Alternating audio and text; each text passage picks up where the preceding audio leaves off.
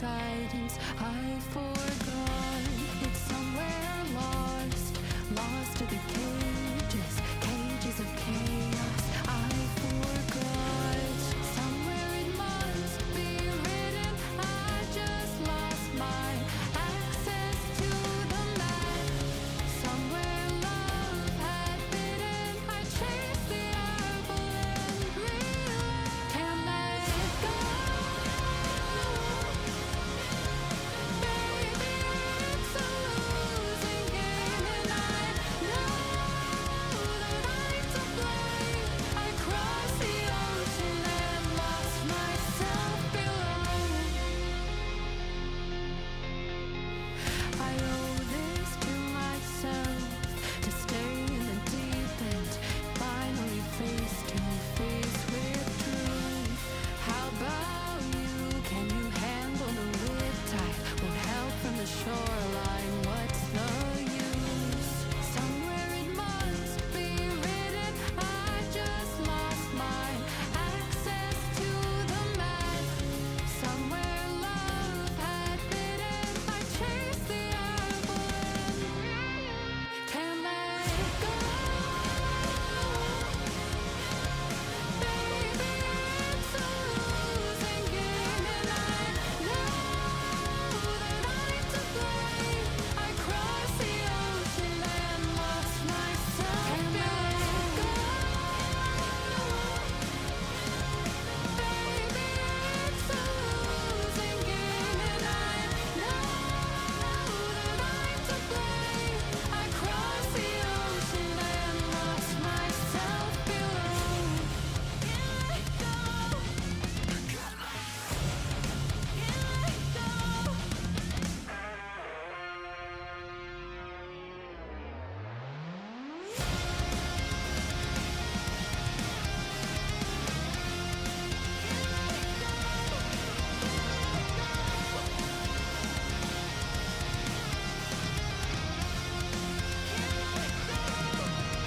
Can't let it go. Baby, it's a losing game, and I know that I'm to blame. I crossed the ocean and lost myself. Can't let it go. Baby, it's a losing game, and I know that I'm to blame. I crossed the ocean and lost myself below.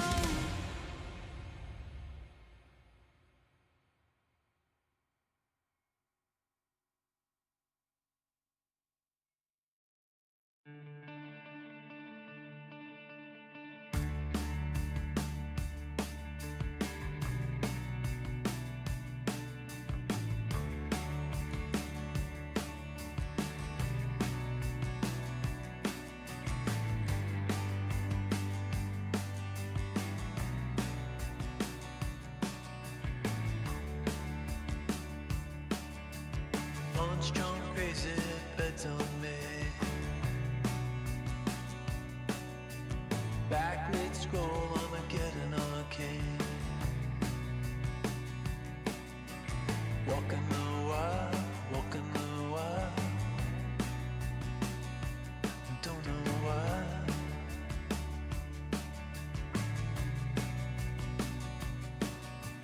Cosplay cowgirls and numberless jazz. We're feeling just fine in our running hats. Walking the wild, walking the wild. I don't know why. I don't mind the hustle and the tussle. I don't mind the grind. I don't mind pretending we don't see these signs. I don't mind the hustle and the tussle.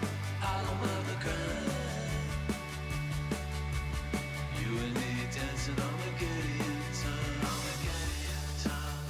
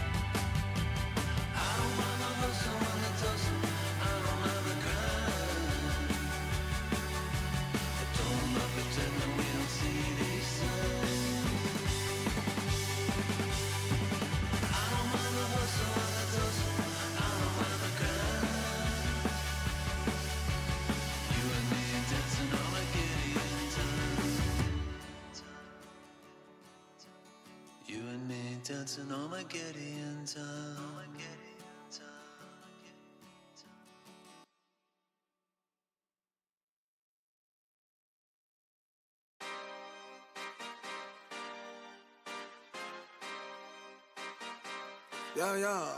Yeah. Pop in, burning like this, ain't checking my wrist. Third is my shift. Rolling all night like flex. We look at the clips, these credits are lit. Stacking miles, I'm far away from home. I got what I wished for. Taking that risk, I'm checking my list. Marathon man, it's run legit. Can't let it slip when it's all in my grip. Talking too much, he probably not it. All that I did, calls I missed, time I spent. Yeah, that's that blood, sweating my love. Checking out tug, out of the mud. Rough only get picked up like a truck. Win in the clutch, that is a must. Wake up, get to it, ain't nothing about it. The only way to it is do it, no way around it. Before that we cruising like the Caribbean with mileage. I'ma always be solid, I'm a young brother with knowledge. Go do the science, dog. Always up like a pilot, dog. Look at my eyes, I'm tired, dog. The time that it takes, I made for the space. Gotta build my empire, dog. I make sales, not a buyer, dog. You don't compare, he a liar, dog. Stack it up till it can't fold, I just did 10 in a row, I just did 10 in a row, I just did 10, gotta go, Stack it up till it can't fold, I just did 10 in a row, I just did 10 in a row, I just did 10, gotta go, go, go, go, go, go, go, go, go. Get off your phone, can't sit at a green light. Look how that shine reflect like a ring light. This is my podium, talking to 3 mics. I'm not no Rune, have the team winning. If I said it, you know that I'm in it. They tryna live on the corner, I bend it. Can't take those chances, ain't talking about bend it. When they too lazy, they talking like critics. Why you so mad? Go get a bag. I'm in the lab, I don't move the same. Off of the pass, for back in my lane. I cannot sit in one place like a stain. Sharing that paper like ripping the page. I'm gonna be the last one to remain. Walk with the nearest, I'm spitting that flame. Hop out the cycle like it ain't a thing. Doing them heels, we running up. Hotel bar after the gig. Something to sip and getting drunk. For the case, so baby, we gonna dip. Was I bad in them apartments? Started hitting the target. Started flooding the market. Started moving smarter until we rose about the garden. Stack it up till it can't fold, I just did 10 in a row, I just did 10 in a row, I just did 10, gotta go, Stack it up till it can't fold, I just did 10 in a row, I just did 10 in a row, I just did 10, gotta go, go, go, go, go, go, go, go, go.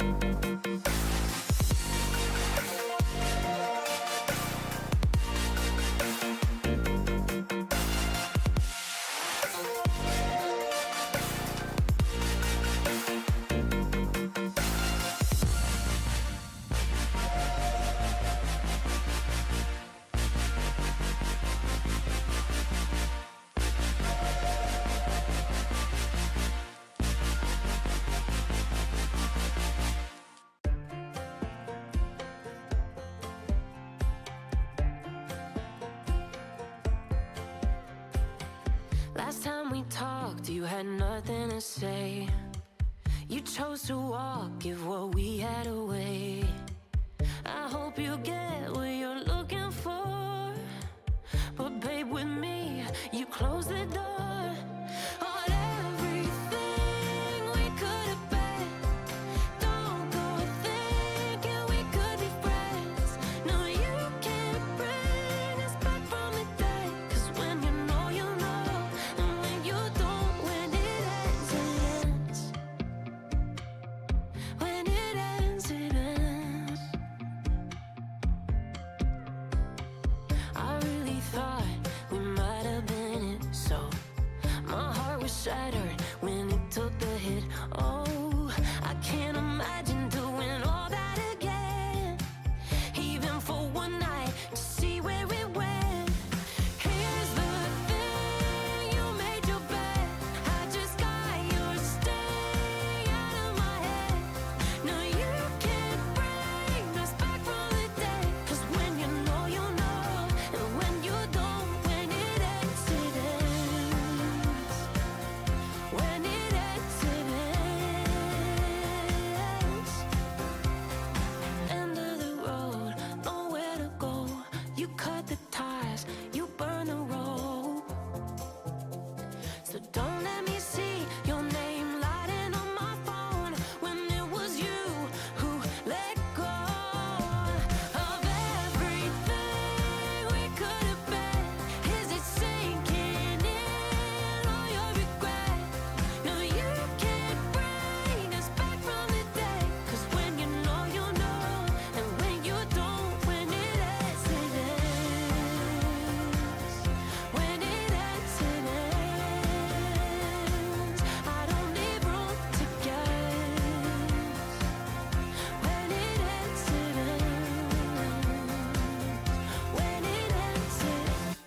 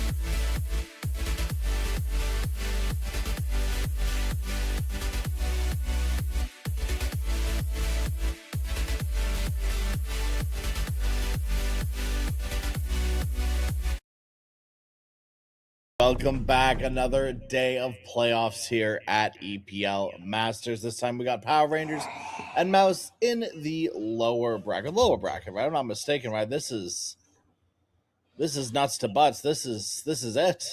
Yep. If It's these teams weird don't just do seeing well them down here. Yeah. I don't know how Mouse got here. I don't know how Power Rangers got here, but still The kudos to Power y'all for Rangers bringing a games level up. were very close. The Power Ranger games were a little throwy by both teams every time. Until map 3 where Yellow Submarine just wiped the floor with Power Rangers like they didn't even exist. Well, yeah, no, picking up the Weaver here. Immortal Faith standing in and playing is kind Yes. of interesting. Definitely not the usual stuff, of course. Yeah. Not what I Yeah. expected either, loading into the lobby, seeing Immortal Fates locked in. I was like, okay, sure. Sure, I love his guides. I haven't seen him play Yeah. for 10 years ish or somewhere around there. Hell of a Sometimes even coach, higher too. level pubs, You but know? yeah, Yeah, yeah. formal coach of Gaming Gladiators, and of course even before that the Viking.gg, and Mhm. he did get second place in EPL before. I do believe it was against Bait when his team Tickle Stack got Oh, my second, goodness.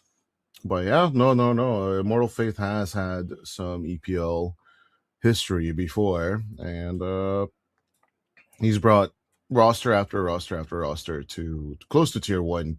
But then yeah, like now finding himself here at elimination against Power Rangers and Mouse is definitely going to be an interesting one for sure.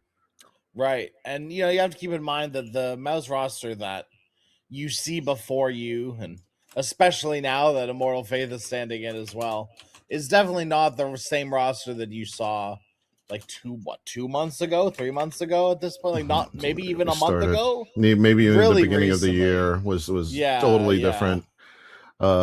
Celery having retired after Birmingham.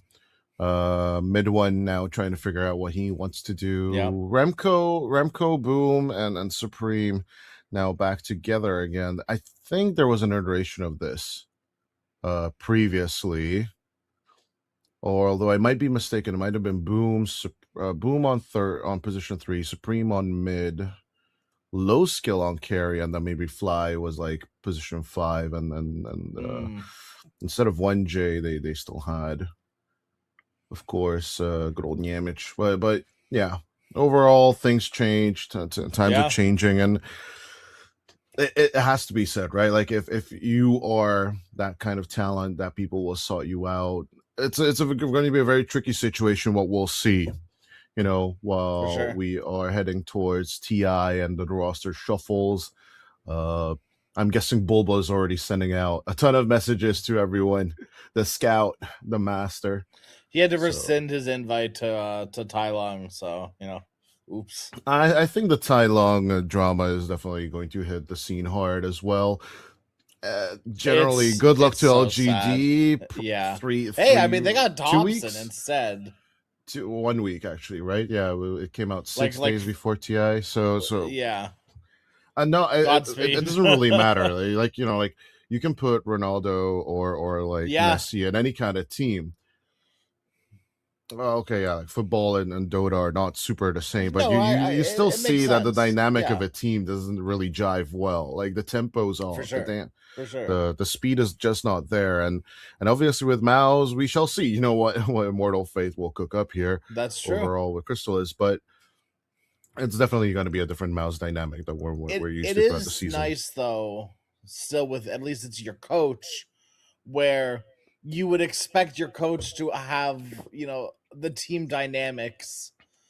Maybe not necessarily practiced and down personally, but understood, right? And at least still adhered to and followed and like worked with and around. But yeah, here comes a Spur Breaker Marauder combination. An interesting one It's in general, interesting. although Yeah. the speed boost for the Spur Breaker is not bad. So if you have a good target, you put in the Moonlight Shadow and you just lock Yeah. in.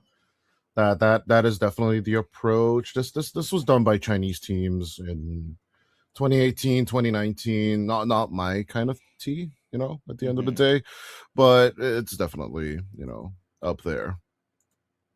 It's fun. It's certainly, hey, we have Shadow Blade at home, and that's certainly something. It's a little awkward though. There's no arrow setup from Power Rangers. It's roar. Your arrow setup is roar. Because I'm not gonna count the Spearbreaker setup because I guarantee you it's gonna get griefed at least once this game. The Spearbreaker is gonna bash someone out of a Marana arrow. Just you wait, it'll happen. And the BKB Pierce in general is the huge value over here, right? That the Yeah. SB will always have. Uh, Heroes such as the Enigmas or I don't even know what is a good channeler currently, right? And beyond that, are just no longer an option for you. And Mao's used to play those. Like I think Boom Yeah. loves to play these. Less of the I press my button and run away type of heroes. He likes being in the middle of the fight. So his Underlords, his Tides, his Enigmas, and overall, like this SB is more of like a counter to that kind of approach. Because Black Hole plus zombies, it's a nice equation, nice circles, nice spells used here. It's just what is going to wrap around this team fight here. I think the Tide would be a nice ban at the end of the day. Yeah. But yeah, overall, it's a tough cookie in it. Yeah, I mean, you could also always 3 the Undying if something really, like, let's say they ban the Tide, and you're like, man, I wanted either Underlord or Tide, and I got nothing else left. I think you can always 3 the Undying and maybe pick up a 5 that can continue to punish this incredibly weak lane of Spearbreaker Beastmaster. That is not a good lane against Clinks plus, some maybe ranged hero with a stun, where they can be totally abused. Bane would have been my first option, just as a hero that can stop the pulls that Spearbreaker's going to go for. Right. Yeah, generally lesser heroes like Pugna, Shadow Demon. I agree. Shadow Demon also banned. And they go for the Tide. Fair enough. There's That's my fine. Tide. I mean, Undying also is good at contesting pulls, right? He's just going to run at them. It's just in general, Boom doesn't like playing the Undying with this potential Weaver it's not support do anything situation really either. So yeah. So generally now with the Tide, you have this minus armor with the Gush, with the Swarm. They've done this before, so like it looks really good. I'm not looking into my crystal ball or talking with the player. Myrtle Faith is texting me on my phone right now. No, it's just this is standard mouse Dota. This is standard mouse Dota. Like they've played this strategy before. This minus armor thing is pretty strong against the Kez. Yeah. But I do agree. Like Power Rangers could have gone for the Bane. The fact that they just skip it is a little bit awkward. Because then this comes out into this X-Nova Jinkyu kind of uncomplimentary support pair. Play usually hates these combinations where there's too much aggression, not enough defense, there's no one healing you, there's no oracles, there's no there's no profile made by the supports. You know what I'm saying? And there's your heal. Okay, now you have a good heal, a good tower push. I mean, Mirana can also build Greaves. But I'm really much missing the team fight aspect of the Power Rangers lineup. They have good pickoffs. Yeah. They if you attack my carry, we'll turn around with the Raptor Dance. So you have good reactions. But the big team fight circle and we are ruling this territory profile of Mao's is going to be extremely threatening. So I am leaning towards Mao's on this first draft. Overall, Akez can go crazy in the zombies and with all the surrounding Necro can scale, Spearbreaker can own the map. Exactly. There's absolutely room. Necro is a massive counter to the Tide, to the Undying. Problems can happen, but Immortal Faith bringing the Undying to 5. Shout out to him because he, of course, this little bugger. Obviously on camera, we are all big lovers of the position 5 Undying, and I think Kuro inventing it, but then Celery perfecting it. There's this, I don't know, this inherent love for the Guardian Grease build, and then just running straight towards your enemies as position 5 Undying. We shall see how Immortal Faith delivers on this promise, though. I'm going to be very much curious into Beastmaster, into all this shit. It's going to be kind of rough. I guess we never talked about it, but when the Clinks came out, it did mean that the Weaver was playing 4. We never did officially talk about it. I just wanted to put that out there. Mm-hmm. I did say it's sort of the same thing. I feel like, though, with the uncomplimentary supports on mouse, because... I disagree. They're just better than the Power Ranger supports together, but I think the supports on mouse instead complement. No. I'll disagree with that. 1J is going to be playing the position 4 Weaver, right? So it's the minus armor combination with the Gush and the Swarm. But then the true combination here is that since you're taking away HP with the Decay, right, and you are taking away armor, things are just supposed to burst into a million pieces, right? true fashion, if you are solely going for solo targeting, you go for the starter route. So just add that it's despicable corrosive phase on top of everything. But then there's also the heal factor that the Undying brings into the play with the Soul Rip, which is also a nuke. So yeah, overall, I'm definitely gonna say that there's a lot of complementary aspects on the mouse side of things.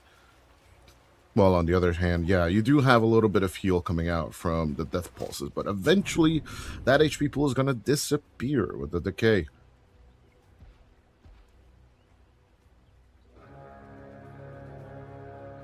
This will wrap around from Mouse, but see if they can actually make anything worth of it. They found a solo Kaz charge going onto 1J. Shikuchi onto Bashka. Bashka, you know, beaten down just a bit, but Immortal Faith eats an arrow bug grenade onto Bashka. Slowed by the threads of fate just a little bit more for the Kaz. Turns around with the fairy fire, and First Blood will go to Immersion. One more gush. Finish off the Kaz as Weaver weaves the threads of fate. One more arrow for 1J. Eats it like a good bug.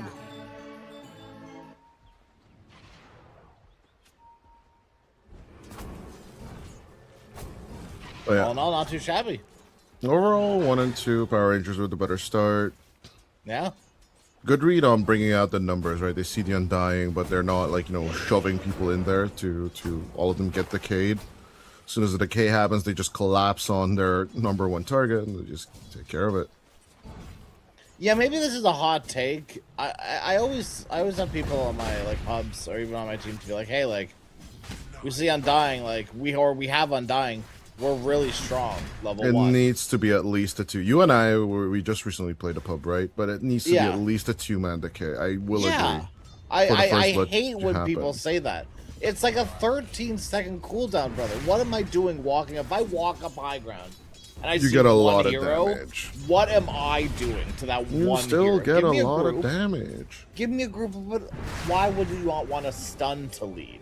A hero that can actually do something to catch Agreed. that solo No, hero. I absolutely okay. That one I absolutely agree with. I don't think Undying Undying naturally makes people good level 1. I think he can enable you to go further than you should be able to level 1.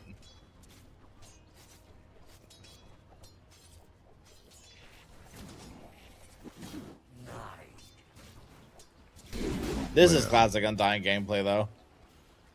Oh yeah, this is tower. separating the lane and then just basically bully Alberca. Immersion could do a really, really good job at skipping the waves, of course, but since Immortal Faith is going to be doing that reversed, overall, I don't know how much creeps Remco will touch. Crystallis is going to have a really, really rough time trying to get a high CS count. I'm talking about 60, high CS count for me would be 60 at 60 minutes, right? So overall, if he does finish at that 50-ish range by the time we have power runes, then we're gonna be happy. Because overall, Immersion's just gonna keep running back and forth with Supreme getting ganked. On the other side of the river, guess he forgot his Spear Breaker was in the game. No levels into roll. Means you're not going anywhere. Immersion has decided to take it upon himself to pause upon. You know why Team Spirit won their first TI, right? Pardon me? You know why Team Spirit won their first TI, right? Why they won their first TI? Yeah. No one picked Spirit Breaker against them. Oh, fair enough. Yeah. And then they picked it themselves in 2023 against GG. So... And then they won TI with it. It's just so underrated, in my opinion. It's very valuable. The problem is the hero can be very bad. the hero is in my opinion, not a gamble in the way that he's kind of like Puck. Puck is the I'm just better sort of hero. You know what I mean? If you're better than everyone, Puck just feels so good. I think Spear Breaker is the equivalent of that. I think if you are bad and you're playing Spear Breaker, you are very limited by what you can do. But if you are just better than everyone, I think you could really make this Spear Breaker hero shine. And not to, I feel like it's not downplaying what they've done. you know, the spirit as a whole organization, but they are definitely big energy of I'm just better because they are very good. They have been, and they still are very good at Dota 2. Yeah, so far so good on the Undying lane. I wouldn't say it's Toby-esque just yet from Mortal Fate or yesterday's performance, but it is getting up there. And of course, maybe it's the Austro-Hungarian in me, right? You know, still feel a little bit of kinship towards Toby. When he stood in last year at TI for Tundra, I was super happy because I really like him as a player, right? But like overall, there's this little bit of, how should I say? Like he just wants to be. He's like super jack of all trades, master of none kind of feel. Sure. Which is nothing against Toby, but he's just playing too many positions. He's not truly focused on one area. You know, like a surgeon trying to do residency and all of those specializations. But then, oh, it's year 5 now. Okay, time to settle on which one you want. And you're like, Toby, to me, never truly settled on a good position. Or a position he's comfortable in, and now seeing Immortal Faith pulling in all this aggression. He will be the first Scythe victim, though. That is possibly the worst place you could have died. You just gave Necro a free Scythe charge? Why I gave Alberca the tombstone away as well. And it's to relieve the pressure off of Crystallis right now. You can see that he's getting the last hits, he's getting the knives, and he will be at that 40-ish range in 20 seconds. Down bottom. Oh my goodness. Shikuchi, I guess on cooldown. Didn't expect the Spirit Breaker. No one's expecting Spirit Breaker, I feel like. They just forgot that this hero's in the game. As soon as you get that brown boots, you're just everywhere. Yeah. You are under leveled. Like, look at his levels compared to, for example, till the end. Of course, he's a level behind already, but he is also was playing in a lane that was being pulled constantly and being weird and also rotating. You know, so it's a lot of different little things. But you don't need those little things will add up. Like those little things will basically slingshot you back into the game, of course. Yeah. As you're giving space to Alberca. You know? Exactly. As we switch over to net worths, right? You can already tell. Like the switch of Rune, of course, is, and that is why Immortal Fate died in the triangle. Exactly so. Overall, you know, just trying to provide value to the Clinks as much as possible. But yeah, the Necro is going to be starting to become a problem, even now. At 7 minutes in, Trident Wisdom will be contested bottom and top. Do they go help Alberca? No, they just come in onto the Tide instead. There they go, charge forward 1 for 1 on the Shrines. But the charge connects to the creeps, not to 1J. Kiyotaka trying to get out his silence, but now a big stick turns everything around. They destroy the tombstone immediately. Magnetized dropped. But it's nowhere near enough damage. Not at this point. Not at this very moment. Especially around a Necropose. Weaver walks in 1J. He wants to die. He feels the need to feed Supreme. He wants to join him in that endeavor till the end. Not dead. No one left alive. 1J. One more click. Kiyotaka, a triple kill. Why not? You deserve it. Looking at the Ash Legion shields, like, you know, just defending against the Zomboids. Just basically making them utterly useless. Well, of course, good old till the end just right-clicks them down. Really, really great start for the Power Rangers side. And honestly, like, yeah, you look at the scoreboard and you're instantly like, okay, yeah, all bets are off. Mouths are washed. It's done for. But it's truly the net worth you have to keep in mind right now. Like, this is the trick that us observers and spectators get to see that the players are not aware of, right? The net worth change is like the fact that Remco has been free farming for the past 3 minutes. Now is kind of the time, as soon as the Tide hits level 6 and then gets that Ravage off, the first item of Boom will basically be the go time for this lineup. And that's what Power Rangers need to delay as much as possible, because that team fight could be devastating to them. Yeah, it's something that's always going to be a threat. you know, maybe it's not a black hole. Maybe it's not like a chronosphere. These like abilities that can solo win team fights, you know. But a Ravage can certainly do work. You know, a Ravage plus a Clinks plus a Magnetize. You've got the Swarm. You've got the Gush, right? The Tombstone Door and Undying, right? Like, there is a lot of different things that can contribute to a hell of a team fight for Power Rangers to deal with. I should stand there. And the Shadow use stun onto Alberca, but a nice charge stops them in their tracks, as well as a Roar to just keep them at bay for a bit longer. Alberca not playing with nothing.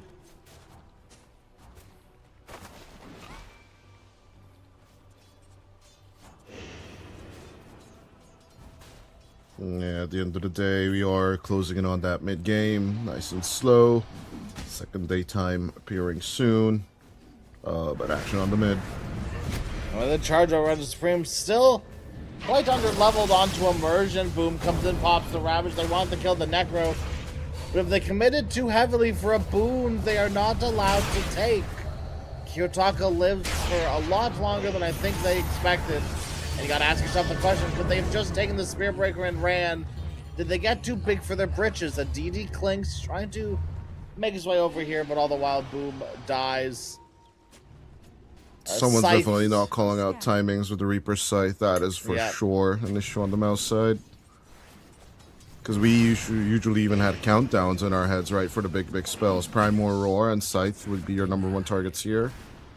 Everything else, maybe Moonlight Shadow could be in your focus, in your mind's eye, but like it's hard to tell on that one, right? Because sometimes they will just use it to reposition or swap sides on the map side.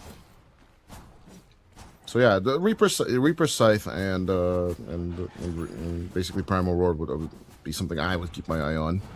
But yeah, so someone messed up on that mid lane for sure on the mouse team. They just should have killed Spearbreaker. They just like get Immersion out and then nah. I don't know. That's way too greedy for the position that they're in. Yeah, taking out Kiyotaka is kind of impossible right now. Level 10 already. Yeah, it's not how you don't have damage right there. What to do? If Clinks had Deso and was there with that DD run earlier, hell yes, brother, go for it. You know, and even then probably a little risky, but at least try. Like at least then I could understand the try. I would like to personally thank Boom for this Tidehunter build, by the way. It has guaranteed me about 200 MMR just from this. Rap's first item. Everyone's confused by this, but generally, you know, it's just making yourself even more unkillable post double braces and Soul Ring. Played Tide recently and I saw it. And I was like, oh man, like, I've always been a Vlad's boy. And it was such a good Vlad's game and such a meh Raps game. Yeah, his Vlad's Mate Slayer build is also so extremely appealing. Yeah. But the Raps, it looked cool to me. I was like, oh, that seems interesting. Yeah, because you go in and people are like, we're not doing damage to you. We're not doing damage to you. And then once they go through the Raps, once they go through the Raps, you get Blade Mail as well on top of it. It's so disgusting, right? And then you're like, oh, Raps is gone. You put in the Blade Mail. They still keep trying to kill you. And by the time they kill you, half the team is dead. Yeah. That's the idea behind all of this, right? And then, at level 20, I always take on level 20, I always take Kraken, Shell, Cleanse, Triggers, Anchor Smash. Especially when you're against like PAs and stuff like that. But he will go for the Gush Armor, I'm pretty sure, if he gets to level 20. If he gets to level 20, because this is turning out to be some sort of Falcons versus Vici type of BS, right? You kind of did need this fast-paced game of your Power Rangers, right? This is sort of exactly what they wanted their game to be. Oh, this is a classic. To get ahead. I don't think it's on the map, you know. If it's still a question to you that this is Eastern Europe versus Western Europe style of Dota, then I don't think you distinguish the two Europes, right?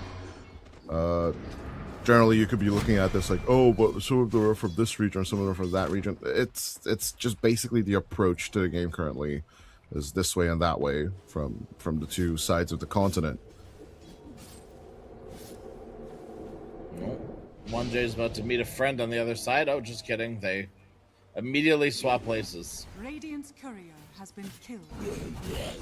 R.I.P. Immersion's courier. Well, Chrysalis should be raring to go soon, or at least maybe a little bit more willing. They're going the Maybe boom come instead. down about boom. They will, but no one is really committing. So Chrysalis, he's gonna he has an opportunity to not waste this teleport right before his Deso shows up. But now this Deso is here. Here it comes. They want this fight, especially because they watched some of them leave.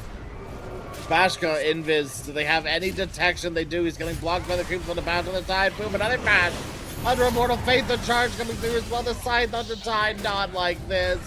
The charge still coming through ways and ways away, but it's the Necrophos. The bugs did the work.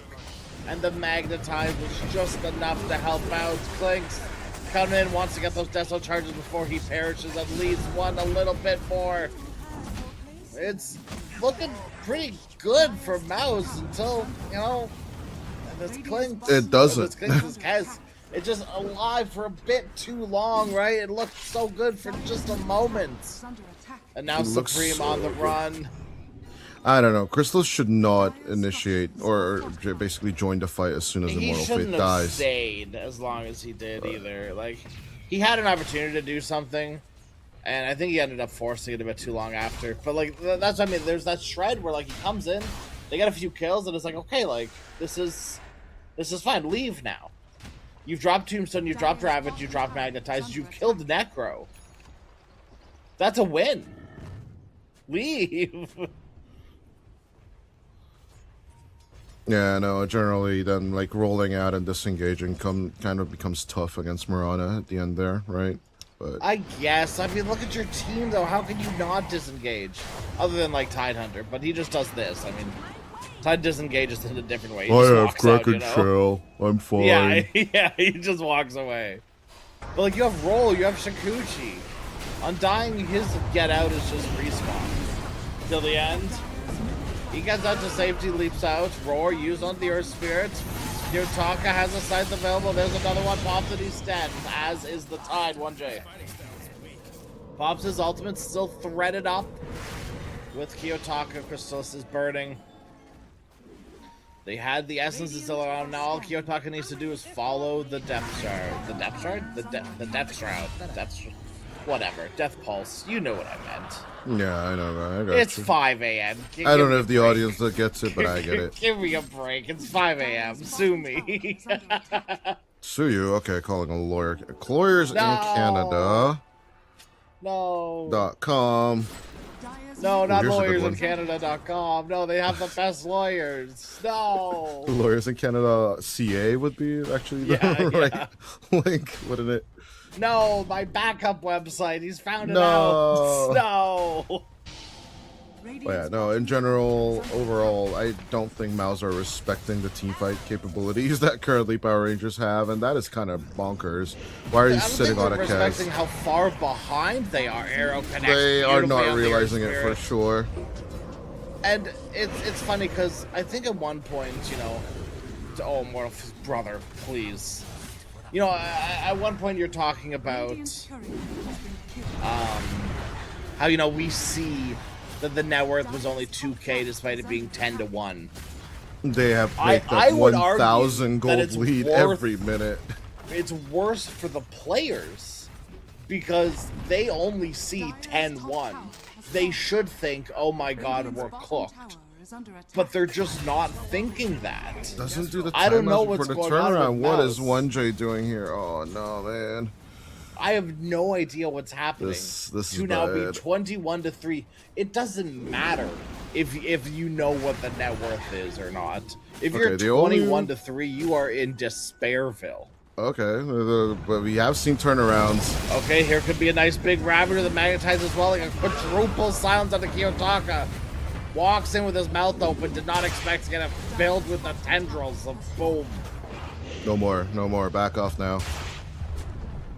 So in games like this, right? The only thing that constantly keeps me hyped in a game like this. Oh, hold on. Charge up. No, they're going right back in again. They've used everything and they know how strong they are, how weak the Clinks is, how there's nothing they can really do to protect him anymore. Immortal Faith, he dropped the Tombstone, but all it does is feed more money into the bank account of Power Rangers. because the only thing you can do here, right? You have to become OG of Game 5 of TI 8. That's the only way you can turn this around, but letting the enemy run all over you this hard, Get sliced up like a melon. I don't know. I don't know what the watermelon's doing right now. Serving up a delicious summer treat. Oof. Don't even get me started about watermelon vendors here currently. They're just ticking me off. Oh no. Oh no, it's the whatchamacallit.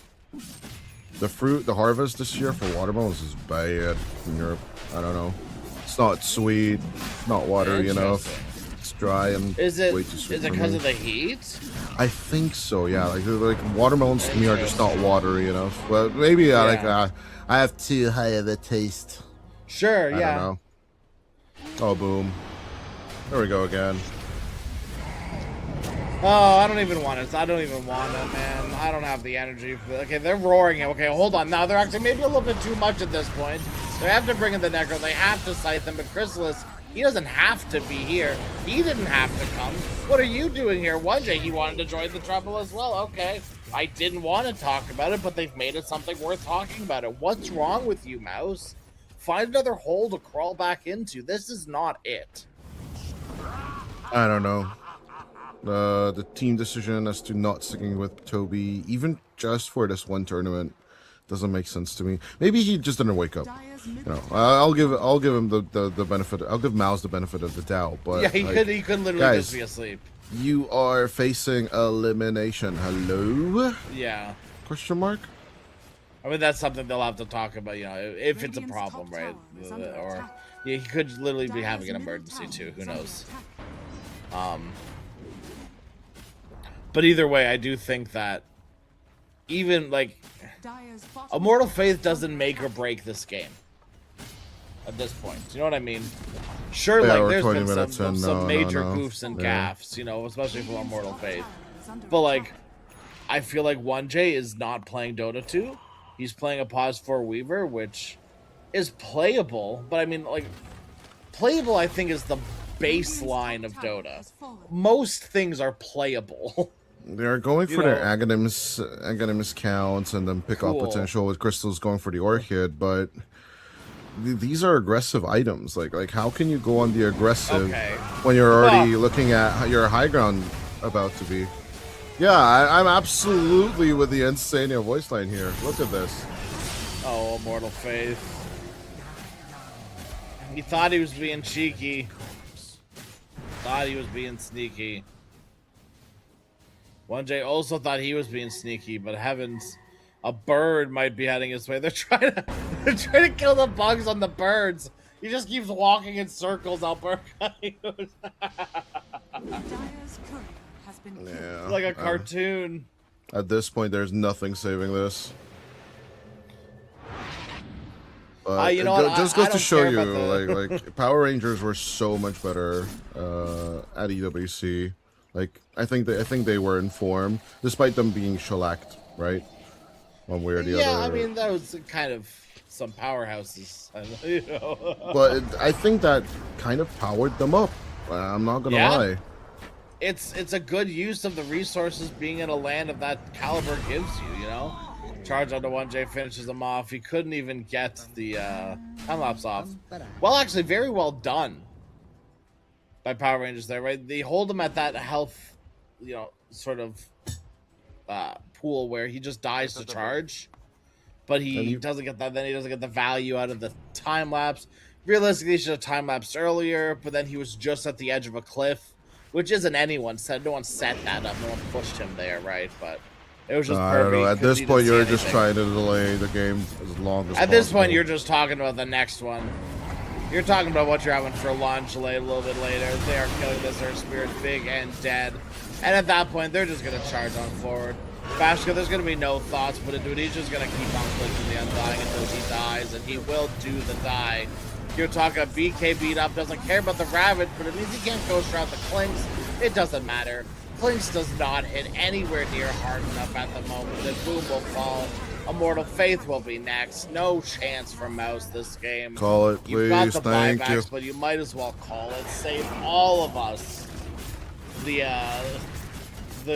despair of watching this game. It's not that they can't do better in the next one. It's that they can't do better in this one. This one. This game is cooked and far away, and that happens. That's Dota. That's not a big deal, right? Like, everyone has bad games. Everyone has bad series. Everyone has, like, it happens. We're people. Hopefully Mouse can fix that up, though, as we, look at the breakdown here of the game. Like, this is not a winnable game, period. You cannot be 0-9-4 on both of your supports. The draft started off so well, but my biggest pet peeve is as soon as Mouse started grouping up for their executions, the target choices were horrendous, right?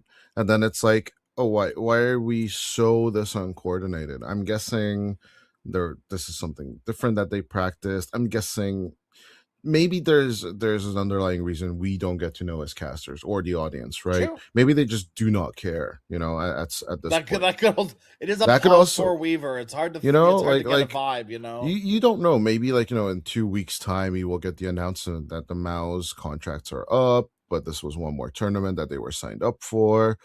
They were an invitee, then they still honored the tournament by attending. But this is definitely not the Mao's we saw at the beginning of the season. Not the EPT leaderboard 10th or whatever they were. Yeah. At the beginning, and it's a shame because I really, really like this team. They were actually EPT board 10th. Yeah, I was actually right on the money on that call. But this is not the boom. This is not the Mao's with Yamich and Mid One Ponto. Or actually, yeah, the Ponto one was never truly gotten off the ground. But I don't know, man. This is definitely not the Mao's I was invested in at the beginning of the season. And hope maybe we will get Toby back in the next game. Maybe we won't. At this point, though, really a ton of issues that Mouse need to solve one way or the other. Or, they just need to have one person make the execution calls, because this is definitely not it. All right, game number 2, Mouse versus Power Rangers, coming up after a short break. Stick around.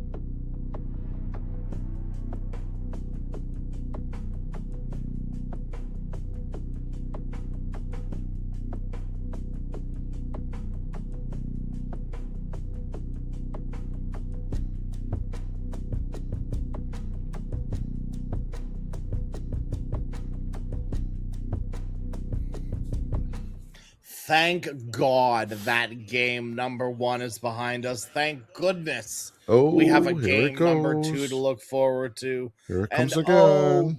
baby, is there a Pudge. Wow, nothing really wets my whistle more than seeing there's a Pudge. There's only actually one thing that wets my whistle more, and that's you, Dodai, my friend. Oh, Hi.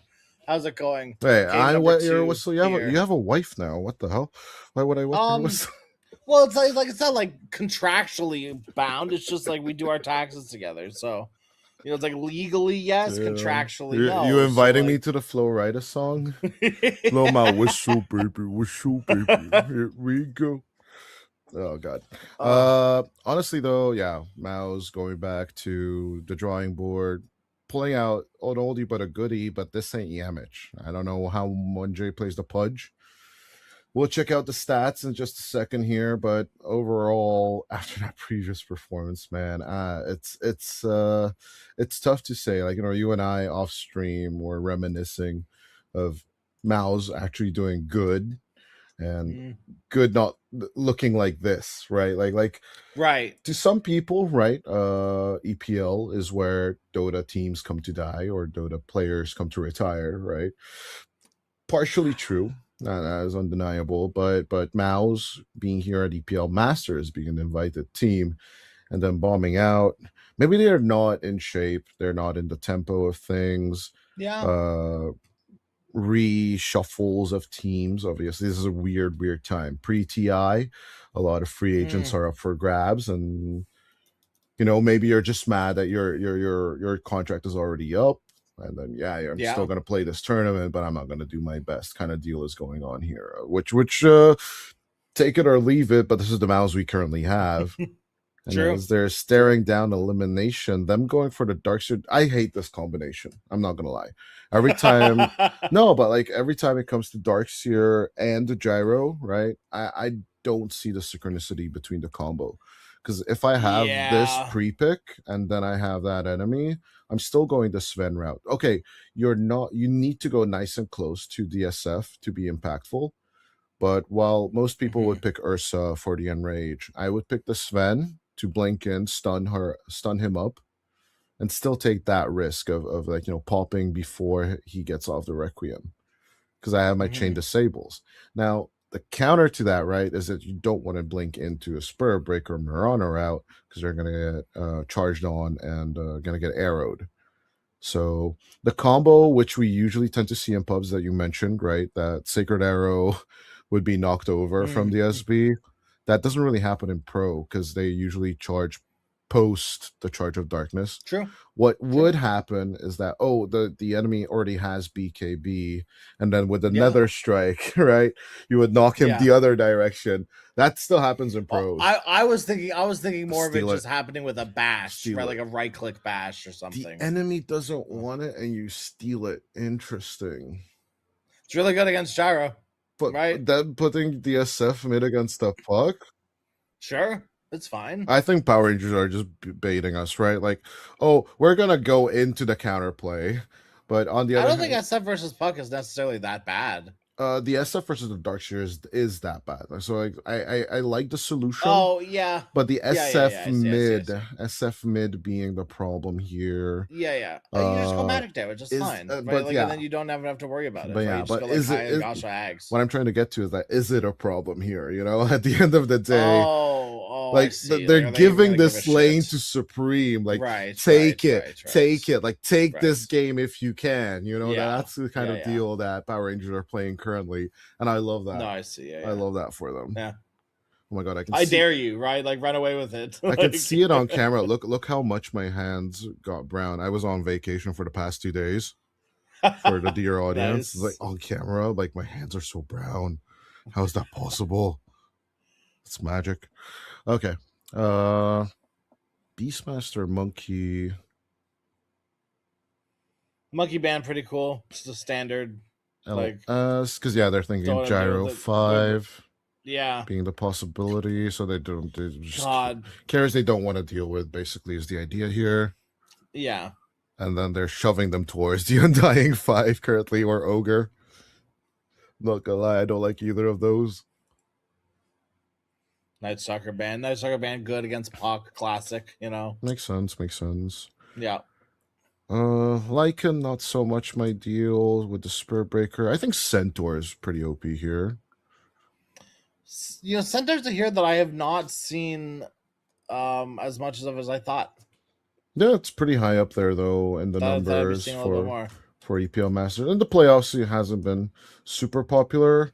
I just called up Power Rangers' manager, and then they told me what they're gonna pick. So quick, Centaur. and that's how it actually works. But no, Centaur is actually after 22 picks has 14 wins overall here at EPL Masters. It is the 5th most picked hero so far. Wow. So yeah, I've been getting a lot of non-Centaur games. I've been very surprised. To be fair, I did get I think like 3 yesterday, so that did like make up for it. But like before that, I was just also surprised. I don't know, man. Give me what something did they super pick cringy. Here for cringy. What do they do to fix? Crystal's Razor. I kind of like it, kind of don't, but super don't actually. No, I'll take it back. Okay, so it's a 5. It's the 5 gyro. Oh wait, five pudge. 5 pudge. 5 pudge. They're not going to gyro. They're not going to double melee route on the offlane. This is interesting. No, because Ion Shell, the rockets, obviously, the Ion Shell, rocket barrage, so good. You know, you surge them, and then you rocket barrage, and then you run under tower, and then you die like a dog. I don't know, like easy. Overall, it's once again more of this Asianish approach with a European twist, right? With the Crystal's Razor. There's something like, for example, Extreme would never play. But like, you know, it has those toes with the Gyro 5, or Gyro 4, but at the same time it's not, you know. Yeah. I will say one thing about this mouse draft. No matter what happens in the next 15 minutes that'll before this game ends in 15 minutes we'll talk about like what we think at the first 10 minutes in the game, right. They went out on their own merits, you know, like they are playing their heroes, and if they win with it, that's great, and if they lose with it, they have my respect there as well too, right? They're not conforming. They are going to make their Dota work for them. And they're going to have to figure out how to make that Dota work for them. Because at the end of the day, that will be their best Dota. But yeah, well, draft 1, I saw the vision. I saw the idea of actually getting into the game. Oh, production. The game has started. No, it was just help, I'm stuck. Production. I'm stuck on the screen. Freedom. Yeah. Jokes aside, obviously, I like the draft 1 way more. Pressure point for them. Sven, the Centaur lane is just gonna die one way or the other because Centaur currently just needs to build the stupid Helm to Dawn and just basically sabotage the laning stage in general. So overall, this game plan now with the Darkseer, right, and then trying to vie off once again an unconventional position 4 is less so to my liking. So I'm gonna go Power Rangers. On the second game, I'm going to be a turncoat, no matter how much I love you, Immortal Faith. My brother in arms, but I don't think this one's it. Yeah, I mean, I actually think that is the perfect. I just don't think it's it. You know, I think that's it. I think there's not much more to be said about it. If it were, like, it can work, but it's Dota. Anything can work. Anything can work, but I don't know if it's gonna be possible. Power Rangers are warmed up, they're toasty. A hook on the Centaur to start things off with absolutely zero follow-up. You have somehow hooked the Centaur and killed your Puck. You can't make these things up. Immersion does not care. He's going to stand there and he's going to let you hit him. He's going to beat you down until he dies. A nice hook on Baron and maybe makes things up. Immortal Faith will get the tips that he deserves. He hooked it. He earned it. He did kill Puck, yes, but a small price to pay for 3 kills for Mouse. Maybe I am caster cursed. What can you do? But Obviously, the turn is good. Crystal is getting these early kills is what you're trying to go for. Razor does like getting early kills, but then again, against Centaur, what you gonna do? Yeah. Long term, your move speed is not gonna be there until you're level 6. Lane domination is kind of rough. And 1J's doing the diving thing you already talked about during the draft. Yep. You know, I really didn't expect him to do it this hard this early, but here we are. He did dodge the arrow earlier, and by dodged, I mean it missed.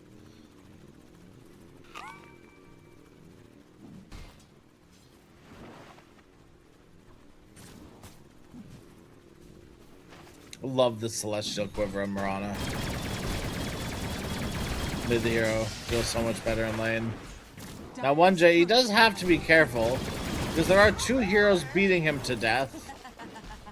Yeah, the Mirana's a ranged hero, especially those Celestial Quivers that you just mentioned. Those bursts of damage, you tend to ignore them, especially when I play Spirit Breaker. I'm like, oh, Mirana 5, that should be fine. I should be fine. Oh, I'm dead. Oh, wait, what? How? When? Right. Right. Oh, the Well, extra burst damage. Screw this hero, it's broken as hell. And the cooldown's a bit too long, or too short, too. Like, it comes off more than you'd expect. And with supports building more stats in lane to do damage, it makes the right-click supports like Mirana do quite a bit more, right? Nice kill mid. Immortal Faith makes it work. That's what you want to see, you know? So the End's Courier will die. Gyro, nice surge away. 1J playing with his health pool, but also playing with the enemies. This Fairy Fire's not enough till the end. Fights till the end. You gotta follow the team's namesake. Yep. Oh, we did say Power Rangers are like offering this game on a platter, right? So That's true. maybe Mouse is just gonna grab the opportunity. I don't know, man. As long as we can bring HP to the Sven, things should be fine up top. Well, down bottom, can we kill the Pudge is always the question on your mind, isn't it? Probably not. You probably can't. You probably just want Alberca to go farm. Problem is you can't die here. Okay, well that was, I mean, probably one of the most far-off hooks I've ever seen in my entire life. That hook was in a completely separate, like, area code. You should play more together, and you should force me to play Pudge. You would see some crazy bad hooks. Brother, I have, and I'm not even just saying this. I genuinely mean it. I promise. I have like 200 Pudge games and like a 30% win rate, but I promise it's not my fault. Pudge was like the hero I would play when I would play with like a lower MMR stack or like a mixed MMR Same stack. here, So same here. like, Yeah. we'd have like a 2k carry and then like an 8k mid. And then, you know, the enemy team would have like 5, 10Ks, and we go, oh, okay, cool. I'd pick Pudge, because at least I'm going to have fun. So the win rate, abysmal. The fun rate, peak. Honestly, if I do I think want the vector targeting hero, it's for me, it's always the Mirana. Because, I don't know, I have some voodoo magic with the arrows. I don't hit a lot of them, right? But when I do, it's good. Let's kill the Kiyotaka again. Okay. Immortal Faith. He's doing things. Where was this guy last Immortal day? Faith is restored. Stun use connects onto 2. Nice vacuum up top as well. Mouse. They're doing things. They're playing the video game. Now they did kill off Crystal's bottom. This is the same amount of kills they got in like 30 minutes last game. This is incredible. Oh, look at this. He's gonna do more. Immortal Faith. Big Daddy showed up and he wants some fresh meat. Well, unfortunately, Spearbreaker had a similar plan, and now Mortal Faith, Big Daddy, he's left alone. And Big Daddy, he can't do it himself. This No 30 matter how hungry HP. Big Okay, Daddy is. okay. Audience, keep watching 30 HP. 1J survived with that much. Now it's Boschke who survived with that much. That's crazy. That is definitely... There's something fishy in the water right now. There's a reason why they're 6 and 6. There are definitely, you know, cooking something weird here. Nah. Conspiracy theories aside, 1 kill per minute on each side is always a fun game. But it's just the nature of the lanes, right? So the Spur Breaker needs to run at you. The Hooker wants to get things. Speaking of the Hooker mid. Another kill in the Kiyotaka, maybe? No, instead he turns it around to Immortal Faith. The top is where we're at right now. Bashka being run down by Boom and 1J. Boom also being not necessarily run down, but pelted at by Till the End in the back. The Ion Shell Till the End. He's able to get out. Bashka again at literally 0 health. A turn, a stun, a few clicks Till the End. He eats the missile and kills the gyro. Throws the arrow. Hits a creep. What can you do? Do you have But that Valheim on Shadow's your already mind? Did doing you just say eat the thistle? Eat the missile. The missile. I thought thistle. You know, or Valheim. Eat Point the one missile. point 1.0 coming out soon. Shout out. Classic Valheim item, missile. Dire's middle Thistle. tower is under I'm so excited for them to add missiles in Thistle. 1.0. Okay, by the way, there are missiles in the game. Apparently, you still haven't finished Ashlands then. If you don't know that there are missiles in the Okay, game. fair enough. Alberca, you're Surrounded. unfortunately Give it up, you're kinda surrounded. cooked, brother. Your wisdom shrine is for us to consume. Kiyotaka, he's here. He's Requiem. Crystallis, there's a tower there, my friend. You can't run back. He dies, but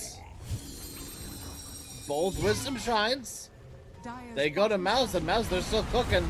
Now, Mortal Faith, he is maybe cooked a little too much.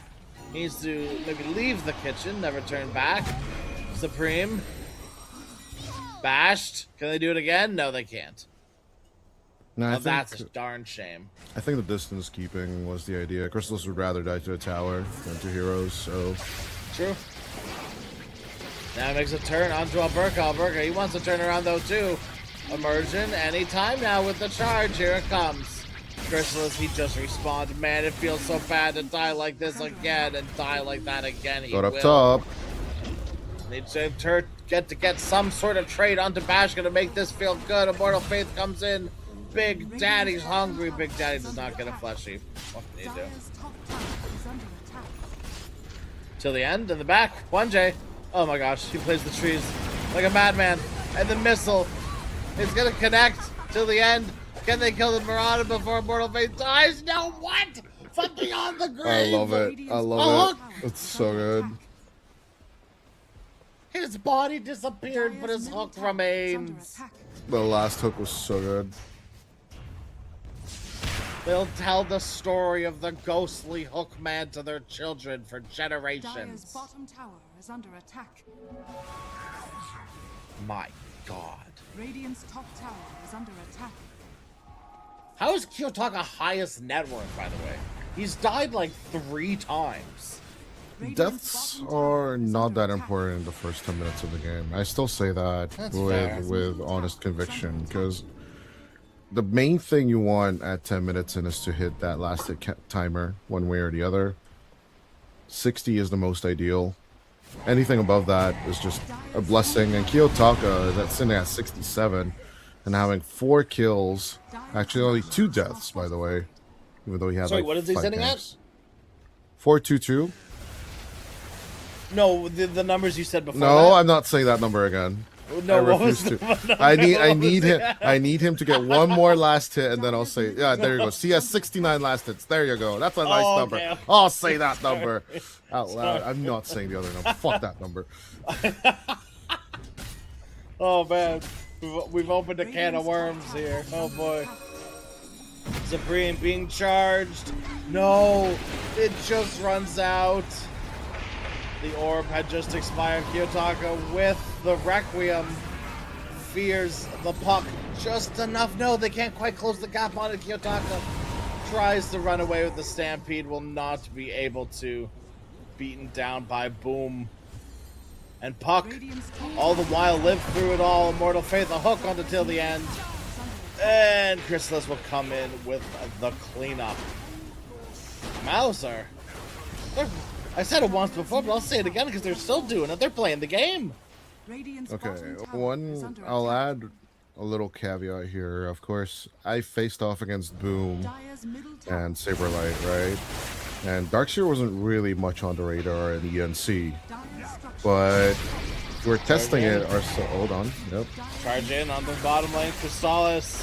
Alberga, he canceled his Radiant's hoof bottom stomp. tower is under attack. He canceled his hoof stomp. Radiant's courier has been killed. That was a dead razor. Radiant structures are fortified. Hello? Alberga? I'm thinking there was a Kiyotaka call of hold. Give me the kill or something like that. Other than that, I don't see no another. shot. There's no other reason canceled why it he to should have double canceled edge. it. Well, canceled I to double think edge instead. he just tried to They still like, had the what? Dyer's middle tower well, because he tried to stomp and then animation cancel, I guess. Right, so like because there's like that not wind up, there's like that Cast stagger time. after Yeah, hoof the cast stomp. time. Yeah, the cast time. Yeah. Two supports onto the high ground. They're gonna meet a Hellbear and Immortal Faith.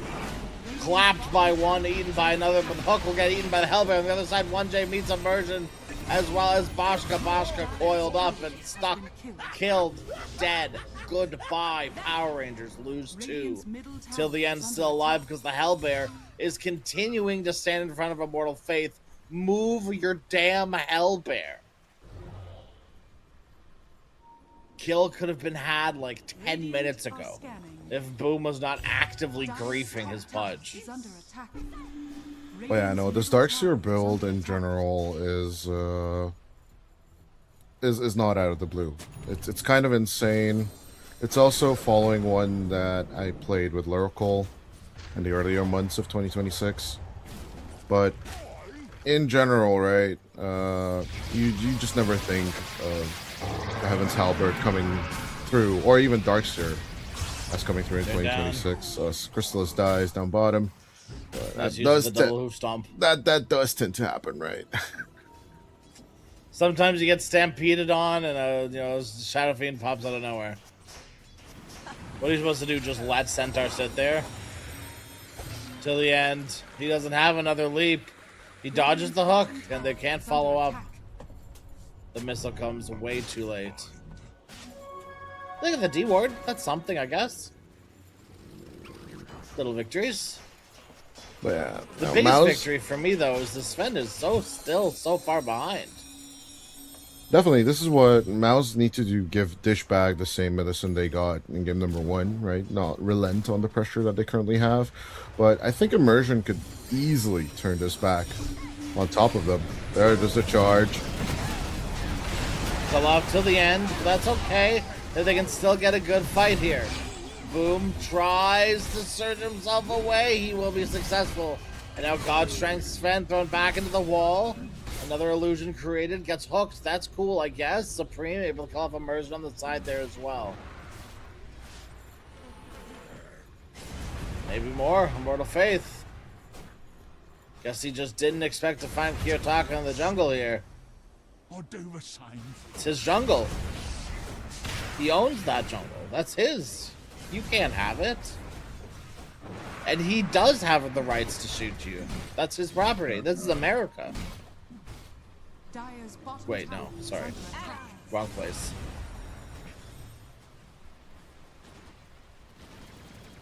Thought we were back in EPL Americas. Nah, different continent. It's fine. Yeah. I do miss EPL Americas. One day. Hashtag bring EPL Americas back, Bring it back. please. Please. Bring it back. Please, run it back, please. Tai Lung, all I'm saying is Tai Lung wouldn't have cheated if we cultivated a nice, friendly, community for him to thrive in. Like, I EPL mean, the Americas. counter argument is Dark Mago, who did attend EPL Americas. No, a no, lot, so- shush, Shush, shush. Don't bring back old memories. right? No. I miss Mr. Jeans. I miss Minnie. I miss PP. Although I still gotta call him Pai Pai. I don't care. I like math. Till the end. Walks right into a Putka. Another silence from Supreme. Seals the deal on the fate of Till the End. Coil gets popped. Just as that missile's coming in as well. Kiyotaka, he can't create enough space to Requiem. The missile bonks him on his noggin, and Supreme finishes him off. This is what I want to see. If Mouse are gonna make this weird ass Dota work, play the weird ass Dota. I want to see it. Yes, please, thank you. As much as we can meme on them, the game number 1 looked awful, but they kind of half-in, half-outed it. This is full in. This is full hog. Radiant's And Bashka's getting hooked. Bashka's getting eaten, stomped, orbed, the whole kit and caboodle. And the most important piece of the puzzle is all full hog. Till the end, on the high ground, nowhere to go. Supreme wants another one, won't get it, denied by Boom.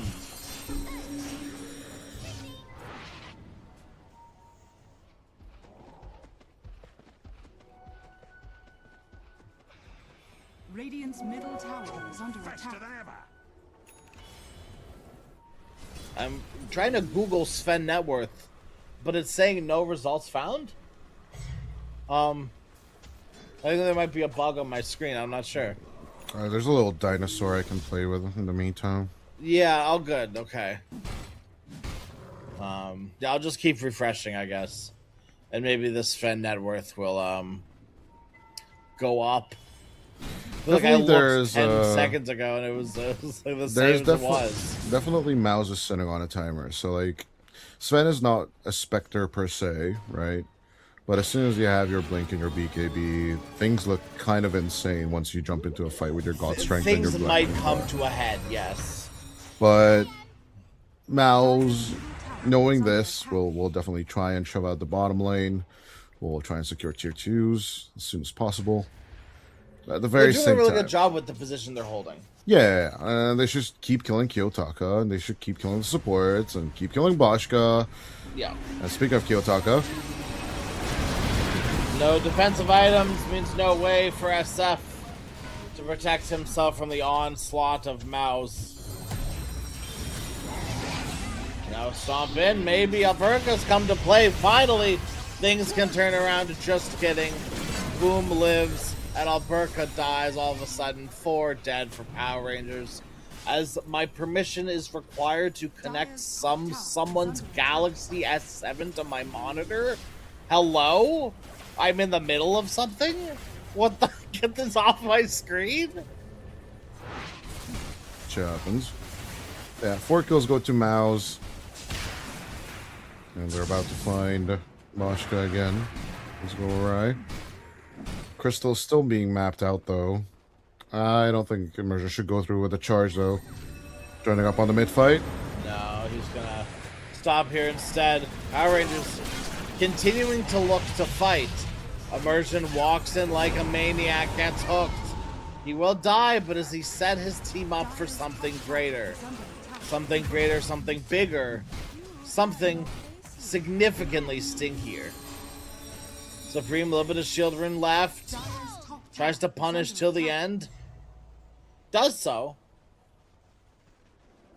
Nice to make sure that he doesn't get punished himself. To the end. What happened here? Why do I keep seeing heroes walking around with like 10 health? Alberca, hello?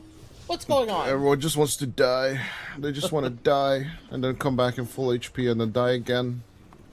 Everyone seeks the sweet release of death, and I No, mean, no, I guess no. I don't I blame them, but I think they just all like the Tom Cruise movie, you know? On The Edge of Tomorrow. That oh, one. Mission Impossible, yeah. No, The Edge of Tomorrow. That one. Mission Impossible is good yes. too. That's like you know, like if I want just dumb action for a few minutes. True. Although I can't decide, Die Hard or Mission Impossible if I just want to watch dumb action. If I want dumb action, I'm watching the entire Die Hard like trilogy. What? There were 4 movies, like- no? Or wait, there were 5 movies actually. Yeah, but I don't like to think about those other ones. I like 4 and 5. They're they're so okay. dumb. They're so dumb. That's what makes it Yes. so much fun. Yes. Because they're stupid. Yes. But if I want to enjoy my time, I'll watch the first 3. And even the third is pushing it, but I just have nostalgia for that one. Even the second one's pushing it. There's so many things that don't make sense. Okay, you know, yeah, And that airport. I'm willing to. And the Yeah, that's planes. fair too. So many things just don't make sense on that thing. Fair. Immersion? Immersion. Charge away if you can, little cow. You can't moo yourself out of this one. Murata. You're stuck too. People, I guess, just want to die. Bashka blinks in, pops his ultimate, Immortal Faith. I don't think you want this smoke, brother. They're gonna eat the core, but they both use their stuns. They can't stop the feed. They eat the train, Bashka. He's all aboard the feed train. Choo choo.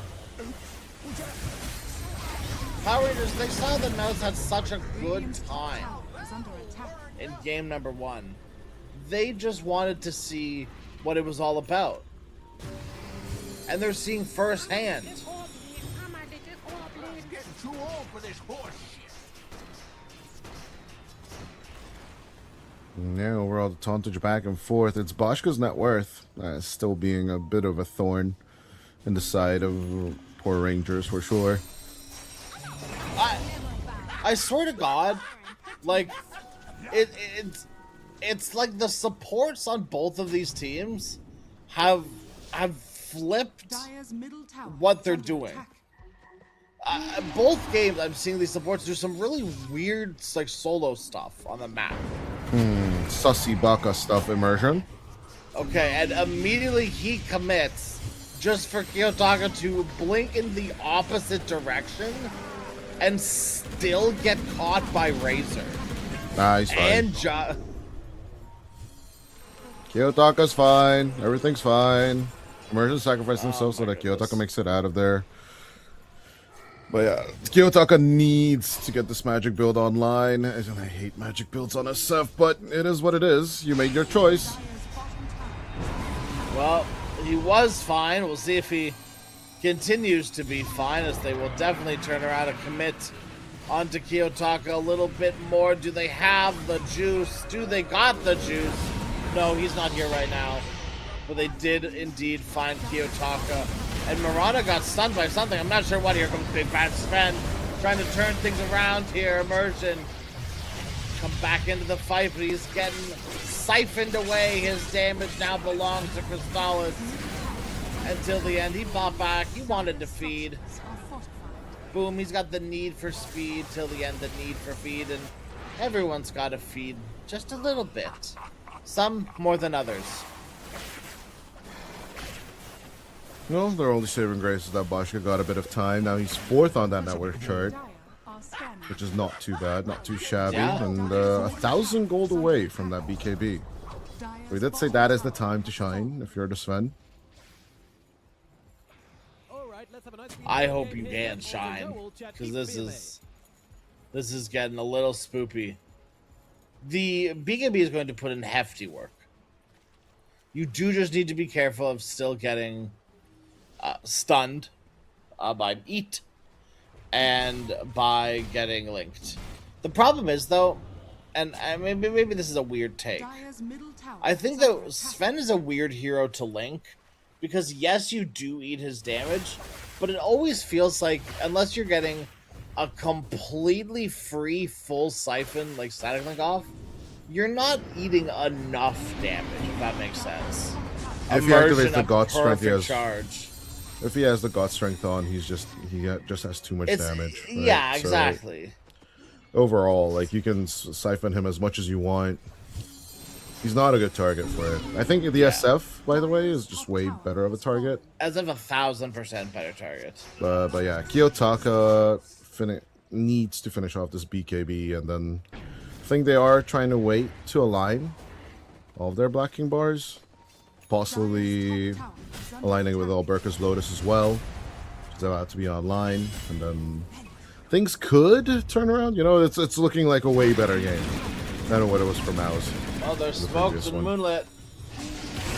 Power Rangers looking to make the move, and it all starts with one. Boom will die. They want another immortal faith. He hooks his teammate out to safety. Thank you. 1J on a monster kill streak on the gyrocopter, FYI. That's crazy. That is kind of funny on a gyro 4.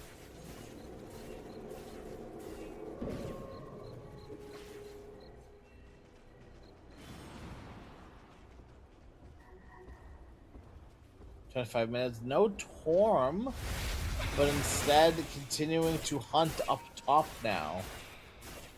Radiant's middle tower is under attack. Radiant structures are fortified.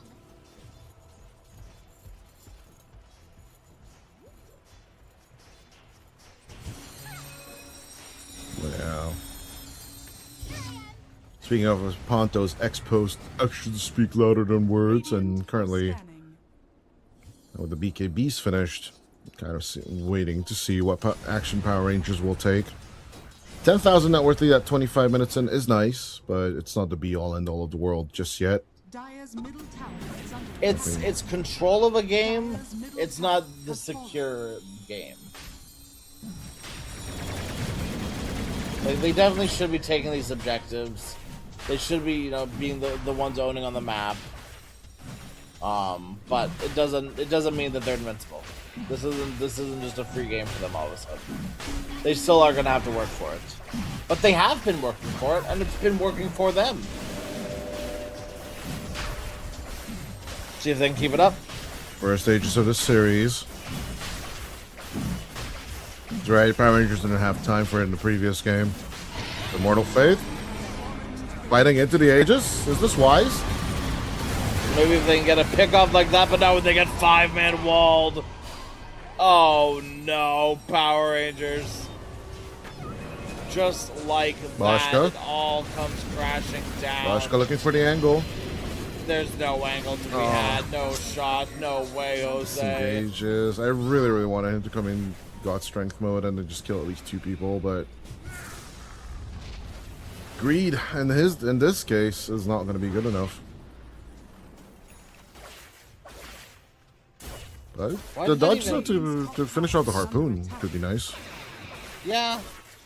Yeah, Why fighting did they into the even Aegis start in like general. that? Like, yeah, it's that why? fighting into the Aegis in general is not a good idea, right? But at the end of the day, if you can get pickups before the enemy takes the Aegis and then you can get out safely, Yeah. it's more of a we're not gonna push because we're in effectively we're in a number disadvantage, even if we have the Aegis, right?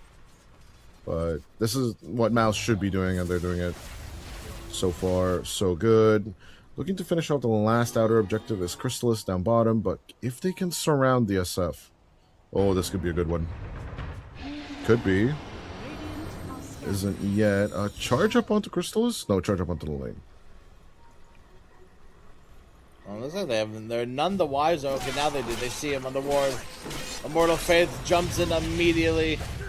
Atos, Kiyotaka, hello. Goodbye. That's Aegis. Yeah, that's a good trade so far for Power Rangers. It does cost Kiyotaka his life, but hashtag worth. They are getting pincered quite a bit, though. They're going to need to be careful here. In the back of 1J coming in, teleport away. He does get out. But till the end. Oh, sweet, till the end. Trying to get away from a pudge. What do you think was going to happen? An Atos pudge. Definitely not happening. Cheeky little hook on the boom. That's a bit of a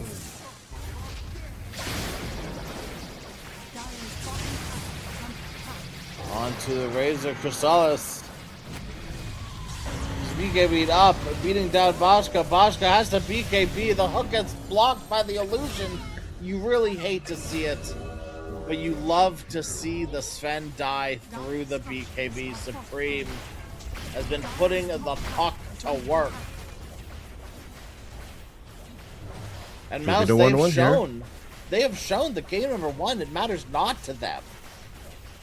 What matters is that they're able to bounce back, get the ball rolling once again. I think someone got a talking to after game 1, and then they could have won game 1 if things fell in line for them. Oh, obviously, early lead advantage is always nice to have, but like, you know, neither team truly kind of had down the rhythm of the game until minute 15. Yeah.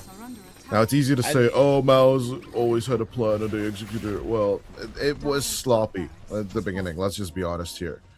But now holding with an advantage and constantly pressuring the enemy is rather an easy thing to say, an easy thing to execute per se. But if you can force the enemy to make mistakes, then going on to the high ground is truly the easy part, right?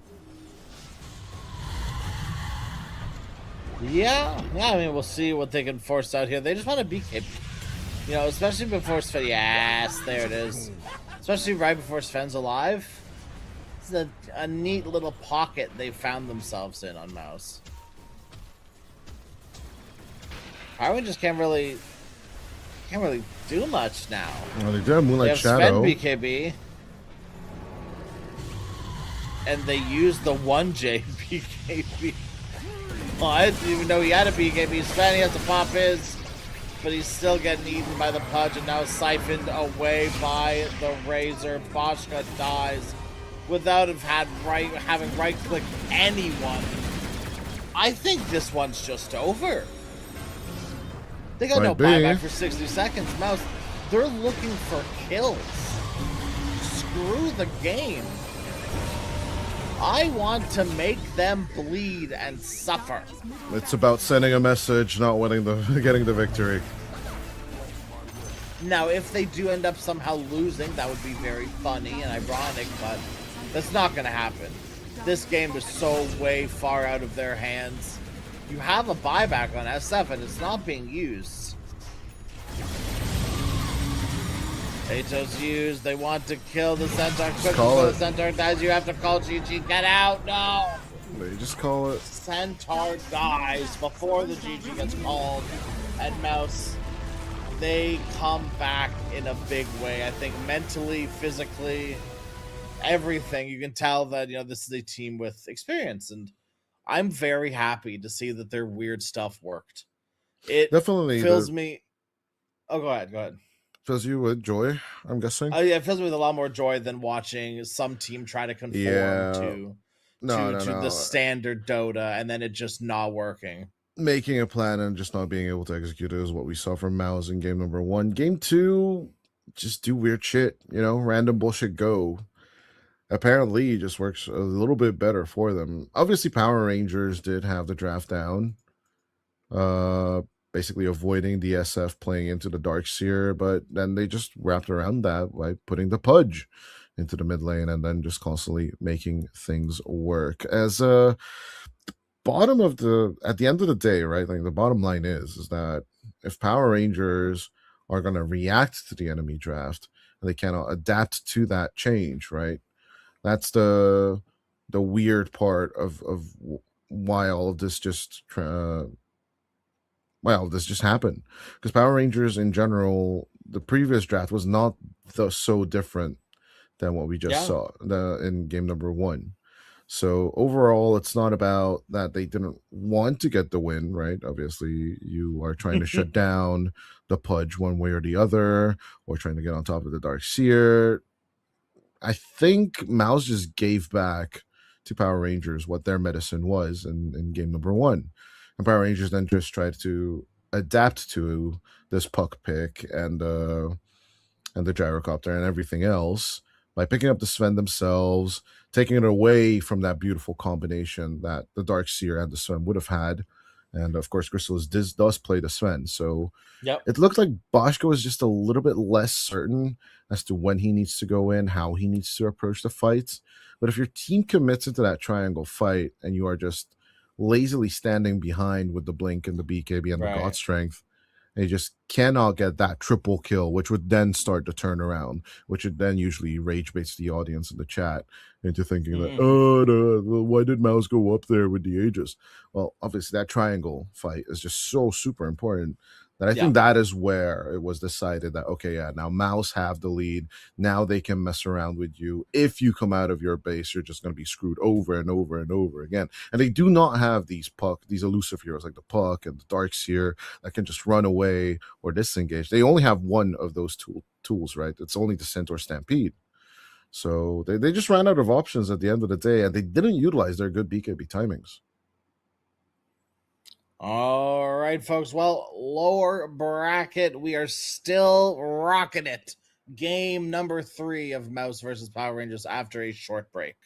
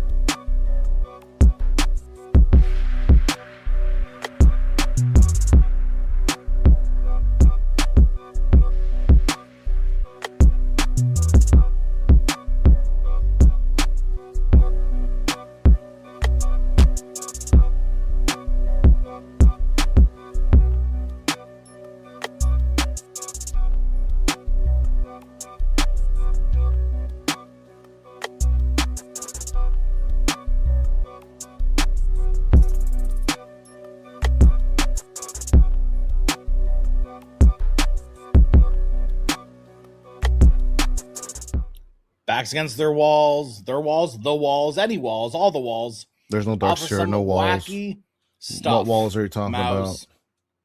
They This isn't come China. No back. one's building walls. What the hell? No walls. Sorry, I'm thinking back to EPL Americas again. That's my I bad. mean, Sorry. if you're French, you do build the walls. Maji, no walls. That's true. Lots of walls. Lots of walls. Lots of but walls no walls of here anymore. castles. Or we're all walls. It's Only either all tombs. walls or no walls. Only tombs. Depends if you're a wall half empty or a wall half full kind of person, you know. But either way, lower bracket, backs against the walls here, right? Or no walls. Fronts against the walls. Who knows? Who's to say? I'm actually thinking, way, like, why doesn't Undying in the Egyptian skin have a pyramid tombstone?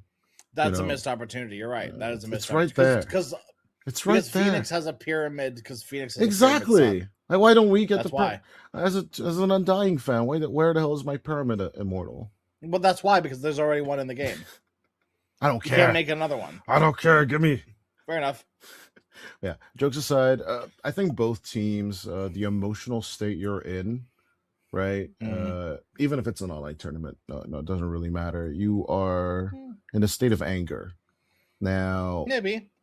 no, you are definitely mad. Like, even if you are on Mouse, even if you're on Power Rangers, getting stomped one way or the other is not a good feeling. Now, of course, obviously, everyone's going to be like, oh, this guy died this many times, that guy died that many times. At the end of the day, genuine players are just going to be mad that why couldn't we play like this in the first game, right? If you're Mouse, Power Rangers is how the hell did we let this happen? Is the approach? How do we lose to 5 Pudge 4 Gyro? Exactly. Like what are we doing? How does this lineup actually beat us while we actually just have good BKB timings and then we can just turn the game? Like, both teams kind of dropped the ball on their turns when they actually hit their power spikes. Tidehunter with the Aghanim Scepter, Crystal is just not being fast enough on the Clinks. The other side, it's the BKB on Kiyotaka, using it way too early, and then Boschke just not joining in on the fight post Aegis. And then if the decision is to weave fight into the Aegis, then you should have definitely waited for the group up, or you should have, if you're immersion, you should have charged in to a better target. So like overall, mistakes are made. I don't know if lessons are going to be learned, because the Miranda is not going to be stolen.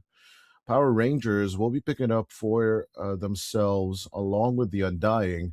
And this offlane combination, not my favorite. I do prefer Undying, Keeper of the Light. You and I have seen me play that with a few other people on different servers and on different in-houses. I think it's just way too effective. Now, with a Dark Willow Mirana combo, it's about rooting and then throwing out the Sacred Arrow in time before the Sacred Arrow and the call down and yada yada comes through. Yeah. So Mauser once again going for this big setup kind of deal. I don't know, no darks here, boo-hoo. They're just gonna go towards this pivoting of the no Underlord and Tide again. I don't know. Yeah. Nature's Prophet for Crystallis makes sense. This is a strategy I was beaten with. Toby is back. Oh, Toby's back. Yay. Toby is back. It is worth noting Toby is back. That is really good news, by the way. Shout out Immortal Faith. A wizard only arrives when he's truly needed. He's never late, or whatever it is in Lord of the Rings. And if they lose, Toby is going to coach, Toby. and then Immortal Faith is going to join the team full time. Just blame Toby. Yeah, like obviously, as a Hungarian, I definitely support blaming Toby because he's Austrian. Blaming Austrians. You really screwed yourself over by joining this game. Realistically, like, this is career ending. No. I think Toby specifically can be blamed. Toby in general is always the type of guy that just wants to play. Like, it doesn't really matter what team he's on. He doesn't really have beef with any roster. It doesn't have beef with any particular player, as far as I know. All he really wants to do, no matter the roster, no matter the team, is just play Dota. So, all right, well, let's start beef then. Let's beef with Toby. Beef with Toby? Toby, you piece of shit. Why aren't you on a tier 1 team now? Like, bitch. Lorinov got Enigma Galaxy signage, and who were the other mercenaries this year? Let me hold on. Let me put my Reddit hat on. Hold on. Let me Reddit. gotta get into that state of like anger at the world. I have kitty ears. That already triggers a lot of people, but I don't know. The headphones are just too good. I don't give a shit about the ridicule. You guys can keep typing it in the chat, like, honestly. But the sound quality is just too good to give up on this Hey, shit. and you know what? And there's nothing wrong with wanting to feel like a pretty kitty. Okay. So, I'm already a pretty cat. So. yeah. So there's nothing wrong with that. So no.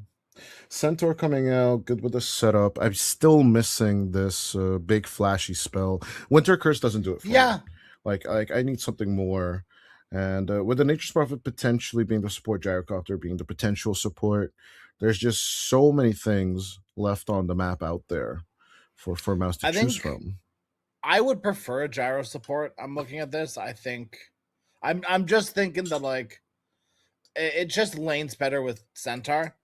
It doesn't. I mean, arguably lane pretty well against like Undying as well. You can hit Tombstone and It's the heroes, like, but like it's fine. The treants in lane actually, I think, are going to make the difference for me. They eat the brambles. They actually do damage to Undying, despite maybe you not necessarily having to sacrifice your hero to do that in your hero life pool. I think Prophet Wyvern probably the best lane combo you could ask for to lane against a Undying. I think Power Rangers a little bit in trouble. I think Mouse could definitely go for like the Supreme Storm Spirit here. Since the puck is banned, there's no Huskar for the Classic Ember matchup. The other option is to get nice, close, and personal, but not super great against the Undying Willow Mirana combo is the Monkey, but I don't really like it here personally. But yeah, sliding in, like the guy she tells you not to worry about into the backline and to the DMs would be Storm. Definitely my number one choice. A weirder one would be the Pango, but it can still definitely work with the Gyrocopter and the Winter Wyvern because they kind of need the targets painted, so it needs someone to go in nice and deep and then just show you where the enemy positions are. But getting in and out like that will inherently be risky as they go for a late game solution for Boschka. Okay. And they just pick I don't know. Oh my god, wow, they just snap picked this Slark. Supreme Slark though. Every time I look at this matchup, I'm always baited into the Slark mid being good. But so here I got to see firsthand. I don't know. I'm very blessed with an opportunity at Games of the Future to see firsthand this XM Slark. And let me tell you, brother, he cooked. It's insane. He understands what to do because XM used to be a carry player. But not even XM's is on the level of Chris Lux. So like, but if someone can make it look as good as the way Chris Luck used to make it, then I would be convinced. So, but then literally the next game later the day, I watched Emo play it, and let me tell you, he won the game. But he was nowhere near the reason they won. He was the reason that they were so far behind. He was low as net worth core for 90% of the game. It looked like dog because not that Emo didn't know how to play it. He was a very skilled mid laner, but he didn't have that same level of Slark experience as someone like, for instance, Chris Luck or XM have. Like these people that have played carry in the past that just have, on top of all this mid lane experience, thousands of games of Dota experience, hundreds and potential thousands of mid lane experience. They have 500 Slark games in their pocket because they're freaks. And maybe Supreme has that level of freak in him. I'm not sure. I want to see it. I'm here for it, right? Level 12 Slark for sure. I mean, we'll see what level of freak Supreme's rocking with here because you do need to like even the people that play like Slark before, right, they're freaks. Yeah, for sure. That's you. In the first class, but I am leaning towards the Radiant. Even if the game set up, right? I'm pretty sure. Like the Spectre at the end of the day is just not necessary. Sprout, you can survive the Centaur. Oh, you can curse it. It will still happen to people. So I might be, cutting off my own leg here and get my third position a little wrong. And you can see if I care at the end of the day, you know? Yeah, hold on. So you're I'm going thinking PR. Power Rangers are gonna win? I'm going PR on this one. Okay, so just for no particular reason, I'm gonna say Mouse. Oh, no particular reason, is No it? particular reason. No particular reason, is it, Crash? Nothing that's really. Oh, you do have sticking to out catch up. I don't know. I don't know. I'm not the keeper of the prediction rates, obviously. I don't think any I of didn't us know follow we had them. a keeper. I don't think we follow them that super closely. You know, we like- should. We should. EPL Masters too. We could, yeah. I remember we had them for Americas, and I would love, you know, seeing Boom. the He's result he's, of hey, the he's taking episodes. big time boom boom. Boom boom bye bye. Alberca first blood on the Undying. Boom heard my prediction, and he was like, "Let me help out my brother." I bought him a Right. pizza in Berlin. It's time to get this prediction right for him this time. Boom did buy me a Jay. pizza in Berlin, by the way. So God bless him. God bless him for sure, as Toby. Nah, they're The fine. Brambles. They should be fine. You bumbled the Brambles. What can you do? It happens. Okay. Interesting. Could you run this through for me? Which one? Hold on, before Bashka and 1J Okay, die. well Boschka dies, but that I don't care. Okay, What's whatever. going on?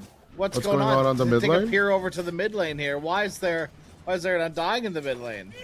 Well, Kiyotaga's established he doesn't want to do this.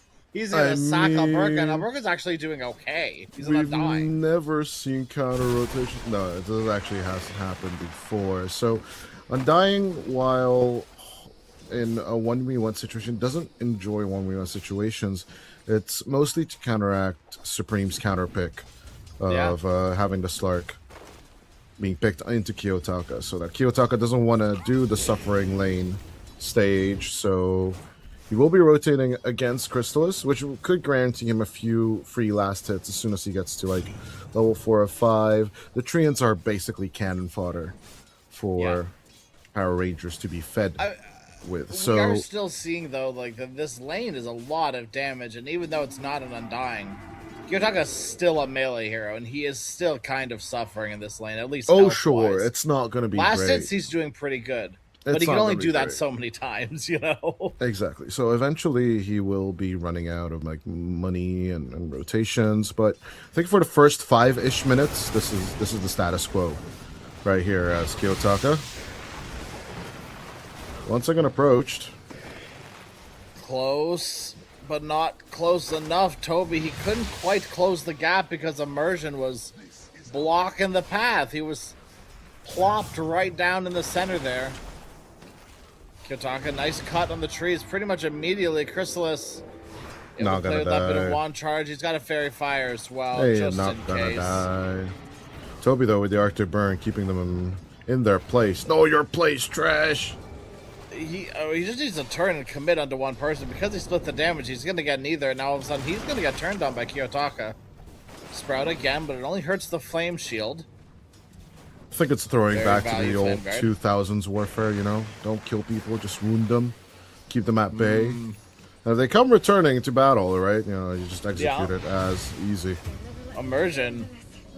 A trade for his life for the Lotus. Have you ever heard it called Candy? Do you know who does that? Is that like, is there a specific streamer or player? Play calls it candy, I think. Yeah, because he's played with people that call it Candy. Oh, HK? No, he doesn't call it Candy. Who calls it candy, though? I don't know. Just I met some people recently that call it Candy. Oh, it's not candy. I've never It's a healing heard lotus. the Lotus called Candy before. I thought maybe there was like a streamer I didn't know about, or maybe if you knew. No, like, I don't know. I a don't know the player or origin. something. I don't I don't know know. the Yeah, I don't origin know of either. calling it candy. I've never heard it called Candy before. I don't hate it. It's kind of like it's an interesting name for it, but no, they all were calling it Candy, and it's not like they were all in the same friend group either. They just all were like, "Yes, this is Candy." And I went, "Oh, okay, this is Candy." Kiyotaka up top. Last hit's doing okay, but finally his health pool is continuing to suffer. Chrysalis in an icy prison I will see be dead sentenced people. to life. I see dead people on this top lane crash, and it just continues. 1J's down as Arrow. well. Connects onto 1J, kills off 1J, and now Boom left alone. Not what you want to be against the Spectre. Toby, he's not doing too hot up here either. Actually, he's probably, I would say he's doing maybe too hot. Because he's standing in the Flame Guard. And that Who would win, an out. Ice Dragon or a Spirit of Fire? Yes. Okay, well that was just a quick and easy double-edged kill. And now Boschka. I don't think you can trade against 1J. Under the tower you definitely can, but that Rocket Barrage comes up, you're in some big trouble. Big trouble. Overall, the Urn coming out to just basically counteract the Centaur just a little bit, so as to not eat so much of that retaliate damage. Is under attack.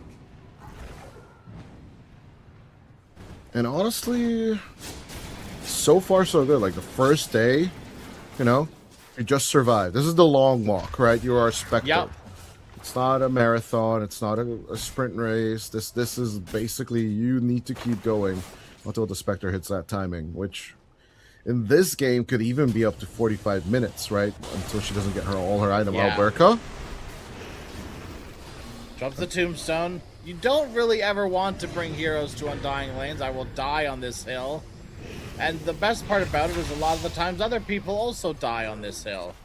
And that's why you don't want to bring heroes into Undying Lanes. You cannot afford to let people die on that hill with you. It feels so bad.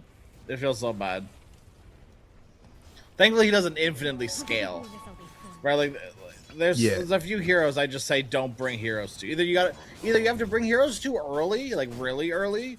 You can't do this like 5-6 minute shenanigans where it's like, oh look, here we come. And it's like, no, don't, please don't. Like, it's a Lash, please. It's an Undying. Don't come. Now the question I to guarantee you Alberca, don't do right? enough damage. He got so much XP and gold now that he's on the solo lane. The question is, how will the standard build, be modified?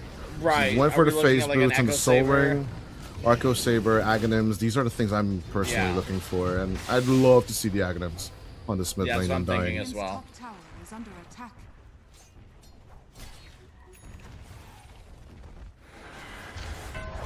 He's down bottom. 1J. 1J, yeah, he's just left alone. You know, I respect the supports that walk away from his teammates. You know, they do the Delta split, and at some certain level, I do appreciate it. Chrysalis, full health, full resources, but he can't quite hit immersion. I You know, cannot have to fight leave the against circle. Till the End, who Till the End also cannot fight against this. I'm not quite sure what the plan was here. Where The are we treants have leaping tree away? walking. What the heck was Why that aren't we low? leaping? High, Why low? didn't we leap? Why did What that the hell? happen? Okay, Alberca No, in the they do meantime get a did nice die. kill onto Alberca, right? So that's good. That's the positive out of all of this. Radiant's middle tower is under attack. Yeah, so far in terms of the net worth and the XP though, the lane swap is Chrysalis, kind of working out. Your target suppose- just finds him in the trees. But he's eating a lot of Immersion damage here for as it. well. He is Remnant actually back. he's very close to death. Remnant forward again, actually. And now back to Lol. lane 2. He gets a free range creep. Lol. Easy. Leave one more TP home if you want, right? You just sort of I might check be on out. I might be overzealous here, but honestly, this lane swap kind of worked out for PR. I think not it quite worked out. It's not the 8 and 5 on the kill board, right? It's the fact that we have the Ember Spirit actually ahead of the NP, and this was all the plan all along. Dire's top tower is under attack. He's a Stampede for what though? Trying to catch Oh, up just for, Boschka, but Yeah. I don't know. Alberca. No ultimate means no life. Radiant's bottom The Undying hates No life. life means that's true. I guess he wants that, so maybe he's happier here. The dirge if- goes what on if- and on. Radiant's bottom What if you could like infest a creep or something as Undying when you're dead? No. Or like give me like some sort of Undying mini game while he's dead. I want to feel like he enjoys it while he's dead. You know, like, or give me some Something like of rock an and elevator active- music or something. Something right? Like, of an let me think that activity he's while happy you're about dead. it. Yeah. Make a hero that is active while death is active. I don't know. Like beyond Venge, no hero comes to mind, right? I don't want something impactful Bashka. while they're dead. Oh, Bashka. You know. Yeah, Bashka, he's getting run down. Behind his own tower, too. This is the strength of the Gyro support that I feel like no one quite remembers how to play against. I see this time and time again, support Gyro in SCA. You know, we see it a bit in South America too for a while, but I've seen a lot in SCA recently. Recently as in over the past like year-ish. It's just like this niche sort of I want to run at you sort of Dota. Nice brambles from immersion. Toby, the TP was good. It was almost too good. But immersion one-upped you just a bit. Dire's top tower is under attack. His mouse coming back into the game swinging. Well, now they're swinging all right. Swinging right over and onto immersion. Throws down the brambles. Supreme leaps will connect. Now leashed is the Dark Willow. Boom's got the tomato beating him down. Chrysalis comes in with the ultimate. Finishes him off. A nice and easy kill for Supreme and Chrysalis. And all the while, too, 1J just... That... Radiant's top tower is under attack. I mean, that just shouldn't happen, right? Like, there's genuinely no way that should happen. Am I crazy? Like, that should genuinely just be impossible. Wait, come again? Radiant's top The tower is under the attack. gyrocopter solo killing the Ember Spirit? That should mean- just be impossible. It's Rocket Barrage, so why? Right, but Why would it be how are you that close to an Ember Spirit without him pressing any button? That's a Kyotaka mistake. That's all I can say. You have so many buttons to choose from I that can't- would I help can't- you in that scenario. I cannot talk right now. If I talk, I'm in trouble. Alberca? Can't believe this. Abuka has not a lot of mana, just enough to pop his ultimate. Gives him a bit of He strength. also very There we low go. on mana. Fear from immersion is very, very good. 1J. He will die in the back as well. He can't do a lot of damage when he's the one being run. That doesn't feel too good anymore. Radiant's top tower What I don't really is under understand is attack. that neither team, when they were playing the Undying, is leveling up the Soul Rip. Like Soul Rip's value, aggressively or defensively, is both extremely valuable. I think people don't respect it enough, I'm gonna be honest with you. They should. How useful would a soul rip be right here? Do you know what I mean? Well, not here I while agree you're with you. farming. Well, no, like, yeah, but it is though, right? Like all these creeps. Look at this. That's a nice little heal. You just want to fight. Why would you not want a little bit of a heal? Because now, alternatively, Alberta's gonna have to walk back to base at the end of this. Or you could have just called out a clarity, The soul zombie ripped yourself and moved on. The zombie spawn interval and the extra 1 attack per destroy is not truly the value to me when it comes to the tombstone. Yeah. So in general, I don't really truly understand leveling it up this hard. And plus, every level up will just cost you 25 more, 25 more, 25 more on the mana. So I prefer Fair. 4-4-1 at the end of my leveling stage. I think it's a pretty old school Undying build too, isn't it? I am an old school Undying player. What Yeah? the fuck am I supposed to say? No, I'm not disagreeing with you. I'm just saying like that's like that is an old school build that people like have definitely shied away from over the years. Okay, here we go, Kiyotaka. Nice Oh, little root beautiful. onto Toby. I like Beautiful setup for the arrow. root, unroot. As Crystals just throws out the ult. This is the cash grab, right? That NP enjoys a lot. Are fortified. And this will definitely keep Bashka at bay Middle tower is in terms of his farming patterns, right? So Yeah. one thing I really enjoy doing against Spectres, especially if I know where they enjoy farming, just warding out that position if I am the position 1 MP as well. You Yeah. know, just put Vision there where he likes to farm, and then just take it away from him while he's farming. Fair enough. Now, Slark is not doing the worst out of all the cores that belongs to the Spectre. But, you know, this was something I was saying that game too. You were picked to counter, and you are lower net worth. I don't care their net worth. I don't care your net worth. I care their net worth, you know? 1J will die bottom to Boschka, as Emergent dying top to Supreme and Toby. Sub's They will dying. get that return kill. Why are supports always feeding Crash? That's couldn't tell you, brother. Yotaka? Should be okay. Okay, yeah, I mean he should be, but thought that against the Gyro too, and he died solo then, so maybe he'll die solo again. Or will he?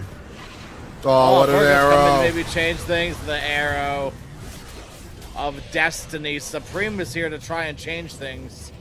Don't think he's going to be too successful in doing that, though. Alberca drops a tombstone. 1J comes in as well. Alberca now out of mana, trying to one more decay, turn things around. He's not able to. Tombstone dies. Supreme leaps out. And 1J continues the charge. Shoot him with your gun. Go, go, go. As long as Boschka's out of here, this is kind of okay. Could certainly be worse, that's for sure. Yeah, he's almost at the Sacred Relic. Like, people in general, like, you haven't played enough Dota if you haven't been beaten by a Spectre. In most of your pubs will definitely see more like PLs coming at you or anti-mages, right? But Spectre in classic team games or competition games is always going to be this late game threat. And speaking of that, right, we were expecting way more Spectres to come out at EWC, but I'd be super surprised if her pick rate would be the same at TI in just about a week's time. Because she's going to come out of TI. All these heroes come out of the woodworks at TI. I've been seeing Earthshaker start seeing picks again. And Earthshaker's people have been calling him in the doghouse all year. I just need Shaker to be back on position 4. I think he's so much better on 4 than 5, or than 2. And people still keep picking it up on mid, and there it's just not convincing me. But yeah, now with Mouse having the early lead, I need them to start choking the map out right now. Because we are still speaking about Spectre potential late game. Yes. Sark is one of those Silver Edge buyers, and they are making a move on to Boschka right now down bottom. Supreme is here as well. Supreme hasn't been here any other time. It's just been 1J. So a nice change of pace to turn things around to bring Supreme this time. As top lane, Toby. Stop choking and choke Unfortunately, them. will be the sacrificial wyvern. Keep choking them. Nah, level 4 Rocket Barrage is not something to trifle with. I think it's no Kiyotaka joke. learned it. Now Boschka learned it. Yep. It's time to learn, PR. It's time to learn. This build is so funny, by the way. Shard into BKB. Boom, pops the Lotus, so he's fine for now. But with that fear silencing or finishing him off, you know, no one's willing to cancel. No one's willing to continue their TP, rather, right? So. But they do lose a tier 2 for all of their troubles up here. It's not the worst trade-off, all things considering. Things could definitely have been worse for them. Now, Kiyotaka is going to find 1J down here. He doesn't have a TP there. That's so funny. He blocks the camp on his way out. I mean, this is what you do.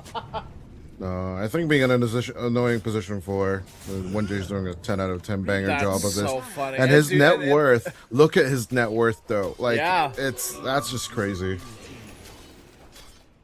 Yeah, no, he's making work of it. Toby is the sacrifice of it, though. His net worth is not looking too hot, despite, like, I feel like he could have been. He's been top alone for so long. Dire are scanning. But I'm surprised he hasn't had, like, a little bit more. Nah, genuinely, the caster curse is really working overtime on my end. I dub thyself the Kyle of EPL Masters. Yeah, honestly, it's heavy. It's a heavy. Such a good crown. power to have. Yeah. Supreme. I mean, he's technically caught. He's arrowed now too, but in the depth shot, all is fine. It's when it ends that you start running into trouble. Where's your team? They didn't want to show up. Mouse. They lose a very important person when it comes to their lineup currently. I don't even think Stampede would have helped you there. In all No, honesty. Stampede definitely wouldn't have helped you, but I feel like team maybe comes in and something can happen afterwards. Toby has had the same items every time I've looked at him for the past like 9 minutes. There's no way this is this is real. I'm in the Matrix. I'm being tricked. He has 1,400 gold in his pocket. He just needs to spend it. Buy the Glimmer Cape, please. I think he's holding for a potential blink. It's the power of basically Nature's Prophet. Crystals didn't really move aggressively yet on the map, but dude, he's max Splinter Blast. How do you not have more farm? I mean, it's such a little thing. Because he has been dying top right, and he's going to be dying here again, as he will be the one to tank the gank along with 1J. Save your gyro, save your gyro. He's safe for now. Drop your ultimate if you can before you die. He's dying, but will he be able to do anything before he does? The opportunity has arisen. Wyvern gets the ultimate off. Yes, Spectre. Beaten to a pulp by the Dark Willow. Crystallis finds 2. He wants a third. Kiyotaka's aside, and now is his time to go in. Toby will fall. They get the Wyvern. Alberca comes beating them up with a PKP. Supreme turns around, but I don't think that's a fight you want to take, little fish. oh, the decay misses. Little fish in a big pond against a big boy and a cat girl. Crystallis comes back in. TP. A fake one, not a real one. A little one, not the big. Alberca now slowed up from the diffusal blade. He's been whittled down successfully. Once a big man, now a whittle man. Crystallis will find till the end on the back of it, as well as Boom with a good stomp. Upset it all up. 21-minute Wisdom Shrine. Will go the way of Mouse. Maybe. They're trying to bait, I guess, on Immersion.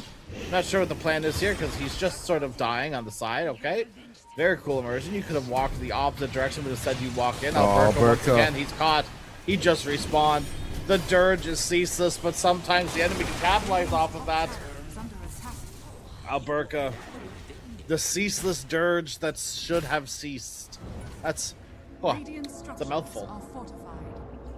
Radiant's top tower is under attack. Nah, I don't know what he was doing there. No Tombstone or Flesh Golem was available during the time he was approaching the triangle. No BKB. But yeah, then you go into your own jungle and then just try and set things up for success there. Because currently, Moonlight Shadow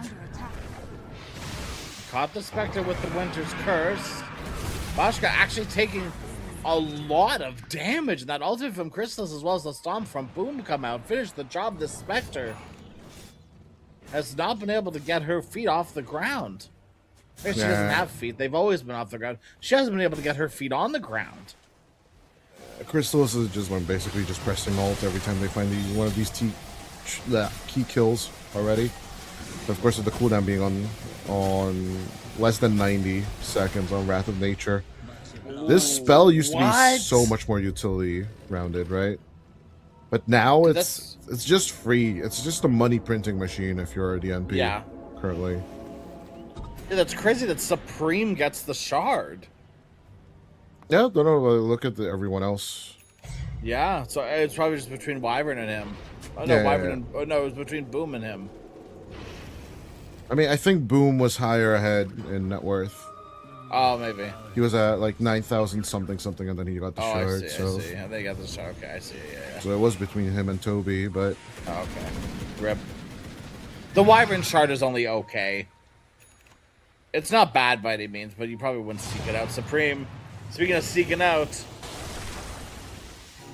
he is seeking out Mirana. I don't know how much time PR can still buy for poor old Bashka, but he's not even at the Manta style, so until he gets to this Scotty, things are going to keep being rough for the Power Rangers side. And, you know, Supreme didn't, I think, get exactly what he wanted out of lane, but he's still making the Slark work. The freak detector is going off, you know, like he's showing that he is indeed a little freak. Which is a good on the Slark scale, you know. He's a little goblin. He's a little goblin. Right, exactly. You want to embody that energy. As Supreme is really living La Vida Loca here. Tombstone dropped in the trees. But I love the positioning from Mouse back up onto the high ground. Screw your Moonlight Shadow. This is the same way you want to play against Night Stalker. Whereas, like, you want to just plop a ward on a high ground like this, and then just sit there. And now all of a sudden everyone has Flying Vision. We're on equal footing here, baby. You come to us now. You don't have a Tombstone to drop anywhere. We control the zone we fight now. And that's the sort of fear that makes PR not be able to do anything about it. They disengage, and now once again, fighting on Mouse's terms. Just off the high ground again, they have a missile flying, soaring. Stampede used. They've caught up top. Alberca. Yeah, then once again, post Stampede, you now have another 90-minute window. There, oh my lord! Marana boom comes in as well till the end. Caught and killed. They try to drop the ultimate on Willow. No, they canceled immersion. That was your one shot. That was your one chance to change things for yourself. And instead, you throw it away. Kiyotaka. What difference are you going to make? He's got a Remnant, but he's leash. Pops a BKB. He can travel to the Remnant. Is anyone waiting for him? No. He just gets to walk back to base for free. Maybe not. The missile gets dodged. Yes. Good job, Kiyotaka. I don't know. I wanted the more greedy build to come out from Alberca. He went the BKB plus Blink route. But as you can tell, it's not truly working out for the team. Yeah, it's become very underwhelming on PR. They just haven't been able to quite match the pace that Mouse set for this game. Nowhere near ready because they have a Spectre. That's just how it's going to happen. That's just reality. And now reality has come knocking, and Marana's here to answer. That's what happens when you get warned about stranger danger. That's not a door you want to answer. When Slark's knocking, no way. He's a freak. That's some more freakage. Also not answering the door if Undying's knocking. A TP away. Chrysalis says, no way, Jose. That fresh Daedalus put in the work. No, quick and easy. Roshan, easy breezy, beautiful cover girl. In they go. And Roshan will melt just like the zombie before him.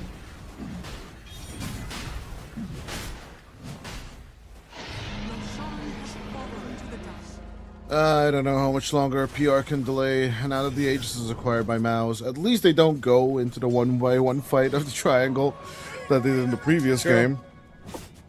So there's that. It's so crazy that, like, we're in day 2 of this happening now. We're like, PR played a really good game 1 yesterday against Yellow Submarines. Yeah, it went 73 minutes, but it was still, they were in control for a good portion of the game, it felt like, right? And they played really well after certain points. And then they just sort of, like, add their way into game 2 and then got absolutely trounced in game 3. And, you know, yes, the score isn't 27-8, which it was, you know, in their game against Yellow Submarine. But these 20 kills feel almost meaningless at this point. Exactly. They feel like they mean absolutely nothing. The kill score tells you a pretty good story. It's pretty even-ish. Where 1J is doing so much work along with Crystallis that they now have an 18k net worth lead against the enemy. And Immersion, dude, he's dead in his own base. Crystallis did 0 work for that, but he gets it anyways. Carry contribution. What can let me press my button and yoink the kill as they go into Bashka now. Oh, that's not a kill you can afford to lose. 51 seconds without your Spectre. What's the plan? Honestly, the fact that they shut down Crystallis in the earlier game, they are now currently paying for this in blood. I mean, the Gyro has been putting in so much work, as well as the Centaur boom. And a big bonk till the end. Oh gosh, and Supreme is on the back lines. Who let him here? Rocket will connect as well onto Alberca. The decay hits absolutely nothing. A football field away from anyone in the vicinity. Cursed Crown, heavy is the head that wears the Cursed Crown. Alberca coming for a TPN. As the Golem pops it. UKB available as well. Alberca runs in, but he is melting as well as Kiyotaka. As soon as Chrysalis comes in and starts right-clicking, everything changes. The Ceaseless Dirge is indeed ceaseless. He will continue to be so until he dies again. Then finally the Ceaseless Dirge will cease. Supreme looking to make that happen right here, right now. A leap onto a Marana. The Leaper is leashed. What can you do? Alberca trapped in the trees. Clicked down by Chrysalis. He A-clicks the ground. Doesn't even care. Hands off his keyboard. Didn't even do that. Hands off keyboard. GG is called. Power Rangers, they tap out because they have to. They've been forced out. Mouse, they pull off some weird stuff. Some wacky things, but they make it work, and they make it work very well. This is what you want to see when people play some weird stuff, you know? Is especially in a lower bracket game like this. You either want to see it get dogged on undestroyed, or you want to see it win games like it did. And it didn't look goofy at all. It looked quite prim and proper, especially this gyrocopter. It's looked very, very good, both these games. And I hate it. I hate that it looks good, because there's going to be people that are going to look at this and go, oh, that's, yeah, okay. No. No, No. the global MP, it's the power. No, obviously the counter pick of the Slark into the Ember Spirit now being the new meta mid, right? Overall, I don't know. The Supreme did a really good job on it, but in the beginning it was still kind of shoved back by the Undying. I really it hope wasn't teams going to make or break the game, you know? Yeah, I really hope teams are not going to be looking at Power Rangers and being like, "Oh no, oh this strategy doesn't work anymore, so let's just not put the Undying mid Right. lane." I think there's still a little bit more nuance to it. For some reason, Immersion didn't go his Spirit Breaker this time around. He went for the Willow, which is a little bit of a counteraction, but not truly. And Power Rangers, I think they chose the wrong targets to literally target. I think shoving themselves into the mid lane and focusing on that instead of going on Crystallis is kind of a mistake, because if I think back to it, even when NP1 was at its dominant streak, the last time it was really prevalent was in 2024. The hero in general tends to have a rough time if you kill him at least 3 or 4 times in the lane. But Crystal's only died 2 times this whole game so far, and not so far, but in this one. And Mouse from the back of that, right? Like Crystal is just farming away while Boschka has to come into fights again and again, which Spectre doesn't like doing until minute 30. Yeah. A quick in and a quick out, ideally, right? But you don't want to stick around. Exactly. Mao's just basically following their game plan, finally, for a third time. And it looks good. And it looks good when they Where do it. was this game one is what we're going to be constantly asking after this series. But they found it. And that's what matters, And Toby is back. It's good to see it. Toby is back. And we shall see. Tomorrow is a new day. We will see who their opponents are, but sad to see Power Rangers go. Good to see Mouse finally arriving. Yep. Yeah. It's unfortunate that it had to come off the back of, a strong team like Power Rangers being eliminated, but someone got to go. Someone's got to go, and it was you, and that's okay. That happens. But you don't got to go. Please don't go, actually. Please stick around. There's a full day of Dota ahead of us. And yeah. A whole day, actually. This was only series number 1 of 4. So up next, we'll be sticking around here in the lower bracket. We will be bringing you Ilbris Esports versus Zero Tenacity. Rune just was yesterday. No, I'm confused. Don't worry about it. Zero Tenacity, Ilbris Esports. After a short break, about 10 minutes. Stick around until then. Bye-bye.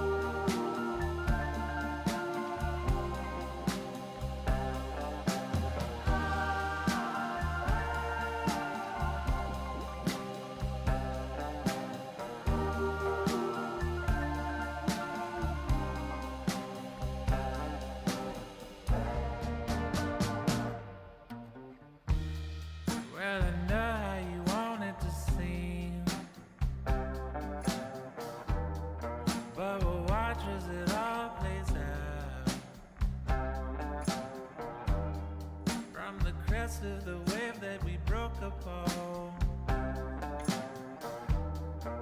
and pulled you back into the sea, all the way down. Why'd it take all our life to explain that it's more beautiful when you're here?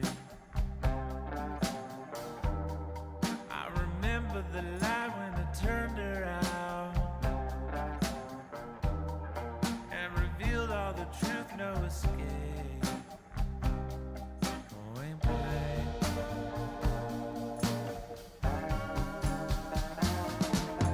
Say it like it is this time for me to hear. Suddenly, you felt all alone again. Even in crowded rooms with all your friends.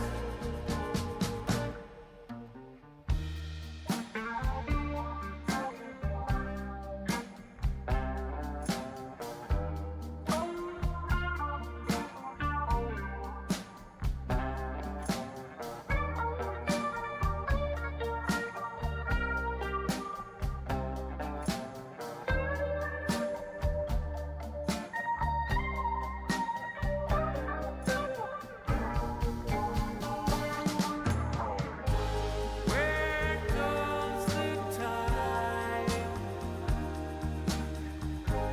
All in front of you. Where goes the tide? Still in front of you.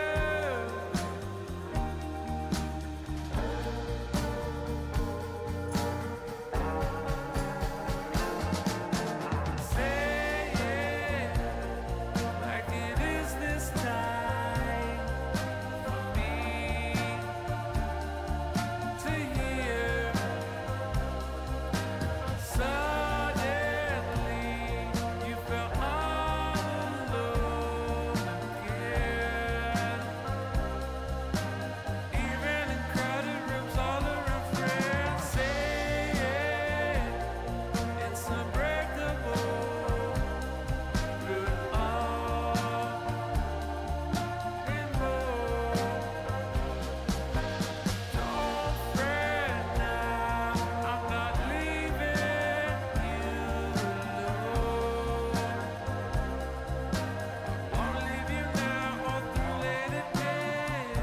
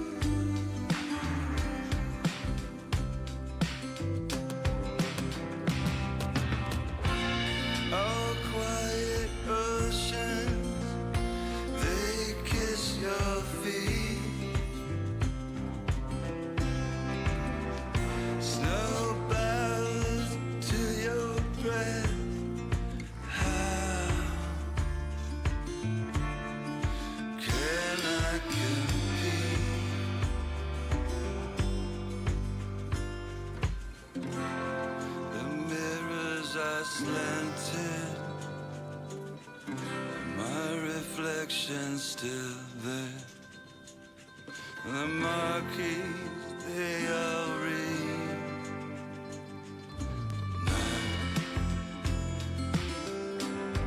Appearing nowhere, appearing nowhere, now appearing nowhere.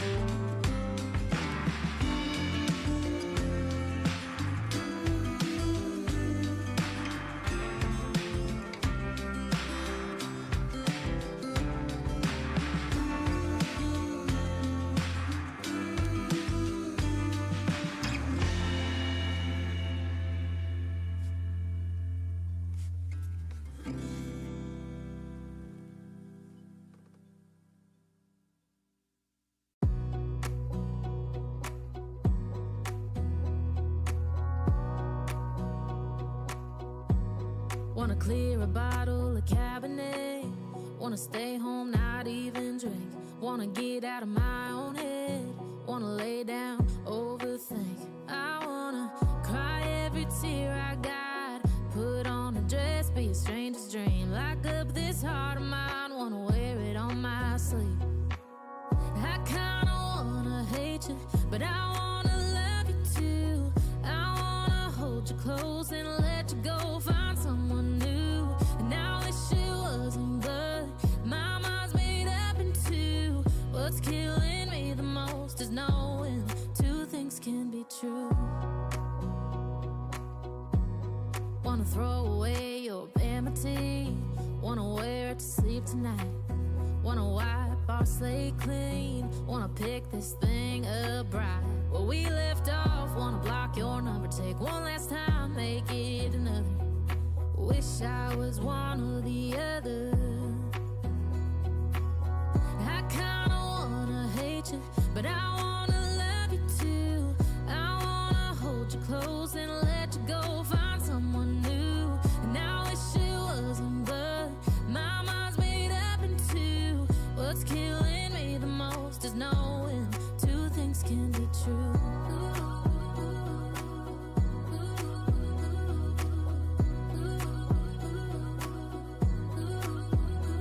If it's black, it's white. If it's wrong, it's right. Soon as I pick one, I switch sides. I kinda wanna hate you, but I wanna love you too. I wanna hold you close and let you go. Find someone new, and I wish it wasn't, but my mind's made up in two. What's killing me the most is knowing two things can be true. Two things can be true.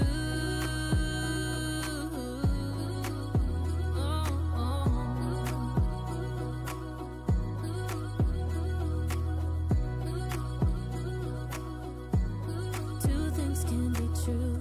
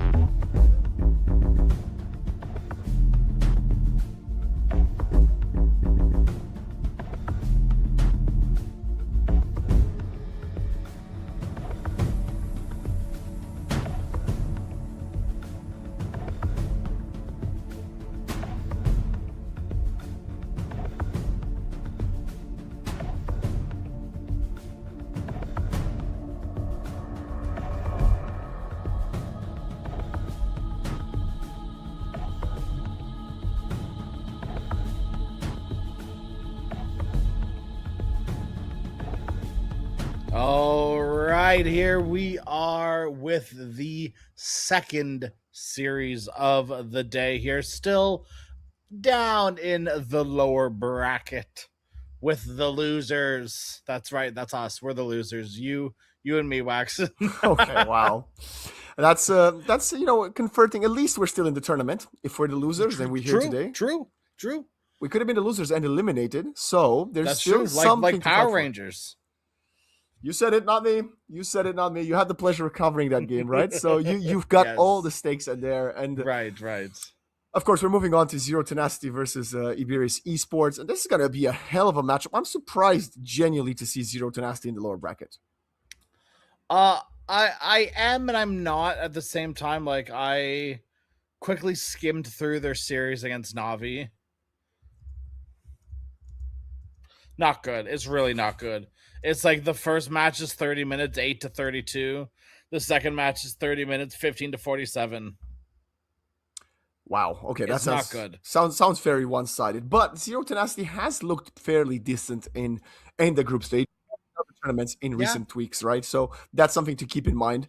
But Navi is a different beast, right? Although despite them not being as good as they maybe were 8 months ago or at the end of 2025, they are still one of the teams that everybody has their eye on, and a lot of players with a lot of potential for the future. So maybe you're correct. That defeat versus Navi, I shouldn't look too much into it. Maybe you do, maybe you don't, right? Like maybe this is them turning a new leaf. You know, they always say like, oh, they're turning a leaf in a good way. No, this might be the bad way. They might have turned over the bad leaf.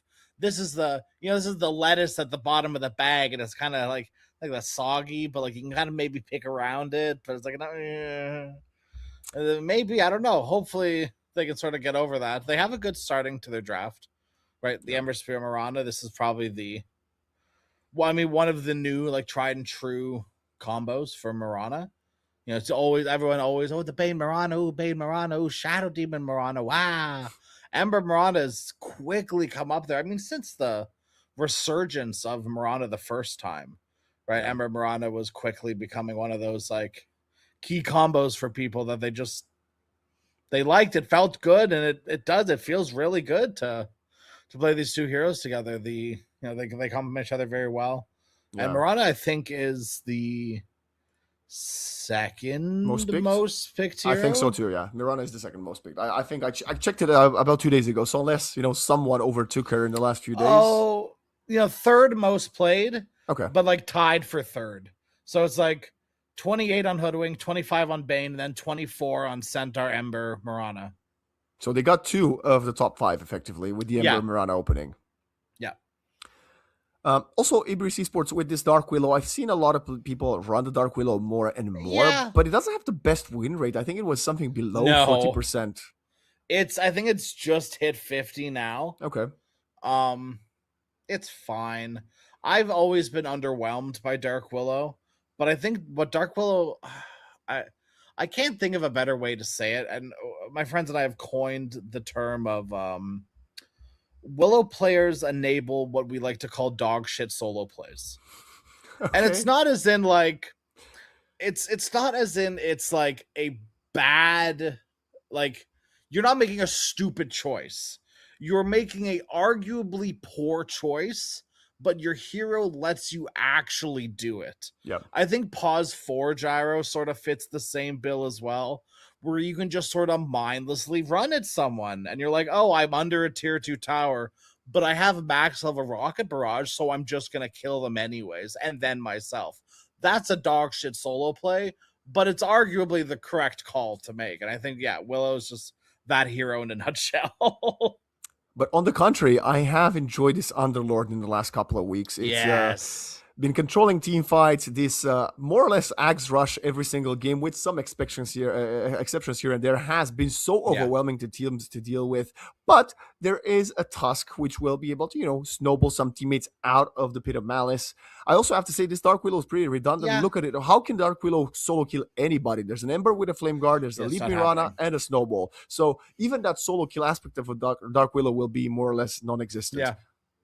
And I think that's one of the biggest things, like, she does do things different than other heroes, but I think that's the biggest thing she does, is that she has all this control. And then she actually does like quite a significant amount of damage as well, like melee based damage, like on top of you sort of damage, which I can't think of another support that's really like that. And removing that part of her identity is like, Yeah. it just, I don't think if it doesn't feel too good as a hero. And you've got these AoE roots already with Underlord. Do you need Willow on top of it? It's not bad. Don't get me wrong. It's not bad by any means, but is it necessarily what you need? Like, are you not covering the same base with the Underlord? I mean, the Bane is still in the pool for all I know. You know what I'm saying? Yeah. Bane is one of these supports of the meta, and we're not seeing it here. Dark Willow doesn't either provide too much, damage to a Reaper side target to just allow the Necro to burst it, like something like the Lion, which is a little bit more niche, but has seen some mixed plays, mostly as a support, but some people have gone crazy with it as a core. So, I don't know. We'll see if this Dark Willow will come back to bite them. As we are looking at the 23rd pick here, I think we're most likely looking for a mid laner or a carry. Could be a carry. Necro has been flexed a lot. Yeah. And so has Slark. and this, to be fair, this doesn't give us any more information. Yeah. This doesn't tell us anything. XM, Dota and I were just talking about it. Like, Chris Luck sort of popularized it originally. XM has brought it back more recently and popularized it again.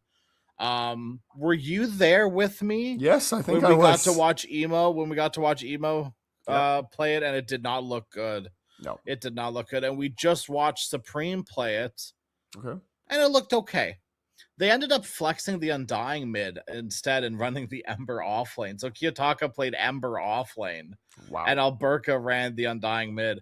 And it kind of ran into the same problem that Emo ran into, where it was like you weren't doing bad, but the other person also wasn't doing bad. So does that mean you're doing bad? Because you didn't do your job.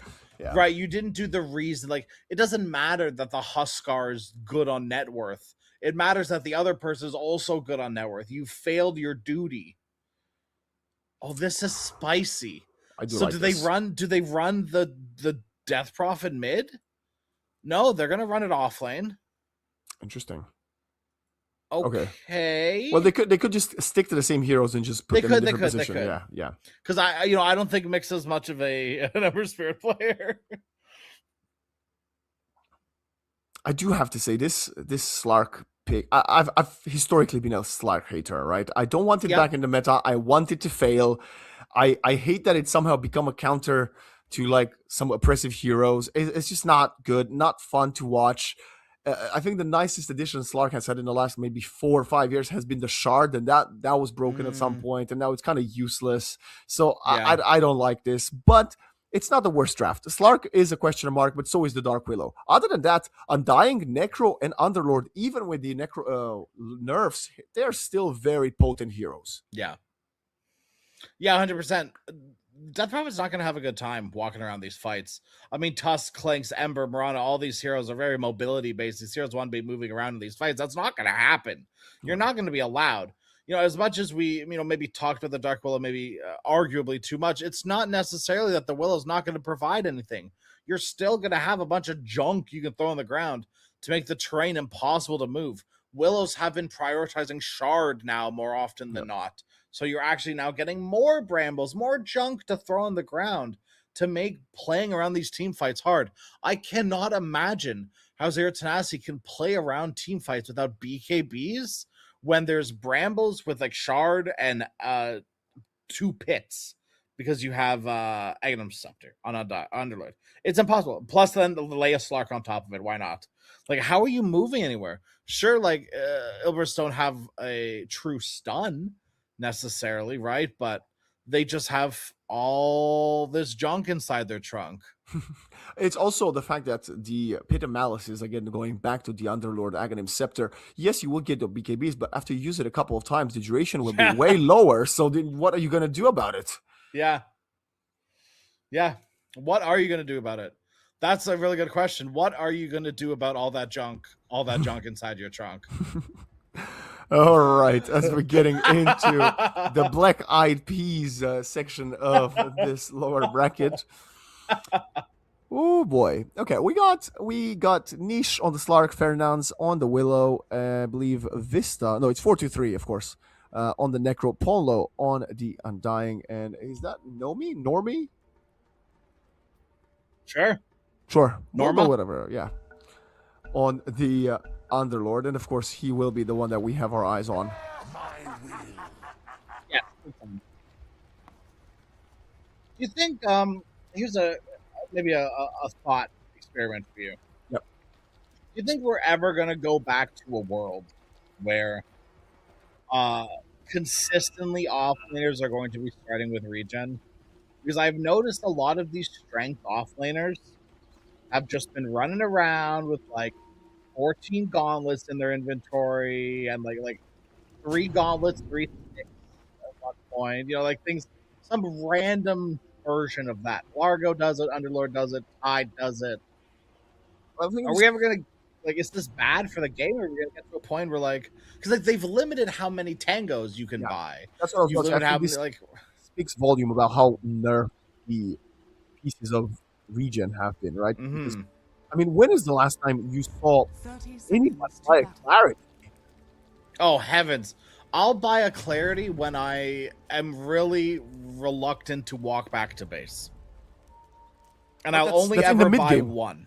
Right, Yes, that's kind of in the mid game, not in the Yes. laning phase. Yeah, of course. and maybe I will buy one if I know I'm gonna like screw off for a bit. Like I find a 6 like for the 6-minute rune when you go mid, if you can pop one as you're leaving lane, and then go stack the triangle, and then go for the rune, I think that is the peak time to pop a clarity. I think that is one of the only peak times to pop a clarity. Feels so bad in lane, and I hate when I see supports walk to lane with like 3. most supports walk to lane with like 2-3 mangoes and a clarity. It's like you're not. How much mana do you have in your pocket right now? You're not going to use it. Yeah. Undying, CM are some very specific Exceptions.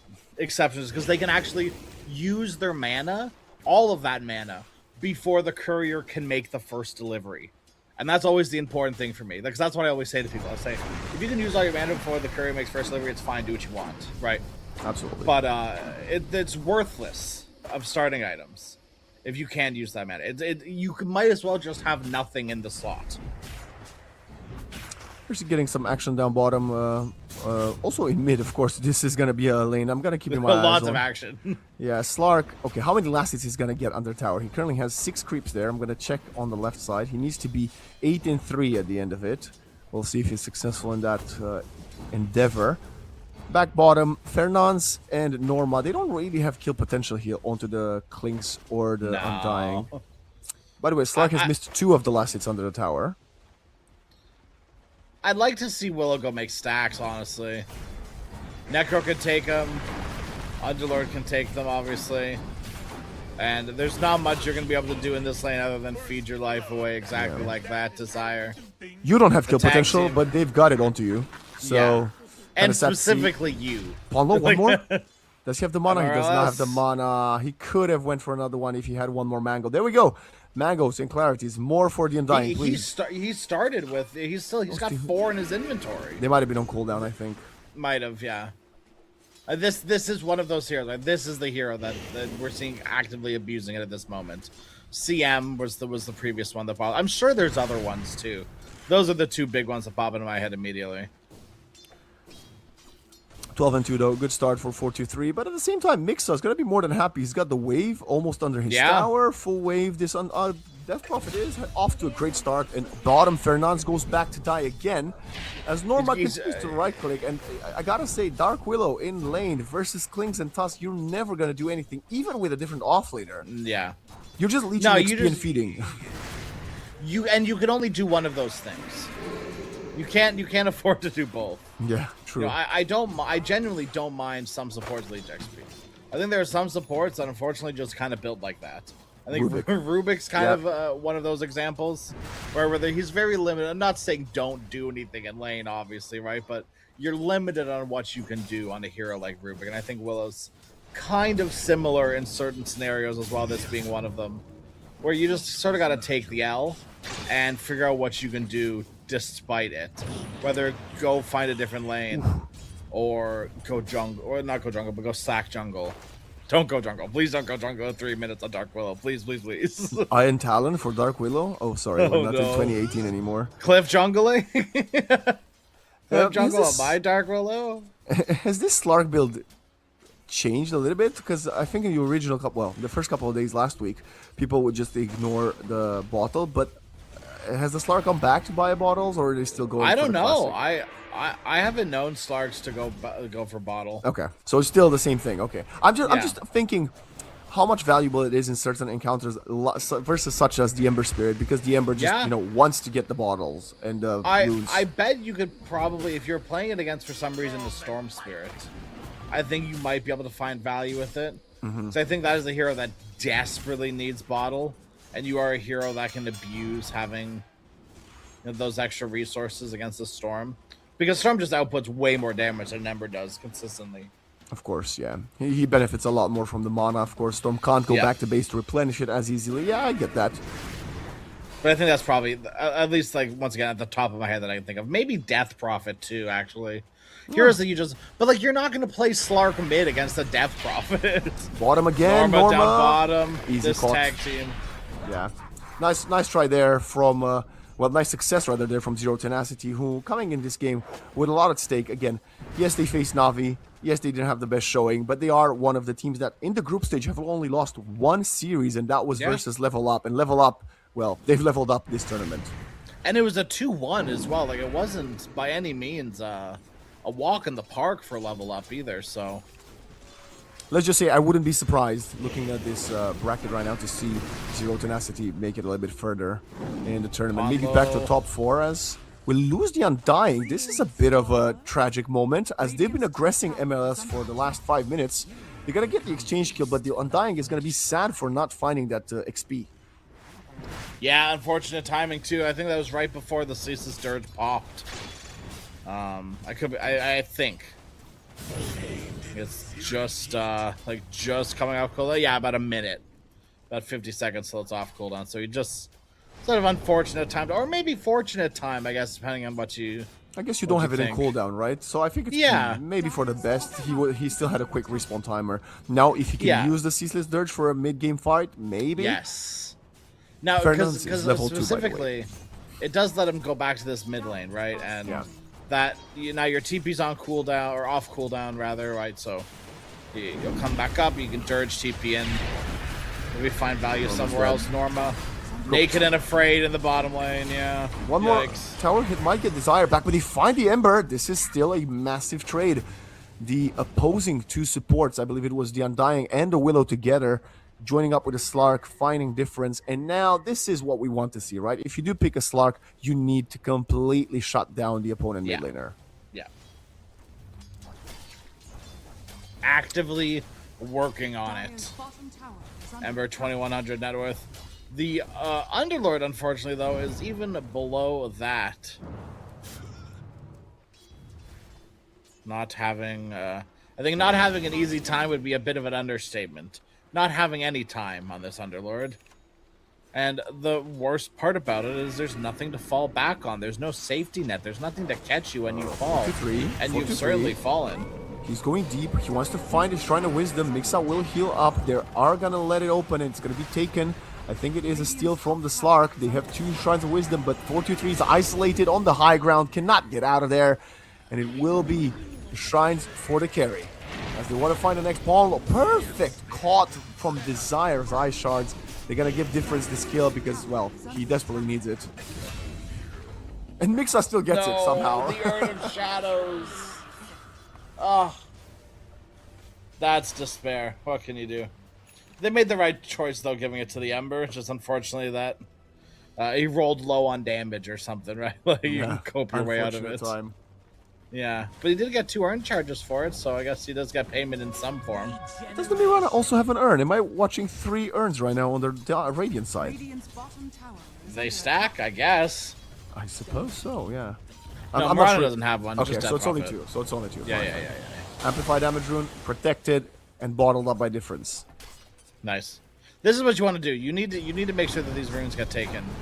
by your Ember Spirit when you're laning against Slark. It's the only way that the hero can reliably make moves. The hero can certainly do things without the runes, but because he's so far behind, it's just a bit more difficult. So you secure the runes, easy peasy, go next, right? Time to actually do things, and we see him doing that right now. Difference, trying to make the difference. Radiant are scared. He's are they both now? So is the Death Prophet gonna go for the Distiller to allow for the Ember Yeah, to there is finish one the already. vessel? Oh, okay, she's got it. Perfect, perfect. Yep. Okay.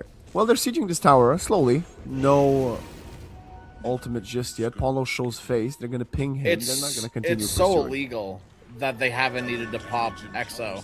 Look at They Nestor. might when this fight starts, though. Ceaseless Dirge was wasted already, so he's gonna be gone and out for 20 plus seconds. Oh man, They can exo Dude. now if they want to. I don't think they should, because this lets them take mid now. Any other tower on the map is theirs to play with now. Because Nesphere has come, this tower will die. They can even just go defend their tower if they wanted to with EXO. Their world is their oyster. They are not limited Are scanning. by what limits man.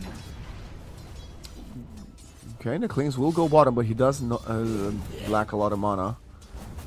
In the end, they're not going to be able to trade the tower. Actually, this tier 1 bottom is so healthy, Crash. When was the last time Ramos was even close to the enemy tower? Which would make you think that they won their lane, when it really hasn't been that scenario at all. Dire's top tower is under attack. Well, it's quite hard to fight now. You need some timings, you need your Radiance, you need, well, ideally the Axe on the Underlord. What is the Slark build? The Diffusal? Classic build? He's got the haste now. Yeah, he's I about think to have the Diffuse Diffusal. usually. Well, we've been seeing nice arrow, but it's not quite timed properly. Niche. One more click, the urn gets purged off. Oof. They were trying to Nice force his little strength ulti. treads as well. Luckily, he gets away with a haste, so he doesn't need to pop it. Desire, walking up in the triangle, might be able to spot the stack or Ancients. Norma is stuck, but not for too long.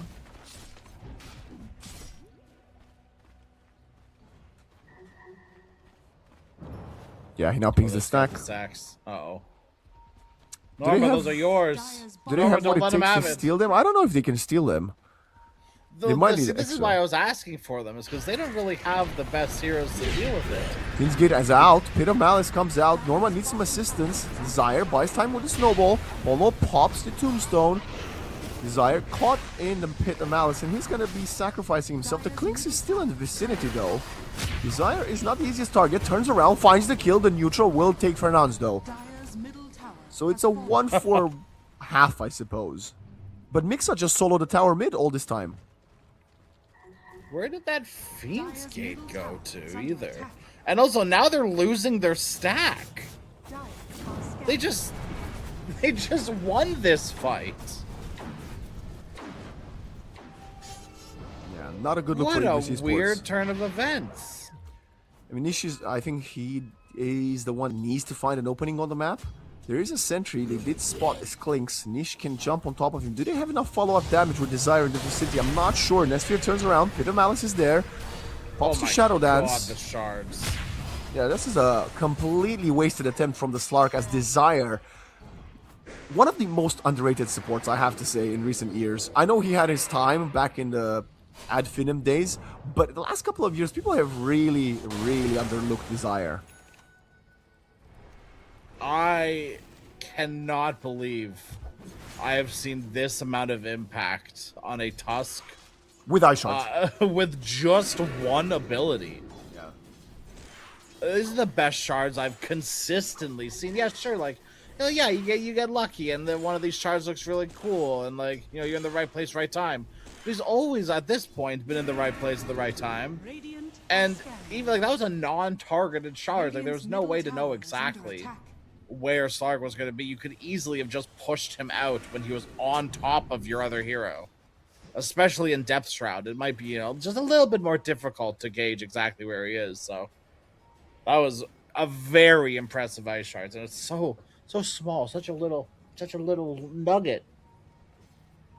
But those are the things that win you games, Absolutely, Renance. especially when the opponent's support has completely zero impact. This Dark Willow has been redundant thus far, and it's nothing else is going to change as he gets caught once more. We have revenge. We do find this half laner as well. This is slowly, no, not even slowly, this is a fastly approaching demise for Ibris Esports on this first map. Yeah.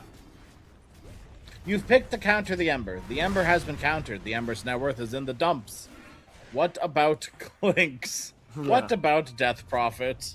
Any answers to those? No? Okay, cool. Game is pretty much just going to be over then. Because these heroes are the two heroes that you need to worry about. These are the two heroes that are going to run down your towers.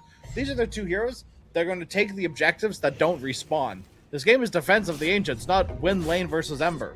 If this game was win lane versus Ember, you would have done a good job. You would have won the game. Kingsgate, come up. Connection. They're going to find a Tusk, the one saving grace, and they do protect their Shrine of Wisdom, which means they are 3 for 4 in XP shrines. And we also now get the Radiance for the Necro. Still a pretty decent timing. The one thing that surprises me the most is that somehow, someway, the Death Prophet is ahead of the Necro. And that might be because of the 3 tier 1s that she collected. Yeah, it absolutely is. And because all the fights have been happening in the vicinity. Arrow connects. Heal. Coming in. That's Bombo, Pono staying nice alive soul for grip. now. He's going to stay alive. They catch the Mirana, and the Moonlight Shadow will not protect her. Nice. Paulo manages to keep himself alive long enough. Difference, though, under the Moonlight Shadow would love to go again.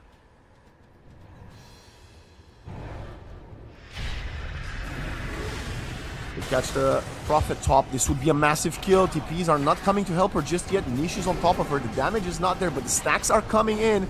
Can they get some follow-up? Difference does arrive to the party, and Nish will go the other direction.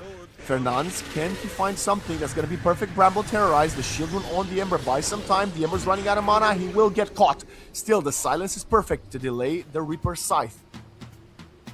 So no That's stacks so for the annoying. Necro. I'd be so annoyed if I was 4-2-3, man. It's good. Like, these fights are good for continues to Elvis. Don't chase. get me wrong. He steals the Wisdom as well, and he's about to find Mixa solo.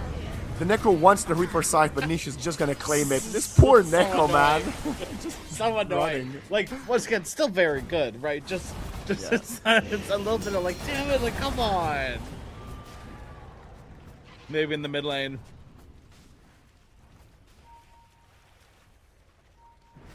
No, just kidding.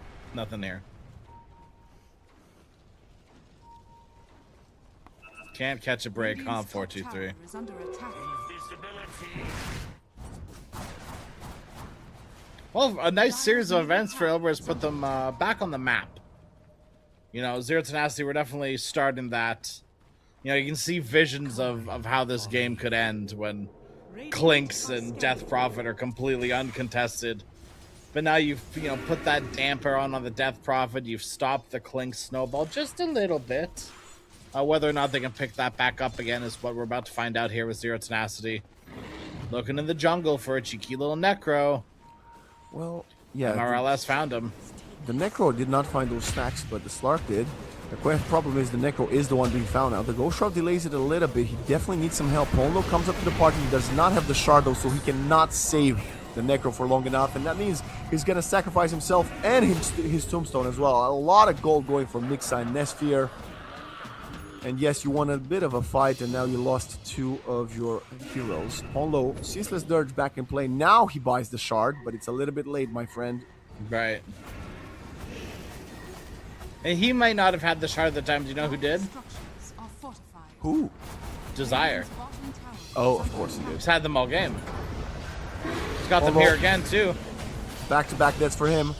He's didn't 1 in use 5. His name is it really Undying, or is it more like, oh yeah, I'm dying? Ha ha ha. Yeah, it is. I'm dying. It is. He's been saying it a lot all game. Radiant's middle tower. is under attack. Multiple dying again. Yeah. Niche knows that they see him. He knows that there's a ward. They get him. This score has no chance of surviving, and all this time you're wondering, what is my Underlord doing? Because your Necro died, Underlord didn't TP. Your Slark died, your Underlord didn't TP. Where is he? How far is he from his first impactful item? I know we've been praising him during the draft and saying he's very good this meta, but not if he finds his first item at minute 20. Dire's top tower Correct. has fallen. The worst part about that was Slark had every reason to not be there. You know when someone has vision of you as Slark. You were right on top of a ward. You knew it, you placed a sentry, and then you decided to stay there, thinking you were invincible, I guess. That's, I think, the sign of the times with Slark players. You cannot think you're invincible. You know, as much as Dota, I think, is a I'm better than them sort of game, it's a very dangerous game to play in the pro scene. You can maybe get away with it in a pub or two, but I don't know. Okay, well, we don't have, what do we have next? Let's see. Norma almost getting caught here. Oh.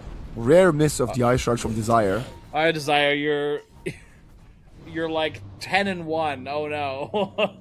Yeah. Does have a blink now though on the tusk flying out to him, which is very good.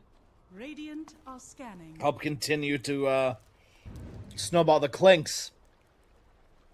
It was currently being ran at, but a beautiful scan of a very, very phenomenal scan, which very limited radiant vision. They really didn't know that was coming. That was just a spidey senses sort of moment. We'll see if Mixa has the same senses, as there's a slippery little fish heading his way. Absolutely not. One more wave, he says. Mom, I don't want any.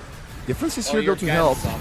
Okay, 43 just shows up, and I think this might be the first stack he actually finds. Absolutely his first stack, yeah. And it's a big kill. This is the second most farm hero on the map. Now, if you can get the Clinks somehow, that would be a ton of HP. Sorry, a ton of gold rather. Niche. Oh, the Mirana. Both of them can pounce. One of them just leaps further, and yeah, nothing good. Turn around onto Slark. Niche gets caught, and that's gonna be late Shadow Dance. Can he get out of there? Terrorize coming in to protect the Slark. He actually turns around for a second. It's a mistake. He needs to leap out of there, and he gets out. Barely. Good gate from Norma too. Holds them at bay just for a bit longer, just to provide that extra support that Niche might have needed. But is that the I don't think he did at the end, but yeah, it was.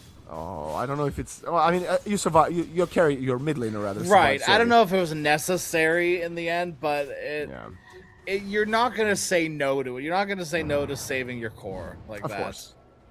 Especially the one that you need to really continue to be doing well. Taking the tower bottom. Move over to the Torm. Oh, the third tower Torm. I'm losing my marbles. Not Marana. Not Marana. Oh, it's Marana. Okay. Well.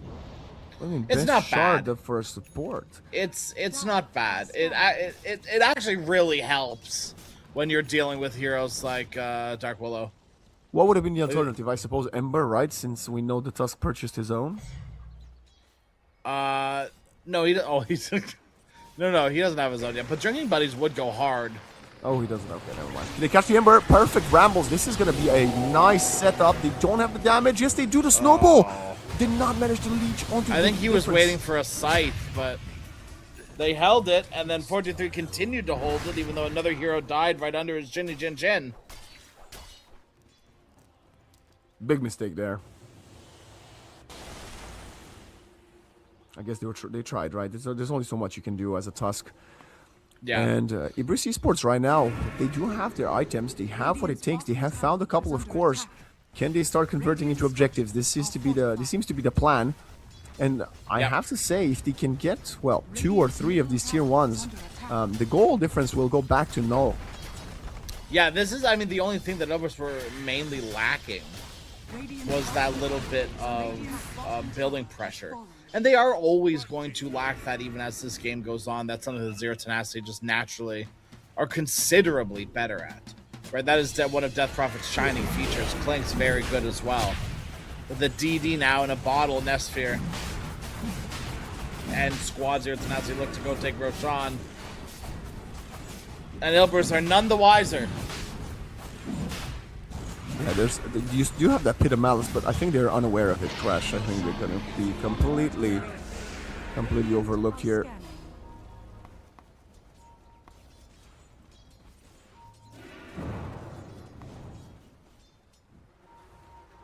A little victory here for Zero Tenacity, and all it cost them was a tier 1 tower.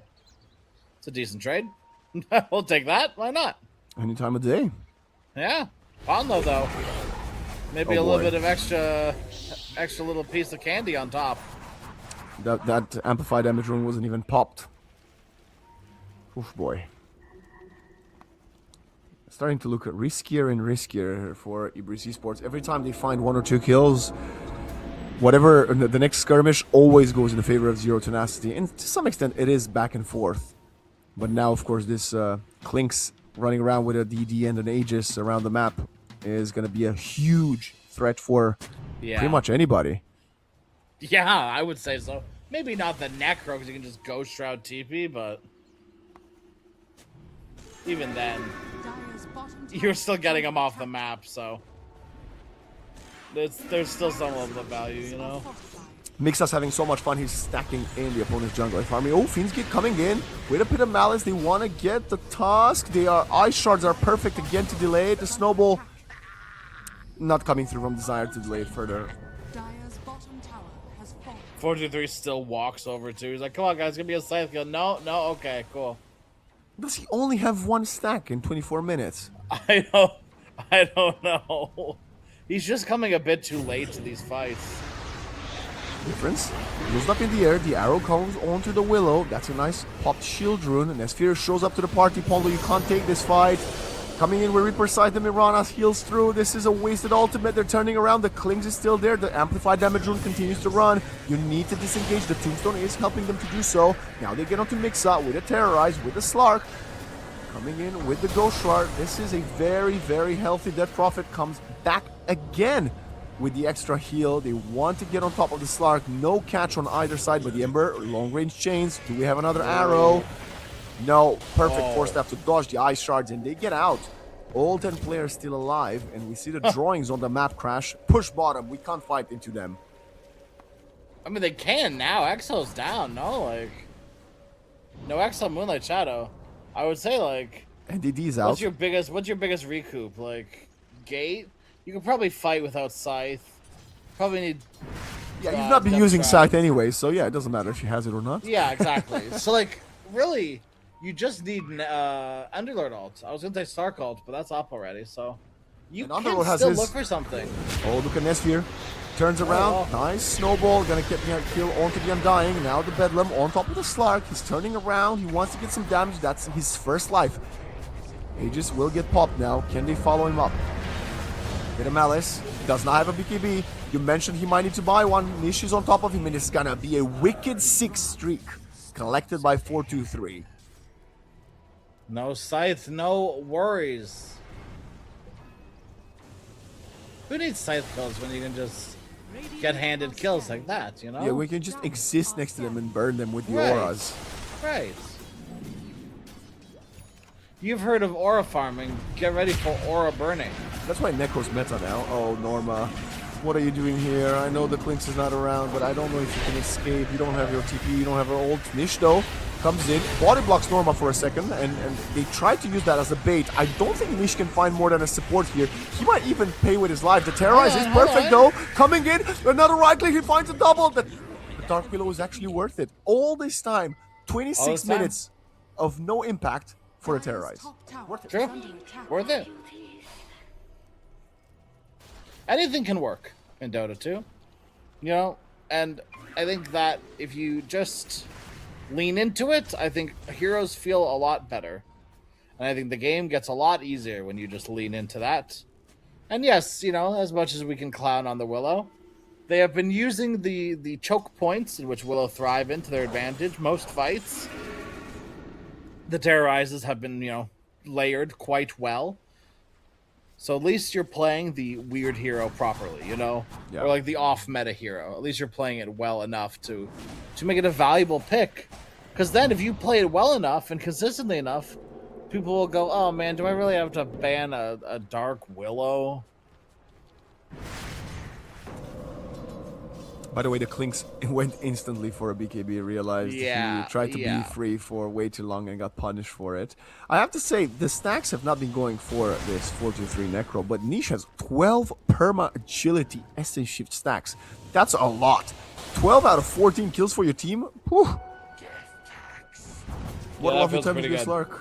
Yeah, Right? yeah. Holy. Is he gonna get a nullifier here next for Nesphere, or is gonna stop for the Crystallis for? You could start if Crystallis was more expensive. I would say go for the Crystallis, or like don't go for the Crystallis, but it's a fairly cheap pickup. You might be able to squeeze away with it. Nesphere is level 18 now. So is 423. So is Nish. This Ember has maybe still you yet to do. catch up, by the way. Buck is You in. just got the nullifier. Fiend's Gate behind the tower. They spot two of them. Nesphere's trying to set up for someone. The Tusk will die. Snowball on cooldown, and that's a Reaper side stack. Now look at the damage onto Norma, protected by the shard of the Tombstone. Pit of Malice onto 2. That's a nice Hurricane Pike. Nish gets pushed forward. Ember goes in the back line, and they're gonna find the Undying. It's the Underlord instead, rather. As they're still disengaging, the Exorcism wants to lock down a target. Difference does not have the chains, and they continue to walk away. The Brambles are perfect for separation, but they will find the Undying this time around. Holy. Real Undying. They're chasing the illusion, by the way. What a sick bait. That's a PL player right there. He is, isn't he? 4-3 Yeah. is a PL player, actually. Yeah. Well, 2 for 1.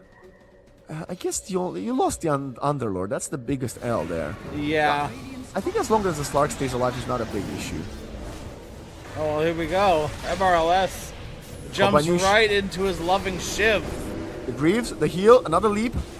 Niche has to get out. Does not have the Shadow Dance for now, and they will most likely lose this tier 2. Fortify, though, will delay it further. And I think they're gonna stop the push. Okay. This was a tier 3 Fortify crash. Hey, pretty good. Roshan might be spawning in the next 40 seconds, too. Once again, Zero Tenacity find themselves in a nice little pocket. Counter smoke. They realize they've got the ultimates and the exorcism is on cooldown. Niche needs to find someone. Pit of Malice is perfect. On to the Death Prophet. She needs some help, but I don't think it's coming her way. She's fully controlled. She's bedlam, then destroyed. As Ponlo steals it with the Soul Rip. Nesphere wants to find a trade kill. It cannot do so. BKB, TP out. We may have made a difference in. Oh, Nice- did you see that? nice dodge. Amazing. Illusion Rune dodge is I was like, I don't think he incredible. has a Manta. That was beautiful from difference. That was very clutch. Tower has fallen.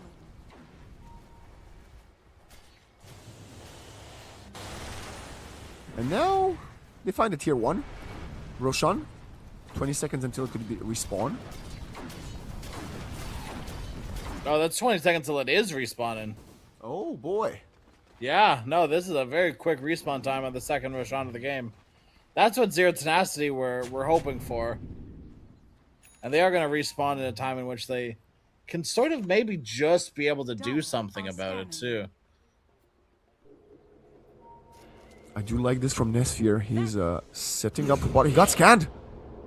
He got scanned. No way. Let's see. He might still find a free kill on Fernandes, who is... Okay, he's just baiting the Twin Gate. I like that.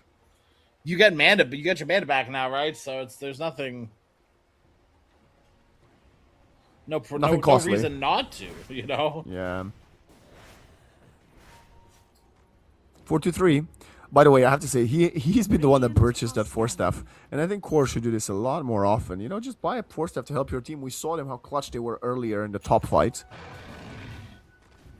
If a Force Staff is so good for me to buy on a support for you, you should buy a Force Staff too. Shall we apply the same logic to Solar Guardian?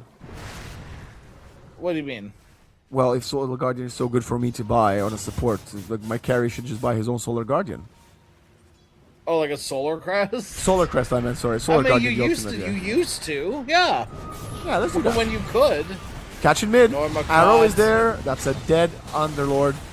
And now Niche doesn't want to have any piece of that pie, as you cannot fight for a minute without your mid laner, your off laner.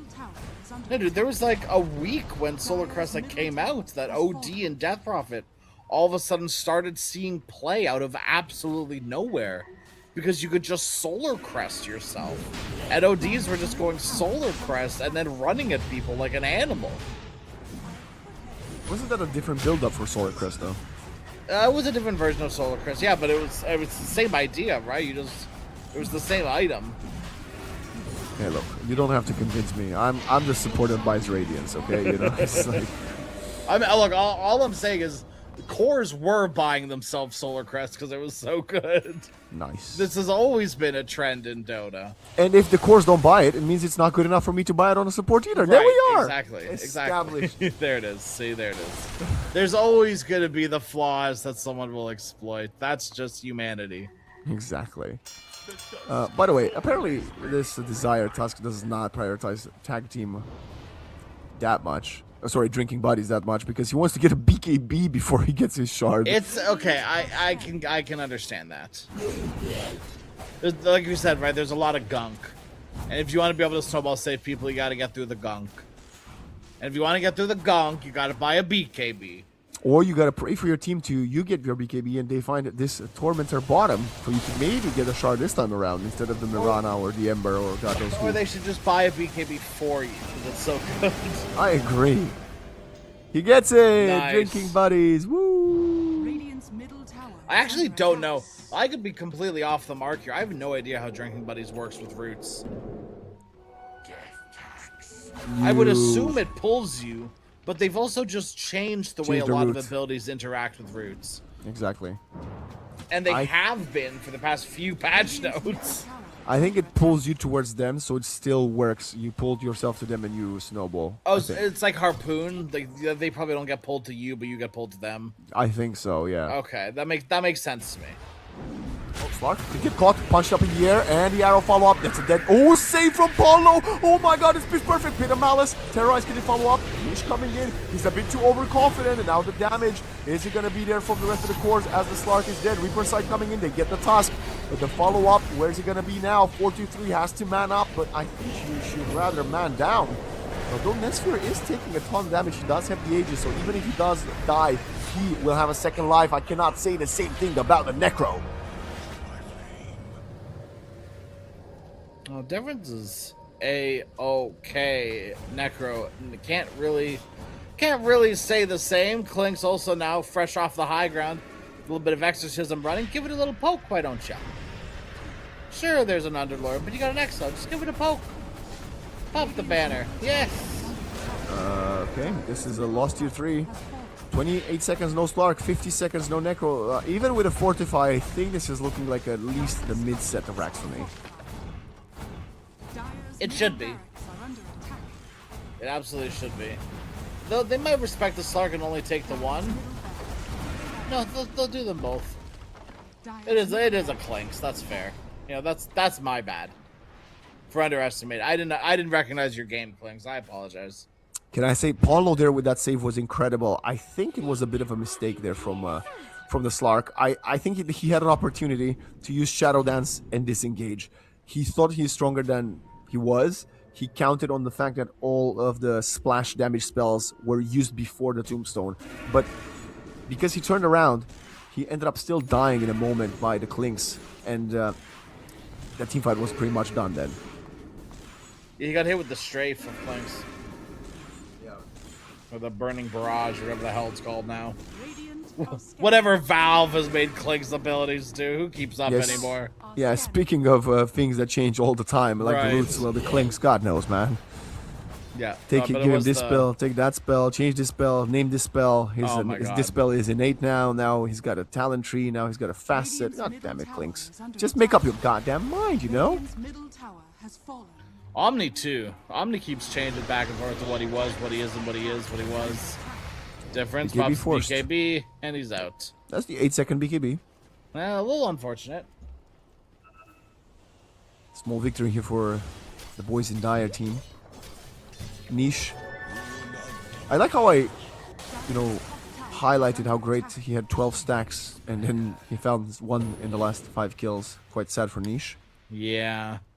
He's also now with a gem. If he gets caught way too far out, his team would lose a great piece of vision, but Yeah, they continue to farm into the Radiant jungle. They are quite confident, and I don't know where this confidence is coming from. I have to be honest. I'm looking at their BKBs and I see 0, and I'm looking at Zero Tenacity's BKBs and I see 4. Well, I see 3 because one's on cooldown, but I see 4 technically. Yeah, if the BKB is in cooldown, you still have it. Like if you're still away see from it, your yeah. if you're away from your house, that's still your house. You don't have to give up like your land deeds when you go outside? No. Oh, you'd be that's surprised. That must be a Canadian thing, I guess. Oh wow. I mean, That's why we hear- lock our doors, actually, so people don't come in and claim our house when we leave. Reminds me a lot of like it's 1600s. Anyway, we go for a jump up top. It's onto the Willow, but the Pit of Malice forced some separation. Slark goes in onto difference. Rank is scaring him away. The Remnant is pushed forward. Look at the damage onto 423. Saved already. The Tombstone gone. That Tombstone lasted for about 0.5 seconds, and so did 423. Unless he can get out, the Spirit Vessel's on top of him. The chase continues. The Lotus coming in where Reaper side to the BKB. No kill. Mixa continues to chase with the Exorcism. They did lose the Undying with the Sister Scourge. He is back out.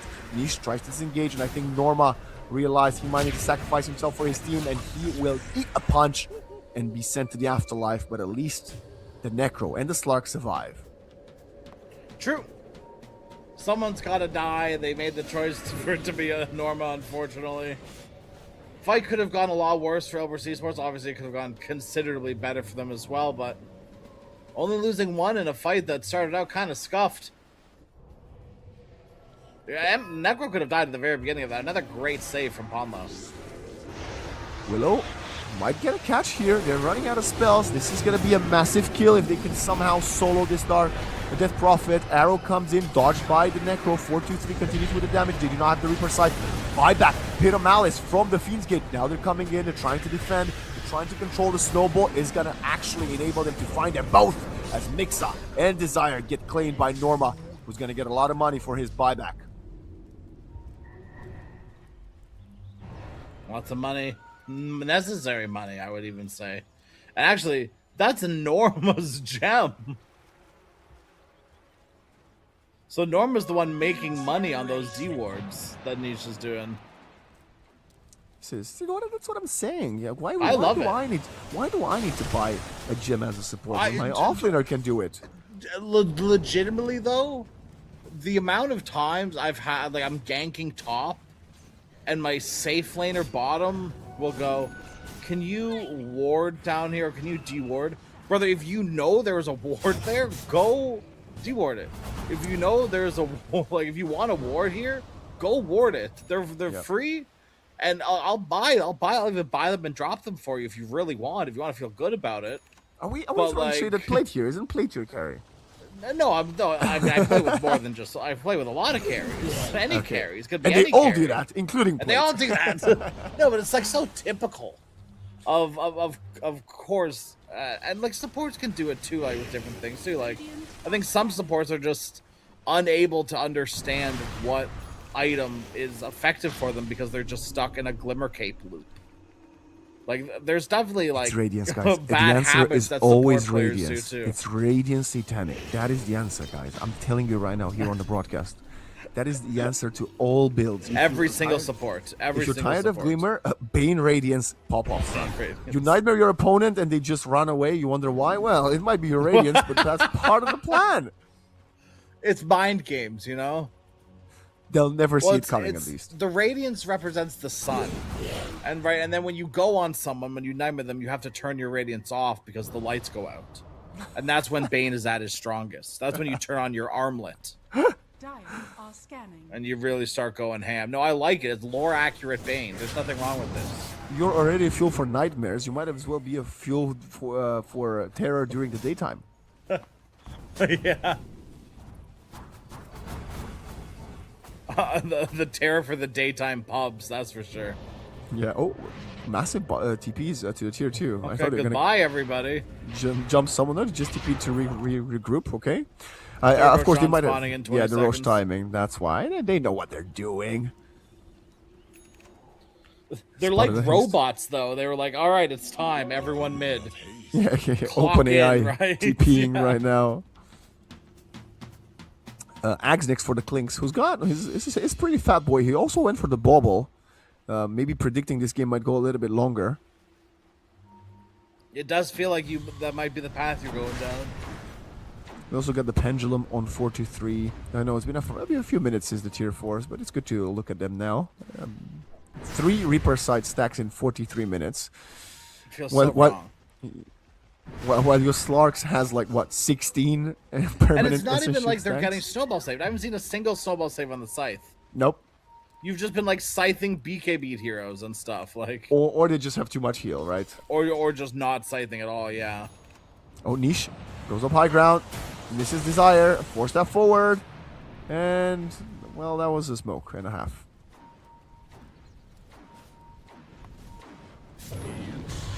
Roshan is the prize. The carry. He needs some save. Okay, the tombstone's there.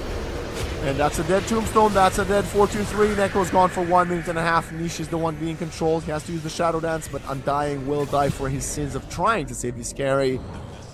It was looking like they had a chance to jump someone, but now I think they might be losing a lot more as they continue to chase with the Distiller and the Mixa Exorcism. They don't even necessarily need. I mean, they don't know they don't have buyback. I think they can find out very quickly. They're There's going still tier like a 4s. quarter duration left on Exo. Oh no, they're going bottom. Okay, they're being respectful enough. I think you could. I don't know if you take both. Maybe you do. But you could definitely take this one and then go Roche. Roche is moving in 40 seconds. So take both. Screw it. Even with the Necro alive, let's be honest, what did he do to you? Yeah. Because you don't have enough time to Roche anymore. But I understand them leaving. Like, this is the arguably smart choice to make. Is to just go reset. Like I said, the problem is Roshan is moving. I don't know if they take him in 15 seconds. 15 seconds. It's going to be 14. 13. It'll be tight. They're It'll not be going to get it. very They are tight. not killing Roshan in 10 I seconds. highly doubt they're taking it in time. Yeah, he especially roars with this now. design. 5, 4, 3, 2, 1. Nope. No. Let's go for a run, baby. Oh, look at Niche going for the play of the Oh my century. God. He tried. Oh, the Oh my ice God, shard. the ice shards. This is a back and forth. This is working out. Oh in my the end. God. Yes, Oh they my get God. him. Desire is so good. It worked. A I doubted them. split-second game-winning decision-making. Well, because the only caveat to hitting Roshan is you need to be inside the pit. It does not matter where Roshan is. If he is outside of the pit and you are inside the pit, you can still hit him.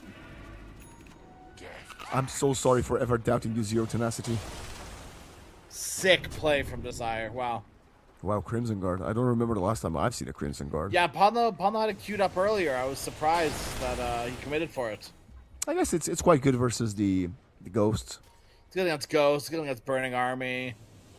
It's good against Slight. I get it. You're an Undying. Like, you're kind of limited on the items that you want to buy anyways. Look, all I'm saying is that if Ibris loses this, is because I don't see a Radiance on the Undying. I don't see a Satanic on the Undying. And I don't even see an Aghanim Scepter on the Dark Willow. Come on, Midas Ags. Let's go, baby. Midas Ags. Oh, yes, Midas for all that extra XP you get, haha. No, for all their extra attack speed you know. get. There we go, girl. I know. Get an Ireland, what do you mean? You know what the fun fact is? I think 4-3 was actually one of the on Ibris Esports, one of the players that kind of Was helped doing it. popularize the Dark Willow carry. I believe it. What a time to be alive.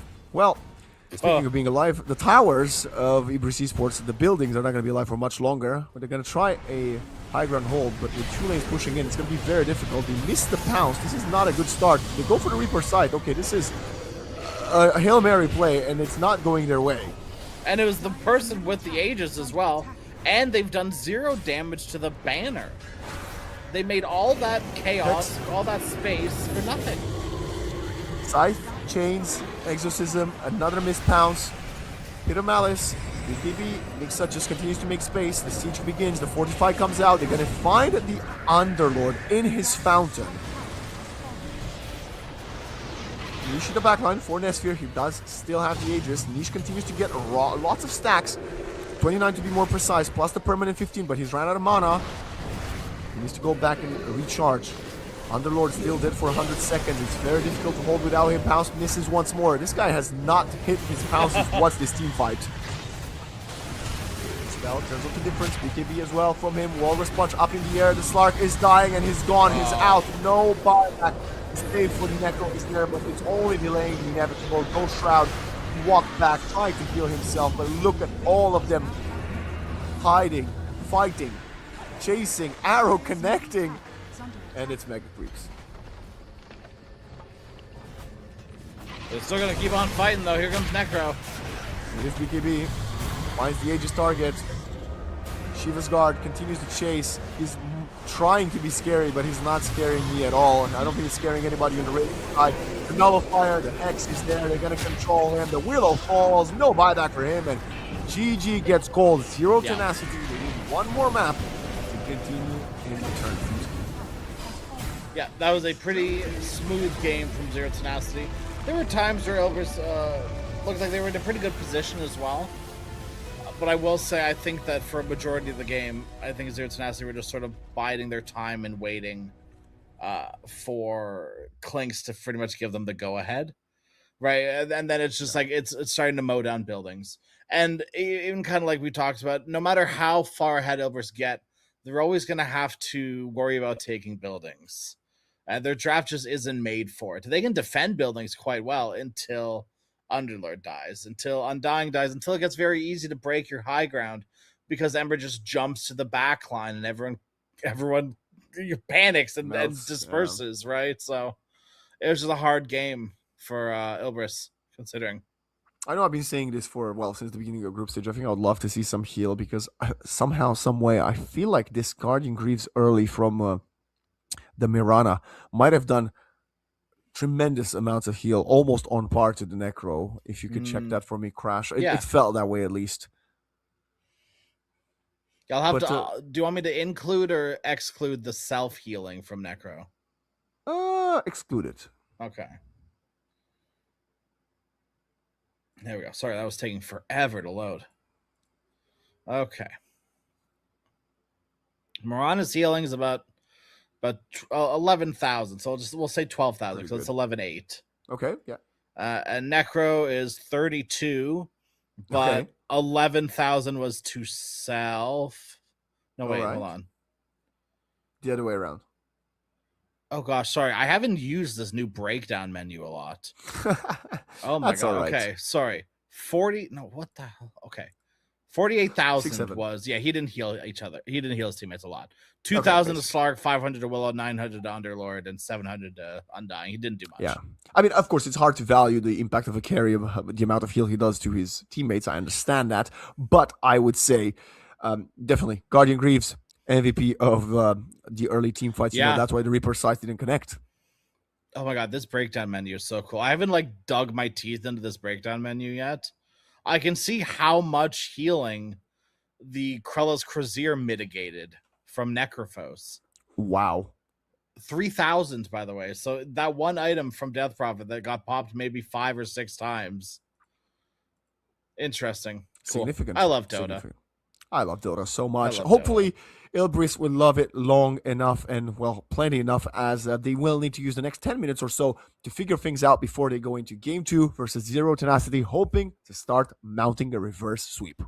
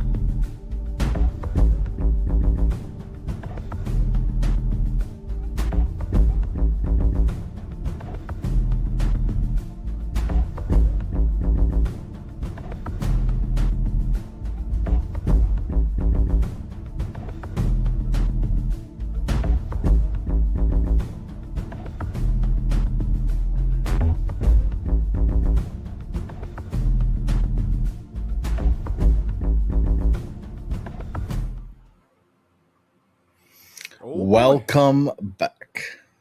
I'm sorry, Game sorry. number 2? Okay, we're Game gonna do this 2? one more time. Shall we do it one more time? Game 2. Shall we Game do it 2. one more time? No, one more time. No, one more time. In my mind, I was like game three. 3. I was like game 3 in my mind. And it's only game 2, and I don't know what's happening. You just reset. Hold on. Let me. Okay, go. Welcome to Game 2 of Zero Tenacity and Ilbrish Esports. I am Waxen, joined by Crash, bringing you what could be the last map Ilbrish plays in EPL Master Season 1. Could be the last series they play ever. Ooh. Do you have some inside knowledge that you'd like to share, Crash? Retirement match for all these players. This is it. This is the retirement series, the 5v5 retirement series. Man, could you imagine the hype of a 5v5 retirement series? Also incredibly sad at the same time. Could you imagine losing like 5 players in one fell swoop? Like wrestling, it would be, right? Yo, the loser goes home. Right. Yes, exactly. It's That'd like, be, I don't know. That'd be too much for Dota, I think. I think I'll instead of remember the wild card for TI, we do it the career versus TI matchup. So if you want to make TI, you got to put your career on the line versus another team of 5 players, and you're not even allowed to compete anymore. You're not allowed to play Dota ever again. You're not allowed to coach. You get banned. You're not exactly. Well, no. Maybe it's too. You get like IP banned. You never get to play Dota again. You can never launch the game again. You can't coach. You can't cast. You can't do anything. But if you win the series, you make it to TI. Done. Get me in there. Yeah, I mean, maybe the ban penalty is a bit too much to talk about. It's a bit too soon, given the circumstances surrounding the scene. But, the circumstances surrounding the series are even more interesting because I believe 2 of the banned heroes in the first phase in the Largo and the Hoodwink made their way through. And that is, I believe, because of the Undying ban. Yeah. And I don't know what else changed, but something else changed. Yes. Good question. Well, it doesn't matter. We'll see. It's irrelevant. We can talk about what's here, what is here, and what's right here right now. Yeah. And Largo Wyvern is okay. It's pretty strong opening. I think the scary part for me with Wyvern, is when you open Wyvern too early. Zero Tenacity can just go, okay, all magic damage, bye, and sort of then all of a sudden 2 of your abilities on Wyvern are not bad per se, but just not as good. Right, like it doesn't feel as good to Winter's Curse someone when everyone just does magic damage and no real right-click damage. I agree. No, but I do have to say, and I think I've said it many times already in the last couple of months, I do love Largo. I think he's such a fun hero. And I know some people say, oh, it's boring design. He doesn't do much. He's just like a walking, talking, dancing Wraith Pack. But come on, man. He licks you. You know what I'm saying? Yeah. No, I know. Largo's the first like new hero that I have found I enjoy playing. Like Muerta didn't care, Ringmaster didn't care, Kez don't care.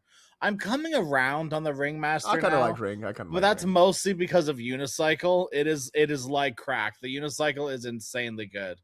But man, Largo really hit me. I gelled with that hero immediately, both as a support as an offlaner. It just, I don't know. I really like the hero, and I'm glad I finally have like that new hero that I can. Same. Like, I think the last one for me was like Dawnbreaker.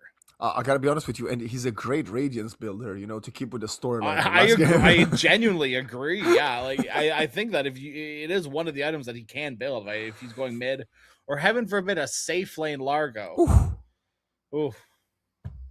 I don't know any team that would do that. I think we had a game like that. I want to say in EPL last season before the Masters. Akashi played it. Yeah, Akashi played it recently in Games of the Future, and it did not look well. No, but I'm pretty sure we had one. We had one in the previous EPL season, and it went something like Conda build or something. Anyway, that doesn't matter. We're looking at Windranger, Shadow Fiend from Ilbrish Esports, who are here to play, right? They have already, actually, I like that they opened with the Winter Wyvern because people have used Wyvern to counter the Shadow Fiend. So Zero Tenacity didn't even think of the hero because it would have been pairing quite nicely with the Tusk. So now they will have. The question is, which one's going where? We're probably looking at like 5 Wyvern, 1 SF, and then 3 Largo, 4 Wind.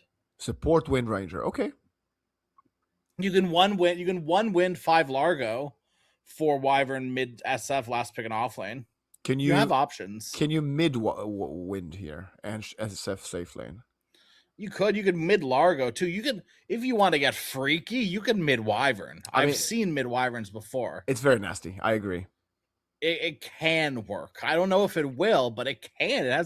It's possible. I think most likely we get a Shadow Fiend carry and a Largo off lane, and then whatever. I think that's the most generic, well sound, and makes sense sort of thing. And we see Zero Tenacity sort of agreeing with that. They are banning out the spirits. It could be a Largo support though. And by the way, the catch a lick to pull the opponents into the Winter's Curse. That's kind of cool. That's true. It can also pull people out of shards. It pulls people out of bushwhack as well. If you can angle it to break the tree. And it's pretty good. You got the frog stomp at the landing when you see where the snowball is heading for. You throw a frog stomp there. And of course, you would argue that you can try to use the tusk as a save from the Winter's Curse, but I would say it's probably more the other way around. Yeah. Yeah, you're not. That's a risky go to save from Winter's Curse. Okay, Klink's ban. What else is in the pool? Luna. We haven't seen Luna in a bit. Drow Ranger also banned. I wouldn't hate the Luna. Luna might fit the bill. Luna sort of fits the bill a bit more. Yeah, I like the Luna here. I think it was TB that got banned last game. We're not seeing a Terrorblade ban. I think that was one of the hero that got banned. Yeah, they're not picking Terrorblade here. Terrorblade into Shadow Fiend Wind Ranger sounds awful. Yeah, no, it does not sound good at all.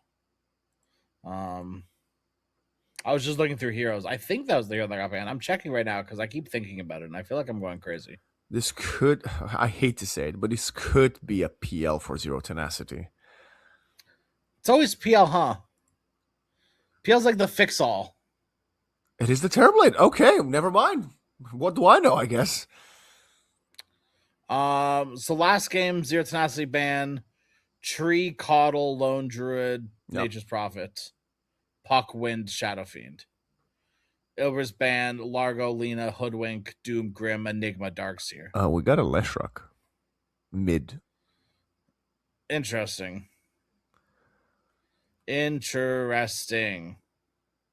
Not what I thought where this was going. Genuinely, I mean, is this a desperation? Not, it's exaggeration to say that. A Leshrac to counter the TB. Is that it? It's good against TB. Okay, so it doesn't, in my opinion at least, it doesn't do too good against Storm anymore. Used to do really good against Storm. Now it's not as good. It's still good. It's still fine. You're a Lesh, right? I mean, like, it's not like you're losing lanes. Well, most lanes. But since the introduction of Static Slide, it does feel better for Storm Spirit. Mm-hmm. It is actually like a laneable lane now. Instead of having to get into melee range to secure last hits and harass, you can actually trade effectively in the middle of the wave, which is very good for you. You can split up the Diabolic Edict damage. Everything's nice. Leshrac on the same side, though, has found a bit of his identity again because Misanthropy's gone. Dead are the ways of Misanthropy. You can now be a cheeky little building hitter guy. You can now be that cheeky little guy that runs at buildings and hides in the trees and Diabolic Edicts them like a little goober. You can build these Guardian Greaves, which is an item that you wanted to see, and just sort of ball up with your team. You have a lot of options to play with this Leshrac. It is a wonderful hero to get croaked as this game goes on. It is one of the best level 15, like Largo level 15 croak targets. Because you just crap out damage. Everything you do is magic damage or spell damage specifically. So everything is getting amped by Largo. Imagine percentage health damage. Edict doing percentage health damage sounds insane. So it's safe to say that you prefer the Leshrac last pick compared to the Terrorblade last pick. Is that a fair? No. I see the Lesh last pick. I think that it can turn into problems. I think the thing with Lesh is a hero. I think that the path I want to see Elvis go down is maybe something along the lines of those Greaves, or something like a little bit non-standard for the Lesh. And he has queued up Arcane Boots, and I see a +5, which I believe would be Greaves. It's +12 now. He went for a +12. God, okay, well now I can't do it. It's the radiance, isn't it? That's gonna fix that. He added the radiance. Yeah. There's the chance, but yeah, I just don't want to see standard Lash. I don't think it's gonna work It feels like also a bit of a comfort pick, right? He is very high. for sure. Yeah.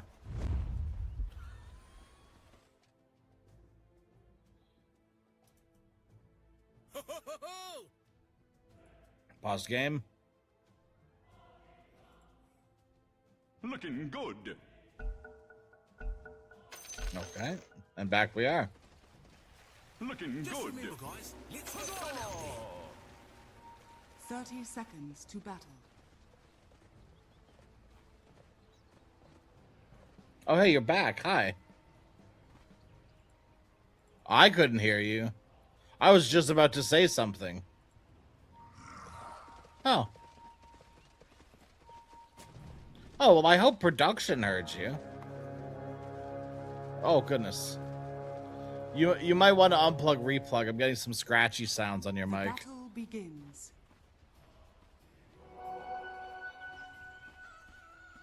Hello? Hi. That sounds better. It sounded a little warbled, like muffled a bit though. Yeah, you're a bit quiet. Ready for a fight. Oh, okay. It does sound more normal than what you were before, for sure. It's not me, it's you. I mean, oh god. I mean, oh god. I'm so sorry.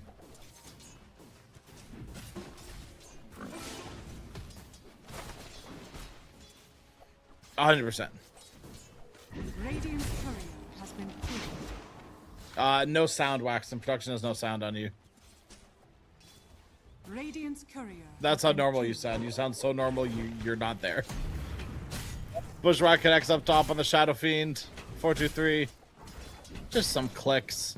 But it's still some pretty hefty harass. And Ponlo, he's not level 2 yet either. Well, I'm hopefully back this time. I haven't missed the first blood yet. We're gonna figure out in a moment. Is Waxen for real back? Am I just... It's a great question. Are you just a voice inside of my head? Am I just like Enigma Galaxy? Am I back or not? Ooh, that's a good question. I guess we'll have to wait until TI to find out, huh? Wow, that's at least another week, right? Yeah, well, guess you'll be stuck here.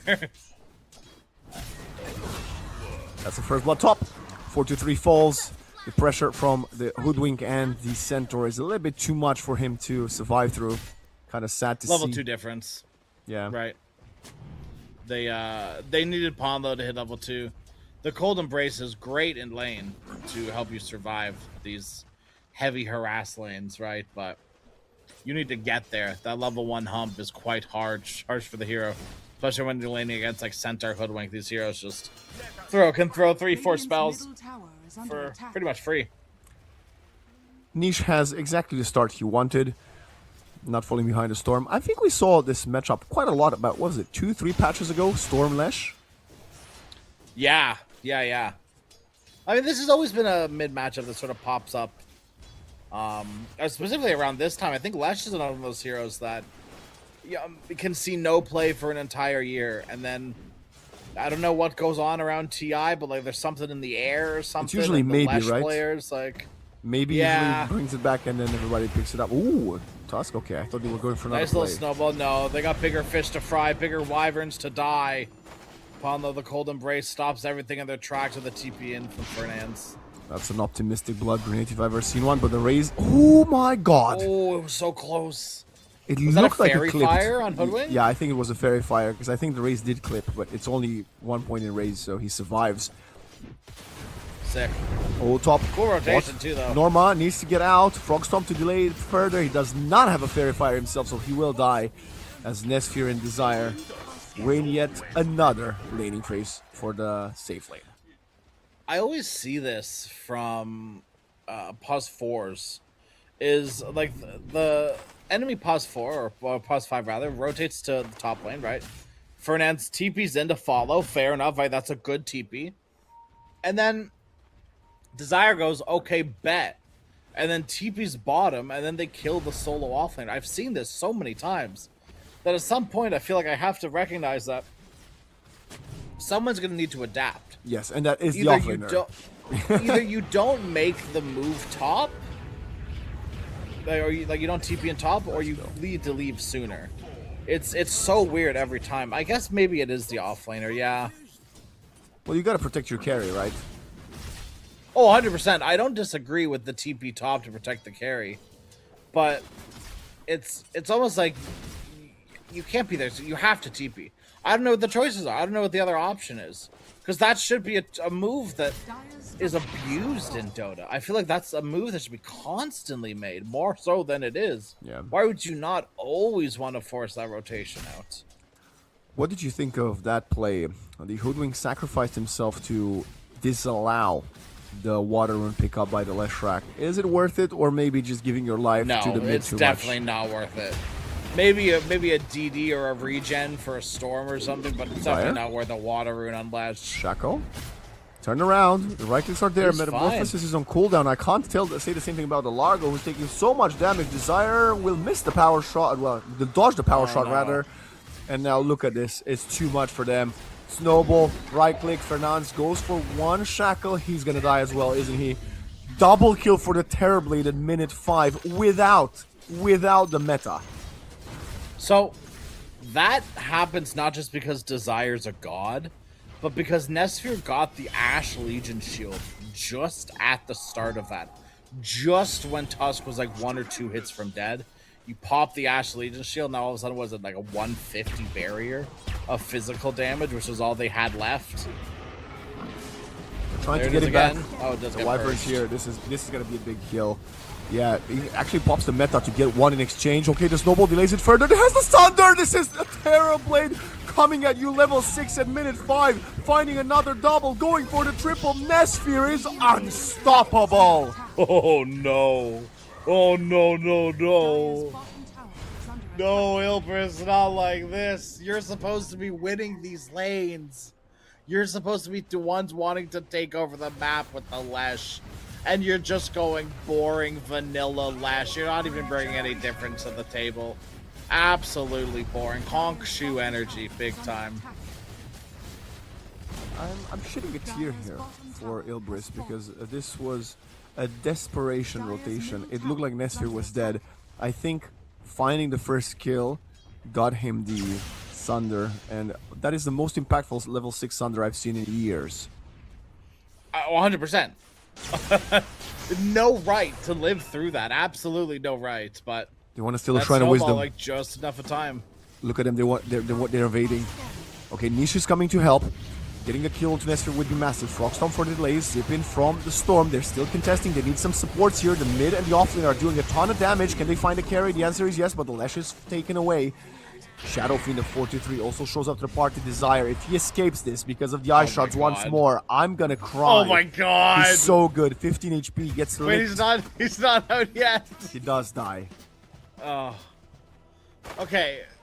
This sounds really weird for a team that just lost their carry and their 5. They took the tier 1 tower. They lost the Wisdom Shrine. They killed the mid laner. They forced 5 heroes to rotate bottom. That is definitely a net win for Zero Tenacity. It's not awful for Ilbris because of what they get out of it, but it's still not good either. It could have been way worse for them. It could have been significantly worse, though. And all this time, Nixa is not only free farming top, he's got a little troll summoner army shoving the wave. That Wyvern can't really deal with. SF could. If SF was there, that'd be easy peasy. Paulo, this is the best he can do. He's doing the Lord's work right now. He's trying. He would love for a carry to come and farm this. Radiant are scanning. Yeah, 4-3 is heading that way. Yeah. Mixa is going to counter pull.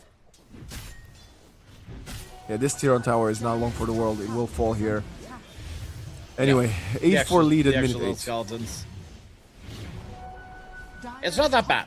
It's not that bad at all. For how bad I feel like this bottom lane is gone for Ilbris, Zero Tenacity could be a lot worse. Now, Is the Terrorblade like 5k net worth at 9 minutes? Yeah. Okay. Is that a good thing? But, well, it's could good be for zero worse. tenacity. It's good, yeah. Catch top on this Hoodwink, Shackle, Bushwhack. Well, one of them connects, and not the one that Ilbris would have wanted. True. Dire's middle tower is under attack. Weird place to make a move, Ilbris. Hard heroes to kill, now instead they move over to the mid lane. Easy free kill. Desire will die, That's but 5 heroes again. if difference gets out, By it the doesn't way. matter. I guess 4, because Largo's still bottom. He's Largling on. The Terrorblade being ahead of the Shadow Fiend at farm by 500 gold at minute 9 is... I don't even know. It makes me speechless, I have to say. He was even further ahead a moment ago, right? Like, it was bad for a while.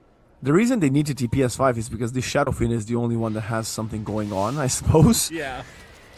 Yeah, it does feel like he's the one that has the most significant amount of damage outside of the ledge. Shackle shot misses. Middle tower is under Would have been a nice kill, but they had no trees, so optimistic. Difference takes Oh, one what tower. Difference turns around with the Ash Legion shield. He's manning up. He's running out of mana. Difference. That's a huge mistake from Difference. Yeah, I think he could have just... They should have just left. Zipped away, yeah. Okay, now 43 Yeah. wants to go deeper. Catching Requiem of Souls, separating. They want to turn it onto a Terrorblade, but 43 is still stuck in a corner, and he will get claimed by the hungry Terrorblade. Desire's so good with these shards. He missed maybe 1 or 2 last game. But that is a small portion of the shards in which he threw. Dire's middle tower But once is again, under just attack. now, the shards on SF, phenomenal. Almost any other shards, SF walks away. But he can't because he's trapped in a tree line. Such a weird shards to throw. Dire's top tower is under attack. But ends up making the difference. You keep your tier 1, they lose theirs.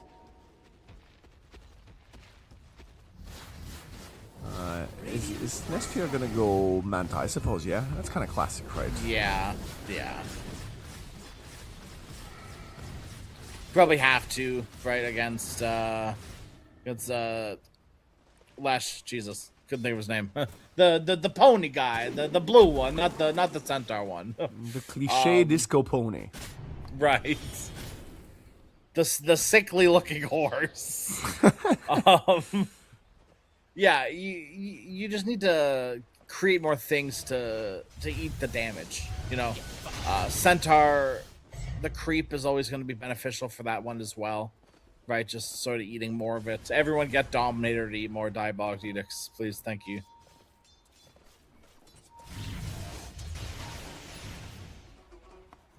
Almost does that blink though on Lesh. That's going to be He does have it, yeah. probably just the bought it. desired go time for Radiant's Ilbris, right? middle tower is under It will be attack. the desired goal time. I see what you did there. Zipping in. Oh, I didn't, but I see it now. Oh, missed Sharpshooter. It still doesn't matter. The heal for Norma is not going to be significant enough to delay it until rotations come, because the rotations weren't coming in the first place, Crash. No, and you know what? I respect it. Everyone's You been do? rotating for everyone except the Largo. Largo hasn't been rotating for them, so why would they rotate for him? It's a life lesson. This is the school of hard knocks, you know? I suppose it's a lot of what happened game 1 when he was the one just farming on the underlord, not rotating for his teammates. So, payback time, baby. Right, Radiant are scanning. Difference? right. We Looking at gotta his... make beef. Even if there's no beef on the teams, we gotta make beef. Look how close to his face the camera is next time we get to see difference. He's like almost kissing the screen, but we can see it because the camera it feels like it's on the screen. It's hilarious.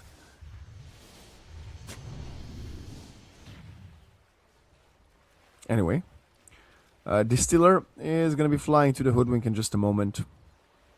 What an item. Yes, thank you for actually giving us a useful support item to build. That's kind of fun, Valve. Thank you. Watch it get nerfed next patch. I cannot begin to describe to you the amount of sadness I felt when they changed the Disruptor Shard to Kinetic Fence. I cannot tell you how sad I was when they changed Disruptor Shard to not give shared vision, or like vision in this area Yeah. around the Thunderstrike Shard. made me so sad. But then they changed it for like track and amplified damage, like everything. So I was fine with it, right? But they brought it back. I said, welcome back, Essence Distiller. Welcome back, Disruptor Shard. There we go. Best Sphere. He's got a whole team wrapping around him. Desire dodges the raise, but getting forward onto the Lesh. Lesh is the one getting snowball. How is that possible? I have no idea. Requiem Soul comes out. They need to get out. Niche is stuck in between a rock and a hard place. So getting slightly healed. The Distiller is on top of them. They want to catch someone. Nice turnaround going with the curse, but they don't have enough damage to kill the Hoodwink as Difference zips past them. The power shot comes a second too early. This Wind Ranger has been, what's the opposite of impressive? Disappointing? Myself and my family's eyes. That makes two of us. Not in your family's eye, in my My family really hates Wax. Wow. It's a disappointment. Goddamn Romanians, that's what they think about me, right? Yeah, you know my racist parents. Oh gosh. Oh goodness. Be even funnier if I was American, you know, but now it's just sad. No, I think this is what makes it funny. If you were, Fair enough. it would have made it sad if you were. If I was American, it would be expected. Yeah, well, I suppose so. It would be sad for you. If No Hoodwink way. solos, No shot this half. Okay, no, it definitely doesn't. he's He has get a caught. raindrop. He doesn't have the Hold on, but Requiem. Desire wants to change it. We need a heal. We need a heal. Okay, he does not need a heal. Never mind. Stampede, hello. Refresher, buy it again. Like, hello. Refresher, yeah, absolutely. Storm, zip across the map. Hello. Sunstrike, my invoker, Sunstrike. please. Zeus. Zeus is back. It's not.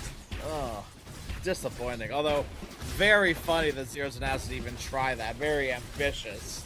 No, it looked scary for a second. I was like, oh my god, this Hoodwink's There about was to a actually... half a moment, Yeah. and then he had a raindrop, and it didn't matter. Well, the Shadowfiend is almost catching up in farm with Terrorblade. That's the scary thing, is because that happens. SF gets a Look at, nice Look chunk at his of face. change. Look how close he is. Did you get to see him? I didn't. No, next time. Next time his storm's on camera, be on the lookout. It looks I forgot it was absolutely- different, so I was looking for Desire. No, Desire is... He's too focused on the game. He doesn't want to plug in his webcam to lose any FPS. I respect Fair that. I respect that. There he goes. Oh my god. Difference. Why is his Jesus. mouth open? I guess he's kind of like the Storm. The Storm speaks a lot. It's his like focus face. I understand. I get I'm that. not gonna make fun of someone for that. You Renans. I'm gonna make someone for that. Make fun of someone for that though. Feeding like a maniac, and no Requiem? raindrop's gonna save you from the Requiem? relentless. Requiem? It's too late now. No, He's dead. he can't. He's gonna die, right? We got the Hoodwink, another Bushwhack. Stomp is there, and the Meteor Hammer on top of him. That's my dead carry. Yes, we found Desire, but at this My point... dead carry. No. Did bro so dirty. Dire's top You know, tower at least you is get to under see attack. difference. I can't even see mix up. No, I kind of like it. He's showing us, look at the hairline, guys. You can, you know, some of you don't have Damn. this. It's true. I don't have that. Yeah, my mind is fading. Don't worry, my friend. Oh, brother, my hairline went so quickly, and I just went, all right, well, I guess I'm bald now. I gave up very quickly. It gave up on me very quickly. I gave up on it very quickly. It was a mutual exchange here. So what you're seeing is that Mixa is not only flexing on us that he's a much better Dota player, he's also got better hairstyle. That's crazy. Right. Well, he's got better Correct. hair in the first place. Correct. He has hair. Yeah. That's it. Desire. This is what I desire, to keep my hair. Hair. yeah. I desire hair. Largo, by the way, I don't even know. What is he farming for? What is an item that I could not begin to tell you at this point what Largo is hoping to achieve. Yeah, like what's He his is hoping to get level 15, get his Croak talent, croak his Lesh, and hope that Lesh carries him. Largo is now Aura bot mode because he's no longer any sort of threat on the map, damage-wise. Zip in. We catch the Wyvern. Easy kill. For all the focus we've had on his actual stage presence, Difference has been impeccable this game. Actually, incredible all series Yes. long so far, I have to say. Commendable from him. He's locked in. You can see it in his face. I want to say, I don't know if I'm too familiar with difference, but there's a jump bottom. Oh my god, this Lesh wants to find a free kill, and he's getting turned on by 3 players. The Requiem comes in a little bit too late, and the focus fire is tickling that hoodwink. Alright, well, Nish just sacrificed himself to the lords, the demons, I suppose. Terrorblade's a demon, right? Yes, yes. Yeah, you know, we talk about difference being locked in. Desires locked into these snowballs have been coming out so quickly. It's quick cast. He just has quick cast on. He's spamming it in front of him. He gets the Lago. It's gonna delay level 15 further. I don't think they're making it to level 15.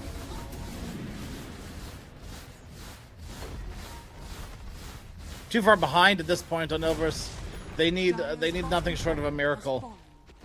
But Zero Tenacity continuing to accumulate items that change the state of the game, forcing it further in their favor, while Ilvers are, you know, sort of left in the dust. There's nothing that they can buy at this point, at this very moment, that's going to change the way that Zero Tenacity want to play. Nesvir is pushing this lane pretty much solo. More than half health to tier 3 tower at 20 minutes. Hello? I'm wondering what would be like a comeback thing. Like, what is something that Ilbris would need to do in the next 5-6 minutes to be like, oh yeah, wow, they've got potential of coming back? Because, you know, you got to start finding this Terrorblade. Well, that's not gonna happen. They're gonna try to find the Centaur. Who might go with the Croaker? It does help him. The Stampede is there. One more right click, and he does get clipped up high ground. If that would have been a miss, oh boy, where do I begin? Right. The idea either way was to find some sort of solo hero. I said TB at the time because he was more alone than Centaur, but as I finished talking, everyone walked away from TB, leaving him alone, or everyone walked away from Centaur, leaving him alone. The idea is still the same, right? But you can't really afford for too many support kills either. It's almost not worth your time. You need to start extracting high value, you know, high priority objectives, whether it be towers or important hero kills, like Storm, Centaur, and TB. TB is 8-1. He's going for the Scotty. If he has it pre-minute 24, it will be an incredibly fast timing for him. Distiller for Fernandes, who's trying to, well, starting towards his blink. This time the Wind... I don't even know. I'm gonna say that so far his Dark Willow was more impactful than the Wind Ranger. Yeah, that's true. Look at Ponlo, spotted by the static slide. He really wants to throw out something, but I think it's gonna be a little bit too slow. I don't think they saw him. Goes in. That's nice. They're gonna find a kill onto the Tusk. Free kill for Ponlo. Zip in onto him. He's trying to fly away. Sharpshooter will get him as the Electric Vortex will push, pulling him back in. And they get the Boomerang for the Hoodwink. Still pretty, pretty good. Such a good shard to get. It's something, right? It's time too, which is nice. That's something you can't, you know, naturally buy. You can buy items, you know. You can buy, you know, not objectives too, but you know, you can't really buy that extra 30 seconds of farm that you get for Tusk being down. That gives Lesh a BKB, right? It's out. It's ready. They're ready to fight now, hopefully, to find something. It's only gonna get harder if Zero Tenacity start layering up Aegises with that too.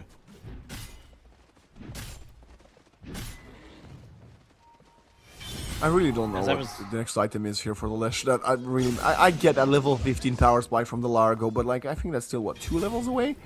Largo is barely ahead of the Hoodwink in XP. He's about to be 14. He's about to be 14.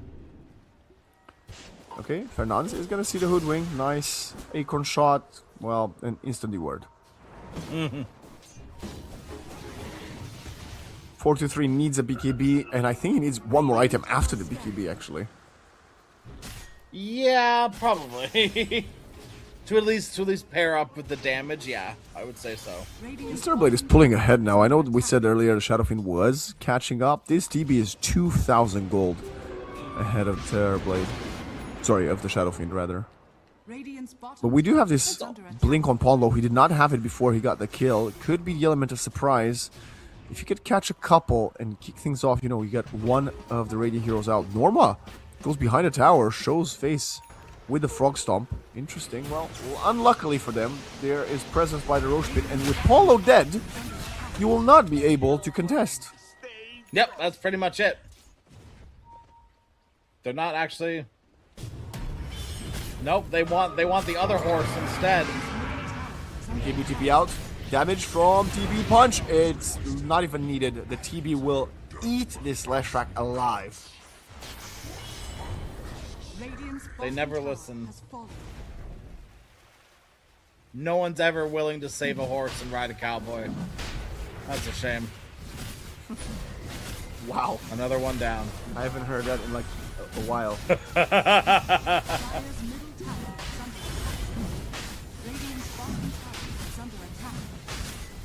The problem is now that I've said it, it's in my head, and Yeah, I can't get it out of my head. I've got a visual in my head that I do not want to apologize. express to the audience. I apologize. Oh no. BKB into Butterfly seems to be the name of the game for 4-2-3. Yeah, fair enough. I don't know if that's the... It's the survivability / damage hybrid item that you need. You want, like, ideally it's just like some raw, dataless sort of damage. But it's your best case scenario now is that TB hasn't built a Butterfly, so you don't need an MKB. So I'm going to slow down anything that's too big damage for you. I guess on the bright side for you, you've got that level 12 on the Winter Wyverns. You get the extra time increase on the Winter's Curse. He's also going to go for the Chasm to have the slightly higher AoE. Larger AoE, not higher. Higher number. Oh, Desire cancels CPDC. The Leshrac and Nvidia want to go for him. I think they were trying to send the Tusk bottom to deal with the wave, but spotting the Lesh prompted Desire to cancel TP, and look at him wording behind the tier 2.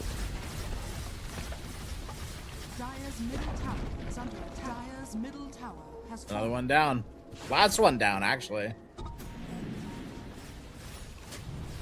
Time to go high ground?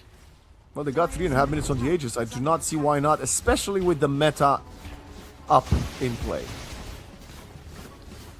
Power No shot. banner, no worries. Tickle's Nesphere. Nice attempt there. I like the catchy lick into Shackle attempt. That was ambitious but cool. It was very cool. If it worked, I would have been singing your praises. Link, Hoof Stomp, Hold Embrace for Norma. Sharpshooter will get him out anyway. Look at the damage. He hit so hard. 43 shows up to the party. The Tusk just destroyed the Leshrac. He had no chance. The Requiem, the raises, the right clicks are insignificant.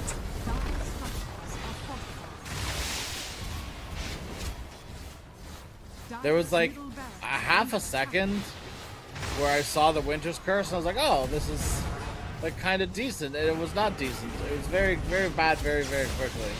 That Lesh disappeared. And no one seems to be respecting the jump from Difference. Yeah, Difference completely on a different level this game. Sunder going on to the long range Wind Ranger. She needs to blink away from her base to get out. With 8 seconds on the Leshrac though, can they continue the siege without the meta? Well, they say, yeah, we can. Yeah. We don't care. We've got no need for meta. Nesphere is 11-1-4. Sorry for ever doubting you. I mean, this has been, once again, not to like downplay anyone else on Zero Tenacity, because they have all played very well this series. This has been Desire's time to shine. This has been the Desire show. Desire has been a big enabler for what Nesphere and the rest of Z10 want to do. You cannot have as free of a game on your TV if Desire is not handing you a lane.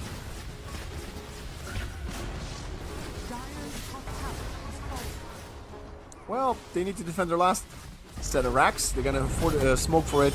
Oh my god, it's a stomp, it's a push, bash, bosh, sharpshooter, right click, double edge. Fernandes goes for a nice shackle connecting on the TVs. The turnaround, 4-2-3 with the Requiem. He is dead, he's gone. GG gets called, disconnect as well. And it's a completely dominating performance from Zero Tenacity. That very quick disconnects. Oh my goodness. And a pretty quick game, too. A very quick series. Holy moly. That was, oh my gosh. Wow. I'm disappointed, I have to say. I think after watching Ilbris in the group Yeah. stage, I thought, yes, I still think Zero Tenacity was the team that I expected more from, but I thought Ilbris would have put more of a fight here in this elimination game. And clearly, the difference between games 1 and 2, instead of them coming back even hotter, they cooled off completely. Yeah. Yeah, and Zero Tenacity, they looked, they took all that heat for themselves, because that was, oof. What a series. And this is the problem, right? Like, you're seeing firsthand the first pick of the Wyvern. What did it do? It's not like it was. No, yeah, I won't sugarcoat. It was a bad Wyvern game. You made it a bad Wyvern game by picking it so early. Yeah. Yes, you needed to protect SF, but you can't assume you can cold embrace someone this game. You're not a first throwing pick? the game. You can't cold embrace. How many times did someone get cold embraced just to get sharpshootered and then killed because it deals like 1,000 damage? You can't cold embrace someone. Especially after you banned the Hoodwink in game 1, right? So it's not like you didn't think, oh, they could You pick made Hoodwink. this bed. Yeah. Now lay in it. You're right. I don't know. It's just off the mark, I feel like, for Ilbris this series. Yeah, and there's no more left. There's no more, like, there's no grass is greener for this. That's it. They're out. Yeah, and it's, we were speaking about Zero Tenacity losing a single game in the group stage. Well, Ilbris themselves also only lost versus the eventual winners of the group, also in 2-1 fashion versus the Power Rangers. So they were also a team with very promising potential for the playoff run. Unfortunately, not quite meant to be. They lose versus Rune Eaters in what was not the most competitive series, especially with that game 2. So now they will be, their campaign in the EPL Master Season 1 is over, Crash. Do you have an MVP for this series? Do you have to ask me? Is that like, I feel like you're doing yourself a disservice by asking me. It has to be Desire, right? I'm just saying. I thought Difference might have had, or Nesphere might have had thrown their name in the hat as well. Here's the thing with that. I think that they did their roles well. Yeah, but I don't think that's what makes them an MVP. I think it's doing something exceptionally and different that sets you apart. And I think Desire set himself apart this series. No, I think I'll go with you as well. I think especially those ice shards were out of this world. Definitely insane. Definitely deserved. But that is it for us for this series. We will send it to an extended break before we return with the third series of the day. And that matchup will be none other than, drum roll please, Crash. Let me hear it. It's Yellow Submarine versus Level Up in the upper bracket semifinals, coming your way in about an hour.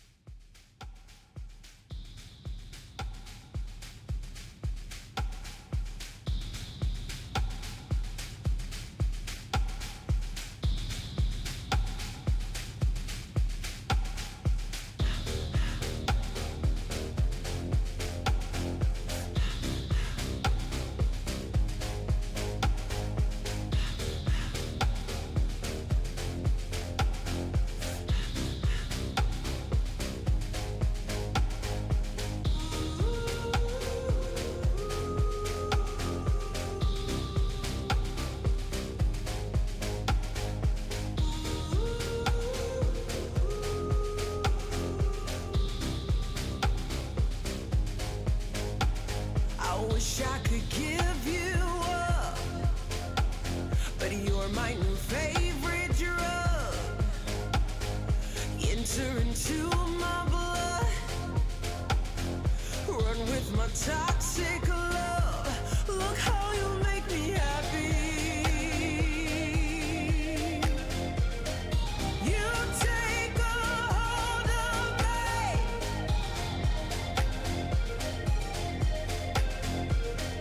You take a hold of me.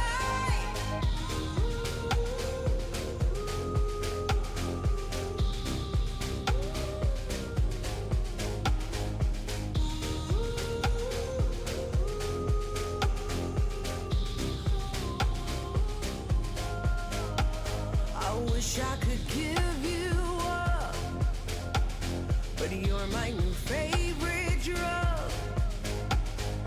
Enter into my blood, run with my toxic love. Look how you make me happy. You take a hold of me.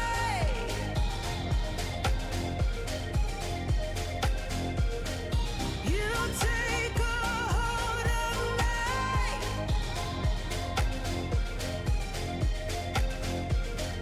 You take a hold of me.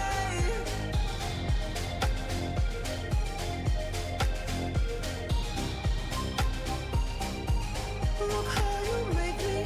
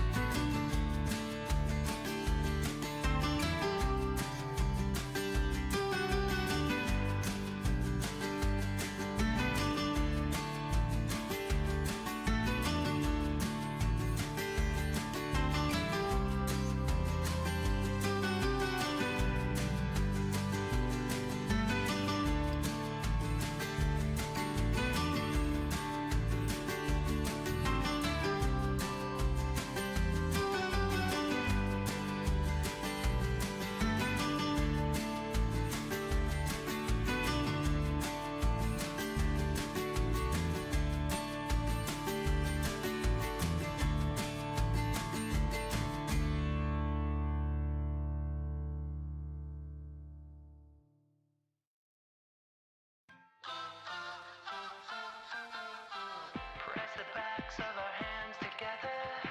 It's still wet, so the ink should transfer. Meet me at the side door.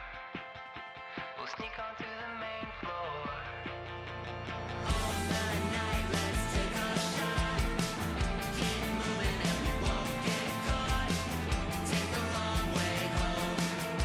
Tonight we're free to roam. Everything's gonna be alright. Just let go, enjoy the ride. To the top of the world tonight. We're never coming down.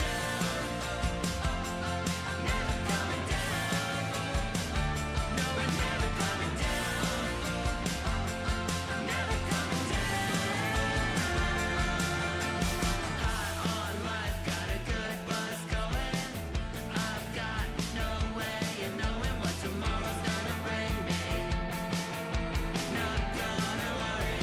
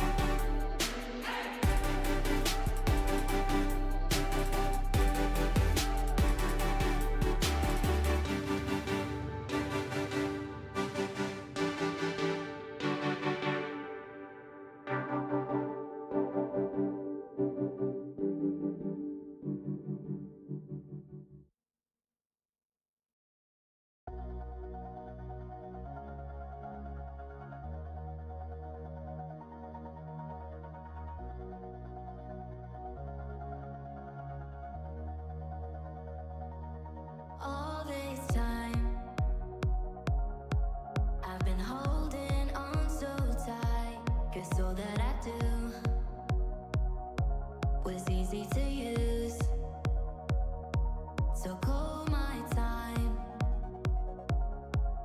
but you weren't really mine, just something to do. Thought I never knew. No surprise, but nevertheless, I'm still stuck in self-defense. No surprise, but nevertheless, I get lost when I look in your eyes. I just want to be next to your I get lost when I look in your eyes. Do you even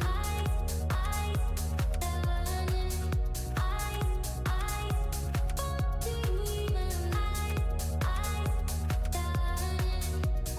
leave now, make your escape. You know the fortune favors the brave. So close, just get away.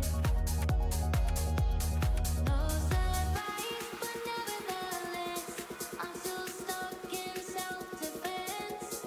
No surprise, but nevertheless, I get lost when I look in your eyes. I just want to be next to your I get lost when I look in your eyes. Do you even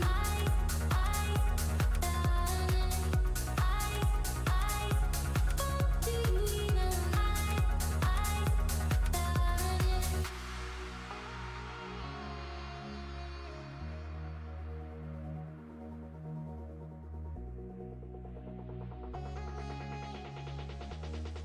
I get lost when I look in your eyes. I just want to be next to your I get lost when I look in your eyes. Do you even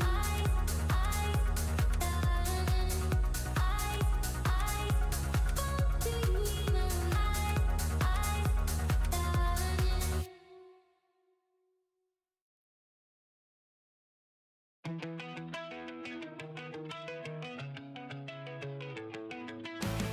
I did it all, I played pretend. I moved the mountains to be your friend. I wanna know if it mattered.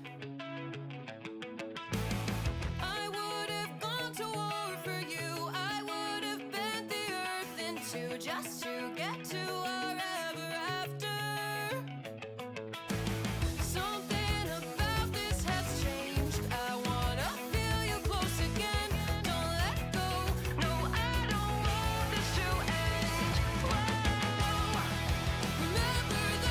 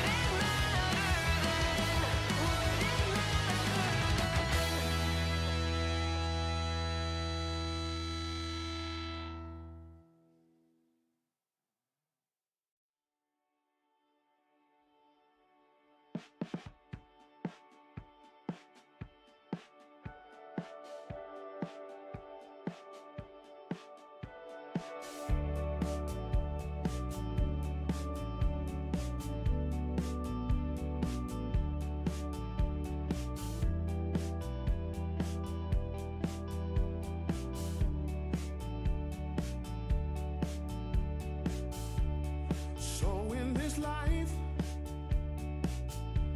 don't you try to move too fast, or the good times will roll by. So don't just slip by. These days they will come and go. That's how you build a good life. One step, two steps, three, and it's over. 5 into 6 again. 7 steps, 8 steps, 9, and I'm older. Trying to figure out where I fit in. So hold yourself tight. So hold yourself tight.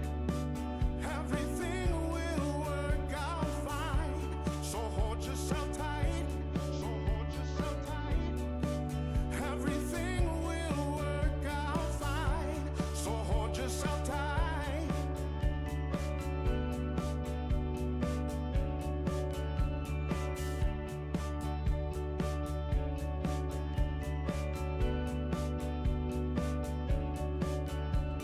One step, 2 steps, 3, and it's over.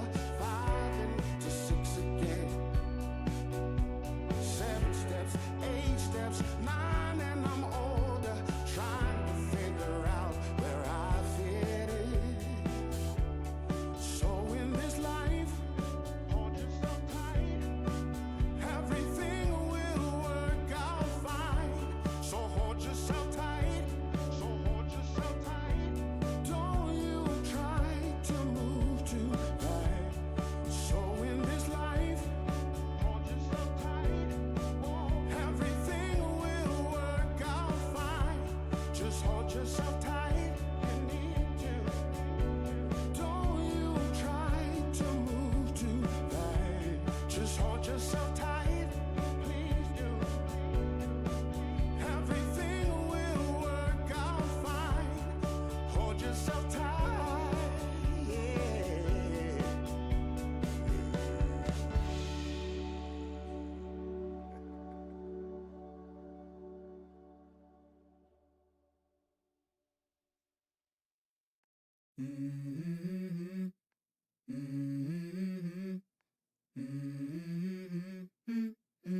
Let's go.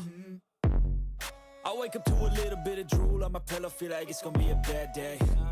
Yeah, I'm tired of shit, and the coffee ain't hit yet, damn, ain't that great. I don't wanna go to work, cause my boss is a jerk, and I'm not even that paid. I need a change in my life, cause I don't feel alive, and there's nothing that makes me happy.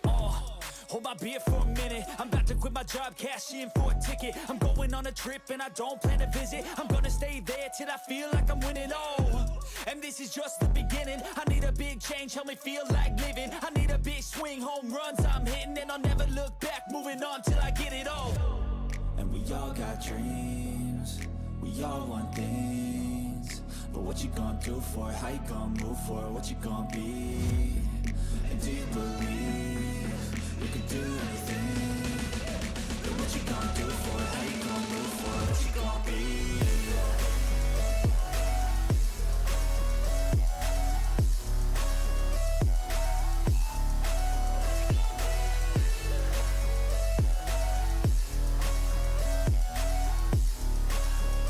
Let's go. Hey. Yeah, this is my life, my strife, my right to fight, to die on. And this is my game to play, to claim a brand new name, And I ain't gonna lie to you, I'm a bit nervous that I might screw everything up that I've ever done. But what's the point of living if you ain't having fun? I guess I'll try this, try that, might miss, gotta find what I'm good at. I guess I look here, look there, over where am I scared, where am I at? I gotta make it in this life, whatever makes me happy, know I'm doing things right. Sipping in the summer on a goose and Sprite, or find a nightclub for the end of the night. Oh, and we all got dreams, we all want things, but what you gonna do for it? How you gonna move for it? What you gonna be? And do you believe you can do anything? But what you gonna do for it? How you gonna move for it? What you gonna be?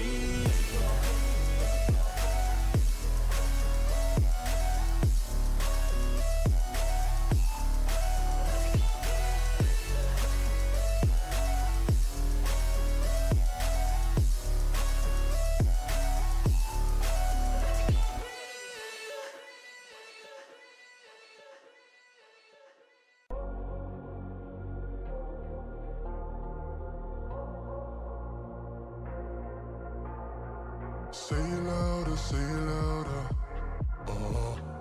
Feel the moment, feel the power. Bring the animal back to life. Bring the energy one more time. If you feel like letting go, you can take control. You can turn this all to something beautiful where you feel life gets you down, down, down, gets you down, down, down. Say it louder, say it louder. Feel the moment, feel the power. Bring the animal back to life. Bring the energy one more time.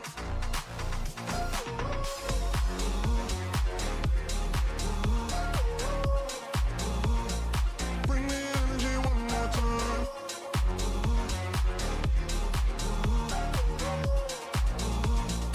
Bring the energy one more time. Say it louder, say it louder. You're the question, you're the answer. Bring the animal back to life. Bring the energy one more time. If you feel like letting go, you can take control. You can turn this all to something beautiful where you feel life gets you down, down, down, gets you down, down, down. Say it louder, say it louder. Feel the moment, feel the power. Bring the animal back to life. Bring the energy one more time.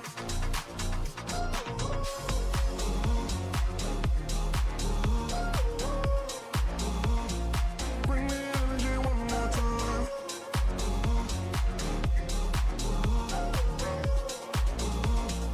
Bring the energy one more time.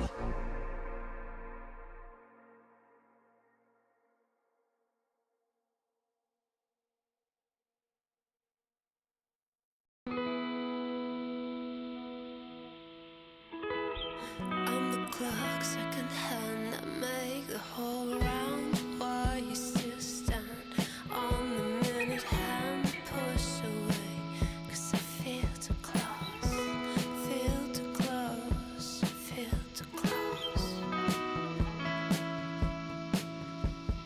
Used to put love on scale, hope for the other side to fail. When the night was enough to talk away the haze of the day.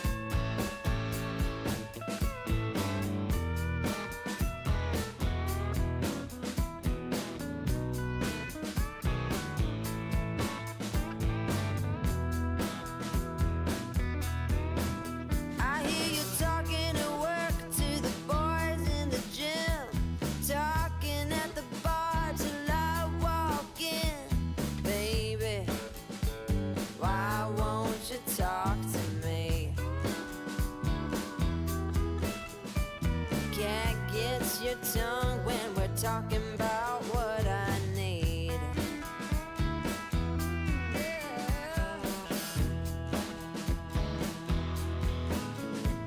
Say what you will at the hardware store. Don't get you started talking about sports, baby. I want you to talk to me. Can't get your tongue when we're talking about what I need.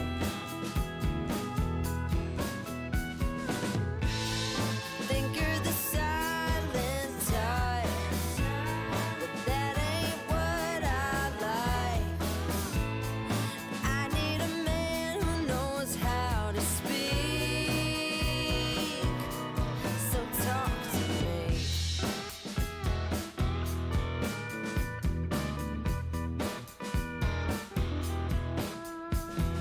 Yap on the phone with your daddy till dawn. Fishing with your buddies, going on and on and on. Those fish hear more than me. Cat gets your tongue when we're talking about what I need.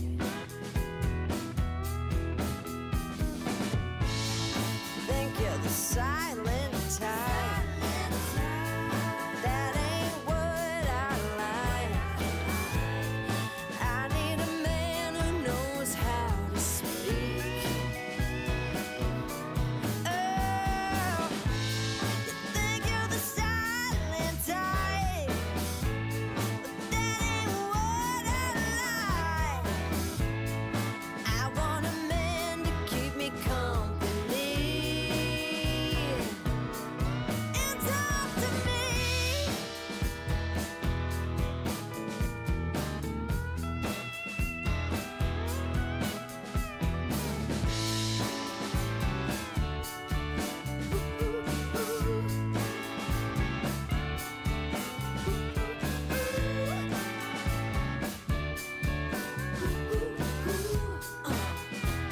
Baby, won't you talk to me?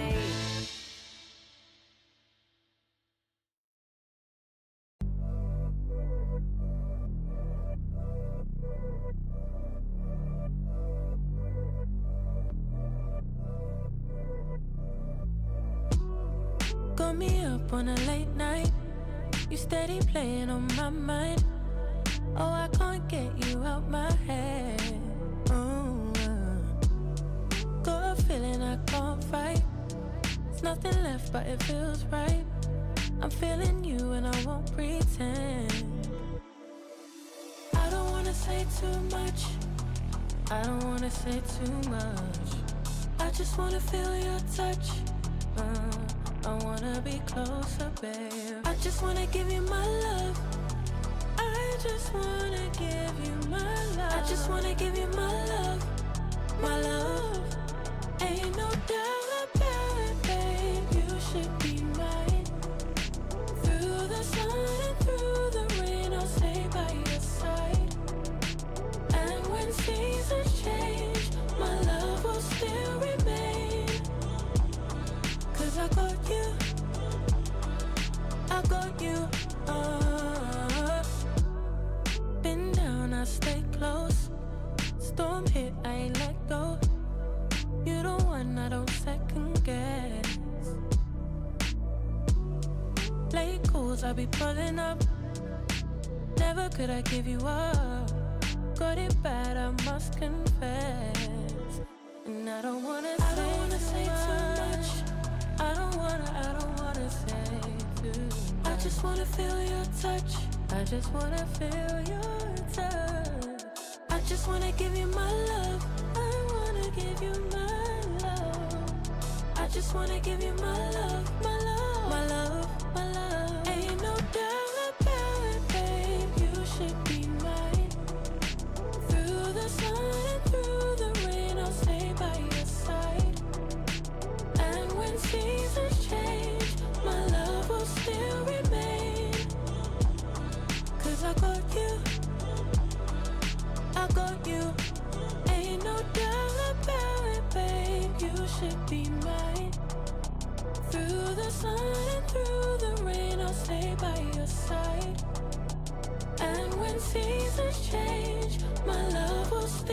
remain. 'Cause I got you. I got you.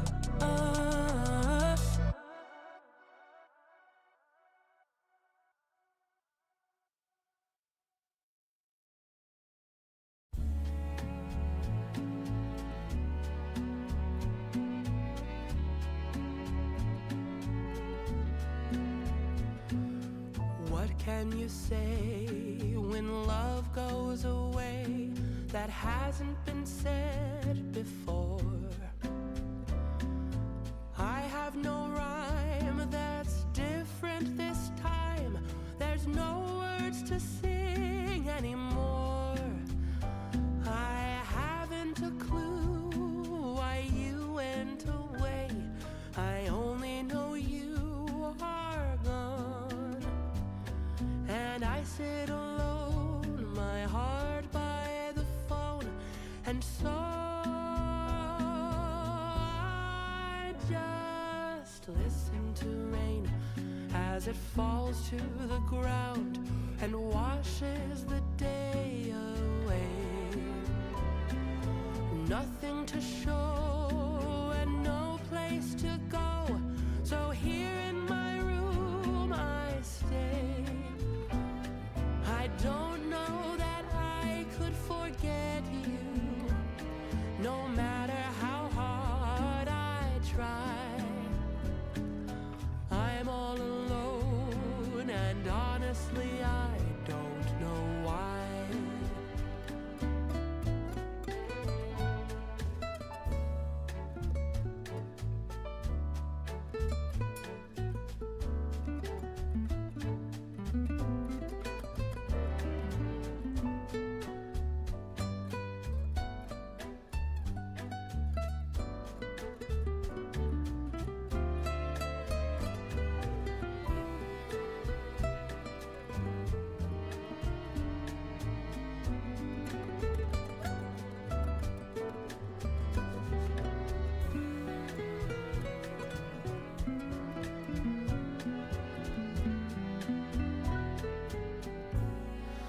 I just listen to rain as it falls to the ground and washes the day away.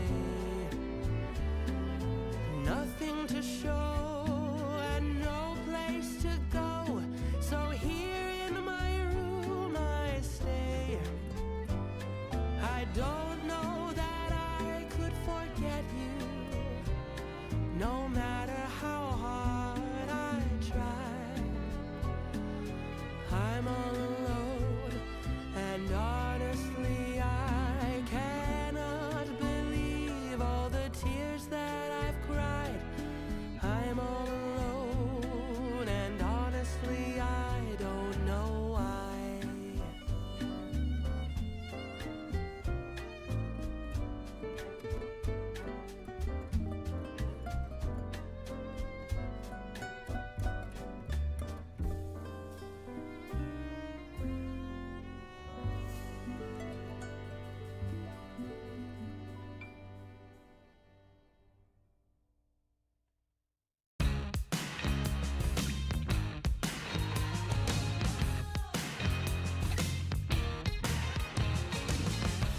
Another day, another break in the promise was always a pattern of mine.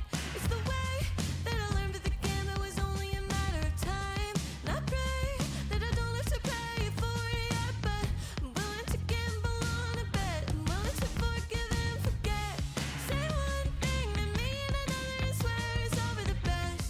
Cut all the toxic people telling me to give it a rest. I'm not too sensitive, you just don't have a heart. But I continue to enter the ringer while I'm falling apart. It's a habit I wanna break, like a grieving band, and it's on display. And you pull me in, and I can't look away. Nothing matters, it's a pattern. Oh well, didn't mean to do it again, but I wasted my time. What the hell? Am I laughing or crying, or am I tiptoeing the line? So bad, didn't learn to be better and standing up for myself. Just telling people to go fuck themselves. Oh, it's a habit I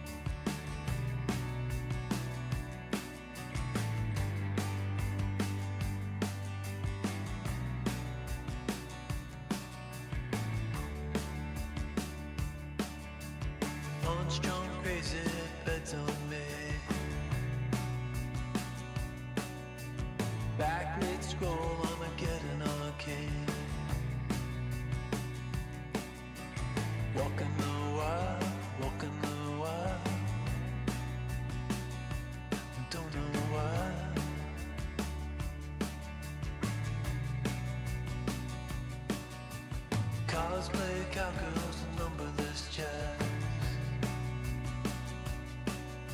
We're feeling just fine in our running hats. Walking the wild, walking the wild. I don't know why. I don't mind the hustle and the tussle. I don't mind the grind. I don't mind pretending we don't see these signs. I don't mind the hustle and the tussle. I don't mind the grind. You and me dancing on the Gideon time. Try to unplug it, turn it back on. Try to unplug, but the feeling's gone. Walking the wild, walking the wild. You don't know why, you don't know why, you don't know why. Radio play in the cesspool stream. Oh, running down nightmares that used to be dreams. Walking the wild, walking the wild. And I don't know why. I don't mind the hustle and the tussle. I don't mind the grind. I don't mind pretending we don't see these signs. I don't mind the hustle and the tussle. I don't mind the grind. You and me dancing on a Gideon time. I don't mind the hustle and the tussle. I don't mind the grind. I don't mind pretending we don't see these signs. I don't mind the hustle and the tussle. I don't mind the grind. You and me dancing on a Gideon time. You and me dancing on a Gideon time.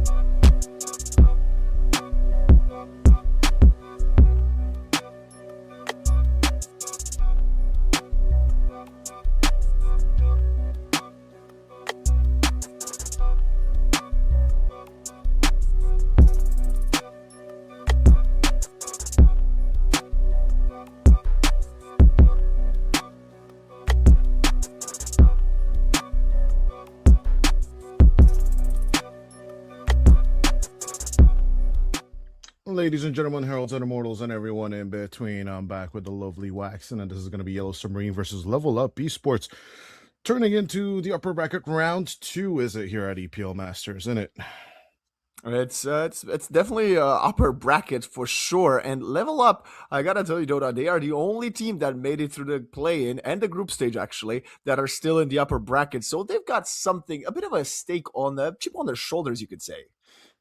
You and I have definitely discussed this before, but there's like this momentum of being the last chance, the wild card. No matter what you call this stage, right? You get a lot of practice in, and I think one of the reasons why Secret was it in 2022, right? The last chance qualifier. Yes, They made it to second place in Singapore. And that in and of itself, I think the more you play, the better you are in the momentum, right? So there is something to what Amar said. Yeah, you can call him a poor sport or whatever, but like in general, just leaving out several days or months or weeks of competition, just not competing constantly. Scrims are one thing, but competition is another, and I think that is more valuable, right? I agree. I think there's only so much you can try to emulate the competitive environment. You will never quite be able to match it unless you do play for it, right? So I think you're making a great point here, and Level Up has shown up so far, and I like that they're going to continue with their usual shenanigans. They are one of the teams, if not the team, that prioritizes the Lina more than anybody else in the tournament. Yes, there have been some other picks here and there, but they are the one team that they will pick it first every single time they get the chance. I do agree, and the power of that Lina, even though I'm biased against it, overall, we have to admit it got them here, all the way here, right? So, although I do prefer it on iCrowd, we've seen it on WoW as well. Absolutely, if memory serves. That's correct. Yeah, I'm fairly certain that's true. Yeah. At the same time, I really want to see some WoW action coming in with the Life Stealer, coming in with these. I come at you and I rip you apart with the bear, and maybe like a little bit of the Otaker style could come through as well, with the Underlord carrier, something like this, like WoE. The reason I think he got here, and the reason why he's just a little bit above the rest of his countrymen, is it's this creativity that he gets to do once his team is behind. So that's when he's truly shining. Now the question is, are we going to get some of those spicy picks into the Centaur Hoodwink, because it's a classic, or are we going to be going for like the super vanilla Lina and the Clockwork? Yeah, you get the double stuns, and then nothing special is going to happen. Look, it's very hard to say that because Yellow Submarine has played considerably less Dota than Level Up in the last couple of months. So my expertise in them is a little bit more limited, and I just want to go on a limb and guess that they will try to play something that is a bit more meta. I'm looking at their picks versus versus Power Rangers. They are Yellow Submarine, and they've played these heroes that other teams in EPL don't really play. In the Enigma, in the Sven carry, in 2 back-to-back games, right? So this is a combination of what teams play at tier 1, but something that they play more than others. So Level Up is going to try to be ahead of the curve. They're also banning that Earth Spirit, which is an S tier hero, and Yellow Submarine likes picking very often. But right now, so far, pretty vanilla draft. We got a Pangolier mid, we got a Centaur offlane, and a Hoodwink. Very 3 good, consistent heroes.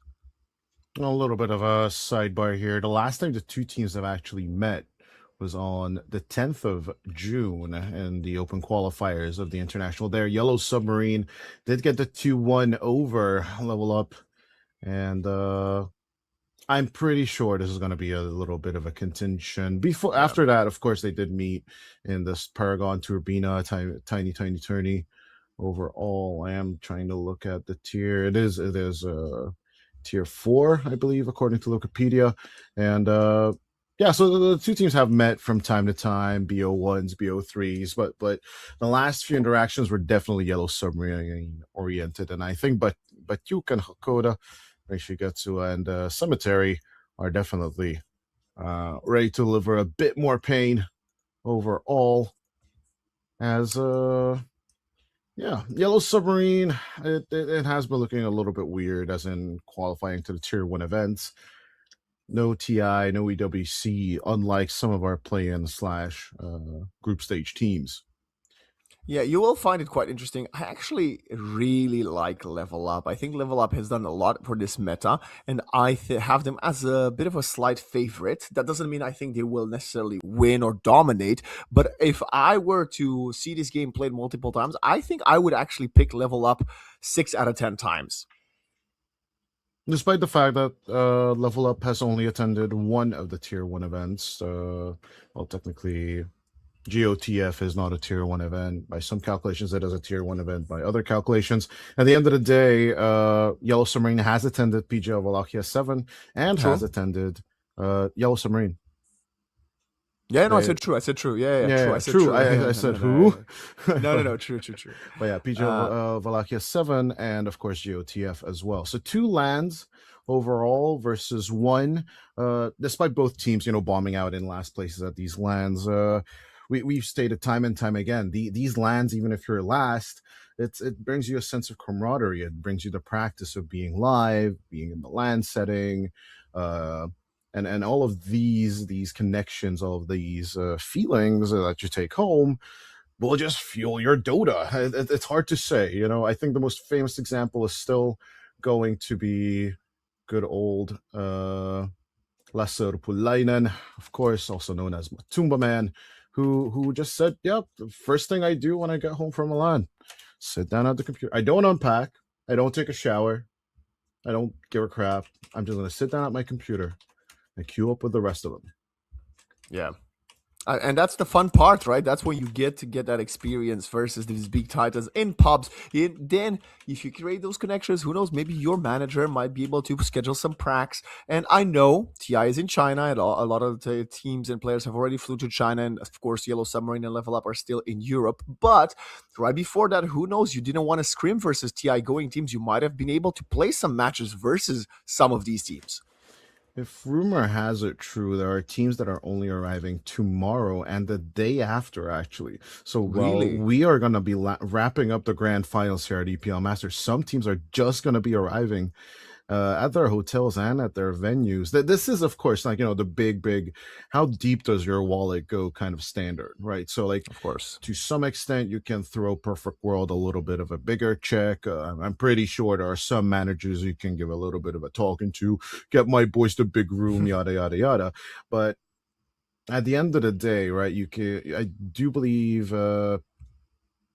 Perfect World has it sanctioned that you can arrive 2 weeks ahead of time of the tournament itself, and as in like we will provide practice rooms for that period for 2 weeks ahead. Yeah, that makes sense. But in general, a lot of people would go to Malaysia, to Singapore, or Vietnam, where there are facilities for your LAN tournament needs, of course. So like some people would go a bit closer, but it's cheaper. Some people would go right there directly. Well, you mentioned this Games of the Future tournament, right? This was in Kazakhstan, and we had, I believe, 4 or 5 teams that attended T International there to play it, which is it's going to be really cool because I was not expecting to see the likes of Vici go to that tournament. I thought they would just be, the TI is home, let's just stay home and practice and grind, but a little bit of a different change up in the approach. Historically, especially the Chinese teams have opted to not play official games for, I don't even know, 1 or 2 months before TI. Yeah, 1 month usually was the cutoff in the old days. This is pre-Wings days, I believe, was when they still had cutoffs, and then the 16-person boot camps, of course, the 5 players plus the coaches plus the cooking staff. That always was part of the entourage. And then, of course, if you made it to TI, the girlfriends, the families, the etc. The green room is a little bit packed when it comes to the Chinese teams in the olden days. Less so these days, though. I think a lot of Chinese teams have taken on to the European approach as to their practice rooms. And back from the trivia, though, was signing off the draft with the SF, going for the range instead of the melee that was expected. What is Shigetsu actually thinking here? I was expecting Ursa. I'm not gonna lie. I look at this lineup, I see Timber, I see Ursa. I think they probably wanted it to be a bit more of a meta hero, right? Shadow Fiend is the carry of the meta. No matter what we want to say, it is one of the most contested picks in the game right now. And yes, he will not have as easy of a time as punishing the Timbersaw, especially in the early to mid portions. But honestly, I prefer the Shadow Fiend to whatever this Void Spirit Timbersaw last 2 from Level Up is. The first 3 picks, the Lina, Clock, Mirana, I'm like, yeah, fine. This is kind of clear cut. You like the Lina. We know what you do. Every time I have said it's a good Void Spirit game in the last 3 weeks of a competitive game, nobody's picked it. And it must be a reason for it. Level Up will be going for it. Again, it might be played when I'm not there. But yeah, most mid laners I've seen just do not favor the hero right now. I agree. But overall, I'm not going to lie. Personally, I am leaning really, really heavily kind of Level Up. They are definitely informed. They're definitely with the tempo. Mirana gives you the team fight. And yeah, despite all that, I think the Timbersaw can kind of handle the Pangolier and the Centaur. What do you think about that assessment? I mean, it's a fair assessment. The assessment's just going to be like the SF is just going to be manhandled. That's my biggest fear, right? Yeah. Even if you do have the Stampede, you're going to get arrowed, you're going to get remnanted, you're going to get Light Striker, right? And then you just get buzzsawed in pieces by chakra magic, right? There's no caudal, but it's still there's still the word chakra there. But yeah, no, like even if you have the team fight, the chain frost, I don't see this working out for them. It will be, despite it not being an Ursa, right? I do have to say, Leech Shadow Fiend is maybe the 3rd best pairing for the Shadow Fiend, other than the Clock and the Tusk, because once Leech gets level 2 or 3 and he gets a point in Sinister Gaze and gets to pull you in, yes, the Timbersaw might not die, but I can't say the same thing about the Mirana 4. Whoa, nice! Now, I will say this. After our first series of the day, I was 0-3 in my predictions, and now that I'm leaning towards Level Up, I think it's another test of my Caster Curse, or specifically our Caster Cursing player. It's going to be 2-on-2 on the Ban Runes immediately, though. But despite the back and forth, 2 cogs, they're still going to go towards Rain, just to help him out in terms of that net worth. So there's a high chance that, Yellow Submarine are going to be winning, of course, especially if Rain is going to be using Vasilisa's new and improved voice line, right? Last year it was kitties, this year it's going to be doggies. Oh, I don't think I heard that one yet. I'm looking forward to Kishik. Oh, if you haven't heard Kishik. No. Oh, you should be playing more Dota. What is it going to be next year then? Okay, so we had kitties, meow, we meow, had meow. doggies. Yeah. I don't know what sound rabbits make, but I don't think that could be imitated. Like Bugs Bunny, like a "What's up, duck"? I don't know. What's up, Mac? Yeah, that's the one. In Russian? Oh, that would be interesting. Or, I mean, she could make horse sounds. That would be interesting. Although, yeah, it could be controversial in and of itself. I do have to say, I do think dogs being a human's best friend is an absolute scam. After horses did everything for humanity for the last exactly. What about cows? What about cows? What about milk? Yeah. Coffee would not be good without milk, so cows should get a bigger medal. I agree as well. Yeah. Donkey sounds would be super legit. Donkeys are serving us even to this day in Dota, right?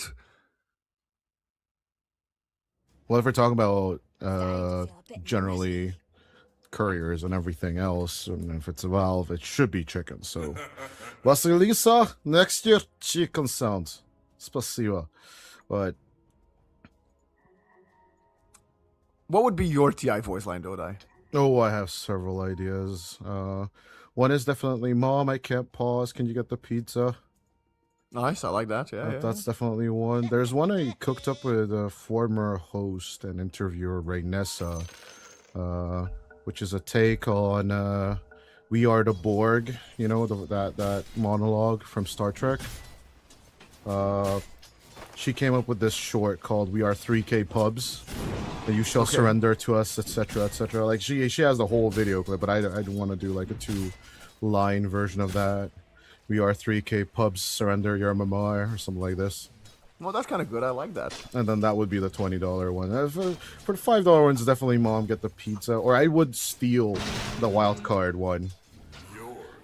It's an online video game. You can't just pause it. You know, that one. I really like that one. And it's super sad that they took that one away. What about you, my friend? You're saying that you wouldn't go for the 867 voice line. Is that what you're saying? Okay, so now that I have Vax muted, ladies and gentlemen, let's talk about this mid lane. How dare y'all? But yeah, so my friend, what would your voice lines be? I think it would need to be something with like a lot of sounds. Although after following some of these Dota podcasts, apparently Valve is not a big fan of the sound ones, so I'd have to improvise maybe. As BB is taking a ton of damage bottom, by the way. Nah, I don't think he's gonna die from first blood. Ooh, Queasy though. The leap is just too strong and just cutting off the line of sight, right? So Queasy should be okay. Although Hakoda says no, screw that. Had the Fairy Fire extra damage. Of course, it doesn't sound like much, but that extra 2, especially it adds up for these combinations, will eventually add as BB3PX will also feel all of this damage adding up as well. And this is what I was saying, Lich Shadow Fiend. People often overlook it because Lich hasn't been like a go-to meta support in years, although some people do pick it every now and then, and you always think about the clock and the tusk. Well, this is what Lich and SF can do. Now, of course, I think the more classic one in your pubs, if you hit that 7-point-something K MMR, I do believe Americans believe it's 7.2, is when games get good. Europeans would rather say it's along the 9 to 10K mark when things are good. Now, of course, it's a different dynamic, but overall, with the MMR squeeze, should be interesting to see as Hatred up top, looking at a little bit of death, but it's more like just pure damage that is being eaten. But yeah, so overall, when you get there, it's usually the Bane and the SF. That is very much common. And the reactions to it vary a lot from region to region. Actually, specifically country to country, as far as I'm aware. But yeah, the Centaur Hoodwink being one of the classic ones, and that combination just being stolen by, of course, Batyuk and Cemetery. Should definitely be a little bit of a toil here. That's going in with Thor to pull. Half HP onto the Mirana. While Hatred is also chasing back. Though this is at the 5-minute mark. Not much is going to happen here at this time. You could try and sabotage and take away the enemy's bounty rune, but other than that, not much is cooking here for the next minute or so. Is that 32 last hits I see on the Shadow Fiend and 31 on the Centaur? What? I know we've been following the action up down here, but what is happening up top? What is that Lina doing? How is the Centaur running away with the game? It's basically one of the reasons why we do not like WoW being on this Lina, right?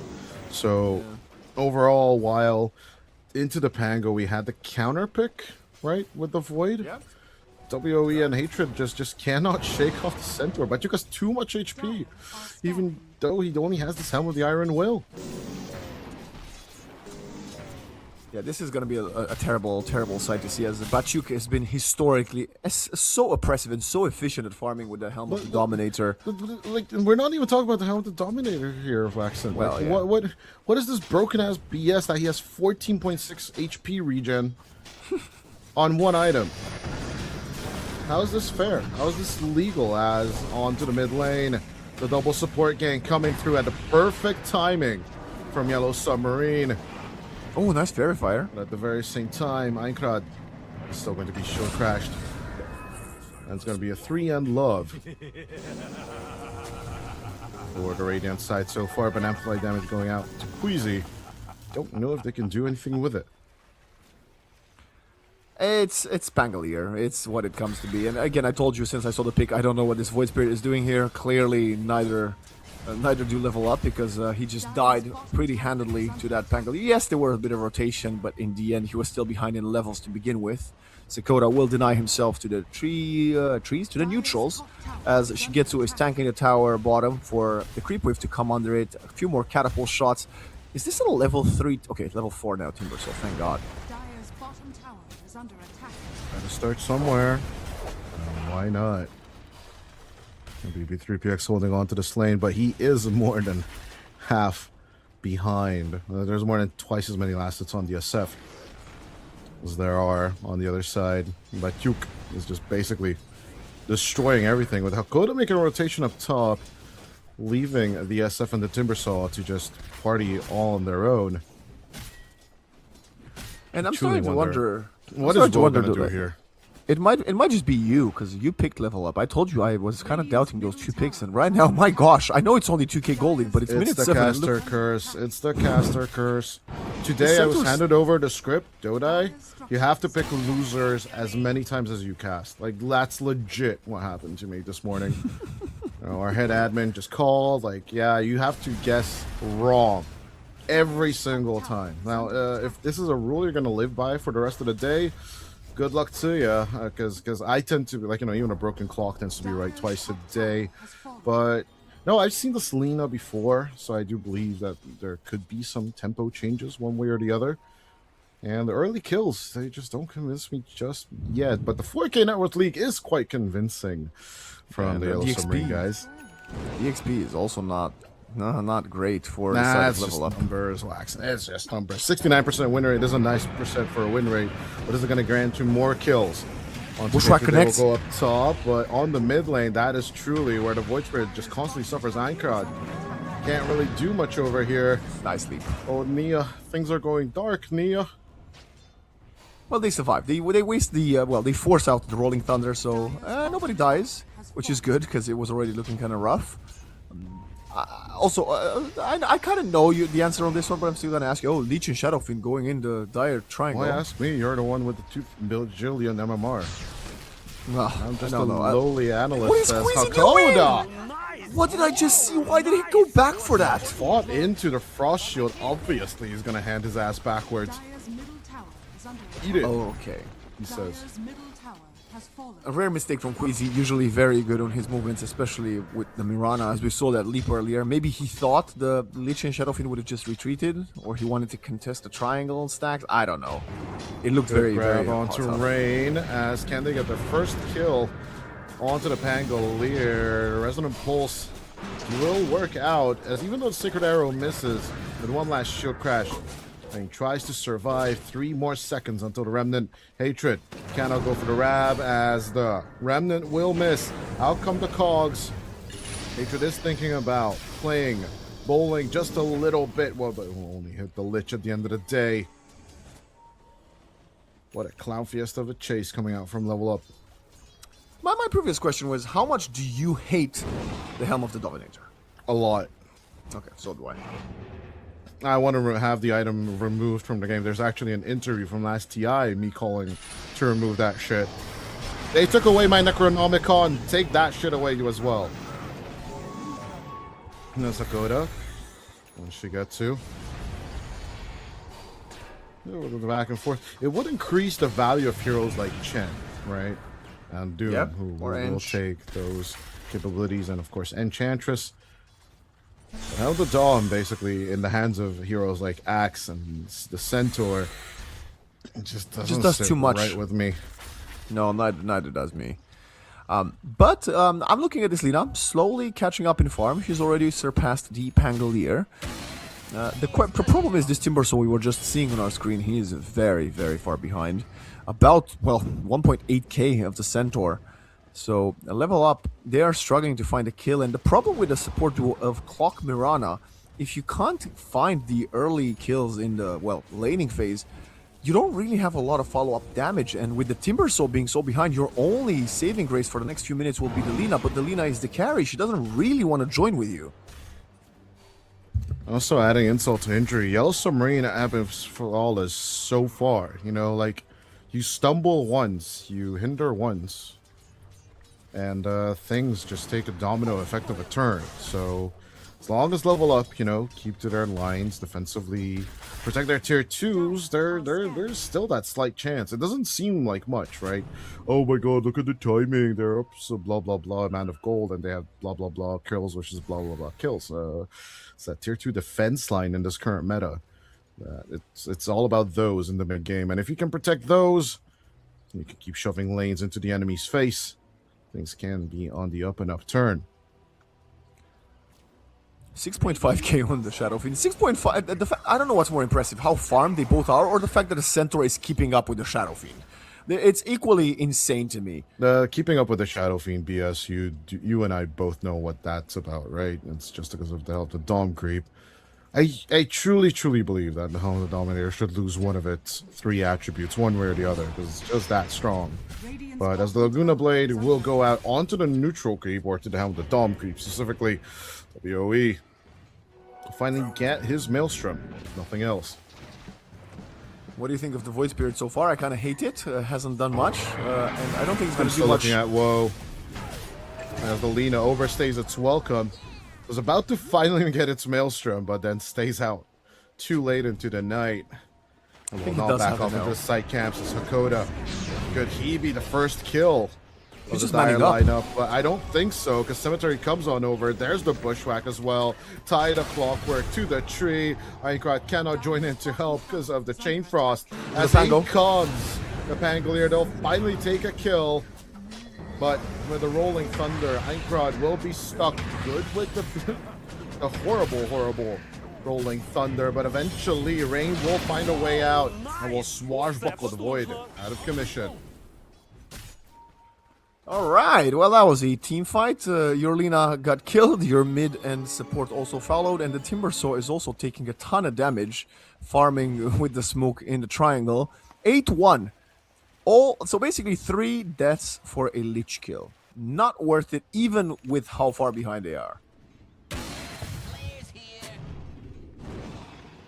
Submarine proving why they are truly an invited team to EPL Masters. So far, so good on delivery, I must say. Yeah, there's levels to this. Kind of taking level up back to school. Like we mentioned, the only team from the play-in is still in the playoffs. Bushwhack bottom. Will be joined up by a little bit of right-clicking from Shigetsu. Will get the kill as well. As try and grab Shadow Fiend, but even with the Simulate Darknia, gonna be anchored to a tree. And a few more right clicks should end the life of the Void Spirit. They're so deep already. Finding Cemetery. Could be a kill. We'll finally get one. Despite the whirling, that does not cut off the tree in time. Huh? What was the Chakram? It wasn't the Chakram that killed. What was the Chakram for? No, I think he might not have been aware that he killed the Hoodwink. You know, he's just in the moment, in the zone. Or he was angry because he got bushwhacked to that tree. He's like, fuck that tree. How? I don't want to see it anymore. How did this freaking tree catch me? Yeah, exactly. To trees. Well, Timbersaw, that's Timbersaw lore accurate, isn't it? Shigetsu is about to finish a 4-staff and a full Hurricane Pike to be more precise. Truly very nice. Heart of Tarask, minute 15. I hate it here. Yeah, Centaur Order tends to do these things, doesn't it? Because once again, the Light Strike Array, the Laguna Blade will be used on the Warpine Raider, WOE. He is slowly but surely catching up, but I'd rather be leaning towards the slowly side of things. Yeah, surely I'm not so sure myself. Also, it's good he's using the Laguna Blade to at least, be a little bit of a nuisance, because he's not going to use it to kill the Centaur anytime soon. Luckily for you, you might be able to kill some... Aincrad. There it is once again. Okay. As we've seen it in the morning games, if Power Rangers could do this, I do believe Submarine are going to be more than capable of just keeping level up in a checked position. So far, Invis Room will be stolen if nothing else, but straight into Vision they go. At least Shigetsu will use the Fade time to his advantage. Right click the Clockwork down. He didn't actually walk into Vision, now that I'm looking at it. Just walked straight up at Shigetsu, who just pressed the Mask of Madness and was like, "Yup, I'm done." You know what the best part is? The best part is you've got a Void Spirit, which out of the Spirit Brothers does so much with being under farm and catching up. And he doesn't. Oh, hold up. Mind. Easiest catch onto the timber. Yeah, I can't wait for this Void Spirit to flash farm and catch up into the game, right? Flash farm? Void Spirit? No, just me? What Oh, okay. planet do you live on? No, as soon as he gets his vessel, that's when he starts to want to become active. But can you become active is the question, right?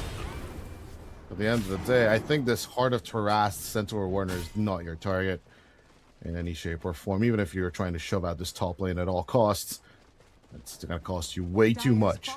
Keep at this. Moonlight Shadow coming through. Batyuk is still not your target, but Batyuk sees all. Sentry Ward will give them away. Here comes the hook shot, along with Kreezy's little health. Wants to get a bit of a range for the Sacred Arrow. They will still hit Melina with the Sharpshooter. And what next? And you just don't do anything, I believe, is what you do. I guess your stat padding, right? Your scoreboard and results will say, hey, we dealt some damage. Hey, how many kills we Good get? for 2. you, but as the Requiem will be used up on the triangle. Nightcrawd just try and go to the left side to avoid everything, but will get jumped by Batyuk. He's already got his blink on top of that the Dom and of course the heart. The Leech has a higher level than the Void Spirit, just for those of you at home wondering if you saw that correctly. Yes, you did! Level 18.5 to the 10 of the Void Spirit. 5.5k for the mid later. Yeah, it's not a good right twice a day. Broken Clock will be right twice a day. Does that mean that we'll get the next game potentially right? Maybe. Yes. No. Do you identify as a clock? I do sometimes advocate myself to be punctual from time to time. Do you think the Dota game is a day? I guess so. Oh, then I guess so. Yeah, you might be right next game. Although yeah, a Dota game is several days in fact. Every day By the way, night cycle being 10 minutes in. Of course, our third day of night cycle starting in just about a minute. Should be an interesting by the way, one. I think this has pretty much been clear to you why they picked the Shadow Fiend. Oh, obviously, late domination. Yeah, and he does it very well. He 5-0-3. Of course, if he gets caught once or twice, well, I don't know if they have the damage to kill him, but let's just assume they would. Obviously, then there might be a little bit of a comeback potential, at least economically, if not structural on the map. I just don't know what you're doing to him. This is a weird thing that I've been told by higher tier players, right? As DSF, you don't care about dying as much as you do on some certain hard carries, right? Because the flash farm is super good, the speed at which you farm is super good, the way at which you kill is super good, as you demonstrated right here on Nightcrawd. The first tier 2 of the line will just get broken. Sub 20 minutes in. Already a high ground threat, or at least a high ground shove coming out from Shigetsu. Well, the minute 20 creep wave has spawned, and that has a catapult. I think you are correct about, and the players are correct about not dying. But when you're so far ahead, dying does give way too much gold back to the opponents. That's sort of what I was referring to. But now, if you die once, it's fine. You can just Shadow Blade away, so that's all right because you got 2 lives. Hey. Here we go again. Tier 2 on the mid. They're fortifying. Okay. I don't think it's going to do much. Performance are absolutely ignored by both lineups, as it should be, because it's a stupid objective. But here comes you say that now. First smoke. I think they might get another tower, and then they might go for the torment. Oh, they're trying to go for Batyuk. Yeah, this is not happening. They're not killing doing him. anything about Batyuk. Yeah. Batyuk is gonna be fine as out comes the Rocket Flare, good with a catch, BB3PX. Hatred, good with the grab. Can they actually kill one of the Dire Heroes before they lose one of the Radiant ones? Like, actually, yes, BB3PX will be going down. And of course, still grabbing Queasy as well will give you a positive outcome in all this fighting. It's back to the mid lane tier 2. They're just basically bot farming here. Yeah. Again, this doesn't even if you delay this game long enough, I'm gonna just plainly say it. You're not winning this in the late game. You've got Alina carry, versus a Shadow Fiend Pango Centaur, and your I guess you have a universal hero, but this guy has no farm. Look at him get caught again. Aincrad trying to save the unsavable. Will get the shard, but I don't think it's going to do much for you. Solo kill. Simulate will be dodged, but Shigetsu just casually killing off Woe at the same time. Both the pause 1 and 2 just dying on separate lanes as a good catch onto Shigetsu. The chase is still on the SF. As BB3PX gets up close and personal with the Chakram. They'll at least get the Aegis. Nothing else. Shadowfiend has the pike. And immediately giving up. Post the Aegis being taken. There's just no point in continuing the chase. 3 more kills. 3 more kills. 3 more kills. It's the funny number that goes haha 322, you know? Definitely with a funny number. Although you still have to call out the team in the lead with the scoreboard, right? So it would be 22-3, but still it would be the funny number one way or the other. Well, definitely the other way. Undeniably, as 19,000 net worth lead for the 19 kills, would you be joining up as well? Told you they're going Tormentor after they get a tier 2. There they are. Yeah, they just have have to lose tier 2s down. This is I think Tormentor is always like a positional advantage kind of objective, right? So once you get it, you can make a rotation. It does give you a bit more extra value. Dakota getting an Ice Spire now will be an even bigger threat in your team fight. So even High Ground is now on the table despite not having the Aegis. Well, they've got level 12 on the Void Spirit, so you know he's finally online. This is what we've been waiting for. 7k gold. You're so freaking mean, Wax.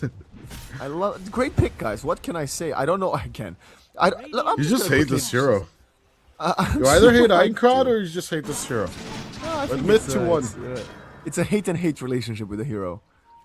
Not a love and hate, just hate and hate.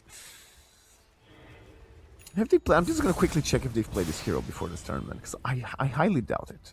I think Aincrad is more like... when I think of Aincrad, I always think of his Ember instead.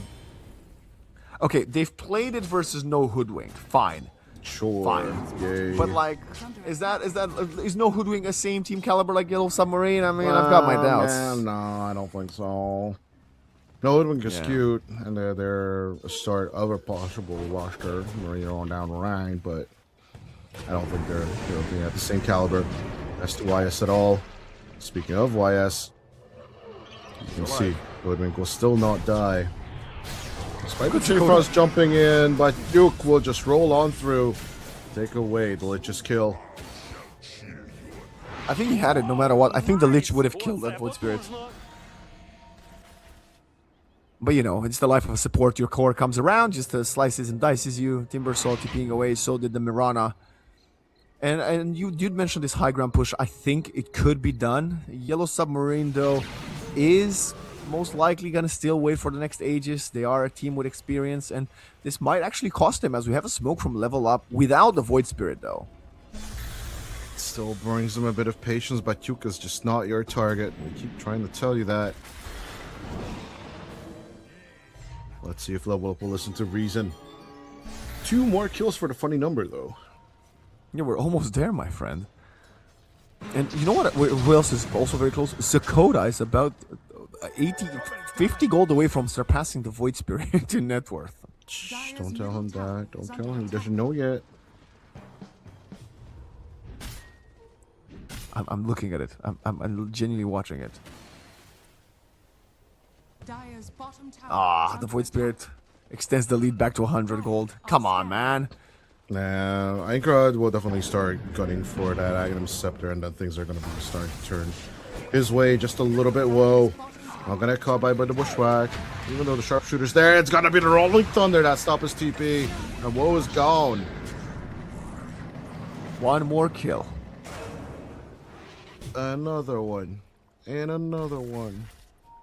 Sakota's trying to set up for another solo kill. He is been incredible. Level 14 for this Lich. Walks into the Remnant, that's quite funny. Batuk is level 20, you know, speaking of incredible. 3, 0, and 8. Level 20, minute 26. He's got his BKB as well. Grab. BB3PX. Gonna shake things up, but the right clicks will just continue to connect. BB3PX is just gone. And with the Timber dead, there isn't really much of a choice but to just back off with the rest of your team. High ground pressure could be coming in now. You have a 3-hero advantage on top of everything. No need to wait for the Roche. With 3 dead, there's nothing you can do. By the way, the Lich has done it! We've also bypassed the funny number. It's now 233. But the Lich has now officially 150 gold more than the Void Spirit, don't I? And I gotta ask you, are we gonna see a Void Spirit next game? I mean, for the sake of the audience, I sure hope not. Yeah, or at least it should be against the puck, or at least something that makes it all worthwhile. Melee Rex falls. And so will the ranged.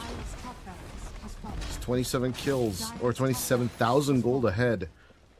You know, Submarine have all of the map to themselves. They will be setting up for nighttime Roshan. Expecting Roche to spawn in the next minute or so. It was a 2.5 minute cooldown on the poor Aegis Thief. Yeah, they're leading by more than 1,000 gold. Well, they've got 27k gold lead, and there's only been 26 kills. So that's what a stat line in 28 minutes. Almost a 1k GPM lead per minute. So far, so good. Well on their way for that. And of course, if they just keep ruling all over the space, keep shoving lanes into the face of the Dire.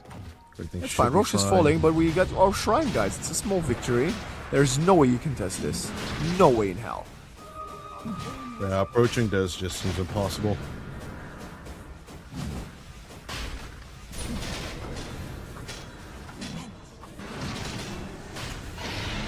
Yeah, let's see. Heading into the Aegis once more. Moonlight Shadow coming through as BB3PX will be grabbed. But BKBs are forced left and right as Rain wants to do the Limp Bizkit thing and keep rolling. At the very same time, everyone will disengage from him. Aegis in hand, high ground awaits. I don't think Yellow Submarine wants to keep the high ground waiting. Definitely not, especially as this was an arcane rune Rolling Thunder, so he's gonna have it way sooner than normal. Shigetsu is gonna go for the banner on the high ground. Jump from Lich. BB3PX. But at the same time, the Timber still managed to avoid the approaches. There goes Einkrad as well. Light Strike Ray straight out to Shigetsu. They'll break the Aegis. They're good at this. They've just done it for the second time without casualties. At the very same time, though, Einkrad now is just going to be double-edged to death. And with him gone, it should be a Timber next. What a push. And the GG just becomes imminent. Now, Lina is still alive. But so is the banner, which means the siege continues. What on earth can you do against Baitukan's relentless right clickage or double edges? As he jumps on forward with the Hoof Stomp, WOE, trying to keep the ground and the distance. Laguna Blades into the Rolling Thunder. Like, he doesn't know it doesn't do anything? I mean, virtually anything, right? Because of the shield crash and, of course, the damage output. Anyway, the second set will fall. The Void Spirit will respawn, and so will the Timber in about 5 seconds, but it looks more or less done and dusted. 27-4. With a Daedalus coming on the way of the Shadow Fiend any moment now. Overall, just caught me unsurprised. Overall, with the SF lineup. You predicted level up. Stop. I predicted level up, but obviously, like, you know, if you think about just a straight up head-to-head matchup in general, even if I predict something, I'm not going to be surprised if the other thing happens. You know, it's at the end of the day, it's just Dota. But SF being strong in the 741 meta, oh wow. Yeah, SF wins LOL, you know. And I even during the draft, I was just against Lina being a carrier. I don't know what's wrong with me. No, I told you. Now I was handed a script. I'm going to read that script. BB3PX. Let's try to do something. But it's not really working out in their favor. Hatred just jumping onto the SF to just die. SDG will be called, as apparently Level Up weren't having any particular idea as to what they wanted outside of this base. It's a big fat nada at the end of the day with the delivery. 32 minutes into the play, 37,000 net worth lead for Yellow Submarine. And yeah, YS just steamroll over Level Up in a dominant fashion. Yeah, it was. They took them back to school. No deaths on the course. A single death for Cemetery. The damage wise, I don't even know where to start. I think WOE. It would be cool to see how many Laguna Blades he, the player, she the hero, used on the neutrals. I think what shocks me the most is probably how far ahead Sakota was in farm, up in XP as well. Above the Void Spirit, same on par with the Timber Saw. Absolutely incredible. You cannot allow Shadowfiend to be picked 24th. That was a 24th pick Shadowfiend. I'm fairly certain they went for that Timber Saw, Void Spirit 1 and 2 knockout combo that ended up only knocking themselves out.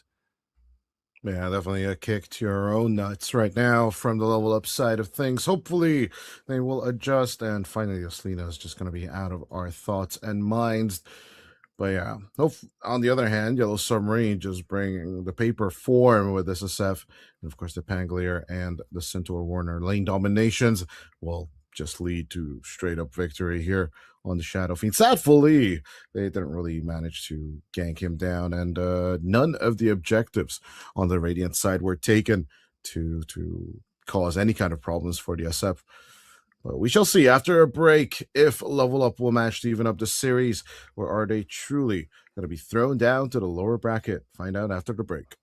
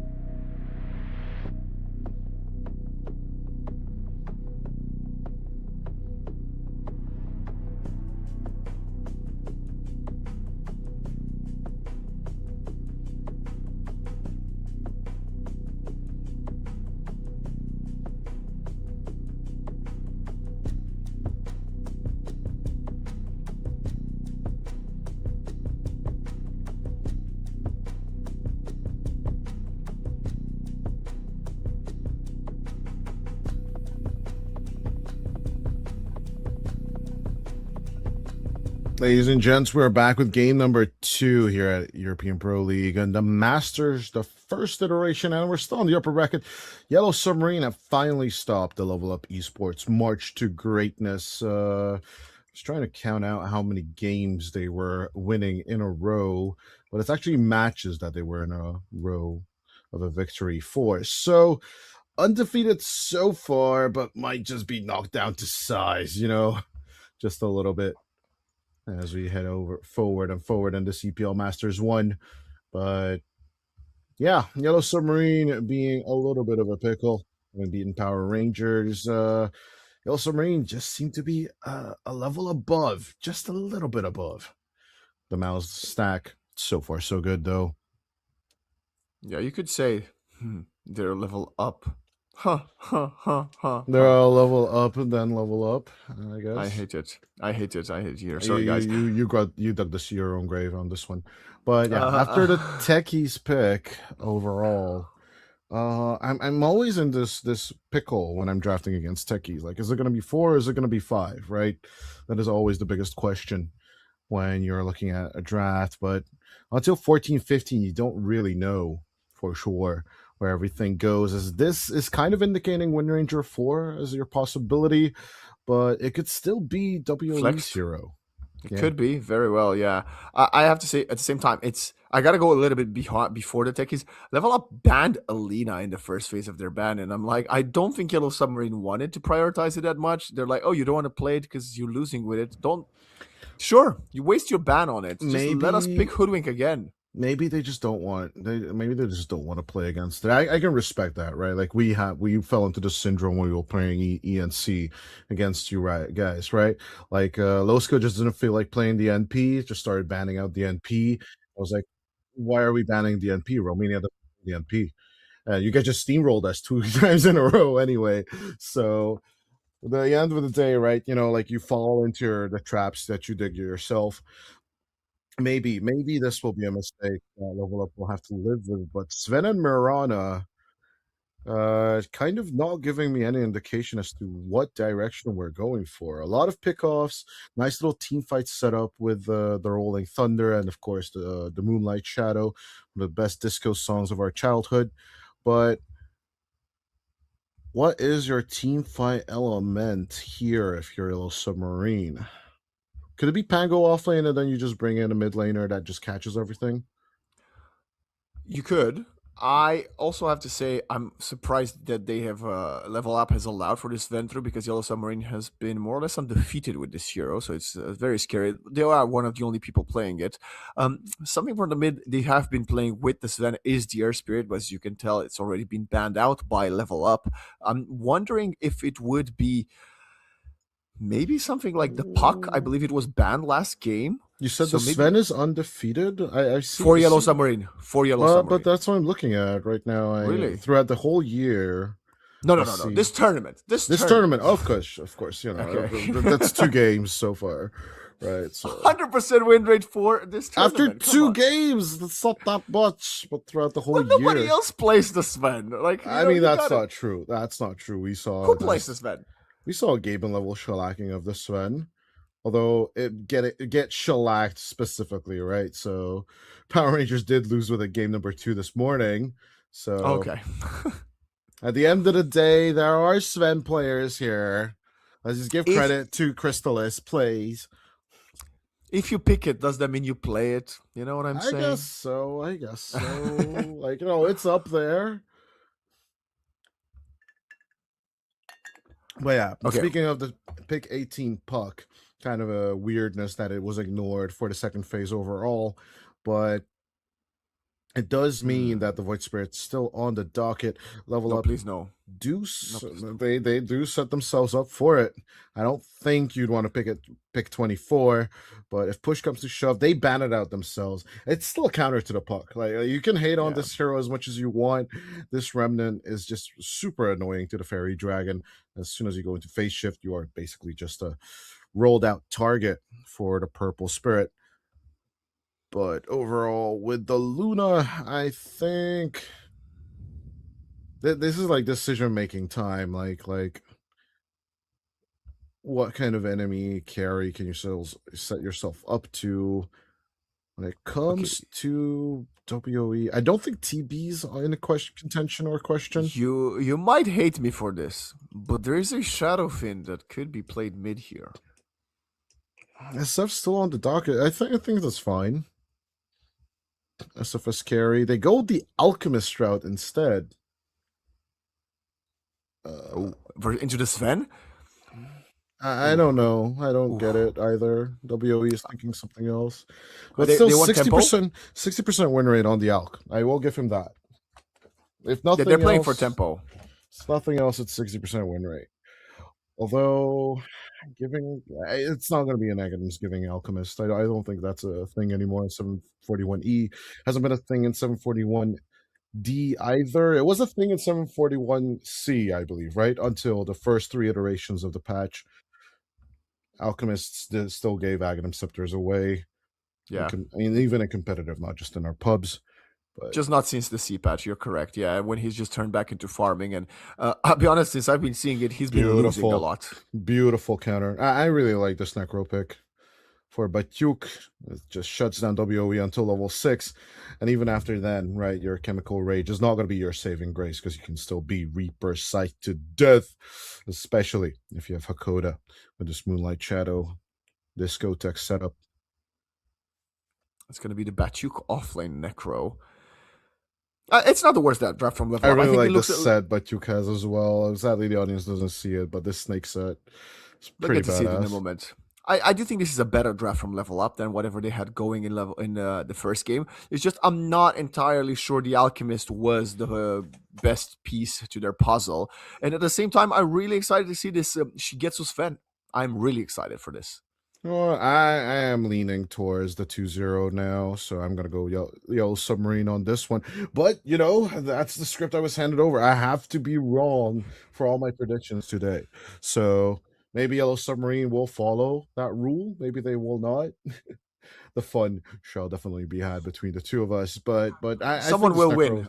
I think this either level up or you. Either you break this curse or I break my curse or we get to go home early. Something's gonna happen for sure.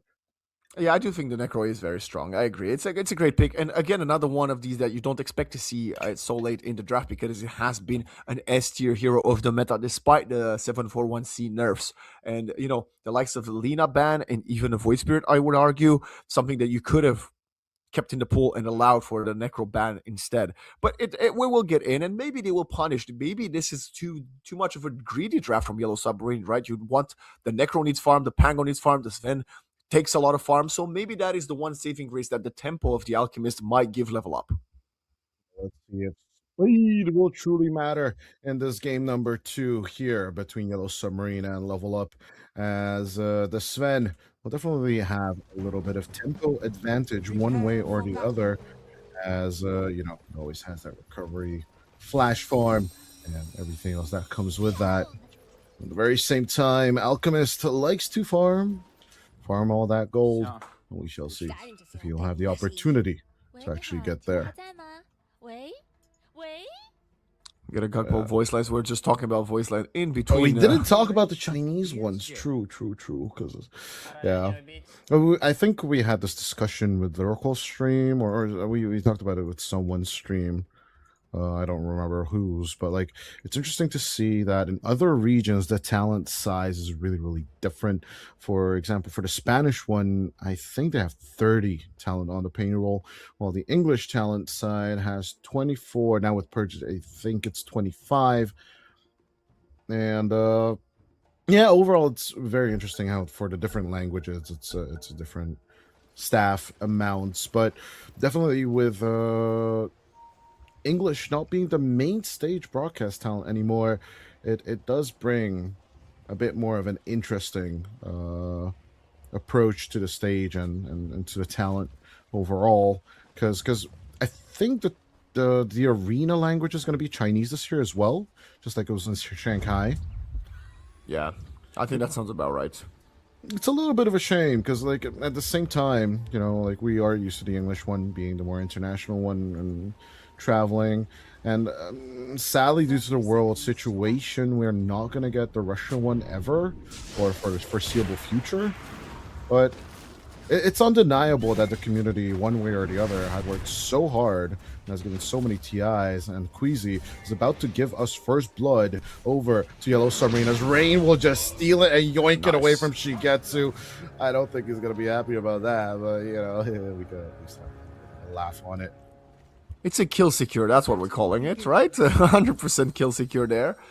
It's a bad start for level up. They wanted to get a first blood, they wanted to get some more runes, and sadly for them, the only thing they will get is the runes after giving up the first blood. Yellow Submarine is going to be off to a great start. They want to go for more compensation as well, though, but Woe is going to get gone on. As you mentioned, the acid spray is not going to slow down the supports, and Hakoda will get kill number 2. Just to give us a bit of deja vu. We've been to this place before. It started off with a 2-0 in favor of Yellow Submarine. Our predictions might just actually be correct. Or maybe the Alchemist is now just going to start steamrolling all over. A 5-minute Radiance is going to come out, and maybe there is going to be a miracle happening in favor of Level Up.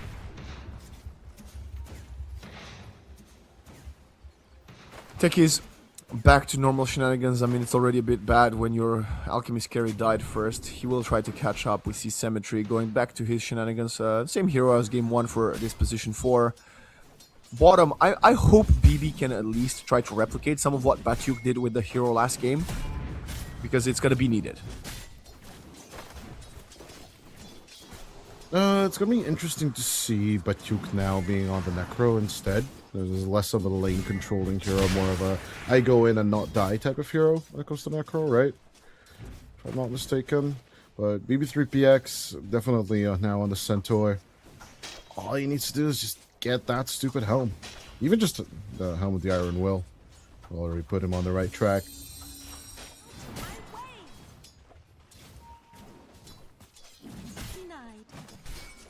Queasy continuing to go for some harass onto the Sven. Sven will try to get those last hits under the tower.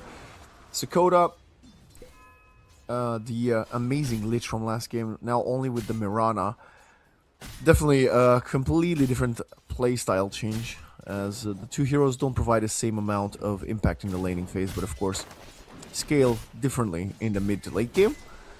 BB is up to 8 last hits. Meanwhile, in mid, by the way, this Pangolier has a considerate 5 creeps ahead of the puck, and that might be due to the first blood.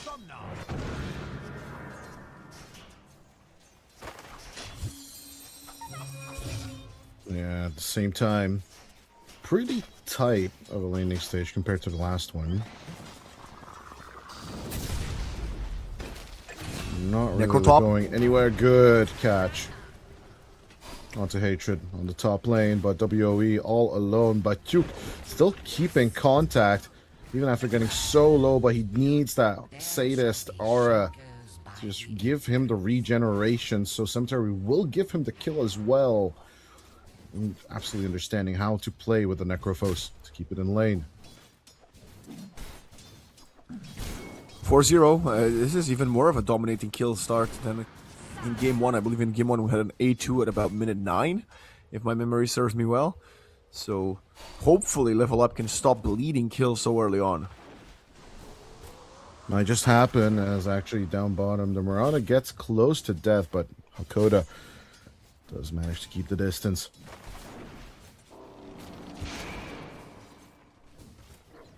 On the other hand, in English, right, the X can always be substituted for other names, right?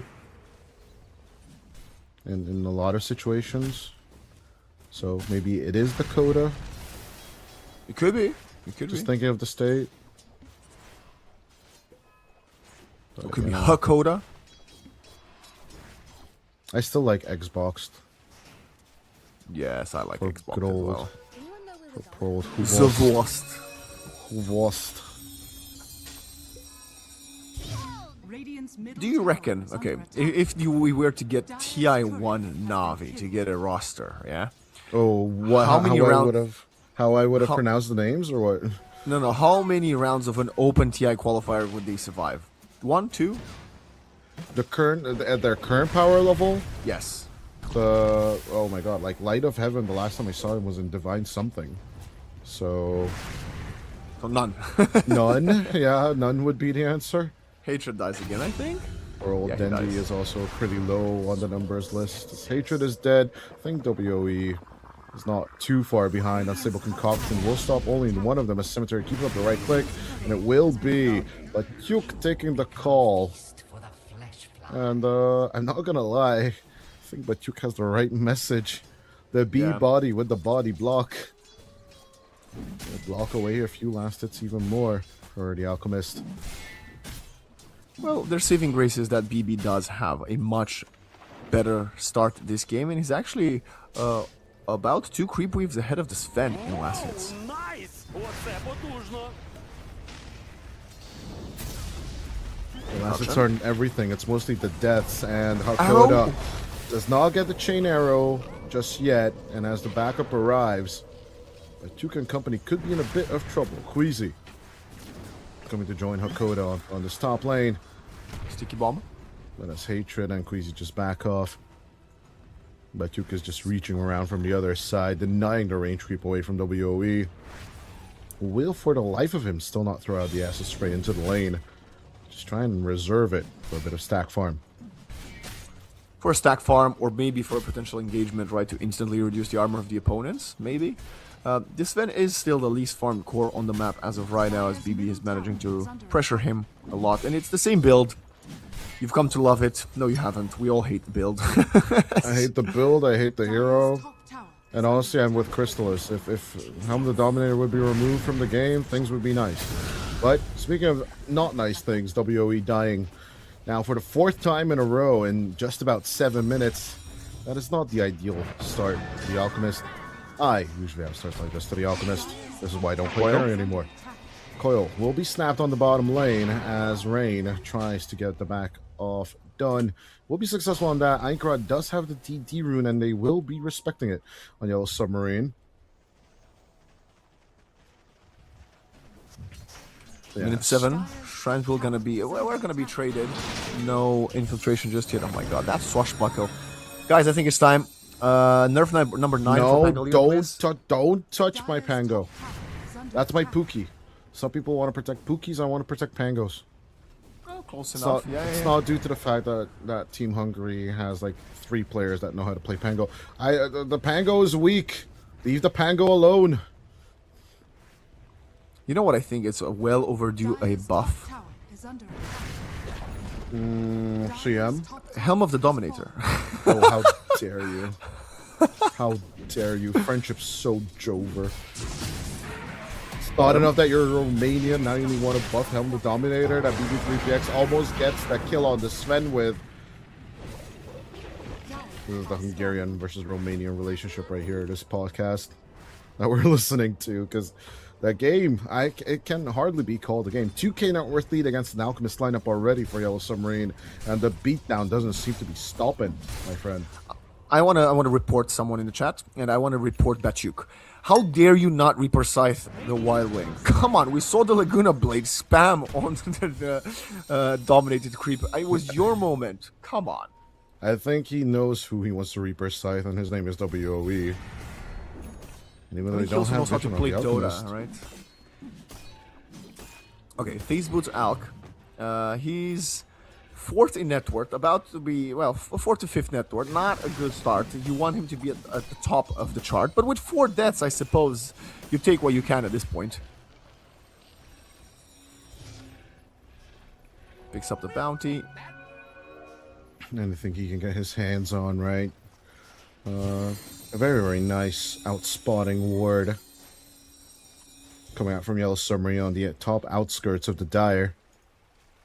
So, even so, if the Alchemist would like to farm, it's kind of becoming harder and harder for him as time goes by. While Shigetsu about to be done with the Mask of Madness, and then that's when things will truly start taking off for him. Have we spoken before about my wish of having, for big tournaments, team entrances like wrestling? This is not D&D. You do not get to get wishes, my friend. Oh, okay. This is the chess of esports, right? You don't get wishes. Hold on. Speaking of wishes, they wish to get Batyuk, but the Dream Coil and the stun are off the mark. Hatred will finally make the catch, but will the Necropos survive? All he needs is a kill to make it, but Einkrad will hide, and as Cemetery tried his best, he will lose his life as well. Kill number 2 going out in favor of Level Up. This is something. Can they get it's a big one. Spuck's gonna be more than happy he needed that. Pango mid, if he gets caught here, Hurricane Stomp, no, he's out. Yeah, the Puck needed those 2 kills though. That he's still the least farmed core on the map, so even despite those 2 kills. But BB is again going back for the Heart at, well, 4th I suppose for the Heart at Tarask. I think this is the second Wind Ranger I have the pleasure of casting today, and I myself, as a position 4-5 player, I do like playing Wind Ranger support. Granted, I don't think it's been so drover.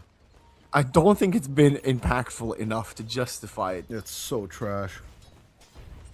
I hate it.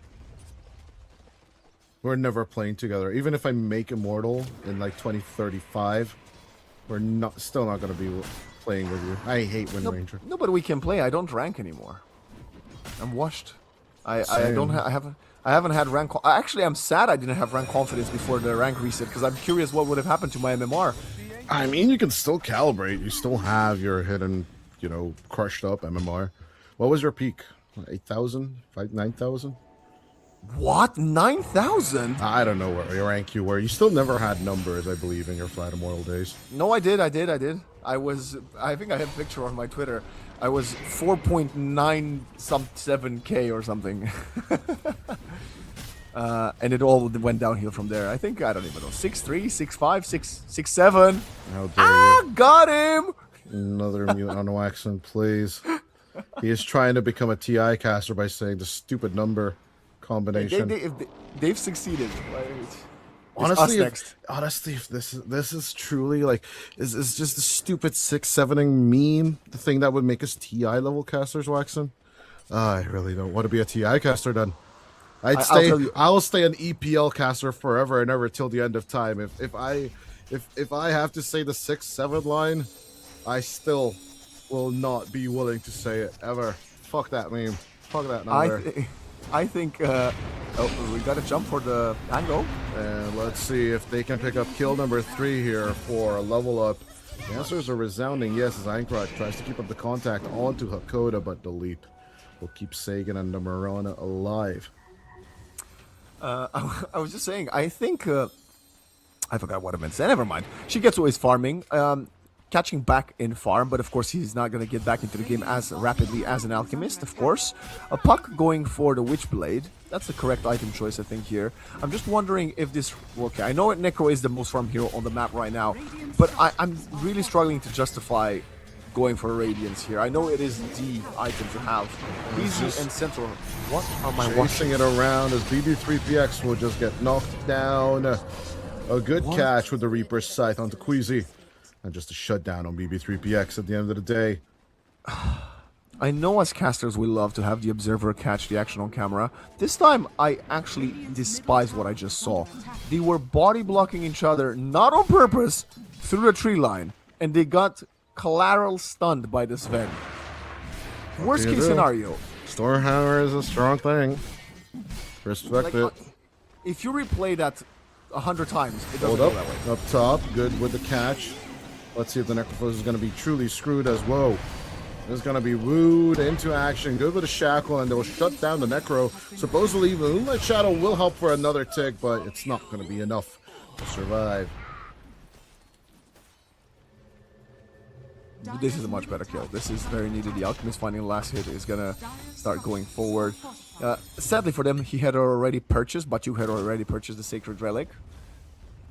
And again, I will keep my eye on it to see if this is going to be a bit of a mistake as the time goes on.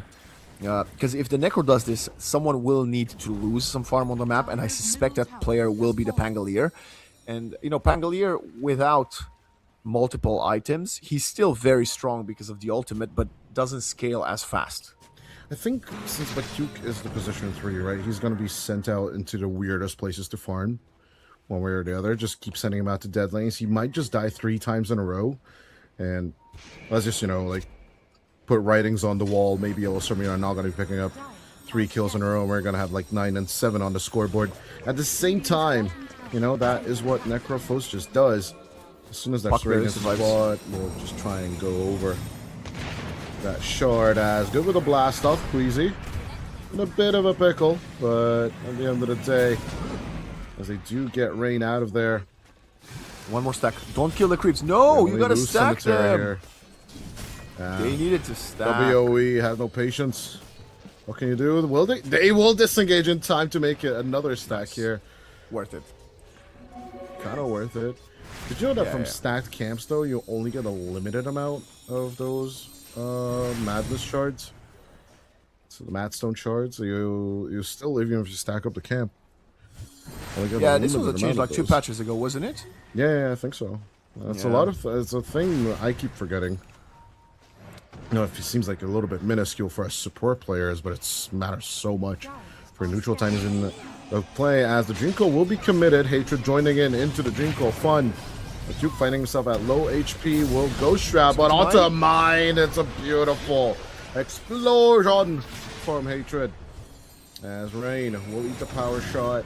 And even though Coda comes in from the other side to try and help, he will just bite the dust. Stable Concoction just for the catch, and with the Illusory Orb, will execute the Marauder. I felt like that Concoction hit me. Cemetery is also going to die here. 4 dead in a span of 15 seconds. Massive victory for level up. We did point it. Well, we did paint it on the wall, right? There's the possibility of just no kills happening in favor of Yellow Submarine, and they will take the lead on level up for the first time in the series, and even Gaben will become a turncoat with 65% win probability in favor of the Dire immediately.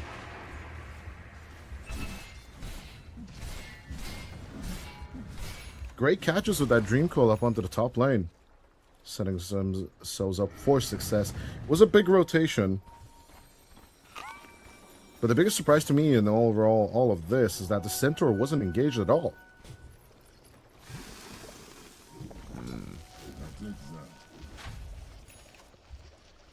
Oh boy. Okay, well, level up somehow, some way, bring the score back to a 9-9 despite the early deficit. A few maybe mispositions from Yellow Submarine get punished, and now they're gonna try a smoke this time with the Sven, Blink, God of Strength, and the Hoodwink. Oh, I can hear already the keyboard smashing of gamblers on the chat. Waxen. Which team is going to get first 10 kills? Definitely something people will be raging about. They are just setting up the... You think Tylong's in the chat? Absolutely. Oh, sorry. Too soon. My bad, guys. Bro, Parker was even worse here at EPL. Hold up. Queasy. Going for the catch. The Marana. Sets it up. He was shackled. It is his own damn fault. And first 10 kills go to level up.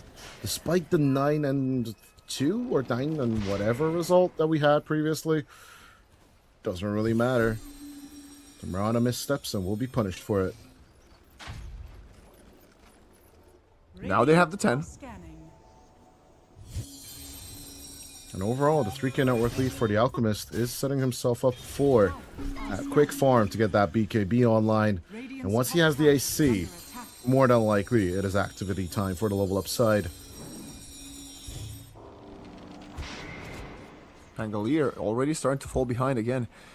The virtue of the build with the Sven Necro making him fall short of, well, net worth.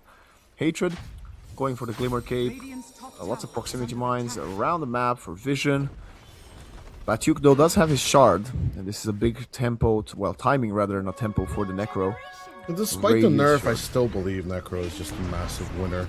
This whole patch in general, extremely strong in the game. It was proven in one win essence as well by ATF. And with the Rolling Thunder, Rain will rain in all the proxy mines. We still have Close and No Cigar join up from the puck. God Strength will be committed. She gets it, does nothing with it actually. He just wanted to show us he can change the color of his t-shirt. He's a red team supporter now, come on. I mean, which football team was red in color? Oh, this year? football? Portugal? Spain? I guess. I don't know. I guess. Yeah, maybe the Spanish one, right? I They're did watch the champions, right? finals. They did win, Yeah. so there we are. Hey, he Yeah, betrayed- Shigetsu is just, coloring himself in Spanish. Yeah, he gave up France, the blue, for the Spain, the red. There, it makes sense to me. Radiant's top tower is under attack. So Sven is actually French and Spanish, is what we're saying. That's good mix. He's mostly French, sometimes Spanish. He's a Spaniard, He's at his best. You always want to be. He's at his best when he's Spanish.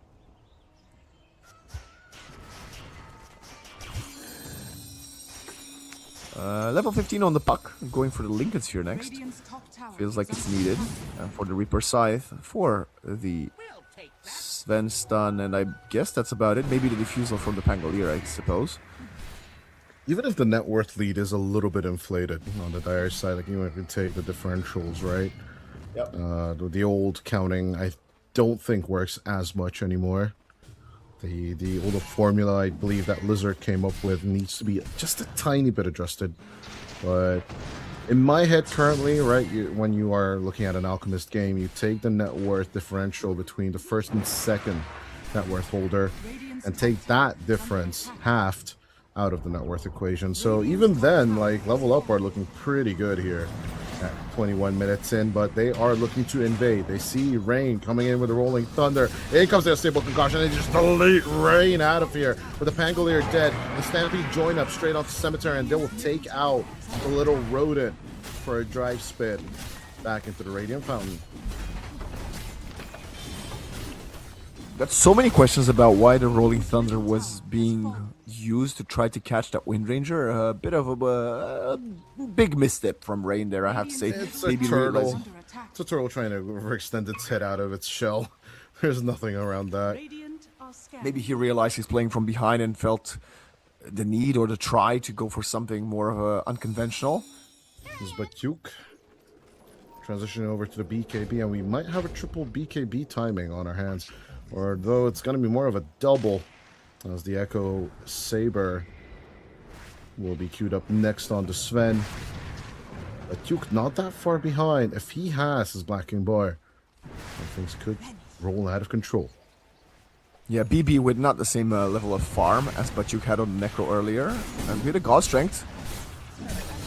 There it is. Good catch on to Einkrad. Yeah, we sometimes talk about that setup. Bane, Shadow Demon, Ember for the Mirana Arrow. How about the Sven Blink Stun for a Mirana Arrow follow-up? As long as you can keep up that position. Tormentor approached, and Shigetsu will need to pause up. Hopefully it's just a visual bug that he's dealing with, and not truly lag. G's in the chat. The action recommences. Yeah, as Tormentor is being taken, Cemetery is going to be the one who will take up his next. Who will be the next one to take up Shard? Leaving Shigetsu and Hakoda's still to be needed. I don't think Shigetsu's is a bad one, actually, this game, right? Permanent Warcry of a barrier that cannot be broken as well, I believe. No, that's a fun one. Definitely a fun one. I like it a lot. It doesn't seem like much of an extra armor, right? But it's significant. Bonus that Isn't it also like the move speed as well? the bonus is not permanent, I believe. Oh, okay. But the physical barrier on top of that is truly what you're looking for. But oh, you don't get the permanent armor anymore. Now that I look at it. Or hold on. I'm holding. Dispel Warcry is now undispellable and provides 300. I mean, maybe it's just the active is undispellable, I guess, is what remains, right? You don't get that 6 extra armor that you used to. I suggested that the hero could be the position 3 or even just support Sven was viable in the old strategies. Although now the 300 barrier kind of makes it support viable again. I don't know. It's an overall quite good question, right? Because I think still the best giving barrier in the game is either the Solar Crest or some might say it's the Aphotic Shield, right? From Yeah, Good Baden. old Abaddon, right? I don't remember what the correct. I don't remember what the correct number is, but like Solar Crest gives 350 damage per. I'm looking at it now. You're the analyst. You tell me how much Aphotic is at level and talents and whatever. I don't concern myself with heroes out of the meta. Damn. I was shitting on Abaddon. What can you do? But strong dispels will definitely come through at TI, as they always do. What else would you do, right? Yeah. Oh, you let's go for the quick tempos. Let's pick up Tiny IO and win the games. I'll tell you one hero that I think is definitely undervalued right now. Shadow Demon. I feel ya. Yeah. Demonic Purge and Demonic Cleanse especially. We've got all these like pseudo saves right now. We have the Bane Nightmare or the setup for the Mirana Arrow or like the Tusk Snowball. Just get the Shadow Demon, guys.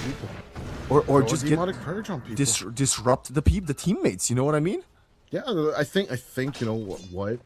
Purge not being invited to TI, now being re-invited to TI is a sign that Shadow Demon is going to be picked super hard.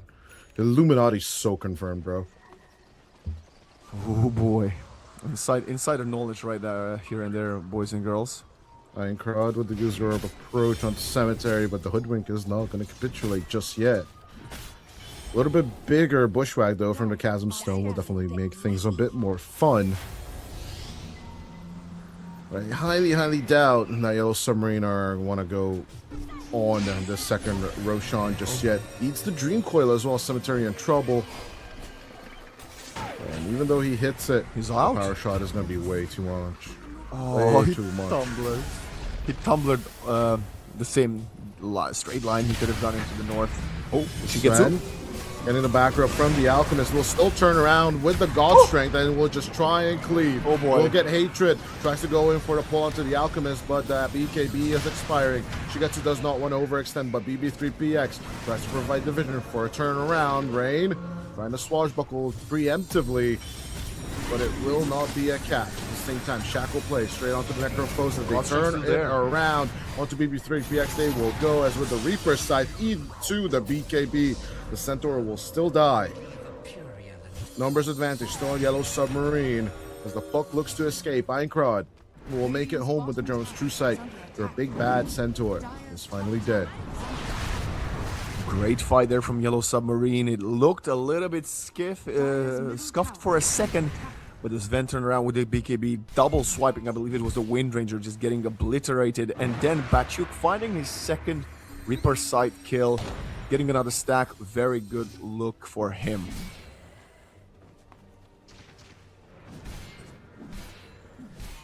And now we're gonna come back to farming. Status quo will continue, and the later we go, the stronger the Sven and the Necro become. But counter argument, I would say the stronger the puck becomes as well, right, Dota? Oh, Rain gets super low onto the top lane, but it's just all the bombies thrown down. Hold on, good connection.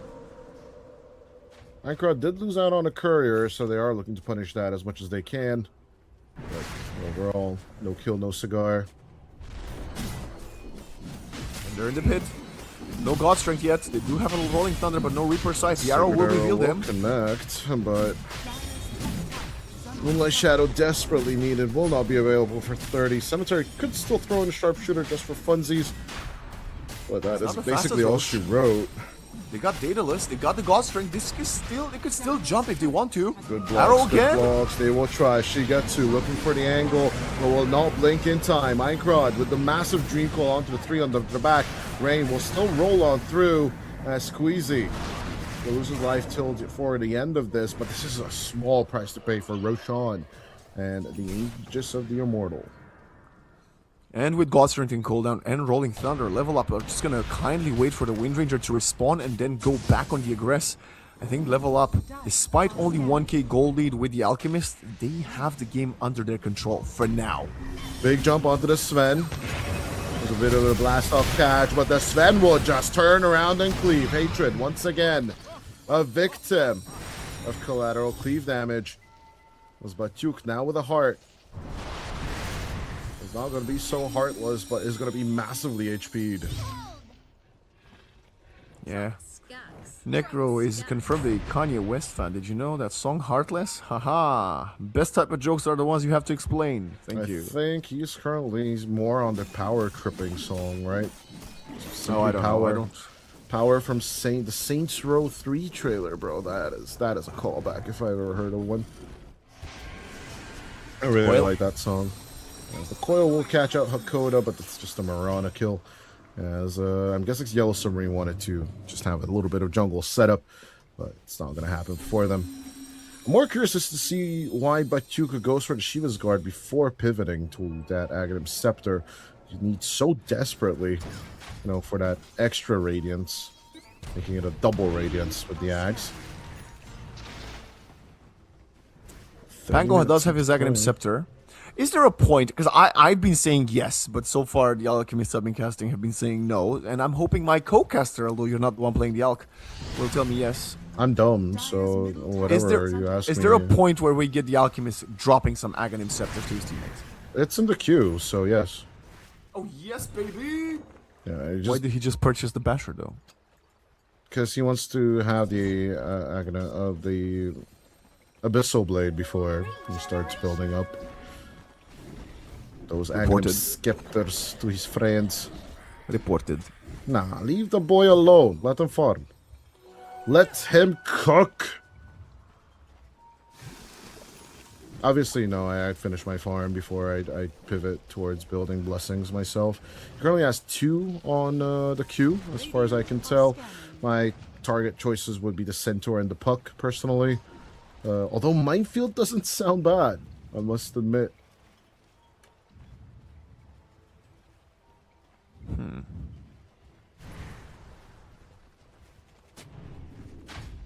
Okay.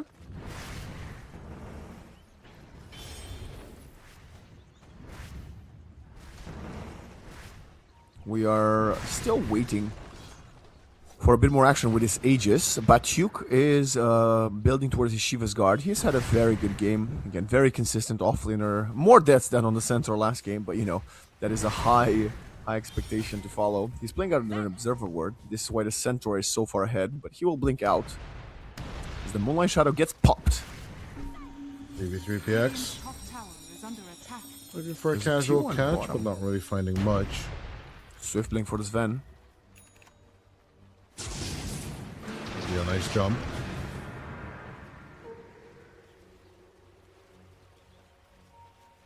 How is that tier 1 bottom still standing is sort of beyond me, and they're not going to go for it. They don't really care for the objective. I know what the item is.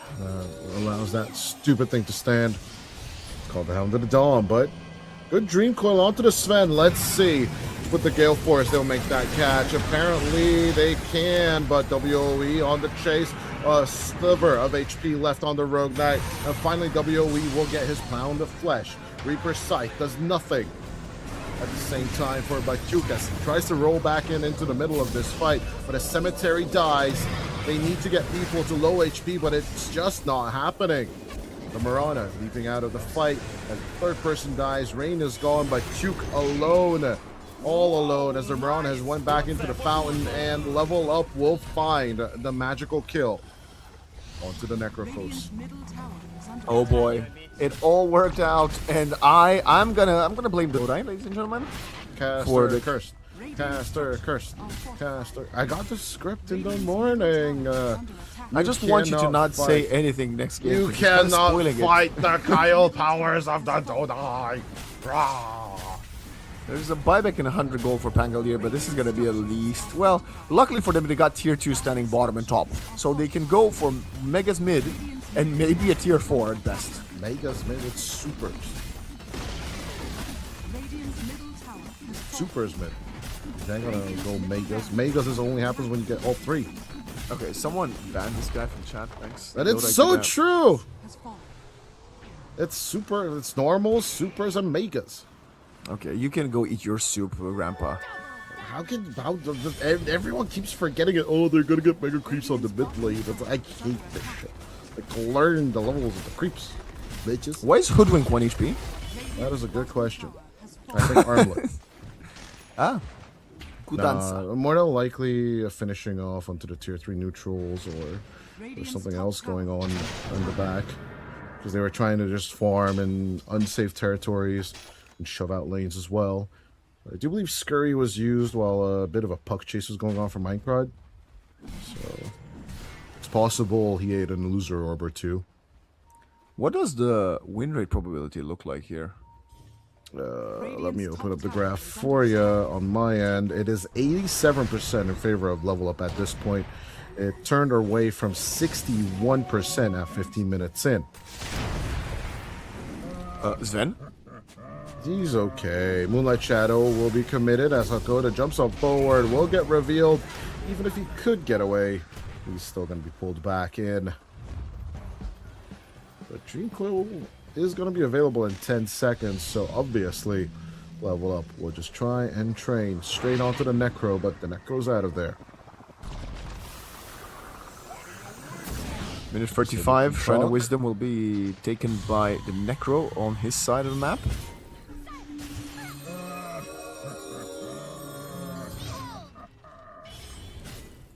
(21 to 14 with 15k net worth lead. The Alchemist lineup is looking to continue to cook. One of the blessings already handed over, by the way.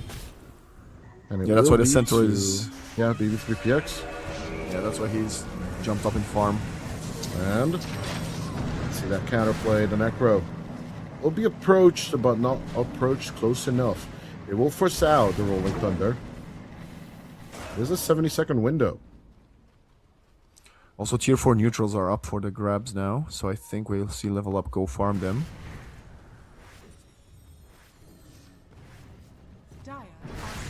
Bachuk needs one more. How does this work with Mad Stones? If you get your item already, do you still collect the Mad Stones? I believe so, until everyone on your team has the Mad Stones. I see. Okay. That's how it usually works. At least that's why I read in the patch changes, but who knows? I'm just thinking about my fantasy, you know. Who cares about EPL Masters? It's all about the TI fantasy, baby. As I nice arrow. I don't think the Centaur is dead, though. Despite the Hurricane, despite the Boomerang, despite everything. Shigetsu is still just going to get caught on the bottom lane by the rest of the team. Coil? As well. The Dream Coil will catch out Hakoda.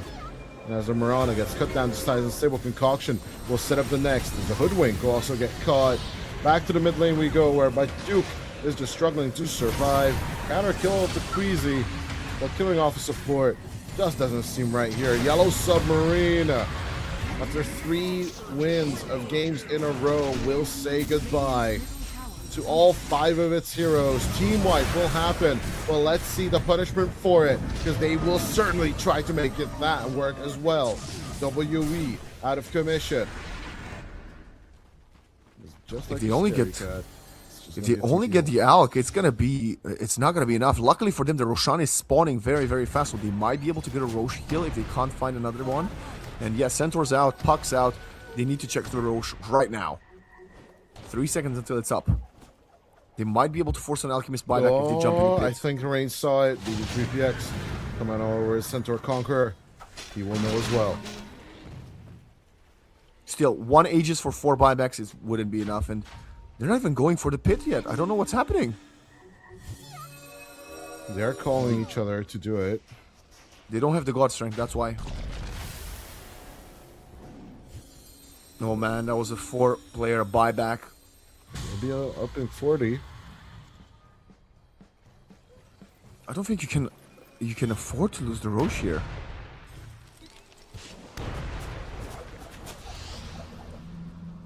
Well, they're just gonna leave it. This is a very, very tough decision. Maybe you're stronger in high ground with God of Strength. Maybe you can kill the Alchemist twice. But I think having 2 lives on, well, anybody on your out of your course would have been much, much better. And they're looking to delay that project for now. Trying to tower pressure on the bottom lane at least. There's nothing else.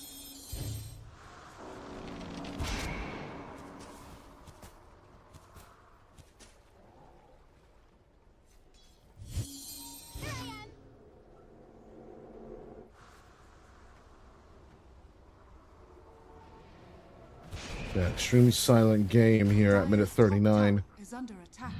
Neither side truly looking to move in. 42 kills already on the board here, Waxen.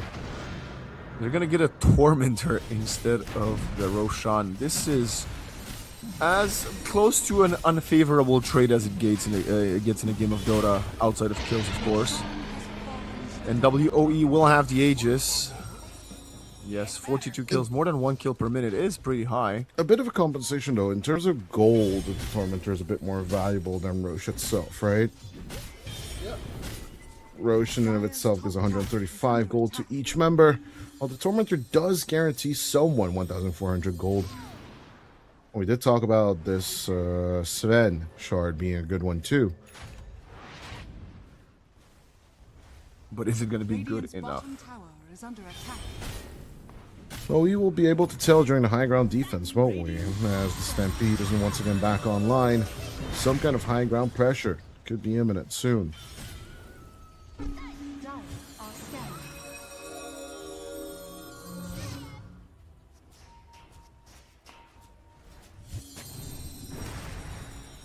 Necro desperately trying to get his level 25. We shall see if Batyuk will be successful on that. They go for the Death Pulse cooldown. Or the extra damage from the Reaper Scythe. Many questions arising as BO3PX says goodbye to his Warpine Raider.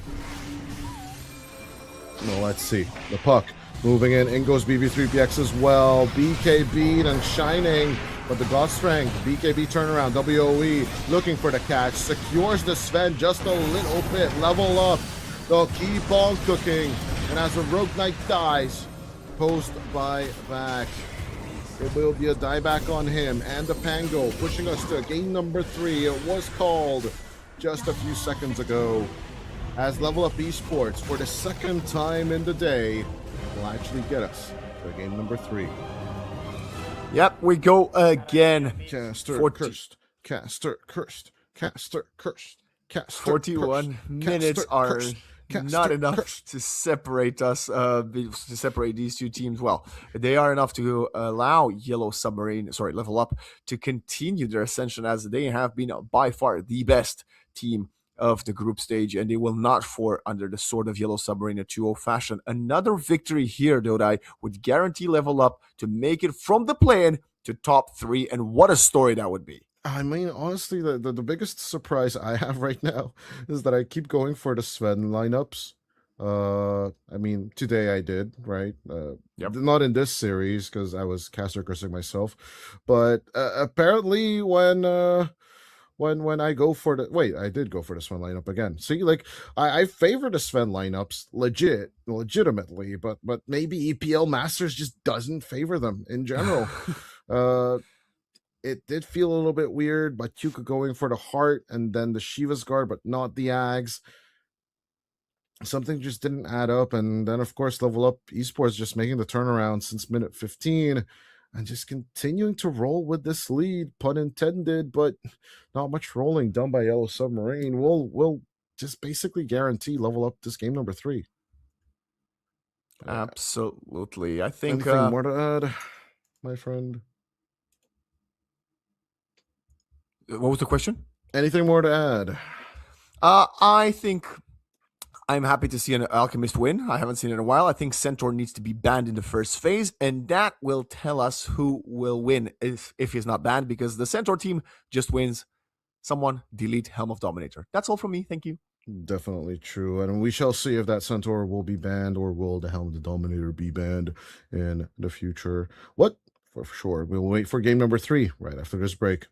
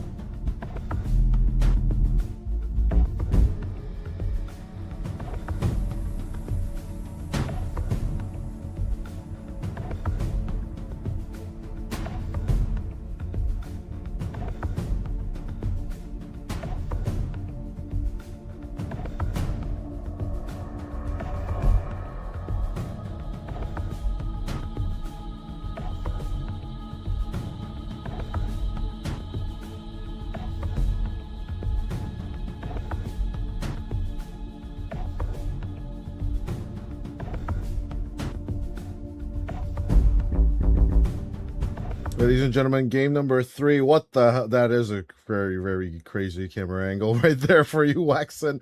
But yeah, technical issues aside, we will be joining in pick number 4, pick 18 actually, for Level Up Esports, right? Wait, what do you see? Order. I'm so confused right now. It's just like a very close angle of your Oh, face for sorry. us. Sorry. Yeah, lay back. You know, show me that Jimmy Buffett shirt. I'll show you the TI shirt.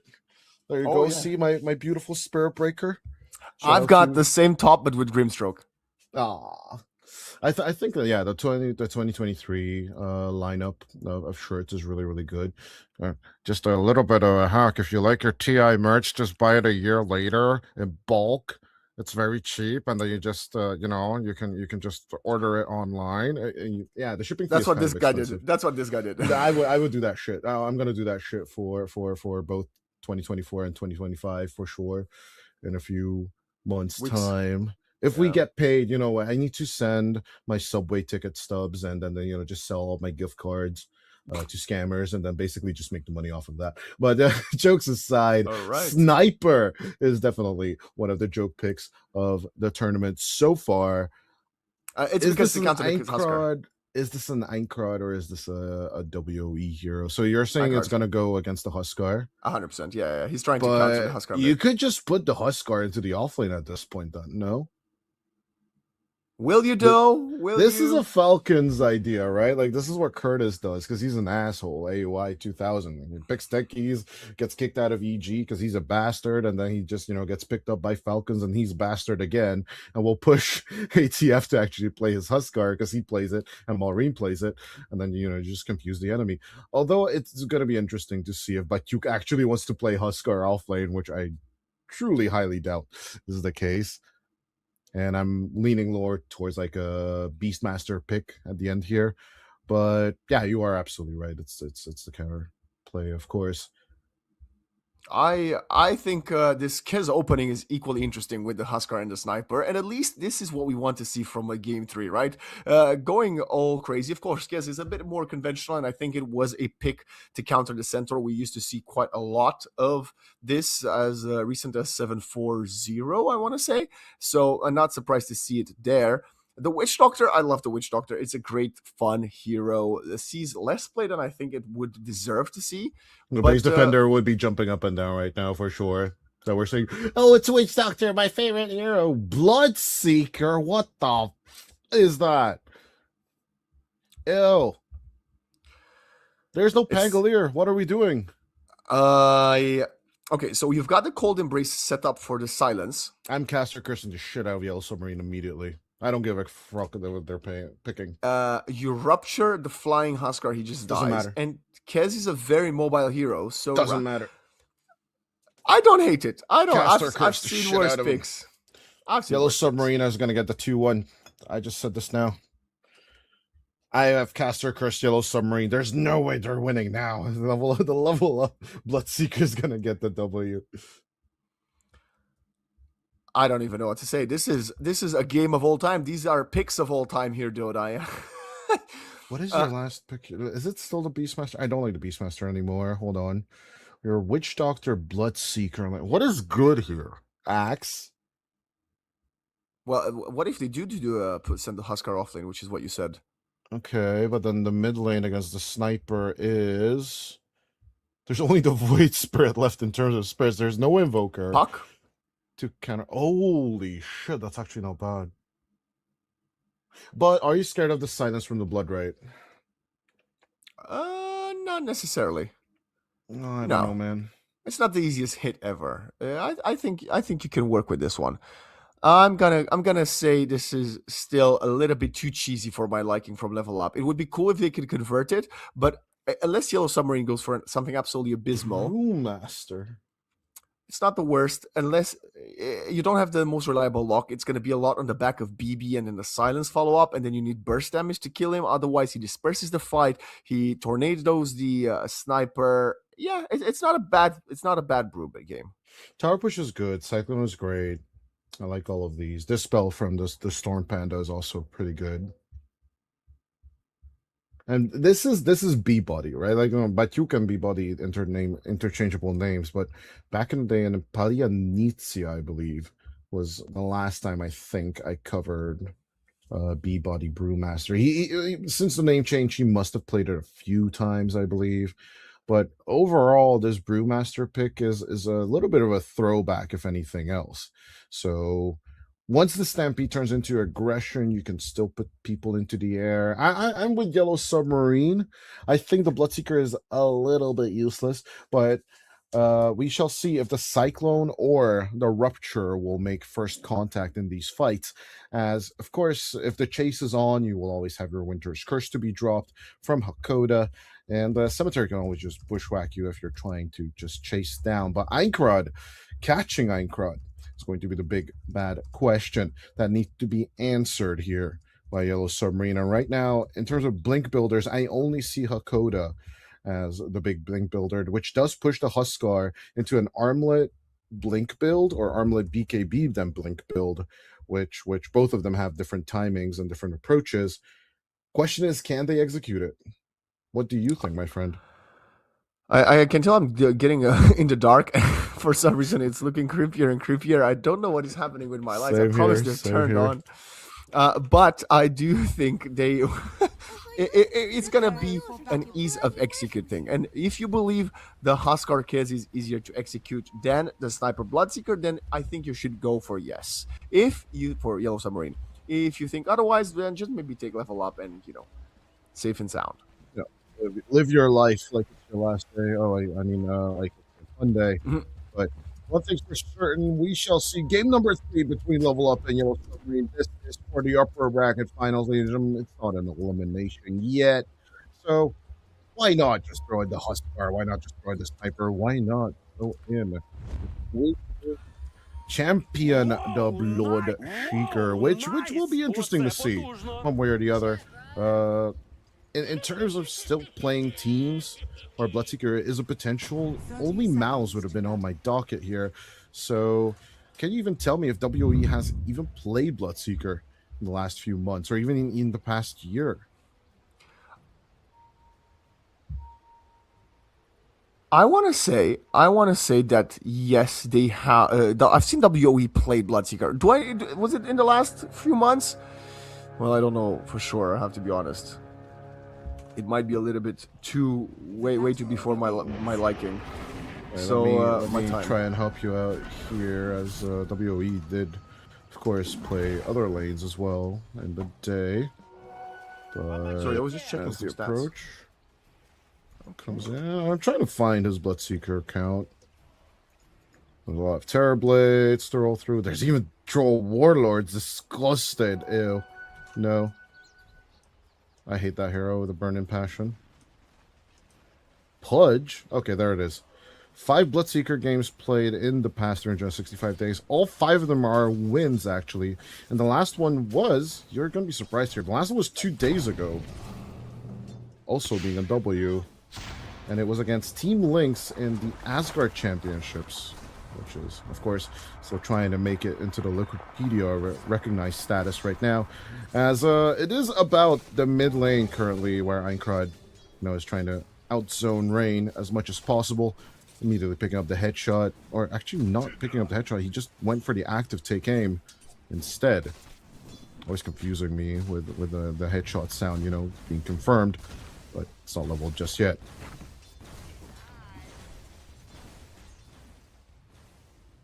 Pause. Okay, pause. There we go. I was pausing. They are pausing. Everybody's pausing. This is the 3rd Windranger support, I have to say. I've not been impressed with the hero thus far. The Shackle hopefully is going to be much better than... the lack of connections, I would say, we've had in the first couple of games. Well, with us, and once this series... Are we criticizing Queasy? Or are we criticizing... The hero. The hero. The hero. I'm criticizing the hero. We can definitely get into Thrashing has good graces if we just keep criticizing Windranger, don't we? Yeah, I mean, we're gonna turn. Screw the redhead. She sucks. I want to be like Surrection's last. I want to be second Windranger hater. Second Windranger hater of all time. Okay, well, this Bloodseeker has a great start. And Cemetery, hold on. First blood potentials out onto the Hoodwink on the top lane. Can the camera pull there? Nope. not before the poor little squirrel dies. You were saying? That I want the Bloodseeker to go ahead, get ahead as early as possible, because I think Bachuk with the Cinder Brew at level 3 or 4 might do a lot better soon. At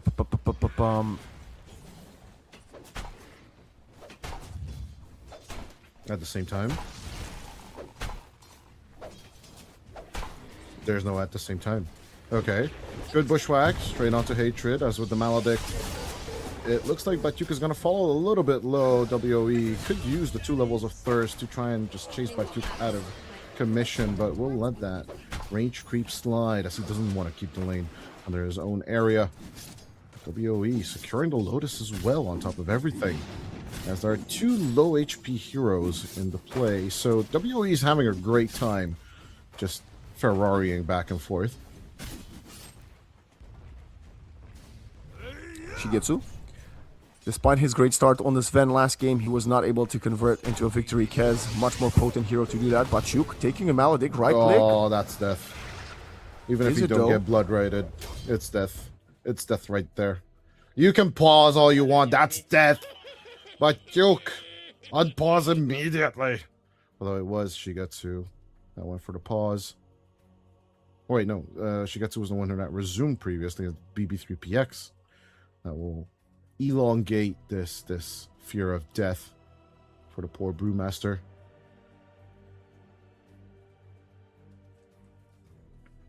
But I don't know, man. Do you not like this brewmaster? I have a feeling you don't like it.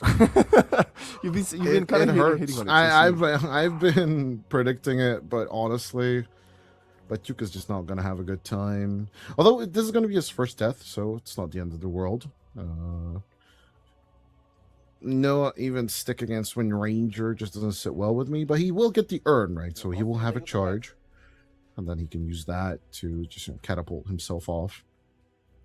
But overall, it is actually Einkrod's last hitting counter that is extremely concerning for me, personally. How dare you, Dismar? Honestly, like, okay, you've had your fun. Everyone who had 6-7 Wasteland should never be able to cast TI anymore. That's if I were talent manager for TI, that's what would happen. I just hate that meme so much. Yeah, but why do you hate it so much? Isn't this your 6th or 7th game that you cast today? I hate you so much. I'm still confused. I'm trying to figure out what happened. What was on my screen there? To me, it looked normal other than the lights dying. How did you get scared so badly? I don't know. You were looking like Mephisto pale, so really? Originally... It looks so normal on my camera. I'm so confused. I'm scared of Dracula movies. My mom showed me like 2 of them when I was small. Vampires scare me. Like, I had to hold my then girlfriend's hand tight when I found out that Edward was actually a vampire. Oh boy. Like, legit. Finally, we go back to game where Bachuk with 13 HP. You can hide under that tower. You're still going to die, my friend. Death is inevitable.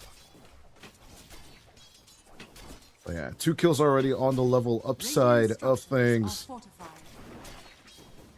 And Squeezy. We'll get a little bit of that Echo Slash, but even with the dive onto Einkrod, Rain is looking a little bit low. Now he's going to be running away in full vision. Will not most likely turn back for the Water Rune. That Berserker's Blood will keep him nice and healthy, but that Thirst onto the top lane. And, you know, it's Bloodseeker. Bloodseeker as a Husker counter is something that you don't think about that often, or at least I don't, because I hate both heroes. It's not on the back of my line, for sure. Yeah, exactly. I just hate both of them. But it makes sense, because Husker wants to be low, and Bloodseeker gets advantage from players being low around the map. So it's quite a smart thing. But at the same time, you could argue that the Winter Wyvern offsets a little bit of the Bloodseeker thirst, because, well, he cold embraces and heals the players. Well, yeah, you're still going to be stuck inside the Bloodright Silence, so... It is a tough point to spot when you're going to be using the Cold Embrace, especially when it comes to the team fights. But we shall see. As Bachuk, not having the stick charges, will be approaching the Wind Ranger up top, and Hatred will go down for his sins. I guess the doctor's medicine is just not going to be good enough. Well, we are watching the action down bottom, where the lane is going to be resplit. We put our eyes back onto the mid lane, where level 6 for Einkrad is coming fast. And Rain. Did you see he's about to hit level 7? No. 6, 7. I hate you. Shut up. Okay. Shut up. See, luckily I can't get Shut banned in chat because I don't speak in chat. I Shut speak up. on stream. It's even worse. We're not going to be working with the Vaxxon anymore because he's an asshole using the 6-7 joke cascade. Gotta be used up top. There That's is a bit going to be a hoodwink. ring around the Rosie coming in from Hakoda. It's still going to be death for Cemetery, but can they catch Woe? That is what it's all about, but the thirst for Arari is too strong. And of course, the Voodoo Restoration from the Doctor is going to be too strong as well.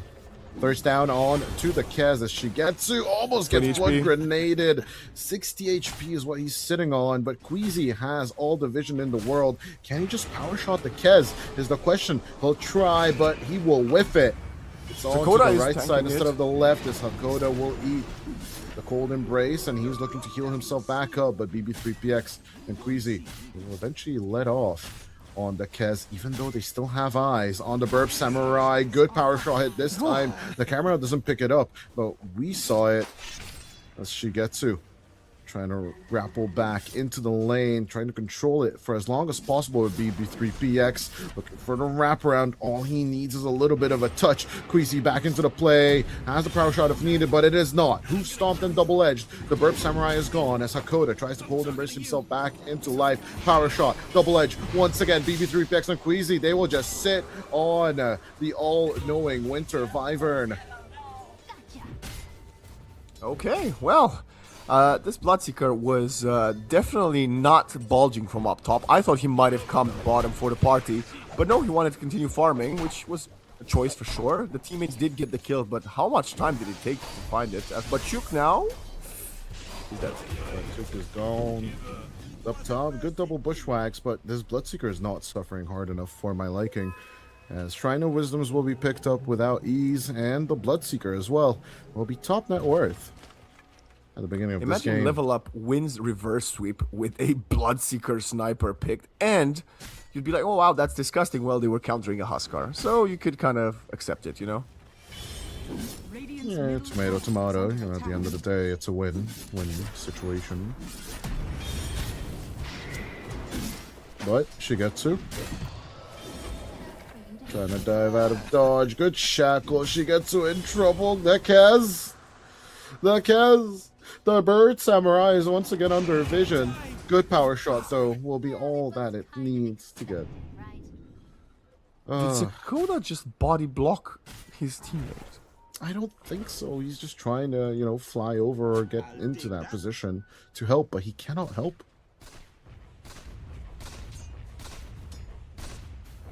Okay, well, we'll go back to the status quo, which is domination when it comes to laning phase, but Bachuk with level 6 wants to rotate and get the primal split going.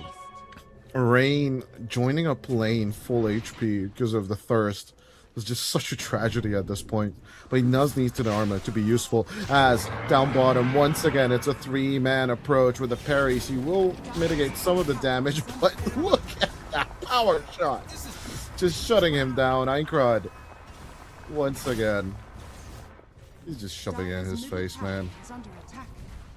The Einkrad sniper is really, really making me happy, but poor Yellow Submarine caster cursed by Dodai. What can you do?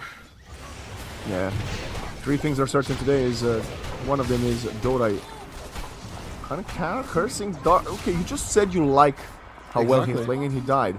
This power, I don't know how to wield it. I need to call Professor X to help me in here. As great approach onto Rain, just as he's about to finish his armlet. He will go down. Still a bit bigger of a Queasy. Can he get out though? Nice bushwhack. Even better thunderclap, but at the same time, in comes the first primal split, which will split Queasy in half. Can it be used to pressure out the tier 1 tower? But you certainly think so. But he is moving 2 pandas up onto the top lane, especially the Earth one. As a tier 1 tower will get down to half HP. That is not nothing. Definitely a start.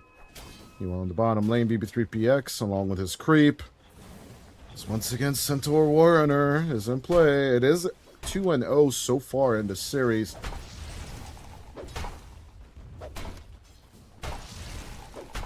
Radiant's middle tower is under He's not the most. He's been in the top 2 most farmed heroes on the map. Both the first, well, definitely the first map and in the top 4. Sometimes jumping to the top 2 in last game. Now Bachuk's getting gone on with Primal Spirit cooldown. Good contact onto Bachuk with the Maledict, already half HP. Hakoda will come in with the Cold Embrace. Throws out a nade straight onto Hatred. And that Arc to Burn is truly burning, but there's no follow-up. Obviously, the Huskar doesn't want to come over for a fun as we lose Cemetery on the mid lane. Power shot on top of everything. I like how I can hear the sniper running because he used the sharpshooter, but he did not find the kill. Sniper just giggling because that's what Sniper does. He just giggles a lot, right? Shigetsu, He does a lot of ho ho ha ha. Shigetsu has less levels than the Queasy Wind Ranger. That's No. We don't talk about that. Yes, we do. I've been criticizing it. Wind Ranger back in the meta. Waxen support position 5. Wind Ranger in a pub near you. There's BB3PX.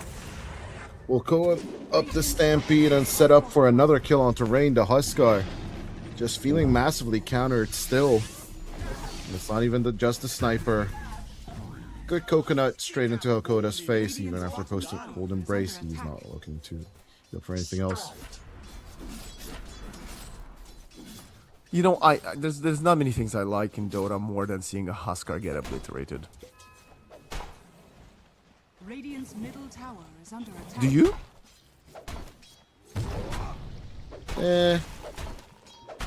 Yeah, I don't know.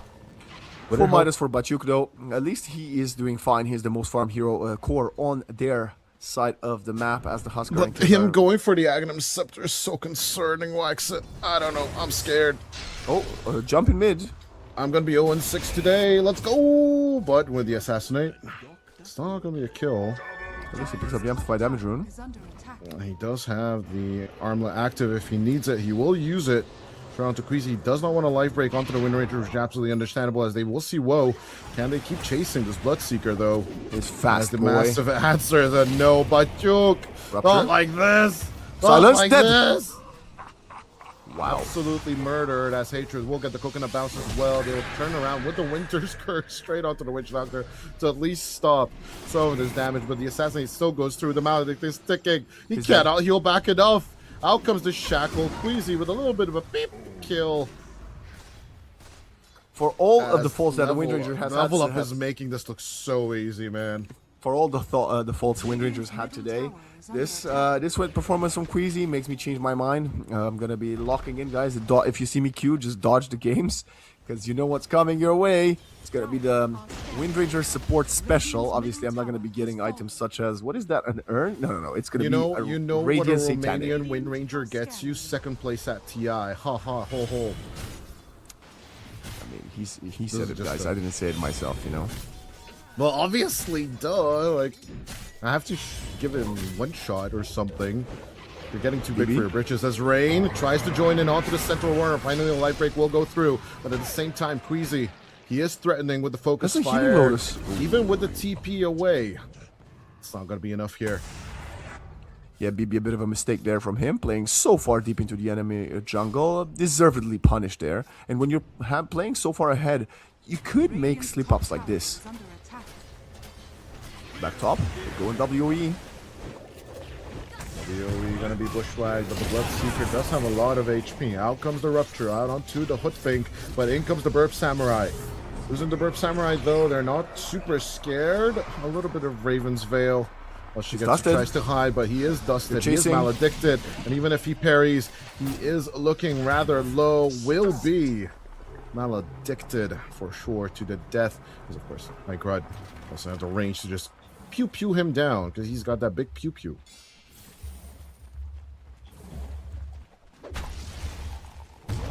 They just needed that initial winning of the lanes that Level Up just absolutely denied them.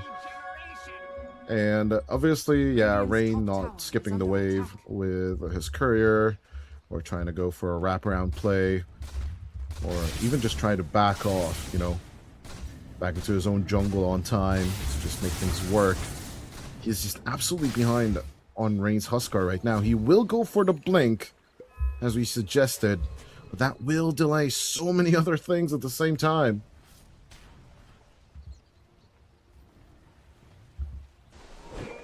Yeah, Queasy once again showing up.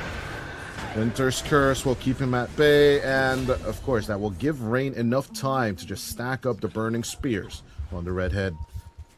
This Rain is looking to just keep on toggling that armlet. Eventually Eincrod will not even attempt to get the assassination off. Meanwhile, BB3PX, I don't think he's going to be losing this Warpine Raider just yet. Although there's no Laguna Blade inside, so he should be fine. The Cemetery just wants to be annoying, right? That's all his job is. This might be the only time I think I've seen a Kez. Oh, there we go. He did lose the Warpine Raider. You cursed him again, man.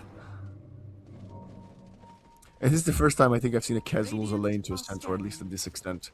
Anyway, we are going back to a potential gank here with the Centaur and the two supports. This Wind Ranger is so far ahead, she doesn't really feel like a support to me. Smoke. Symmetry.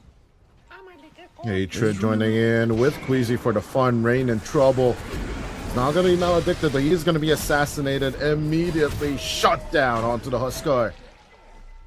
From downtown Eincrod. Of course, 3,000 range will allow you to have some nice shots.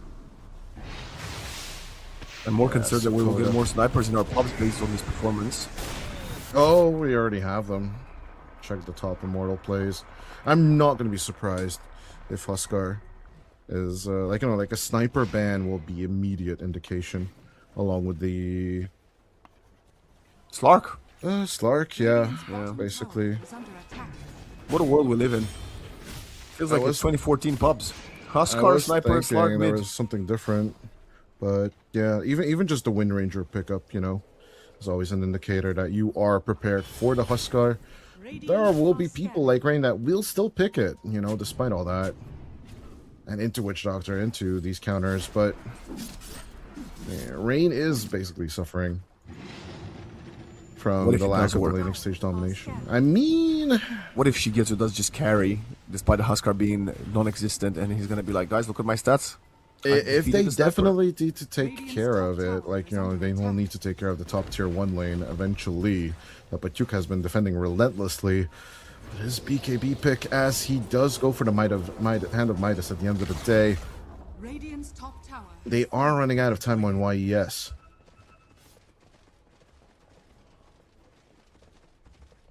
Granted, you could say that there's... No, actually, I was about to say there's not that much scaling for level up, but there is so much scaling for them.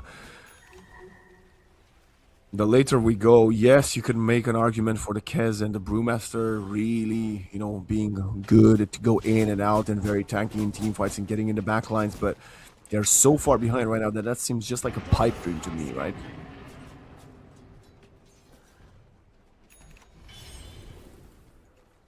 Sakota? I am trying to think. Dota's here. Sakota. Hakoda. The least farmed hero on the map.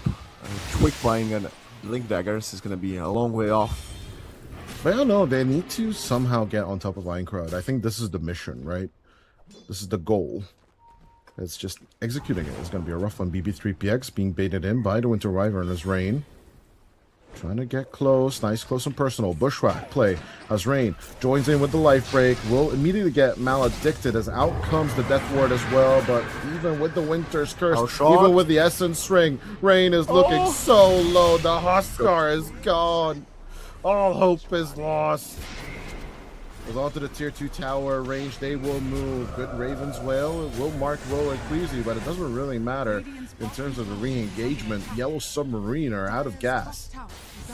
There's a reason why we often see Huskar, well, mostly see Huskar picked as 23rd, 24th. Mass TP stop. They want to get on top of Pachuk as well. Can they catch him? No, they can't. He's fine. Queasy even moving on to the counter blink initiation of his own.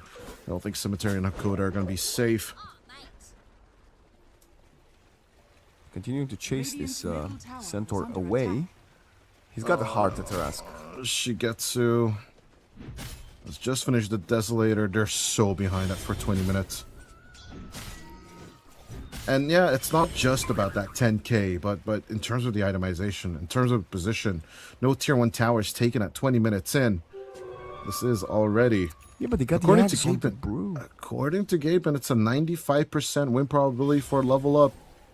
You know, and Gaben's always right. Look, they got the sniper. Einkrad finally going down to Batyuk and the combination cemetery as yeah, they just proved you don't need the blink dagger. It's not necessary. It was the axe that was needed. There we go. Hatred does get the shard. It's gonna be massive voodoo switcheroo, one of my favorite abilities in the game. Agreed. Get as a shard. Kind of broken as a shard, not gonna lie. Oh come on, he's a support. It's still broken. No, it's not. Especially in low-level pubs. Nobody does the Tormentor, so you never get to actually get it. I just buy the stupid shard because I don't trust my team to ever do Tormentor in my pubs. You know, you think my teams know what objectives are? Hell no. Neither BB3PX. They join up onto Cemetery as the Hoodwink will be surrounded. The rest of the team is looking for better targets. They can find the Kez on the mid lane, and Shigetsu will be ripped apart by WOE. The 100% win rate Bloodseeker continues to jive on. Radiant's middle tower is under attack. Yeah, he's making a statement here. And that statement, you know what the statement is, Dodai? Please stop picking me, Lina. Never, ever give me redheads. We can pick redheads for the rest of the team. Don't ever pick me a fiery redhead. Back for the Roche. Well, back for the Roche. It's the first Roche of the game, rather. So back this game for the Roche. With the Voodoo Restoration, they're also going to keep themselves healthy. There's no way to contest, even if you had 5 alive for Yellow Submarine. As it's going to be the sniper with the Aegis, because he can be the one sieging from behind. And he's the one that just died a couple of minutes ago.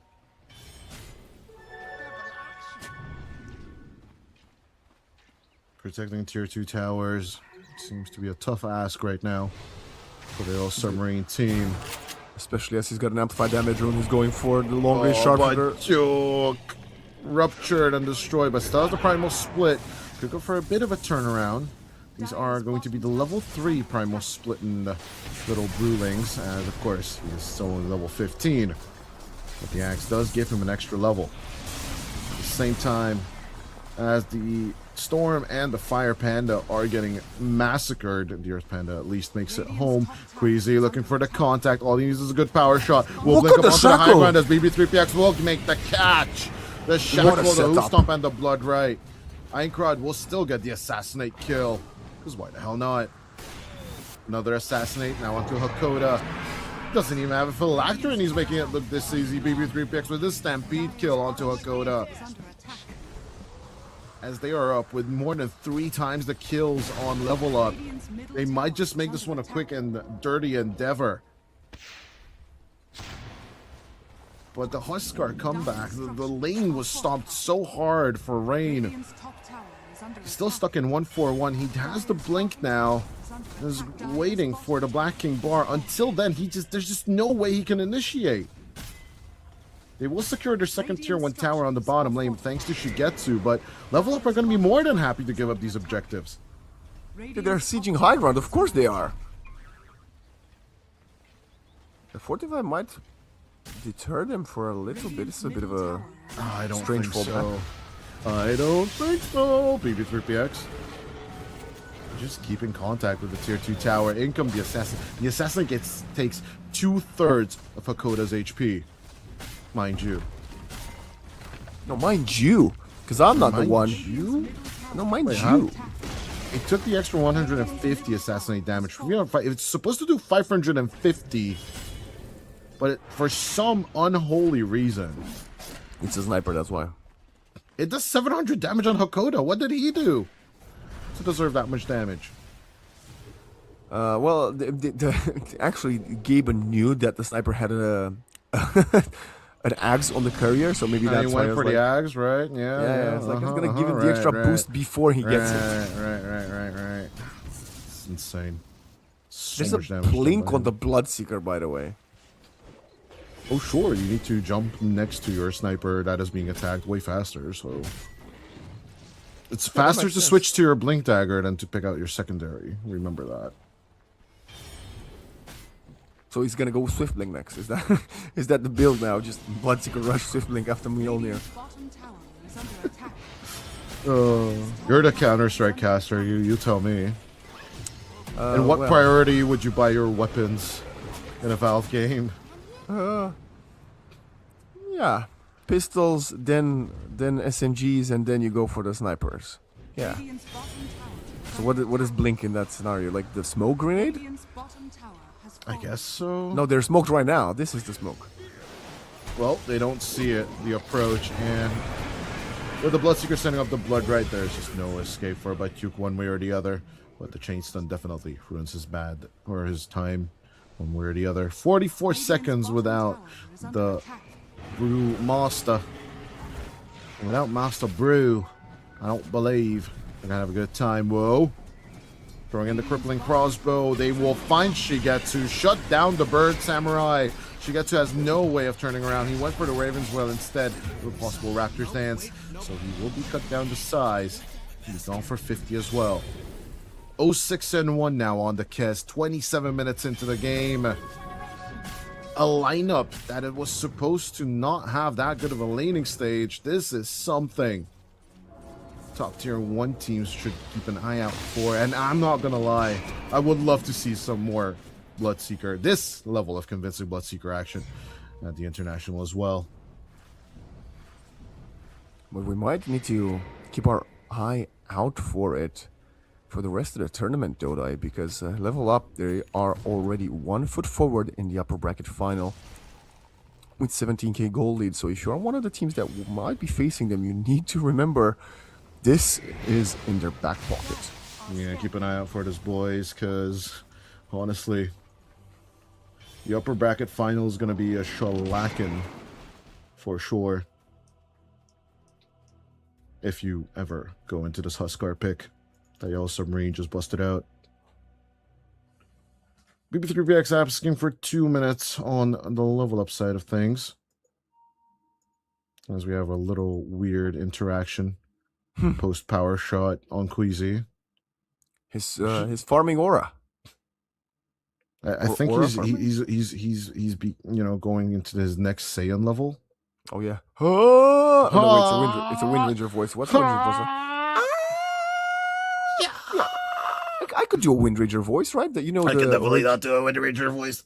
You know, the original, I mean, the actual Goku voice actress in Japanese is a woman. So, I think you should be the next Wind Ranger voice actor. Definitely not. What's a famous Wind Ranger line? It's a hop skipping it. No, that's Enchantress.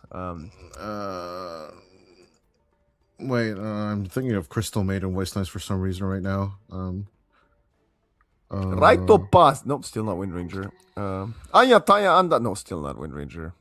Axe brings the axe. The no, axe. still not Wind Ranger. That's not the Wind Ranger either. Easy Breezy. Yeah, that one. Okay, now do it with a Wind Ranger voice. Easy breezy. I don't know. It doesn't work out for me. Can we get a Wind Ranger persona that Dodai dubs, please? Oh, hell no. Oh, hell no.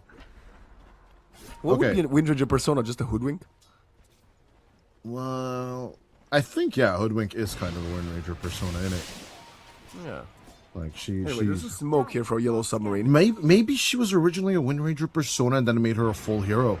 God damn. That is more than a possibility now that you think about it, don't you? Yeah, 100%. Although, okay, BB wants to break the smoke. He's not gonna. He can't be killed. Not at this current level in the game. The Witch Doctor maybe. Possible, but making the catch. When we are there, they will initiate onto BB3PX, but no life break just yet. Backing off, post sharpshooter. But honestly, it's the power shot. There's more threatening. The true Arcana has the power. Yeah, the original can never be surpassed. by a Mies copy. At the same time, it's kind of rough.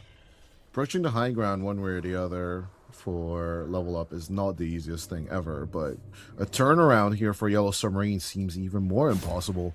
So them just scouring outside over here and eventually making a mistake could be the be-all and all of this game for sure.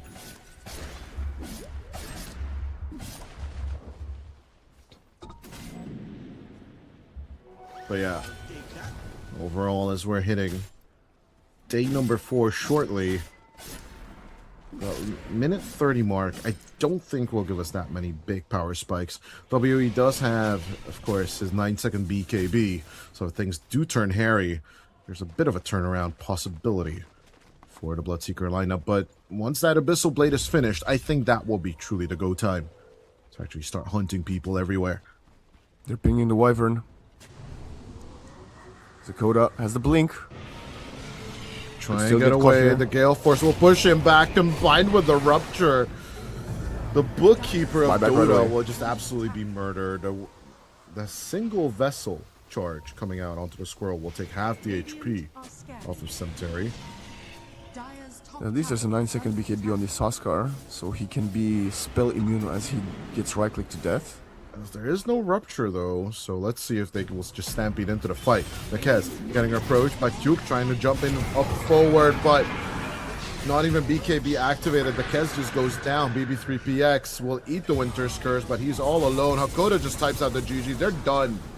They are just absolutely done with this. They cannot even execute one good fight. Yellow Submarine will enjoy EPL Masters from the lower bracket in the future as Level Up will be going for the upper bracket final. What a game 3. They make this look so easy. Yeah, it's a little bit of a payback. That's just, they made it just look so simple, Waxen. I'm not gonna lie, this absolutely baffles me. The way Level Up made it look so easy in terms of the laning stage, because winning all 3 lanes with this lineup is by far not as easy as they made it seem. But from the Witch Doctor, Bloodseeker to the Wind Ranger, Centaur, Warner, they made it look simple. Get that vessel, get that helm with the Dom lane, then just start hunting with 3 people. They didn't really need Aincrad or WOE, but they kept switching them out for certain pickoffs. But it was just such a beautiful dance where Rain and Shigetsu didn't really do much. And these are the games that constantly convince me that Kez is just not up to snuff to be an S-tier carry. Definitely not. But I think the biggest storyline has to be the Huskar versus Sniper Bloodseeker. Oh, don't even get me started about that. Like, the Huskar was not even a factor this game, was it?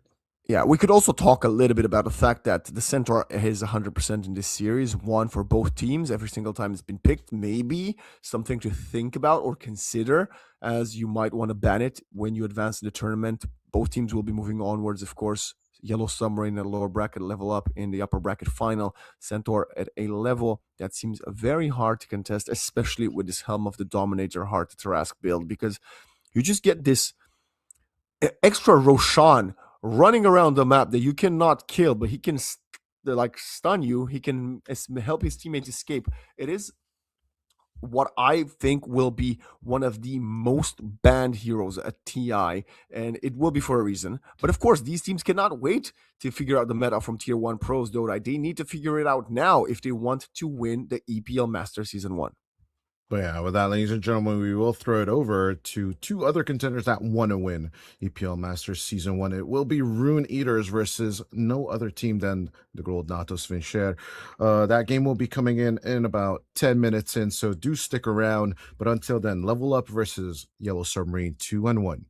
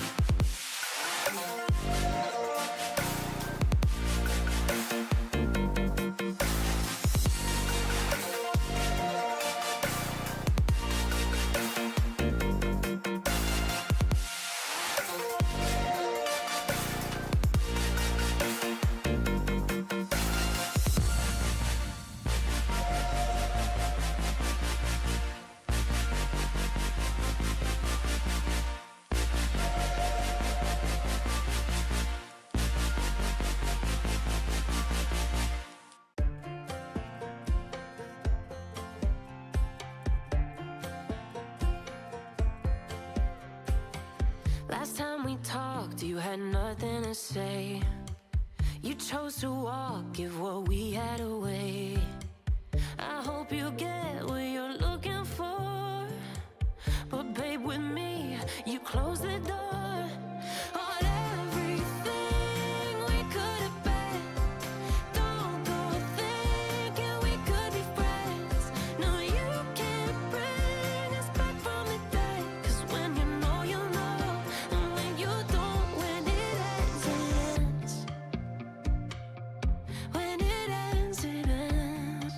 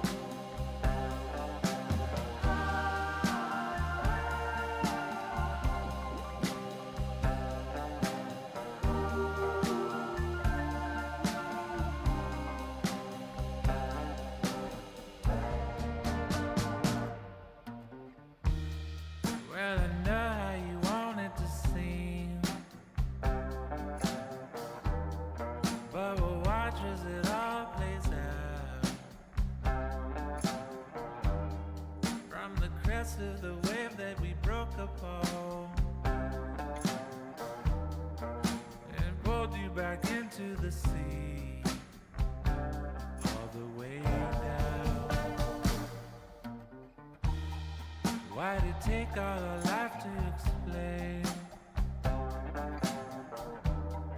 that it's more beautiful when you're here.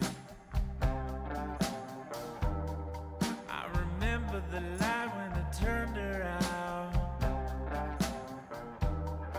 and revealed all the truth, no escape. Oh, ain't plain.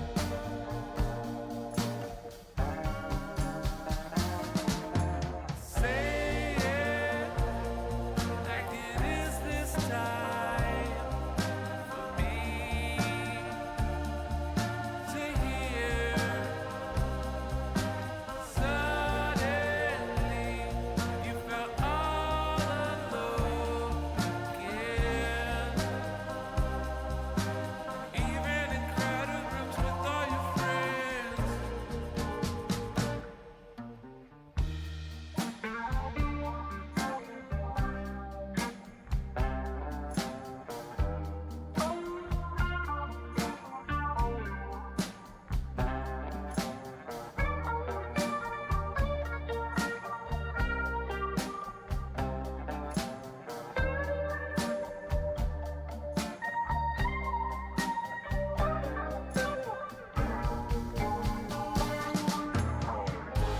Where goes the time?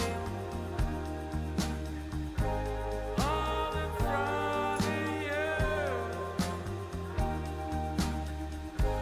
Where goes the time? Still in front of you.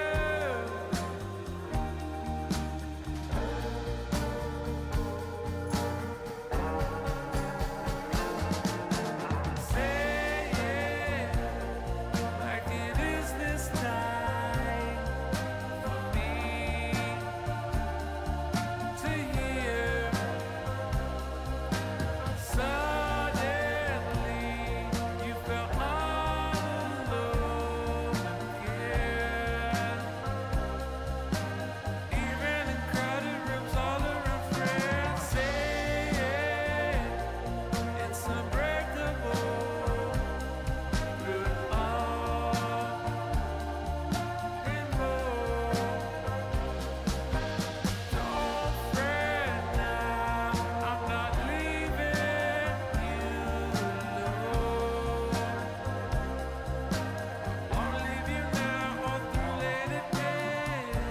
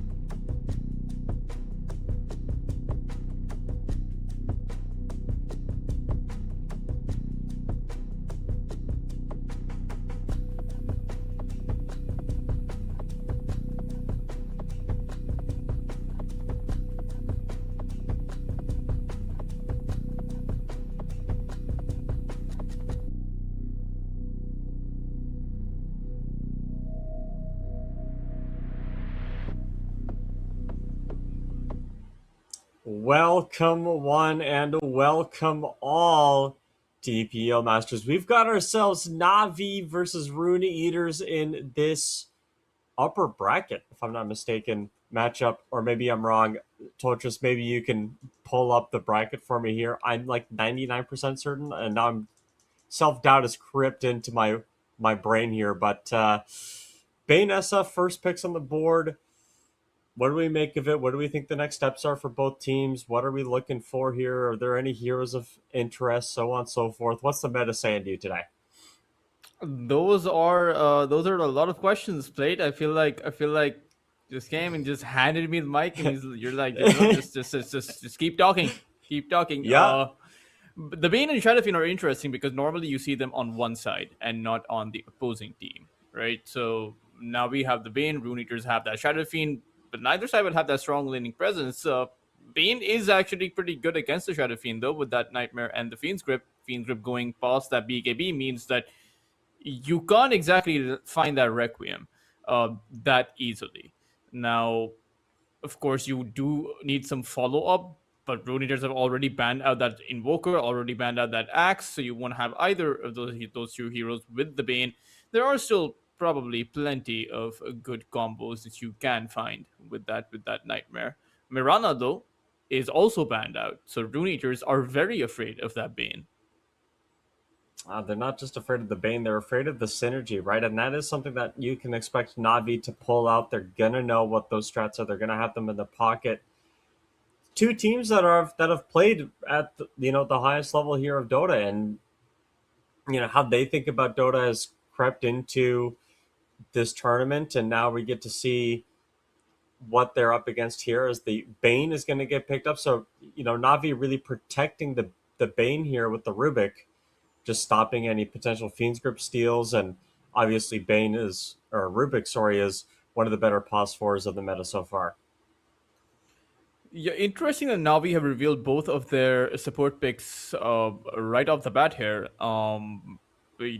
Support picks which cannot be flexed towards any other role, unless of course you're thinking of a mid lane Rubik, which is probably not going to happen in the current meta.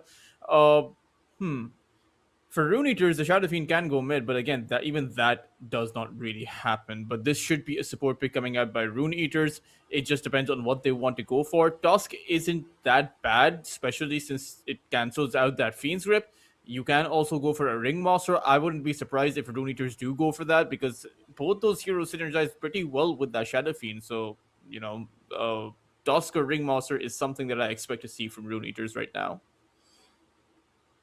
Definitely partial to the Tusk. I think the SF Tusk are it's one of the lane combos that you could see, and you can even flex the Tusk if you wanted to. You don't have to put it in 5, you can put it at 4, but Coddle's still in the pool. That's really interesting. That's a hero that normally gets banned really quickly, and then you see the follow-up Beastmaster on top of that. So, Toltris, Navi might have combos of their own, but Rune Eaters are coming back with the combo of one of theirs.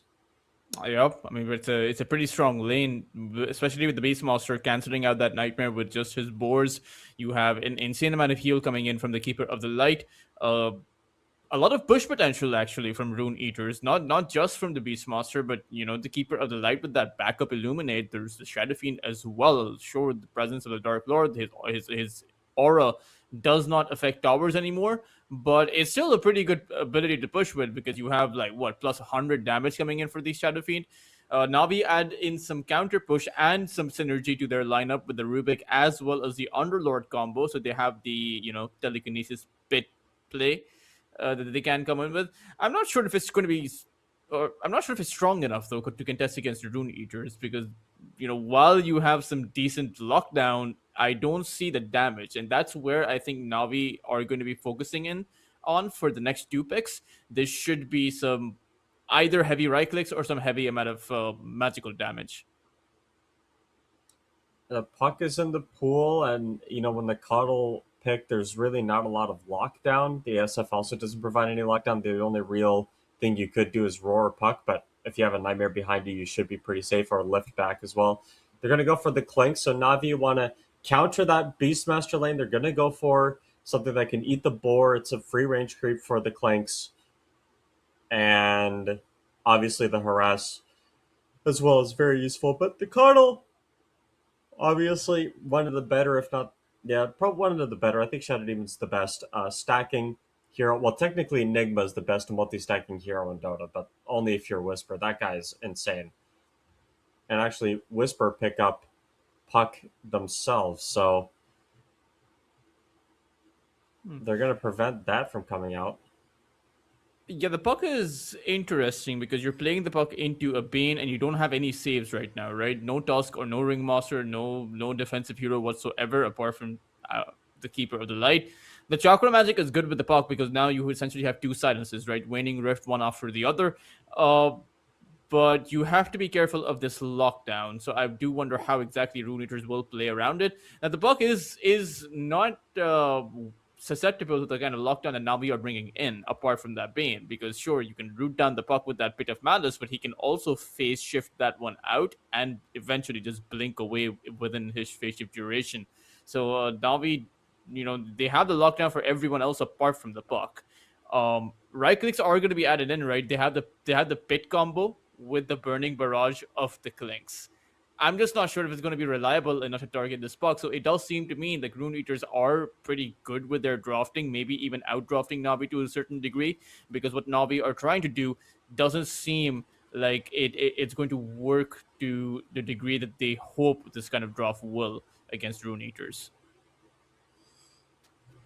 I do think you need to save for the puck, and I think you haven't really, well, not you specifically, Toltrus. I don't know if you have any affiliation with Rune Eaters, their drafting strategies, but I do think Rune Eaters definitely need some sort of anti-Bane hero still. They have not addressed it at all. Like, we're going on to your last pick, and you still haven't done anything to stop Fiend's Grip. You've done nothing to help, you've done a little bit to help interrupt the Nightmare with the Beastmaster, but there's Enfeeble you still have to worry about. By the way, I think Enfeeble one of the better spells in Dota, and it's so disrespected, so incredibly disrespected. But especially against SF, you ever try to long raise off with the Bane Enfeeble on you, it's like half the distance. It's hilarious. Yeah, I mean, Enfeeble is a pretty fantastic ability, but you do have to consider the fact that SF is a natural Manta style builder. Eventually, that Enfeeble is not going to be working out that well against the Shadow Fiend. But I get your point. There's no save against the Bane, but I do think there should be a save coming out now. And there we go. There's the Ringmaster. Pretty straightforward pickup for Rune Eaters. Now you also have the magical resistance coming in. Escape Act is actually very good against that Pit of Malice combo, and it's fantastic against the Clinks as well. I mean, this pick just packs it all in. I'm surprised that Navi did not ban this one out. They did ban a lot of supports, right? The Hoodwink Tree, Lich, Undying, all banned out for this. I suppose 3 of them for this very reason. But I would say Rune Eaters had the better draft. We still have yet to see what Navi's mid lane pick is going to be, but unlikely it will shift the dynamic in their favor. At the end, you have a few Spirit picks still left in the pool. This may just be a Storm Spirit, or you could go the Queen of Pain route. You could go the Pangolier route, which is good against the SF as well as the Beastmaster. I don't think it'll change much, though. Oh wow! Oh, they're going Night Stalker mid. I remember a time, and I just want to call it out. I did say at one point, I think this was a couple weeks ago, hey, let's go Night Stalker mid against Puck, and I was told you're an idiot. Caster is throwing. Why would you even say that? I bit my tongue today, but I wish I hadn't, because the Night Stalker is the hardest Puck counter I think in Dota. We're about to see it here, Toltrus. This is some tech. Navi, maybe they were baiting the Puck pick. Maybe they said, hey, we're going to get on top of you. We're going to put you in this corner. Is this bait, or is Navi really, really going to show us something special here with this Midnight Stalker? I get the Midnight Stalker in theory. It sounds really good. By the time it's 5 minutes, you're already level 6 or close to your level 6. You can play with the power runes. You can gank any lane you want. You're great against the puck. Sounds nice overall, right? That sounds like as if it has no downside to it. But practically, the mid lane Night Stalker does not scale unless you're constantly getting kills, unless you're constantly playing from ahead. And it's a hard draft to make that work. I mean, you're playing an Underlord and a Klinks, both of which were going to be farming up. The Klinks wants to get to his Desolator, the Underlord wants to get to his Atos, and then eventually the Aghanim Scepter or the Auras if he wants to go for that. So this Night Stalker rotating towards some of these other lanes, where is he supposed to get those skills? Is it on the Beastmaster who could just drop down that Roar, on the Shadow Fiend who has that Ringmaster Escape Pact? And then you have to think about the fact that Rune Eaters have some moves of their own. So I rarely see the mid lane Night Stalker working out in terms of scalability. I of course could be wrong if he constantly scales up, but I feel like it's it's kind of like you're a hamster on the wheels basically. You have to keep running. If the wheels stop, your game stops. That's pretty much how I feel about that. Yeah, I mean, like, and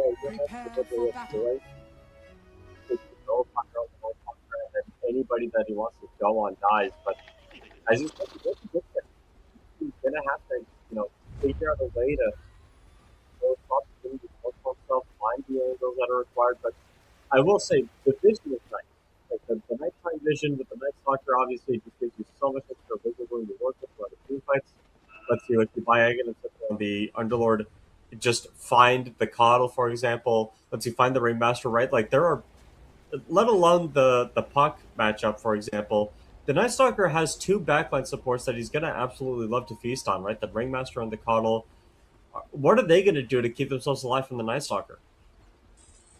That's a very good point. With the Night Stalker linking in towards that backline, I think that is perhaps the vulnerability that Rune Eaters will have to address. And it's interesting how you mentioned that, because normally the Ringmaster's there to protect the Puck against the Night Stalker. So who's going to be protecting the Ringmaster himself? That's an interesting dynamic that Rune Eaters have found themselves in.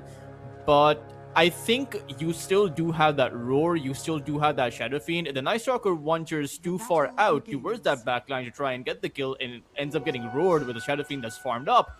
I don't think he's going to make it out, because as much as he has a lot of armor, I don't think Night Stalkers really have that much survivability, not against physical damage. And it's easy to get pinned down. It's easy to actually die in those team fights if you're very far away. But you do have the Underlord for Navi. So I don't think the Night Stalker will be alone on that backline, right? You might have that Fiends get coming in as well. You might have a few players from Navi jumping that backline together. And I do think that's how they win those team fights, rather than going for a head-on confrontation against the Shadow Fiend or the Puck, or maybe even the Beastmaster. We're going to be able to see this very unique mid matchup here, Night Stalker against the Puck. This kind of reminds me of like the Slark versus Ember Spirits that we keep seeing nowadays, right? Like I believe it was, I can't remember who it was, but there was a team that ran that matchup and then dominated, and everybody has obviously that in their back pocket. But Eki taking some harass here. The Bane is such a strong laner. It's so hard to trade into Brain Sap effectively. And then on the other side, got the juice, just hitting Malik the entire time that he's in the lane. So it really is just as simple as run them down, hit them low. And how does Eki and Malik approach the lane at this point? I don't think they can. The Klinks, and this is something that I suppose we did not talk about, the Klinks is perhaps, and the Drow Ranger, they are perhaps the best heroes against the Beastmaster and the Lycan in the laning phase. There's really not too much the Klinks or the Beastmaster can do. There's not too much Eki can do, because if you go too far into the lane, you're just gonna get nightmared in, and all of this this fiery arrow damage is going to take you out. So this is Rune Eaters who are always going to be at the mercy of this Klinks. Yeah, and they've got a couple more right clicks to get the job done. It will be Ridis, that Brain Sap, taking away the life of the Coddle off of that really nice Nightmare setup. So maybe you don't have Sunstrike, but you do still have your body.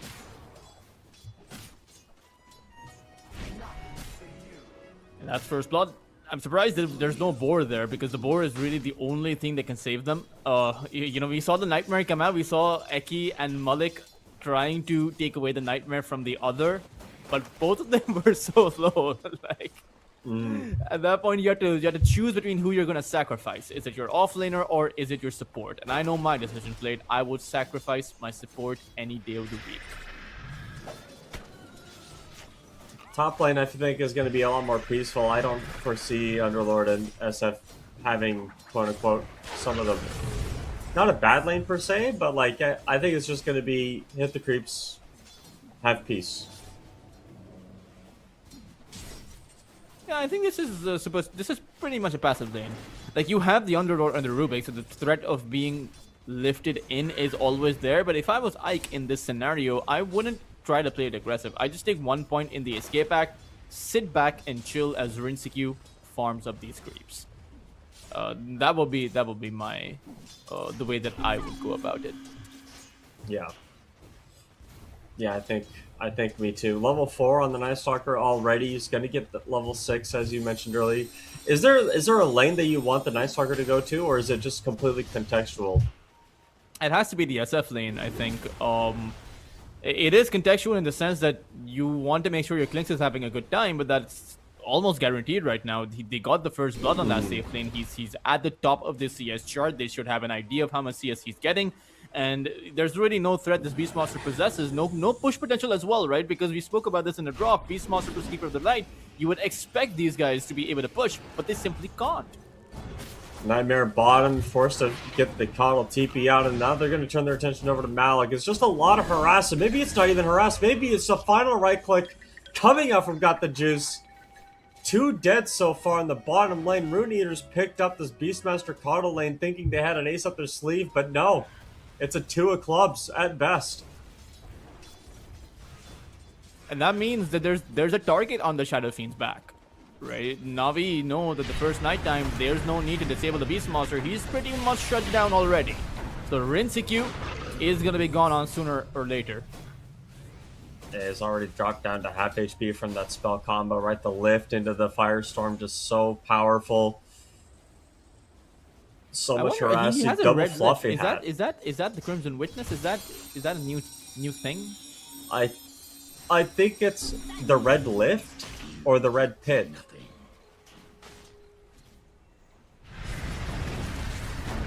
I'm not sure. Lift back up again. Rinseku, he's in the middle of it all. Yeah, he might get a kill with the raises, but his life is forfeit. He's going to miss a creep wave off of this too, and Underlord's going to cut this wave, get the catapult, bring it back in front of the tier 1 tower. Mid-side. Ooh, very nicely done by Copy. Yeah. Dodging away that Bane gank. It is nighttime, so that is when they wanted to make that kind of a play. Redis is still hanging around, but so is Eki.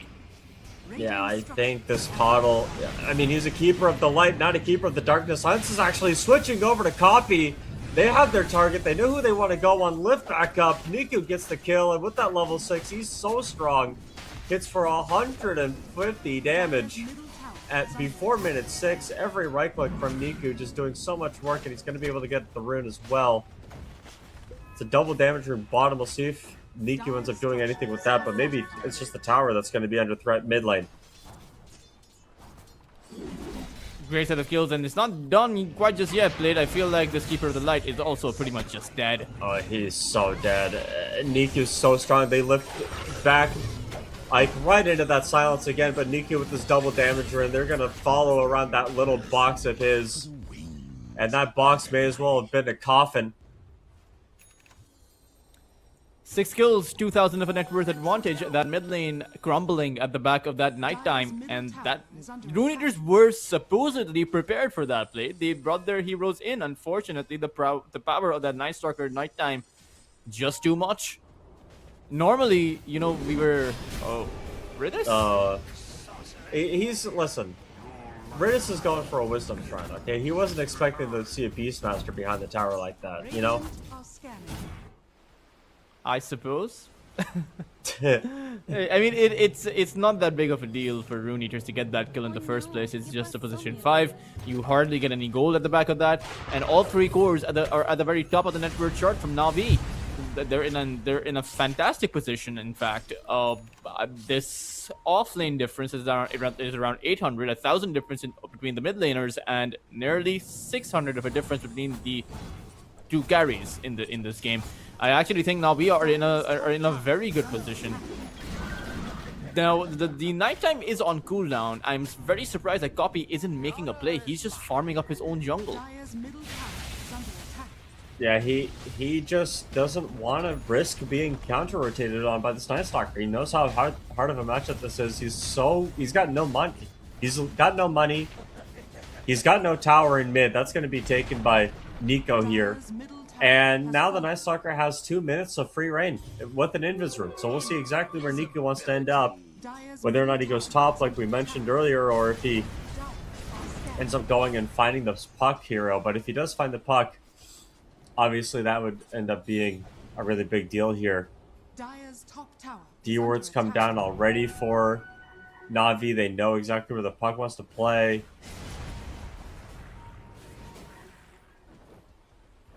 They need to bring more heroes in, or they need to get Rinsecue out. They can't stick around in this position with just these two. Yeah, I mean, the Nightmare setup is going to be there. We're looking for the Wheel of Wonder, but it's not going to land. No Firestorm available. The Rune is coming out. They don't have level 6 in the Bane yet, but they will turn around with a couple of raises. Dream Coil down onto 2. Rinsecue getting low. Nice Fade Bolt coming out here, and that's a lot of damage here. Just way too much to set up, and they don't get the Nightmare down on top of the puck, but they don't need it. Copy. The only thing he can do is run away as Navi. It's a 1-for-3 trade. Radiant's bottom tower is under attack. Copy. I think he might just die here. I think he is dead, yeah. Well, they didn't use the ultimate on Night Stalker. No. It's kind of hard to say. Had he used it, definitely would have gotten that kill, but respected the puck. I would have actually thought that you just fully commit on Niku. Drop down a Dark Ascension, no way for the puck to get away. Just shut him down even further. A 5,000 of a lead right now. I don't really see the comeback potential from Rune Eaters. I'm going to be honest with you. This draft requires them to make flashy plays with the puck, but his Witchblade is going to be so delayed. Shadow Fiend does not have a map to farm. Can't go back to his lane because it's nighttime right now. You kind of have to wait it out. But then there's always that looming threat of the Dark Ascension because he did not use it on the puck. And so farming up for Rinsecue is so difficult. Look at Got the Juice. He's right there on that Shadow Fiend. Knows there's no Requiem. Yeah, and I mean, I'm honestly surprised they even dropped the friggin' Fiend script because I felt like Rinsecue was dead to rights, period. Yeah, he pretty much had nowhere to go. He'd be walking away, or rather, away from the flow of the river if he were to walk back to his own base, so would not have any kind of movement speed advantage. This is... They do find a tier 1 tower on that bot side, Rune Eaters, so their Beastmaster is opening up the map for them. I just don't think it matters. You have got the Juice with a Desolator at that 11-minute mark played. Yeah. He's pretty much 6,500 in terms of net worth. He can just get up that Aghanim Shard, and there is no push potential after that. He can just clear away the entire creep wave with just one spell, and your push is gone. And that's just the push towards one lane. How are you supposed to push out some of these other lanes? This is perhaps the ideal, or maybe even better than ideal case scenario that Navi have found. I don't think they were expecting to win all 3 of these lanes. Well, so you're in this matchup, you're in this scenario, you win 3 lanes, you know, you're Navi, your mid Night Stalker idea has come to fruition. All the tier 1 towers are taken, I believe. I don't know if the bottom tower was taken. I'd be surprised if it wasn't. Oh, it's not. Okay, I see. Well, they're gonna take it. What's the next step? Is it just keep dominating, or is it, well, obviously keep dominating, but how do you keep doing that? For Navi, I suppose you just play the map now. They don't really have to do anything now to dominate, because I feel like Rune Eaters, their moves are just confined to farming. Like, they can't actually make moves around the map. How does Copy go out there, venture forward, find that Dream Call? Because there's always a threat of that Dark Ascension, and there's a threat of that Fiend's Gate. Let's not forget, the Underlord can also join his team anytime he wants. Sure, there'll be that 2 or 3 second delay, but because Rune Eaters are so far behind, outside of the Shadow Fiend, there's no burst potential coming in from Rune Eaters. Illuminate is there, Roar is there, but it is still not the fastest of kills. And Navi are just playing to their strengths right now. All 5 heroes in the top lane. They're going to start putting pressure on the tier 2 tower. Even pop the fortification. Night Stalker with his ultimate, chasing down Rinsecue, even past underneath the shadow of the tier 3 tower. Rinsecue feed script before he could get the Requiem off, and that's Ike running away, but you can't run from a Night Stalker at nighttime while he's night ulted. It's just too much night, too much darkness. Na'Vi bring the numbers. They take down a couple of kills, and they might even look for more as Niku. Does he see anybody? This is a weird play. They're going to run into PMA, though. I don't know if this is the right target to go on. They are going to look for it. The hit does come down. Yeah, I would be surprised. I don't think they can quite get that number, but Force Staff is available for the puck. Dream Puller comes down as well. Lift back up in the air. They might be able to get this Rubik, and they will. Fairly easily. It is a good return kill that they did get, but it is, again, at the end of the day, just a support, and you lost your Insecure, you lost Ike, you lost a carry and a position 5 for essentially just a position 4. Of course, that's never going to be worth it. Even the position 4 you did take down was only 2,700 in terms of net worth. There's, I don't know, I haven't seen...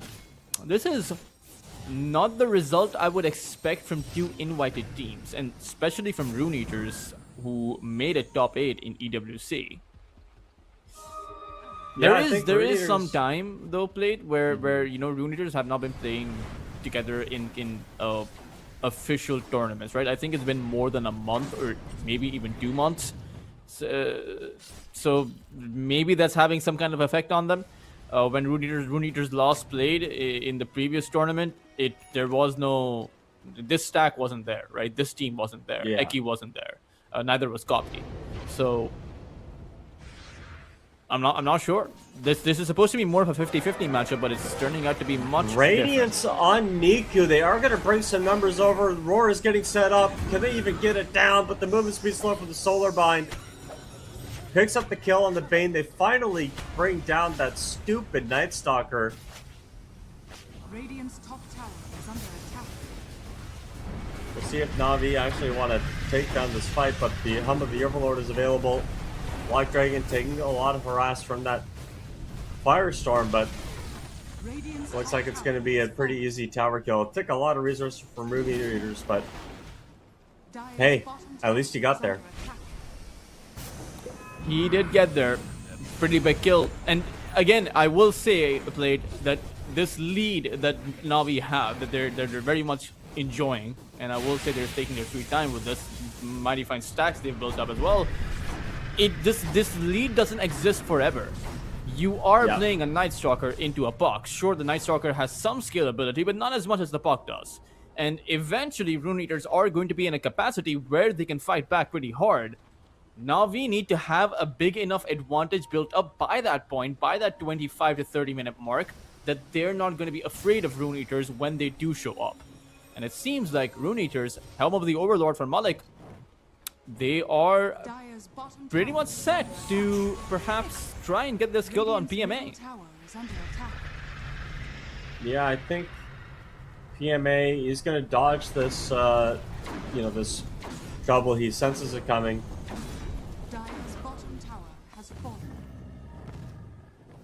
Never mind, Rune Eaters want to farm. Yep. Yeah, just wanted to make sure nobody was in the triangle, but there's a counter. Now it's Na'Vi though, and Na'Vi ain't gonna come here to farm. Na'Vi want some blood.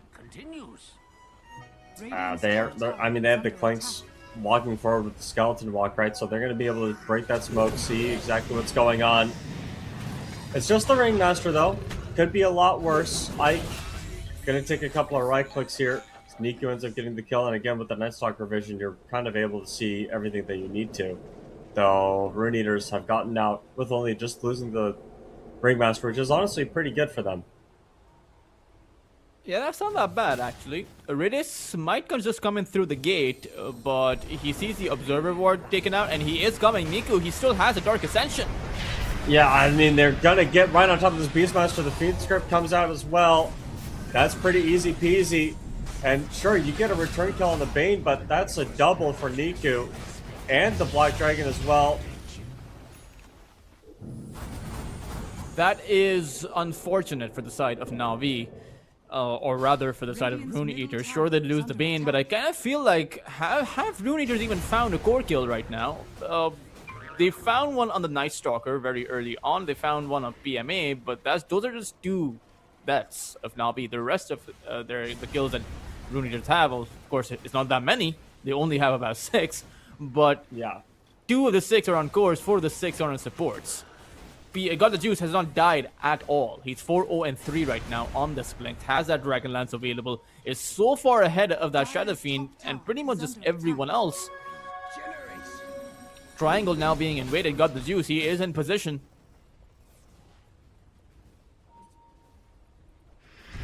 This is a very weird play to set up. They're gonna get the Black Dragon, and it's like constant invasions from Navi. They keep poking their heads into contested areas of the map, then they pull away, then they go back in. Well, this head poke probably not going to work out the way that Raiders drew it up, but they're still playing on the very edge of their territory here. Force staff used by Poppy, who doesn't have a lot of HP. Got the TP out either way. Still doesn't have a Witchblade blade. It's kind of very awkward for this Buck. Like, we're 19 minutes in and he does not have that Witchblade. Even when he does have that Witchblade, the problem with this kind of a timing on the Witchblade is that you're very dependent on that early game magical damage boost the Witchblade gives. That enables you to find more kills. Right now with this Witchblade, the only real kills that I think he can get are on the Rubik and the Bane. And those are targets he could have found kills on regardless of the Witchblade or not. Yeah, I mean, how many... We've only seen, what, 1 roar? 2 roars? I don't think we've seen any roars, have we? I think we saw 1 on the fight top. But I say that out loud, I don't... Or they didn't roar the Night Stalker, so I don't know who they roared. Or if they did. That's... Okay, I feel like you do need to roar something, you know? How, though? Like... you walk up and you hit R. Yeah, but how does he make that work out in their favor? Oh, I see. You just... I think all you have to do is you like roar the Underlord or you roar the Night Stalker and you just use your Zoo to kill them, but if you try to save it for the Clanks, it's going to be hard to get a kill. I think you just have to burst one of those frontliners down and then move on to the next, but I mean, it's kind of like... Niku has not good. 25% evasion. The Underlord has 2500 HP. Lynx is the only squishy target per se, but even he has around 2000 HP and 16 armor. So you really can't roar anyone if you're Rune Eaters. There's no instant jump though, right? There's no Blink Dagger for the Puck. He went back for the Force off. The Shadow Fiend does not have a Blink Dagger of his own. Rinseku is not that well farmed right now, or still needs a lot of time. But still, I don't think Rune Eaters are in that bad of a spot, right? Considering this whole game has been a Navi show, they still have some options. Looking for the wheel. They got the Clanks. Nightmare lift back. He's gonna be safe.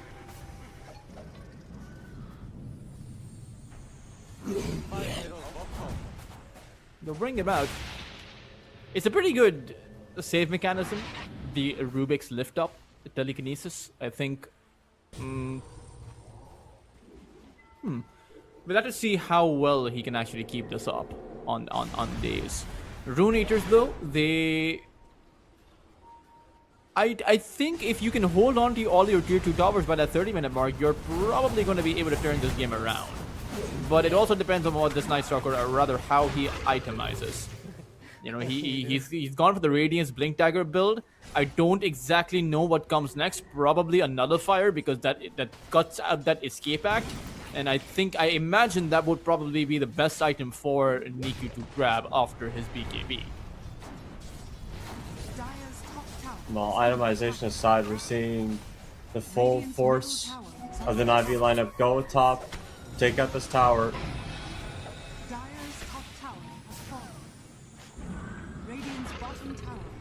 Is that the Chakra Magic on days? Yeah, it is. It's pretty interesting. Days is one of the youngest support players out there. back when he made his debut with, I believe it was just Navi Jr., right, before he switched around to OG. But I think he was 17 at that time. Right now, he's probably like 18 or 19 years old. Big team fight happening as they find Got the Juice. The Aegis comes down, and the Night Stalker on the back line. We talked about this. He's going to try to find the back, but the SF does too much damage. Agnes up comes down. The Roar comes out as well. Stuns are coming through as well. It was a stolen Roar with the lift back, saving Got the Juice. Holy Rubik gameplay.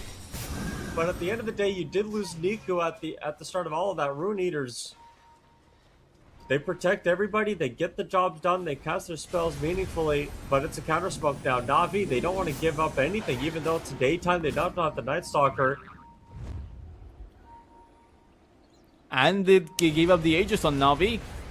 One of the biggest tools that they had. They are also coming in for another confrontation, but Rune Eaters have everyone here. Yes, they are. Oh my goodness, it's all a bait. The Fiend's Grip comes down right on top of the Beastmaster. And the right clicks, oh no, Got the Juice, got saved with the evasion up on the high ground. Rinse Q has to waddle away. He's got the Force Staff, TP's out. Can they get the lift? The pit doesn't come down in time. Not that bad for Navi, considering how that fight actually started. Rune Eater should have... I mean, the Shadow Fiend doesn't have any damage-based items, right? The damage that he's doing right now is just based off of his attributes, and, you know, he has a Hurricane Pike, has the Manta Style, but not too much apart from that. Once he gets that BKB, and if hopefully eventually he gets that Daedalus, that's when his real damage output is going to shine. For Navi right now, though, they are in a very good position in the sense that they need to convert this advantage into some kind of objective advantage. They need to go for tier 2 towers rather than team fights, because they've won the most of the team fights, but they haven't taken down those towers and squeezed Rinseku for his capacity to farm. He has a lot of resources around the map plate, and that's what Navi needs to target. Not kills, but those resources. Yeah, it feels like every time Navi try to encroach on them, Rune Eaters are there to defend their space. It's like, you know, the animal got wounded early. Navi scratched the skin of Rune Eaters, and they've been fighting ever since. You know what they say? Wounded animals are the toughest. We're seeing Rune Eaters like really protect their triangle, really protect their jungle as well. Got the juice? Got the juice. Yeah, he sets up. Dude, that's so much damage. I mean, there's a Solar Crest down. I think it saves the Coddle. But just the fear factor, man, of knowing that the Klings can 3-shot you, it's not, your Beast Monster's not going to be around every single time. Right? And Got the Juice, though, he can roam around anywhere he wants. There's only a limited amount of sentries, and a gem at this point would be pretty much overkill for Rune Eaters. Wouldn't there be a play? Hello? Got the Juice? Just completely demolished. Rinseku says, I have damage. What is this all about? Me not having damage? Stolen Roar will end up getting the stuns down on the 2 PMA. Can't get the TB out. That should help. Those are some pretty big kills, and I feel like that has just completely shifted the game dynamic of this game. The Klings dying, the Underlord dying. I mean, Got the Juice running into Rune Eaters like 10 seconds after he revealed his position, right? He went towards the triangle, he went back in. And Copy's going to be able to find this kill. I mean, there's no one coming to help out this Rubik. Yeah, I mean, they're going to know exactly where he went. And he can try as he might. Oh, he's got a blink. He's fine. Okay. That's days for you. Yep. That's, Rubik players are so stupid, man. They're Yuba better. Tier 2 tower is not going to be taken out, but I feel like Rune Eaters are probably ahead right now, or will be in around 3 more minutes. And Navi, this Night Stalker, you know, you spoke a lot about the Night Stalker versus the Puck, but we haven't really seen the Night Stalker in the past 7 minutes, or past 5 minutes. Like, he hasn't been there. There's not been any Dark Ascension plays. Outside of that mid-lane team fight, he really hasn't made his presence known. And the Night Stalker, most of his value comes from making his presence known. Played, unlike the Klings. You know, unlike Got the Juice, whose value comes from not really walking into a Requiem. Yeah, well, I mean, obviously, I wasn't expecting that, but that's part of what you get for playing a sneaky hero when you're walking around and you don't have vision yourself.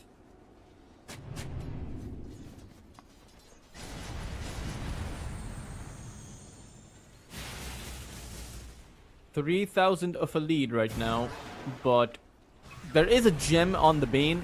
Squeeze away Rune Eater's vision. Close the map on them. Plant down enough vision yourself to go for Roshan because it is going to respawn in about a minute. And Rune Eaters are in position to contest that Aegis. Now Roshan is going to spawn at a very interesting time, at around the 29-minute mark, which means that it's going to make its migration towards that top side of the pit in less than a minute. So you'll have a minute to decide whether you want to take a fight, whether you want to wait, whether you want to stall it out. Radiant's bottom tower is under attack. I mean, this is just a massaging of the position right now from Rune Eaters. They are using as much bait as possible. Radiant's bottom tower is You can under see attack. Navi, they want to take this bite. They want to sink their teeth into this team fight. But Rune Eaters are there one step ahead, smoking directly towards Navi. The pit is so big. Rinseki is pump faking that ultimate, but you don't see any really collision happen as the smoke play comes out.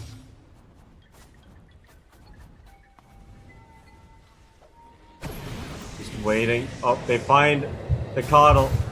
Ghost Scepter's down. Force staffs, blinding light, but they won't get the kill because of the Requiem on the sideline. Wheel of Wonder doesn't land, but here comes the pit. Just the one. They pull him back. That's going to be a kill. As the puck in the middle, just juking and jaunting. But again, there's a vision advantage with this Night Stalker. Didn't use BKB, but the call for Navi is let's go into the pit. Let's get this Roshan. They can't. Roshan will move away in about 15 seconds. And I feel like this is the perfect time for Rune Eaters to actually acquire that Aegis. Like, sure, they lost their Keeper of the Light, but look at this plate. No Dark Ascension. It's going to be daytime in a few seconds right now. What do Navi have? Like, if you're Rune Eaters right now, you're extremely confident. Because there's nothing that Navi have to contest you. Sure, you have that Fiend's Grip, but no follow-up for that Fiend's Grip. No way to silence down this puck. The Keeper of the Light, Eki, he's just respawned right now. Now, Rune Eaters are in a... I mean, they're not in a bad spot, but it really is just coming down to a very close game, and the Roshan's going to spawn. So this is going to be the time for Navi to take a team, but there isn't Dark Ascension. I don't know how exactly Navi are going to defend this.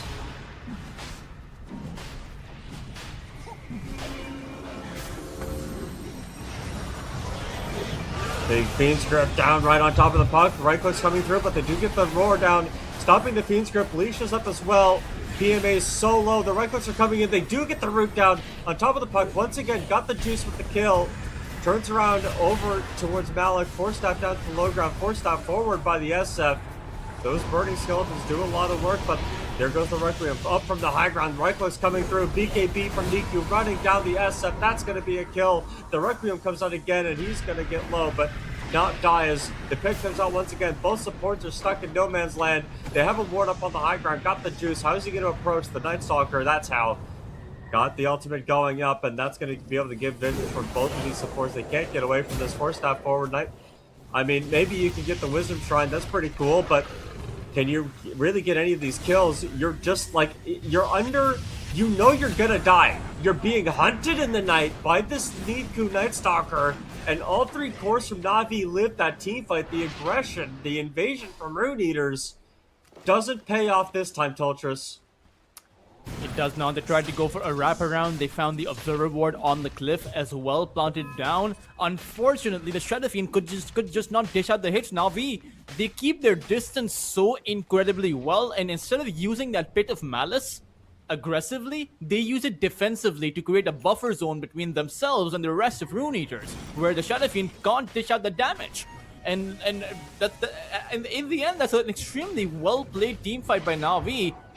to make sure that the biggest source of Rune Eater damage does not land on them. And in the end, Rune Eaters were very close at taking out the Night Stalker, very close to taking out finding that Klink's kill or even the Underlord kill, but they couldn't close any of those kills out. And all they really have to show for getting essentially team wiped is a Shrine of Wisdom and 2 of Navi's supports dead. And that's just not good enough play. That was a 2,000 or 3,000 lead. Now it's at the 7,000 mark. You're no closer to getting Roshan down when it was high time to actually get Roshan. There was no Dark Ascension. It is daytime, but yet Rune Eaters, they are struggling to find a breakthrough in this first game. No, they're just, I mean, they're going to go walk back up this high ground. Like I said, I'm getting some amounts of deja vu here, Tultrus, but there isn't, you know, you don't have Dark Ascension, and you won't have it for a while here, so maybe there is an opportunity here for Rune Eaters to go for this Roshan. It is going to get spotted out.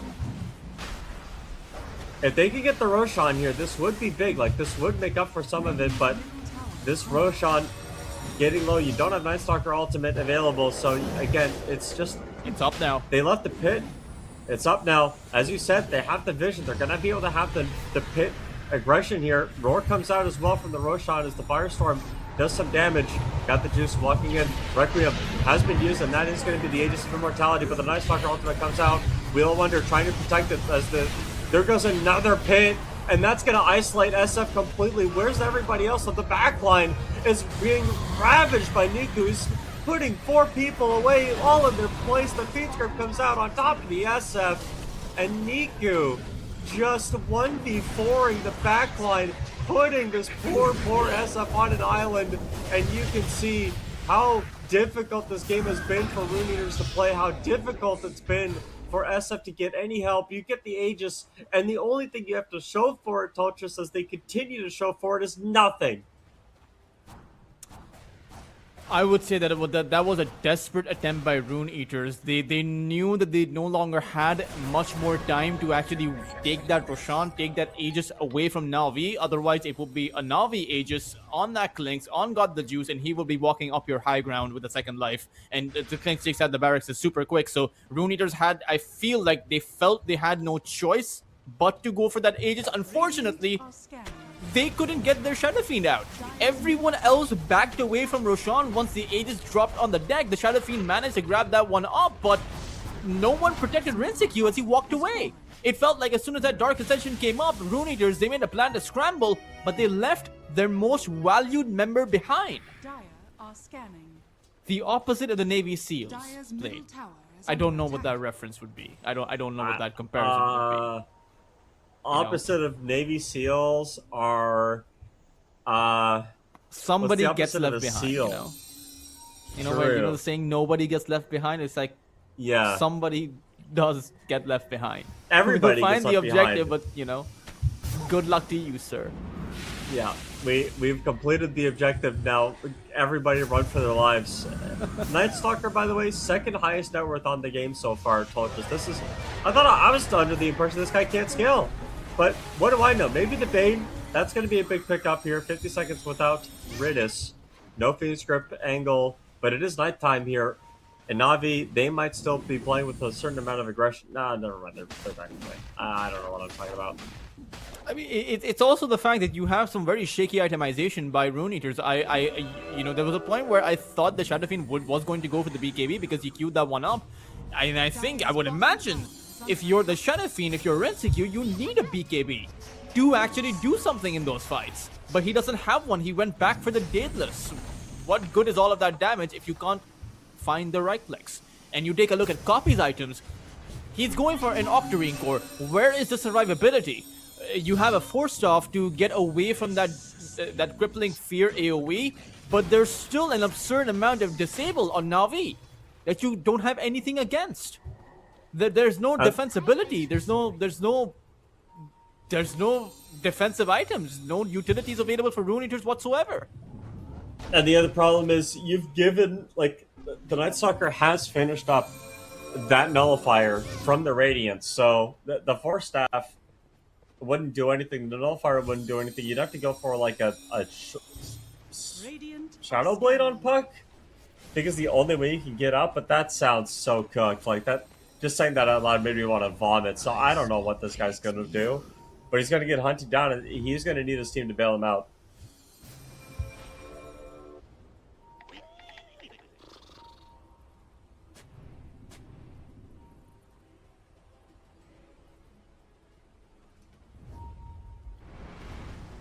Clinks with the Egg Interceptor tower bottom being taken. Dire's bottom tower is under It looks just like a Rune Eaters. They're literally just waiting. has fallen. I mean, they are waiting, I suppose, but Dire's bottom I don't know what Rune Eaters are waiting for. You need a BKB on the Shadow Fiend. You need this Puck to have some kind of defensive toolkit. But he don't have it. You mentioned it, right? Night Stalker's second in terms of net worth. How often do you see a Night Stalker at that kind of a position? Never. Well, speaking of the Night Stalker, rips the ultimate, finds the Coddle with the double damager in.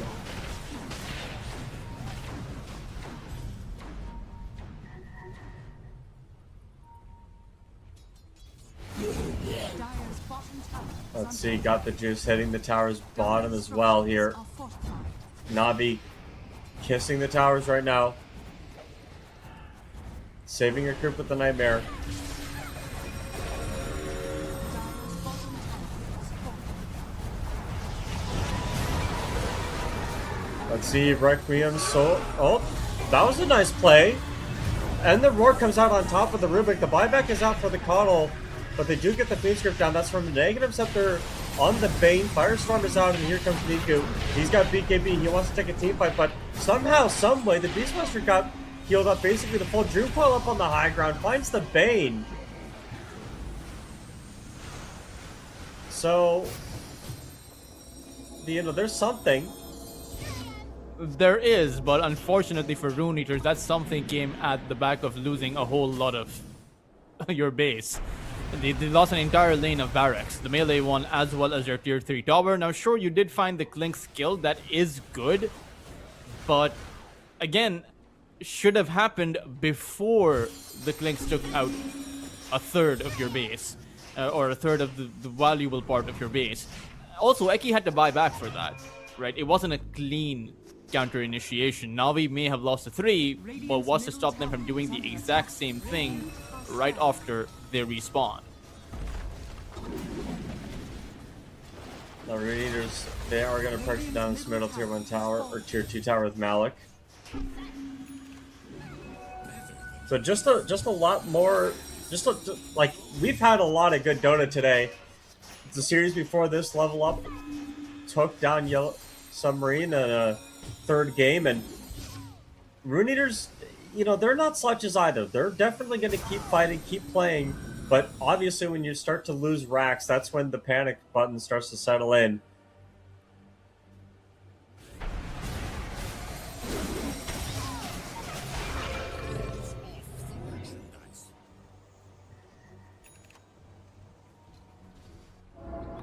I worry that Navi go a little bit too easy. You want to keep the pressure up. You want to keep using your net worth. You want to keep playing for advantage. But you don't want to be reckless about it. We'll see exactly how they can manage to get that going here as Night Stalker with Swift Blink. For a fight outside of their base, it just oh, they're going for PMA. The BKB comes out. He's going to be safe. But here comes more. Oh my goodness, the Yule Scepter Wind Waker actually from Daze, stopping the Dream Coil. Doesn't even clip him. Radiant's bottom tower. He does have the BKB now, though. Yep. On the Shadow Fiend, Rinseku can dish out some serious damage and will have the 9 seconds to do it.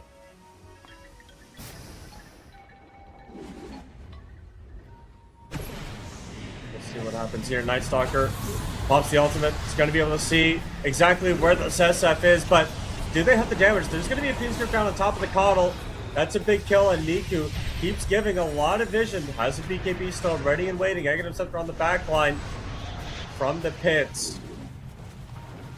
Is one kill all they want? There's no buyback on Eki. He's the only one that actually used the buyback. Yeah, BKB committed by the Beastmaster. Still no BKB used by Niku. As PMA, okay, well maybe we walk up a high ground and die. You know what? You know what? We're not immune. We've all done it before. Still though, Navi once again, even though you lose a core, you still find a chunk of Rune Eater's base. This is not an acceptable scenario, Plate, if you're defending while also losing a part of your base every single time that Navi come at you. Rune Eaters are trying to take a fight on their terms, but Navi are not giving it to them.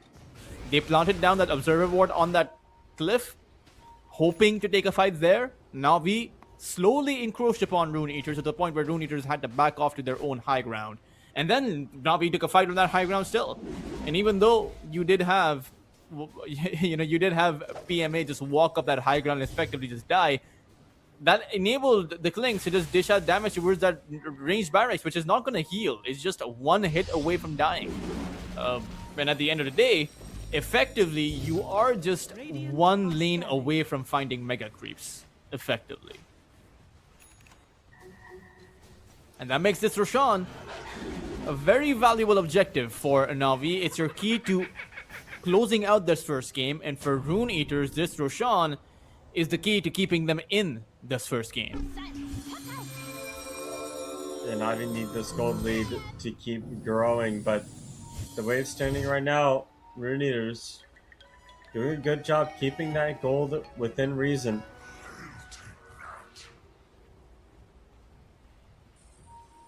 Let's see exactly what the smoke turns into. PMA is waiting. He's got that ultimate going as well. Night Stalker. Blink BKB available. And they do find an angle. They got the supports, the backline. The BKB is used. And with both supports going down, I don't know how you're going to get this done, but the Yule Scepter save from the Roar, it's going to be enough. Got the juice, can't quite get the kill onto the Coddle, but the box is going to be able to save the Fiend's Grip, and Niku goes down. But the Nightmare pulls right back this SF into the team fight. Once again, he didn't want to be here, but there goes Daze trying to help get this kill into Ike. He can't quite do it. He's got a couple birdies flying around him. And look at how far they dive, but it's, as funny as it is, oh my goodness, Copy going in 1v4. No Fiends here, so he can effectively play aggressive. The Nightmare doesn't actually do anything against the Puck, because as soon as the Nightmare breaks, he can just phase shift and blink away. So Rune Eaters, they might be able to hold off Navi, even without their Shadow Fiend and even without their Keeper of the Light, but Roshan is still up, and for Navi, do they want to fight or do they want to go for the objective?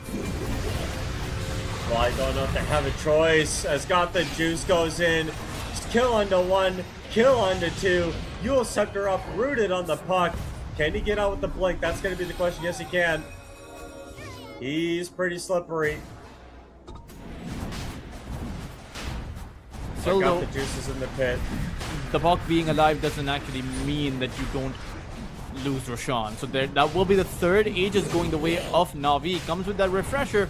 So you might have a double Dark Ascension, or you might have 4 Fiend's Gate, or rather 4 Pit of Malices coming about. Bits of Malice coming about. But I'm actually not sure how Navi deal with the Spock. Like, for Rune Eaters, Copy is proving to be their saving grace rather than a hard carry Shadow Fiend. Because while the Shadow Fiend can die, the Puck is very slippery, like we have seen. Most of Navi, they choose to prioritize everyone else apart from a Copy, right? No Fiends Grip planted down on the Puck, no Nightmare, none of the spells. And they don't have strictly that lockdown necessary to take out a Puck at the 46-minute mark. That's exactly how they want to get this, as they get the jump up onto the SF. Where's your save? There goes some, I mean, the BKB is out finally, but Rinsey Q, he's trying to man fight Niku, can't quite do it, doesn't have a buyback. Cheese committed onto that Night Stalker, and I think, Coaches, if you ask me, this is not the way you want to start things off here. Your series on Rune Eaters is coming to a potential close. The Fiend's Grip comes out on the Copy, and this first pick, Bane, just does not quit. He always finds the right targets. Yeah, he dies, but he doesn't have to be alive to be a Nightmare. and Navi, they're going to go end the game. They know the value that they have. The buyback comes out from Rune Eaters. The Beastmaster wants to get involved here. Doesn't have Roar. Doesn't have buyback. He's only got a Dream. They still have the Aegis on this Clinks hero here. It is just a Megas at the very least. It's the game played. Rune Eaters may be stubborn about this, but make no mistake, the game's pretty much over. You need a miracle to defend from this position without your Shadow Fiend and your Buck not having a buyback and an Aegis in the hands of Got the Juice. It's just continuous pressure, and you can see it once again. It's only a 2v5 at this point. They buy back the Bane. This poor Beastmaster. Malik is just getting right-clicked. Got the juice. So many projectiles, so many burning arrows in the fountain. It doesn't matter. GG is called. And Navi take game 1 of this best-of-3 series. And Toltris, it looked pretty dominating for most of it. It did seem dominating played, but I would have to say that I think that Rune Eaters made quite a few mistakes there. They could have gone for the BKB first. Now, I understand the catch-22 for most carries out there. You want damage and you need survivability both at the same time, and kind of going for one over the other can seem like a mistake depending on how the team fight actually plays out. But in this game, Rune Eaters, they could have gone for the Aegis. They actually managed to grab the Aegis, but failed to protect Rinsekiu. If you want to sacrifice a few lives to save someone, you need to sacrifice your supports. You need to sacrifice your offlaner, or maybe, heck, send your mid laner to his death, but keep your Aegis carrier alive. And I feel like that was, at that point, a 3,000 net worth advantage, completely playable for Rune Eaters, but they just couldn't get it done. And in the end, for what seemed like copy, he has no BKB, he has no Aeon disc.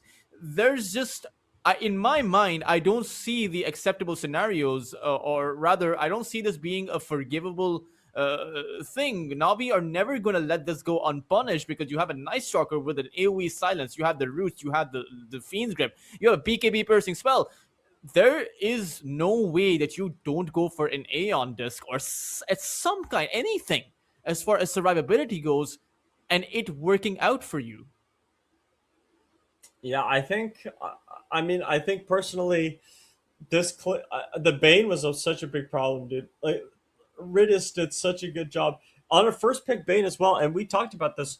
There wasn't really an answer for this Bane until the last pick, and Ike was just getting run down by Nuku team fight after team fight, and that was giving Ridis the space to just pop ultis on the SF, pop ultis on the Puck, and when Malik has to roar a Bane to be the only way to stop the Fiend's Grips, his damage is going to tank, and you can see Malik here at the bottom.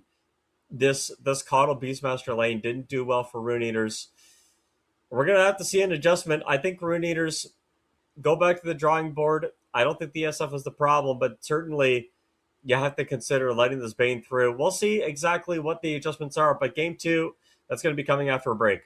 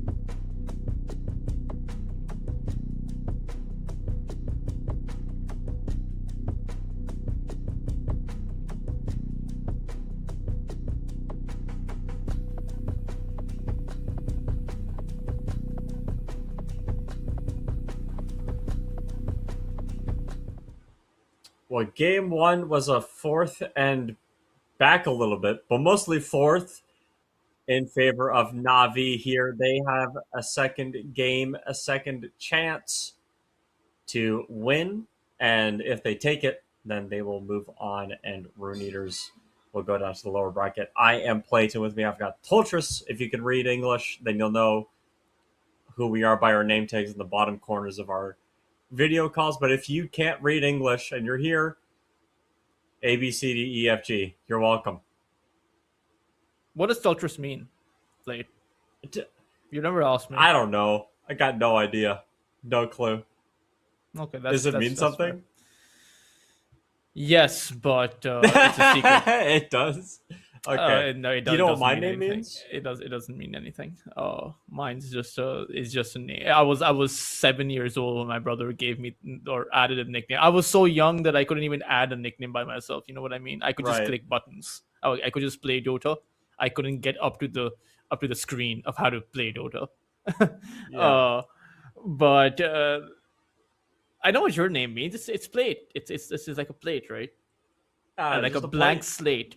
Just a plate. Just an average plate that you eat food off of.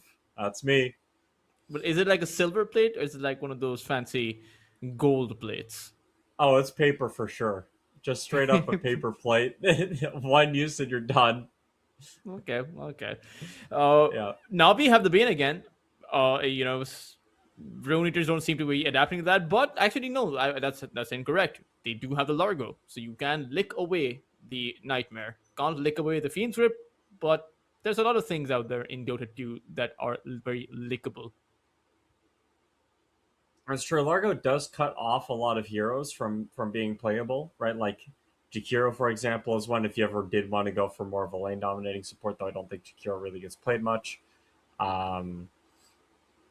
There are a ton of others, like literally too many for me to name. I think almost every hero, there are more heroes than not in Dota that definitely have something that Largo can lick off and interact with. So just a nice little addition here to the Rune Eaters roster, but could probably see a mid counter. It could be the Kez. Could be a Niku Kez going in the mid lane against the Ember Spirit, or it's just a Kez for the sake of Kez. The flex from Navi is going to be nice here. They did spend quite a bit of time earlier on just figuring out exactly where they wanted to go and what they wanted to do. It's interesting to put the Kez inside of the Frog Stomp. I do think the Frog Stomp is pretty good against the Kez.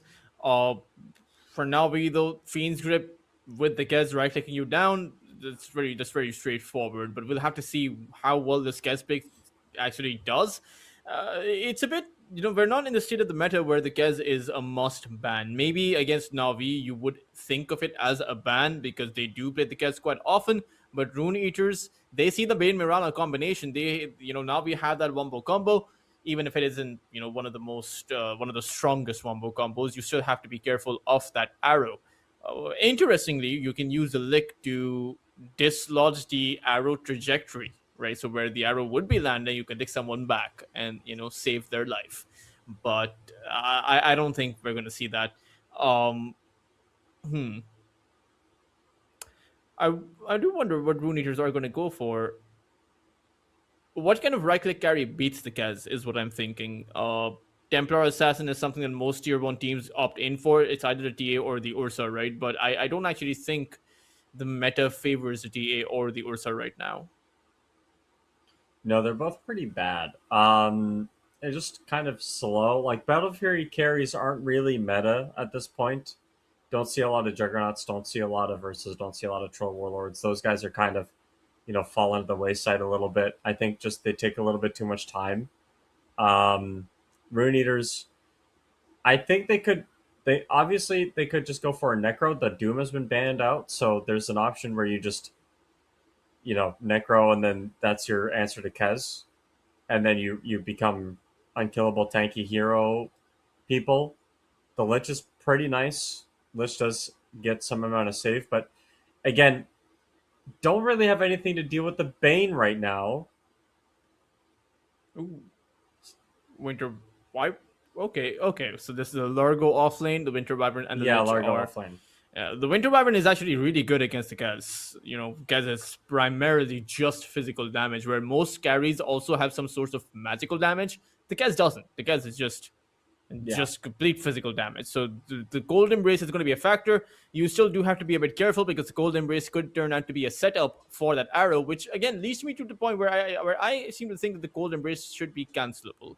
Like if you're inside of the Cold Embrace, you should be able to cancel it. Like in Deadlock, most allied spells or allied items that do get used can be canceled. I know you don't want to hear about Deadlock Plate. No one does, but this is a little bit of info. You smile way too much when you talk about Deadlock Toltras. This is my Dota stream. This is my pure Dota stream. Don't bring up other Valve IP. I don't want to hear about Counter-Strike. I don't want to hear about Deadlock. The shooters are ruining my life. I want to hear about true, proper Dota from 2000 and I don't know when this game was released, 12 maybe, something like that. I remember back in my day, Faceless Void Ultimate was a global stun. It stunned everybody except for him. I remember when Warlock had old techie suicide, except I was on death. I remember these days, Toltris. Leave my Dota alone. You're not gonna like the fact that I have asked the EPL organizers, hey, can we have Deadlock too? Oh yeah, have you? Yeah, every so often I do that. Deadlock's Yeah, did they pretty say fun. yes, or did they brush you aside, or they're like? They give me a we'll thumbs think up. about it. They give me a thumbs They give up. you a thumbs up. But they're like, maybe if Deadlock ever becomes a thing, we'll get into it. Yeah. But now they have the Underlord. And I mean, again, they're just sticking to what they had the last time, right? No Night Stalker, but the Night Stalker came out in the last pick. They have the Bane, Mirana, Underlord. And I suppose you don't really need the Rubik Underlord combo when you have the Bane already. So we'll see how Rune Eaters actually does in this kind of a position. But it's ironic. Rune Eaters, they got demolished in that early game, but I actually thought that Rune Eaters had a stronger draft in that last game, up until the very last pick. Yeah, I think this game, if you're gonna lane Largo into or Kez into Largo, you have to be a little bit careful because you can't lick off all that innate damage that you do on the Kez, and that does give a lot of HP regen to the Largo as well. Especially if it's going to be a pause 4 Wyvern. Like pause 4 Wyvern with the Largo just sounds like Kez can't literally do anything to anybody. So you do have to worry about that. You have to worry about what kind of hero you're going to put against the Ember Spirit. Navi obviously have a few options up their sleeve, but it feels like all the options that they could pick kind of are already covered by Rune Eaters. Like, so say you go for Monkey King, right? Like, you're doing that into a Wyvern. That's not going to do anything. And I'm going for a Pango instead. It's not the best game for a Pangolier. You're playing into a lot. The Winter's Curse will just stop the Pango's Rolling Thunder in its tracks. You also have the Sinister Gaze as a bit of an initiation lockdown for the Pangolier. And you had the Searing Chains. So not exactly a super optimal game, but if you start snowballing on Navi like they did in the previous game, then Rune Eater's backline supports are going to be even more vulnerable, because unlike a Night Stalker that jumps your backline, where you can throw spells at the Night Stalker, throw right clicks at the Night Stalker, you can't really do that against a Rolling Thunder that's on your backline. Rune Eaters do need one more pick. There are not a lot of carries left to be selected. Not a lot of meta carries at this point.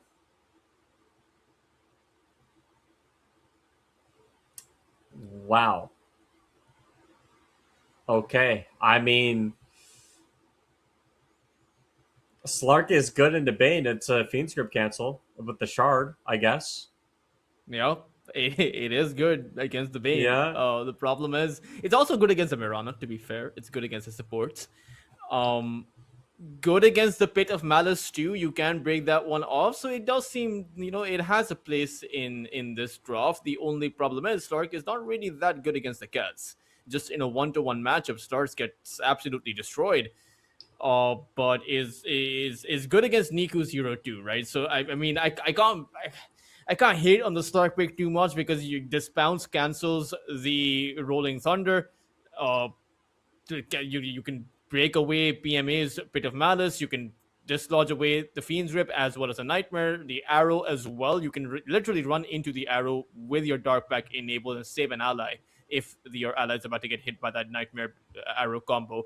So it is a good pick in that regard. I'm just not sure if that's the kind of value that you need out of your last pick carry, because at the end of the day, for Rune Eaters, most of their physical damage is coming in from the Slark, which doesn't actually have a lot of physical damage. Slark is a very slow build up to a team fight, and you need at least 15 to 20 seconds of a team fight for the Slark to do any meaningful damage. While the Kez is the complete opposite. The Kez is kind of like the first 5 seconds is when the Kez is going to do the most amount of damage that he is in that fight. And after that, if you survive, you survive. But if you can't, which seems to be the case because your heroes on Rune Eaters are super squishy. This Slark Wyvern Lich combo.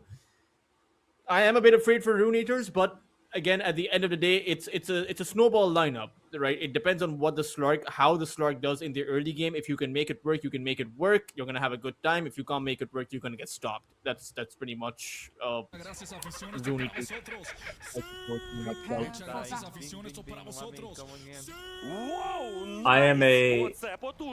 I'm a big Slark enjoyer. Love the Slark. This is one of my favorite heroes in Dota. I do not win with the hero a lot. I will say that. But I do like it. And I hope that we can see Rune Eaters bring it out, because, to be honest, if this Slark doesn't get a good lane, it's hard. It's really hard to come back. It is hard to come back. Like, it's a Slark game. You want to play you want to play while you're ahead, not play from behind. A Slark has some decent comeback potential though, but it just depends on the kind of itemization he goes for. As we will have break. a 5v5. Comes on, the Firestorm comes down, and unfortunately this is the Underlord stuck in the middle of everybody. The Reckless are going to be able to come out. They do get the kill on the Slark, and now they turn around. Chains onto 2. Coffee wants to get another kill as Niku swashbuckle up onto that high ground. Starstorm comes down once again. The Reckless are there, but there wasn't a Kez, and Enki got himself a double kill here. Pretty good start for Rune Eaters this time around. The opposite happens of that previous game. Ike does deny himself to that tier 2 tower, but I do think that the Slark actually, unfortunately, went down first, and the Ember Spirit died. So while you did get more kills on Rune Eaters, you did get more gold on Rune Eaters. Unfortunately, most of that gold did not go to your cores. Most of that gold, in fact, went to both your supports, 362 for the Lich and 360 for the Winter Wyvern. Hey, it's okay. They're going to buy urns early and rotate. Smile? Maybe. I don't know what they're going to do. It is also a Winter Wyvern position 4. This is not something we see usually, but maybe they know something that we don't. I think it's just about the lane. Like, it's got to be about laning into Kez. Something that the Runers really like about this matchup.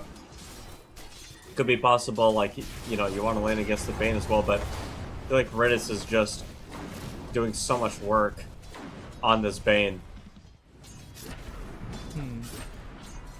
This could be some part of some super secret deck, you know. The Winter Wyvern position 4, because I do know that Rune Eaters, they had a few tricks up their sleeve when they went to EWC. Quite frankly, they had perhaps the most unexpected run out of every other team that went there.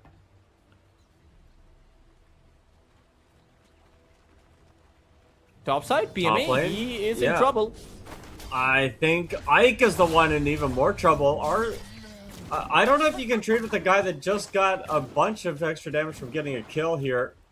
And yeah, the Slark can't. The stupid Quiver, man, it's so stupid. So dumb. Does so much extra damage. It's free damage. I don't even know how you get the extra damage. And there's not too much the Slark can actually do to trade against the Mirana or even the Underlord. kind of just have to stick to your lane, just find your farm, maximize your Dark Pact, or if you do want to trade, max out your Saltwater Ship.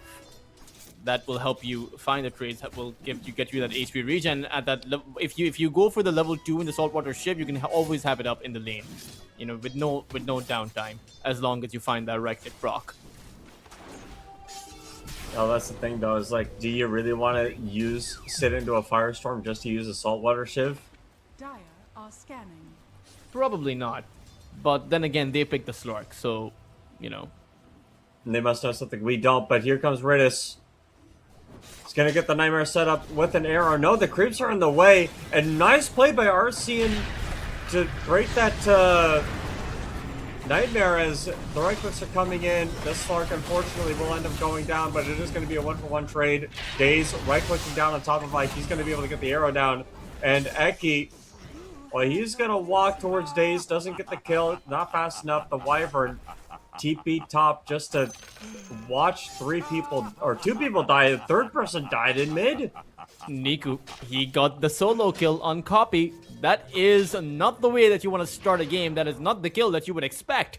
Copy didn't die as the Puck when he was playing against a Night Stalker, but somehow he's dead against a Pangolier. You know, for an embodiment of pure fear. That's not good. That is not good at all. And unfortunately for Copy, all of the spells with the Pangolier are physical damage. That means the Flame Guard that Copy has, that he's maximizing, doesn't actually do anything. It does damage. It does do damage. It does damage. Just not the kind of damage that the Pangolier is going to care about. Niku will I mean, yeah. Radiant structures are fortified. The first pick, Ember Spirit, is the core of Rune Eater that has the highest amount of CS, but I mean, I wonder at what point is that going to really... Is that going to change, you know? Pit down, arrow down as well. It's going to get... Oh, he doesn't get rerouted on Ike. He was close. Daze needs to be a bit careful. Is going to get pounced there. Yep. Oh, the lucky Starstorm is going to be able to force Slark away. Ridis is also over on the mid lane because they want to shut down this Ember Spirit. Little do they know, Copy's not there because he's already feeling a bit shut down. Yeah, they did see the Mirana on a ward. The TPs are coming in. Here comes the dive. Copy. Using the vision. And they are going to use the Nightmare down on top of that. Poor Winter Wyvern. And that's very interesting. Daze, you know, I have been impressed with Daze ever since I first saw him on the pro stage. I'll have to hold that. I'll hold that glazing. He's gonna get cancelled. Copy, he's dead to rights. A couple of right clicks later. Storm. No, never mind. Maybe he's gonna live here. We'll end up killing a Bane as well. The right clicks come in. Swashbuckles at the ready. Ike misses most of it, but that doesn't matter. He's still gonna chase down this poor Lich, and that's gonna be a double for Niku. All in all, 3 people dead in the mid lane, trying to keep this tower alive, but the catapult is going to do its work for at least a little bit more, but... That is a clear win, though, for the side of Navi. And the point that I was mentioning earlier, the Winter Wyvern, Eki was there, right? When the Nightmare came in, Eki took the Nightmare for himself to help Copy escape, but the Mirana Daze held his arrow to see who would actually end up with the Nightmare and dish it out towards the kill, or rather to secure the kill there. Very well done by Navi, as to just continue to steamroll over Rune Eaters right now. Oh, the body blocks too. PMA. Yeah, I think Navi came prepared for the series. They definitely had a strategy in place. They were like, we're going to pick up this Bane. We're going to get stuff done around the map, and we are going to dominate this early stage of the game. Hey. Radiant's middle tower. Rune Eaters came prepared as well, okay? They came with a plan.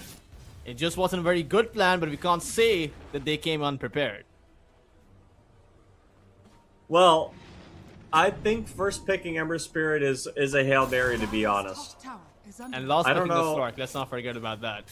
Yeah. Two Having Hail two Marys position on the same fives play. You know. But yeah, 2 carries, so you need 2. Oh my gosh, copy. Set up again. Arrow's gonna land. Swashbuckle. Do they have the burst damage?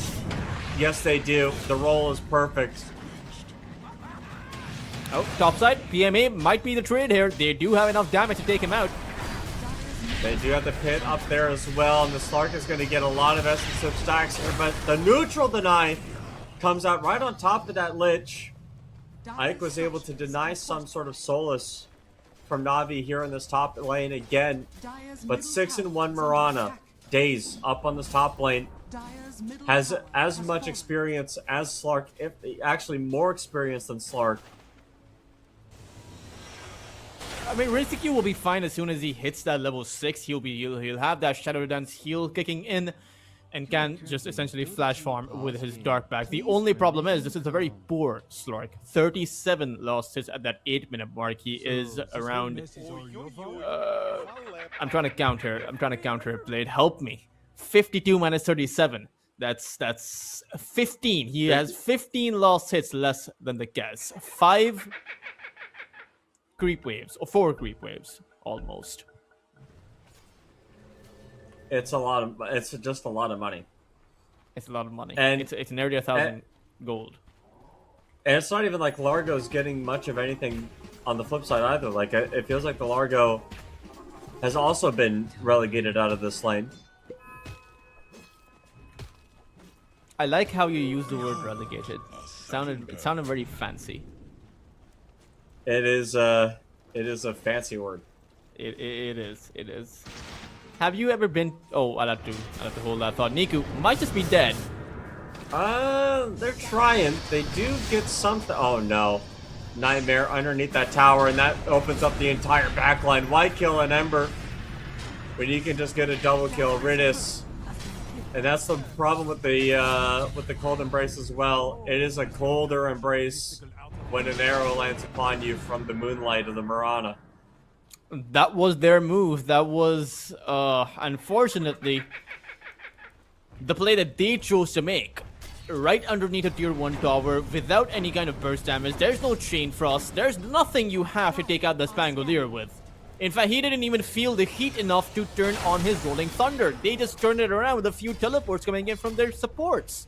And for Rune Eater, surely you must have a better plan. Surely there's some trick up your sleeve. Because this feels very underwhelming. You know, I don't feel whelmed right now, Blade. You don't feel whelmed? Well, I think unfortunately the whelming is coming right on top of the Wyvern.